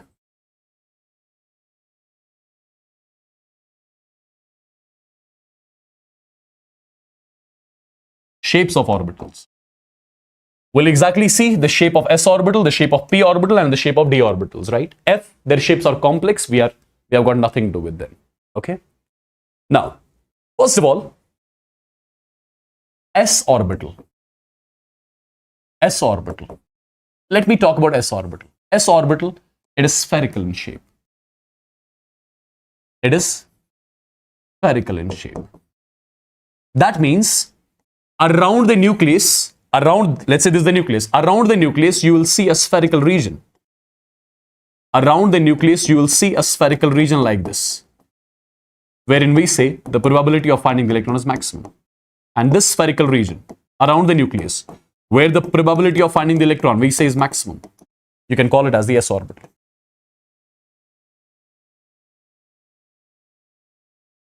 You can call it as the s orbital. S orbitals are spherical. Okay?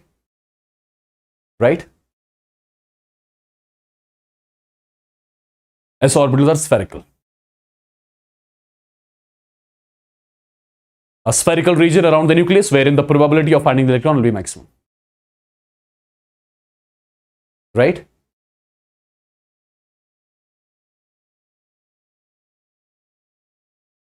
Well, there is something called as boundary surface diagram, but I don't want you to go there, right? Okay, boundary surface diagrams, orbitals. Let's leave that part aside. Okay, if I talk about the p subshell, if I talk about the p orbital, let me tell you, p orbitals, they are dumbbell shaped. They are dumbbell shaped. Now, how many p orbitals do we have? We have got px, we have got py, we have got pz. How do you represent px, py and pz? Understand, guys. For example, if I talk about px, see, let me make one px over here so that you'll understand how this px looks like.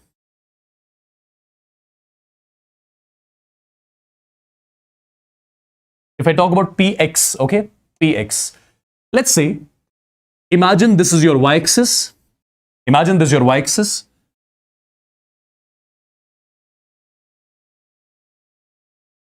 Imagine this is your z-axis. Okay, y-axis, z-axis. So x-axis will be perpendicular to this plane. This is your x-axis. This is your x-axis. In case of your px, electron density, or you can say the lobes, since your p orbital is dumbbell shaped like this, right? It has got two lobes, right? Both the lobes in case of px, they lie along x-axis, right? So this is going to be one lobe. This is going to be one lobe, and this is going to be one more lobe. Perfect. So electron density is lying along x-axis. Perfect. My dear students, do you see this plane? Can you see this plane is cutting the orbital in such a way that no electron density lies on the plane? Do you see any electron density on the plane? There is no electron density on this plane, right? That plane which does not contain electron density, this imaginary plane, this is something which I call as nodal plane. This is something which I call as nodal plane. And in case of, this was your px orbital. This was your px orbital. In case of px, the nodal plane is your yz plane. Right? This is your nodal plane, yz plane. Okay, wherein electron density is 0. Perfect. So this was your px. Similarly, if you talk about your py, how this py looks like? This was your px. Perfect. This was your px. Now have a look on py. Again, simple. In the similar way, you can make it. I have to represent what? I have to represent py. So that means I have to represent the lobes along y-axis. Right? Let's say this is your x-axis. Call this as z-axis. And call this as y-axis. Call this as y-axis. Okay? And when it comes to py, the lobes will be along the y-axis. The lobes will be along the y-axis. The electron density will be along the y-axis.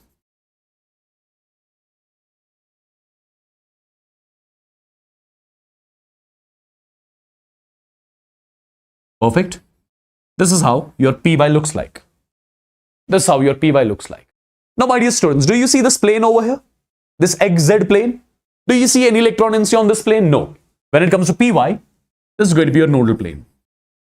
So nodal plane over here are 1, and how do you designate this nodal plane? It is your xz plane, which is the nodal plane over here in case of py.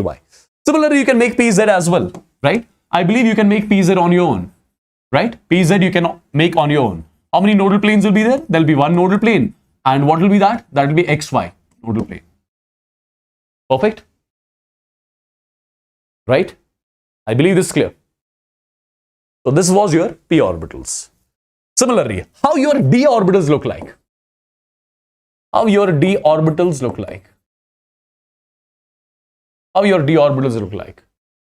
Now, first of all, there are two types of d orbitals. One are called as axial d orbitals. Axial d orbitals. One is something which you call as non-axial d orbitals. Non-axial d orbitals.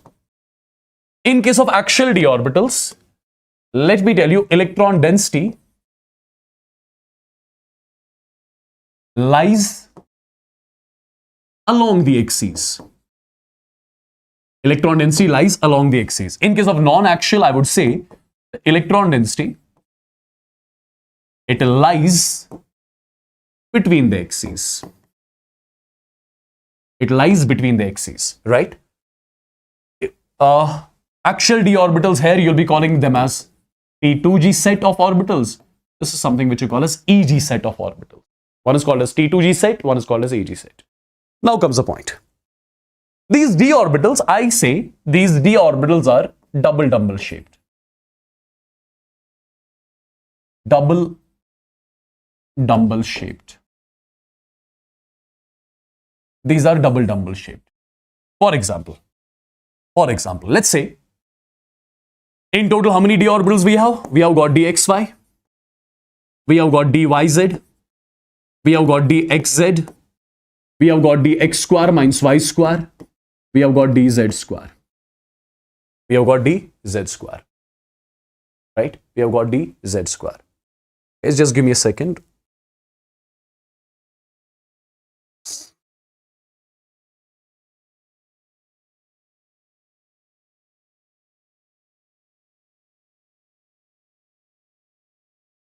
I think this is the reverse which I told. This is T2G. Non-axial is T2G and axial is your EG. Right? Axial is your EG. Okay, so there are 5 d orbitals in total: dxy, dyz, dz, x square minus y square, and dz square. These 3 orbitals which we have over here, and these 2 orbitals which we have over here, right? These are what you call as non-axial orbitals. Non-axial orbitals, right? And this set of 3 orbitals, they constitute the T2G. We call this set of 3 orbitals as T2G orbital, right? And this is the axial one. This is the axial one. And this is something which we call as EG set of orbital. Now, how they exactly look like? First of all, as I told you, in case of non-axial orbitals, the electron density lies between the axes. Here the electron density lies along the axes, right? So, one by one, we'll check about them. For example, you talk about dxy. How does dxy looks like? Calling this as x-axis, calling this as y-axis. Okay? X-axis, y-axis. So, the electron density will lie between the axes. This is how your dxy will look like.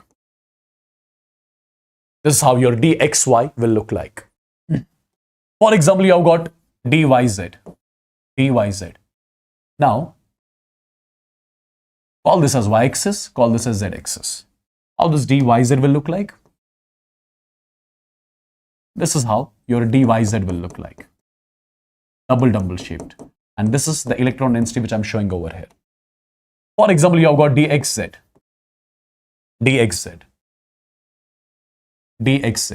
This is your x-axis, for example. This is your z-axis, for example.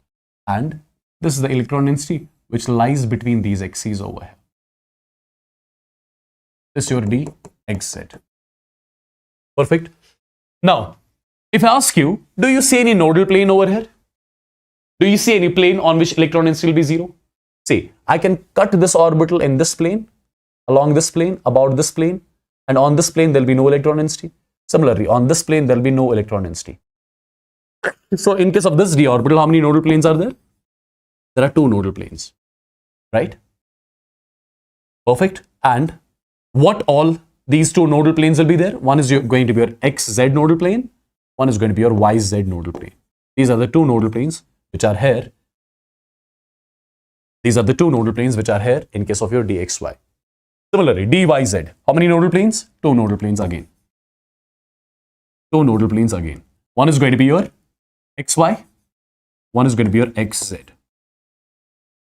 Over here, again there are 2 nodal planes.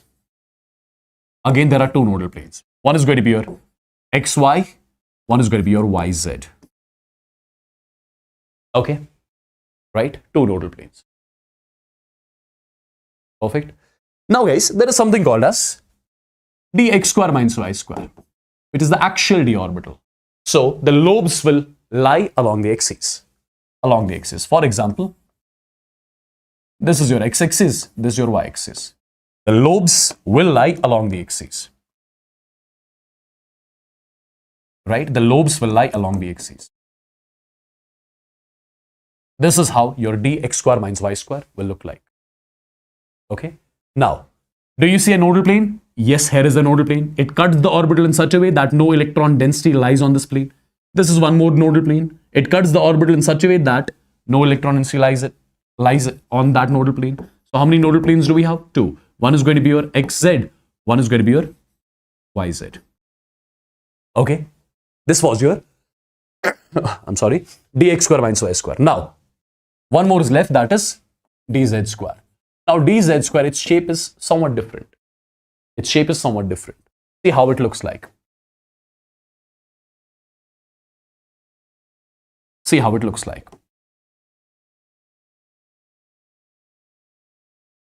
All this is x-axis.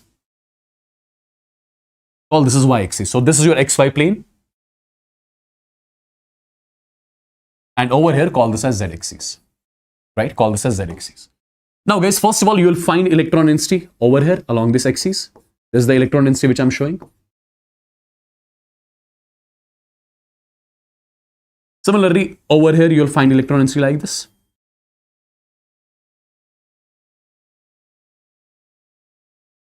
Now, you must be thinking it looks like a PZ, right? It looks like a PZ, but there is something also missing. What is that? First of all, the electron density will be along z-axis. Apart from this, there will be electron density on this plane as well, like this. there will be electron density on this plane as well. This is how your dz square looks like. This is how your dz square looks like. Right? This is how their dz square looks like. Okay? This is your dz square. Now in dz square, what do we have? In dz square, remember we have got two nodal surfaces.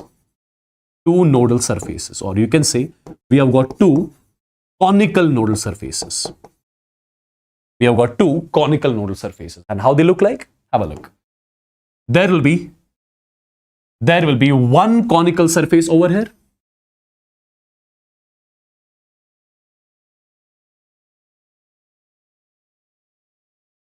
This is one of the conical surface on which there will be no electron density, right? One conical surface and one more conical surface like this on which there will be no electron density. So two conical nodal surfaces are there. This is something which I would want you guys to remember directly from now onwards. So these were the shapes of your orbitals, which I believe all of you got over here, right? Perfect. Right, people? Now comes one more important thing. What is that? That is the calculation of nodes. That is the calculation of nodes and probability distribution diagrams. Understand what exactly I'm going to talk about. Understand what exactly I'm going to talk about. My dear students, first of all, what is a node? What is a node? How do you define a node? Node is basically a region around the nucleus. A region around the nucleus where psi square value is equal to 0. Or I can say where probability of finding the electron is 0. Region around the nucleus where the probability of finding the electron is 0. Okay? Region around the nucleus where the probability of finding the electron is 0. There is something called as nodal plane. What is a nodal plane? Nodal plane, it is a hypothetical plane.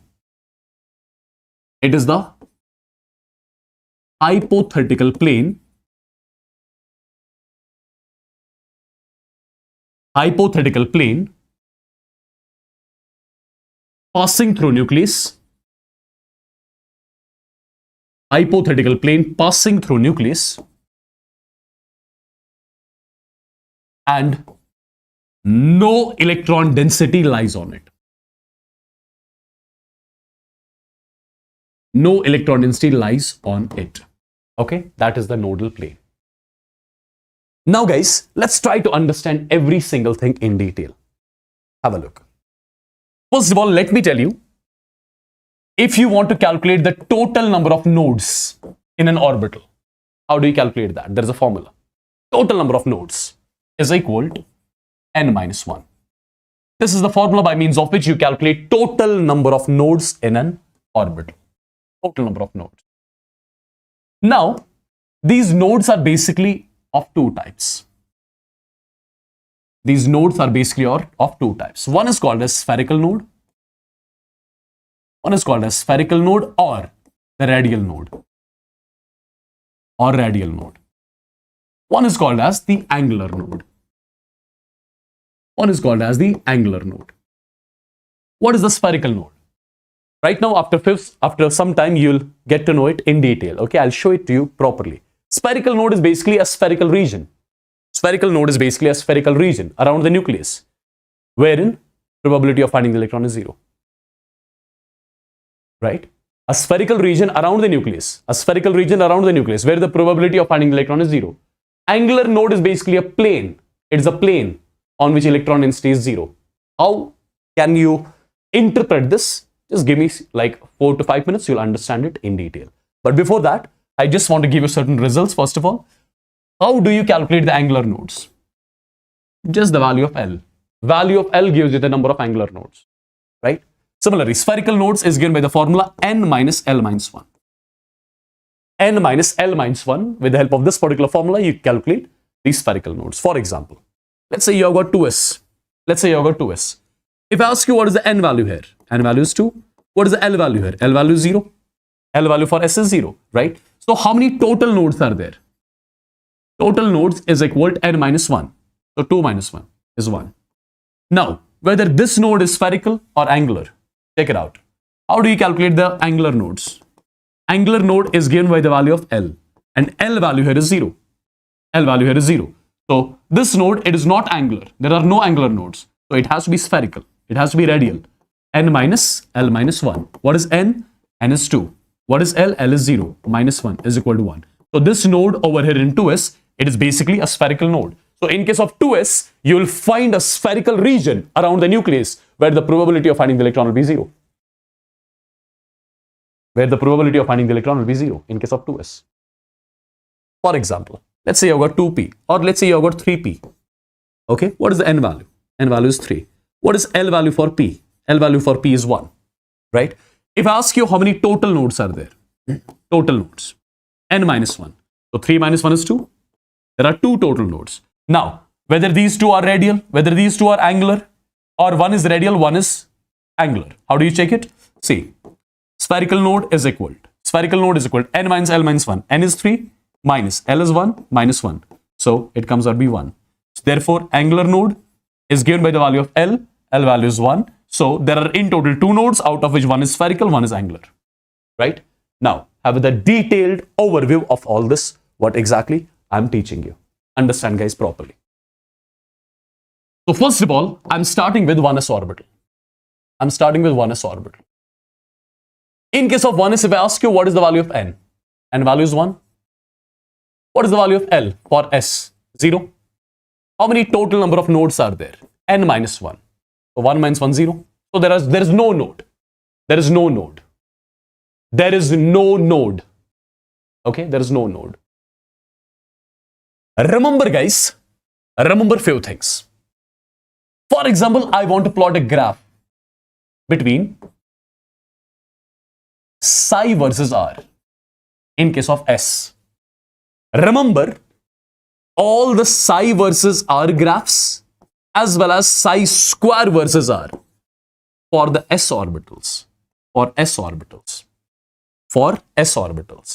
They start from the top. Remember it directly. This is how you can ease out things. They start from the top. There is no node. If there is no node, first of all, the graph is going to start from the top. It is going to start from the top, and it is not going to touch the r-axis, because if it touches the r-axis, at that point, psi value will become 0. Psi becomes 0 means psi 0 represents the node, but there is no node as such in case of 1s. Okay. Now, in case of 1s only, if you need to draw psi square versus r. Now, how do you draw the psi square versus r? Remember it directly. These are the shortcuts which I'm telling you. Is there any portion of this graph that lies down the r-axis? No. There is no portion of this graph that lies down the r-axis. So make it as such. Like this. If there was a portion that was lying down the r-axis, what you were supposed to do at that time, that's something I'm going to let you know now. And how this 1s looks like, you know it. This is your nucleus. Around the nucleus, this is the region around the nucleus wherein the probability of finding the electron is maximum. So this is your 1s.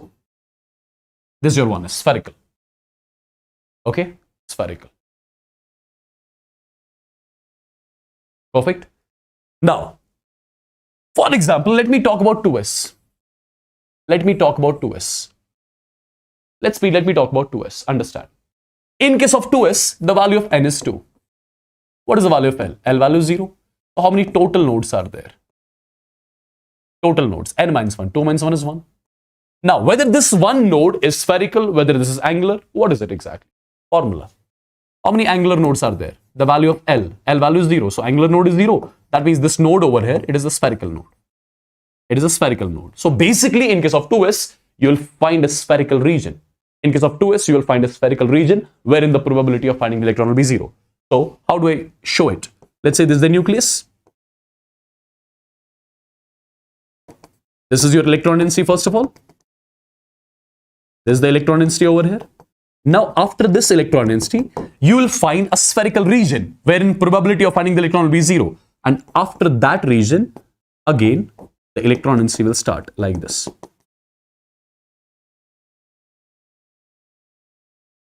This is the electron density now. So, do you see in between one spherical region wherein probability of finding the electron is 0? This is the spherical region wherein the probability of finding the electron is 0. So, this is your spherical node here. This is your spherical node here. Yeah? Perfect. Right, people? Now, how do you represent it? How do you represent it on the graph? For example, you have to make psi versus r first of all. Psi versus r. All the graphs for S, all the graphs of your psi versus r and psi square versus r. In case of S, they start from the top. There is one node as well. One node. So start from the top, there is one node. So the graph is going to touch the r-axis at one point. Like this, one point, and then it's not going to touch. This point represents your radial node, spherical node. Okay, that's all. Now from this, you can copy the psi square versus r graph as well. How you can copy the psi square versus r? How you can copy the psi square versus r? Is there any part of the graph that lies down the r-axis? Yes. So leave that part aside. Rest make as such. So from here to here, it's going to be the same. It's going to be the same. Now, that part of the graph that lies down the r-axis, take the reflection of this point, take the reflection of this part, take the reflection of this part along. See, it used to be like this. It was like this, right? But take the reflection of this part over here about this axis. Now, when you take the reflection, it will be like this. It will be like this. Now, you can remove this particular part. Remove this particular part. And over here, this is the point at which psi square value is 0. So, this represents your node. And which node we are talking about? This is your radial node. This is your spherical node. Yeah? Perfect. So, this was your 2s. Similarly, my dear students, you can make all these things for 3s as well. Right? Let's make all these things for 3s. If you talk about your 3s, n values 3, l values 0. Total number of nodes, n minus 1. 3 minus 1 is 2. Spherical nodes, or you call them as radial nodes. Angular nodes. Angular node is equal to L value is 0. So, angular node is 0. So, both these nodes are basically the spherical nodes.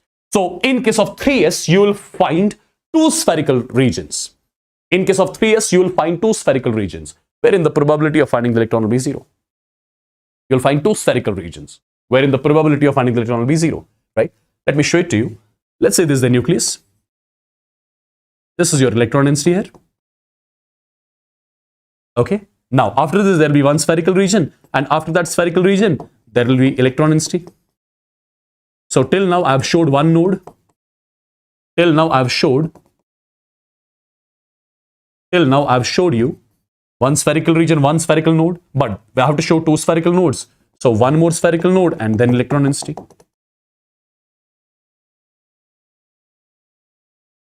Right? Perfect. So, how many spherical regions are there wherein electron density is 0? First, second. So, two spherical nodes here. So, how do you show it graphically now? How do you show it graphically now?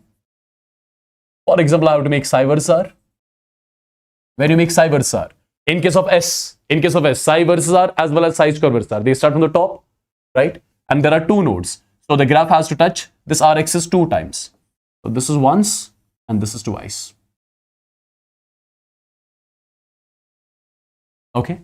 And these 2 points, they represent your nodes over here, the radial nodes.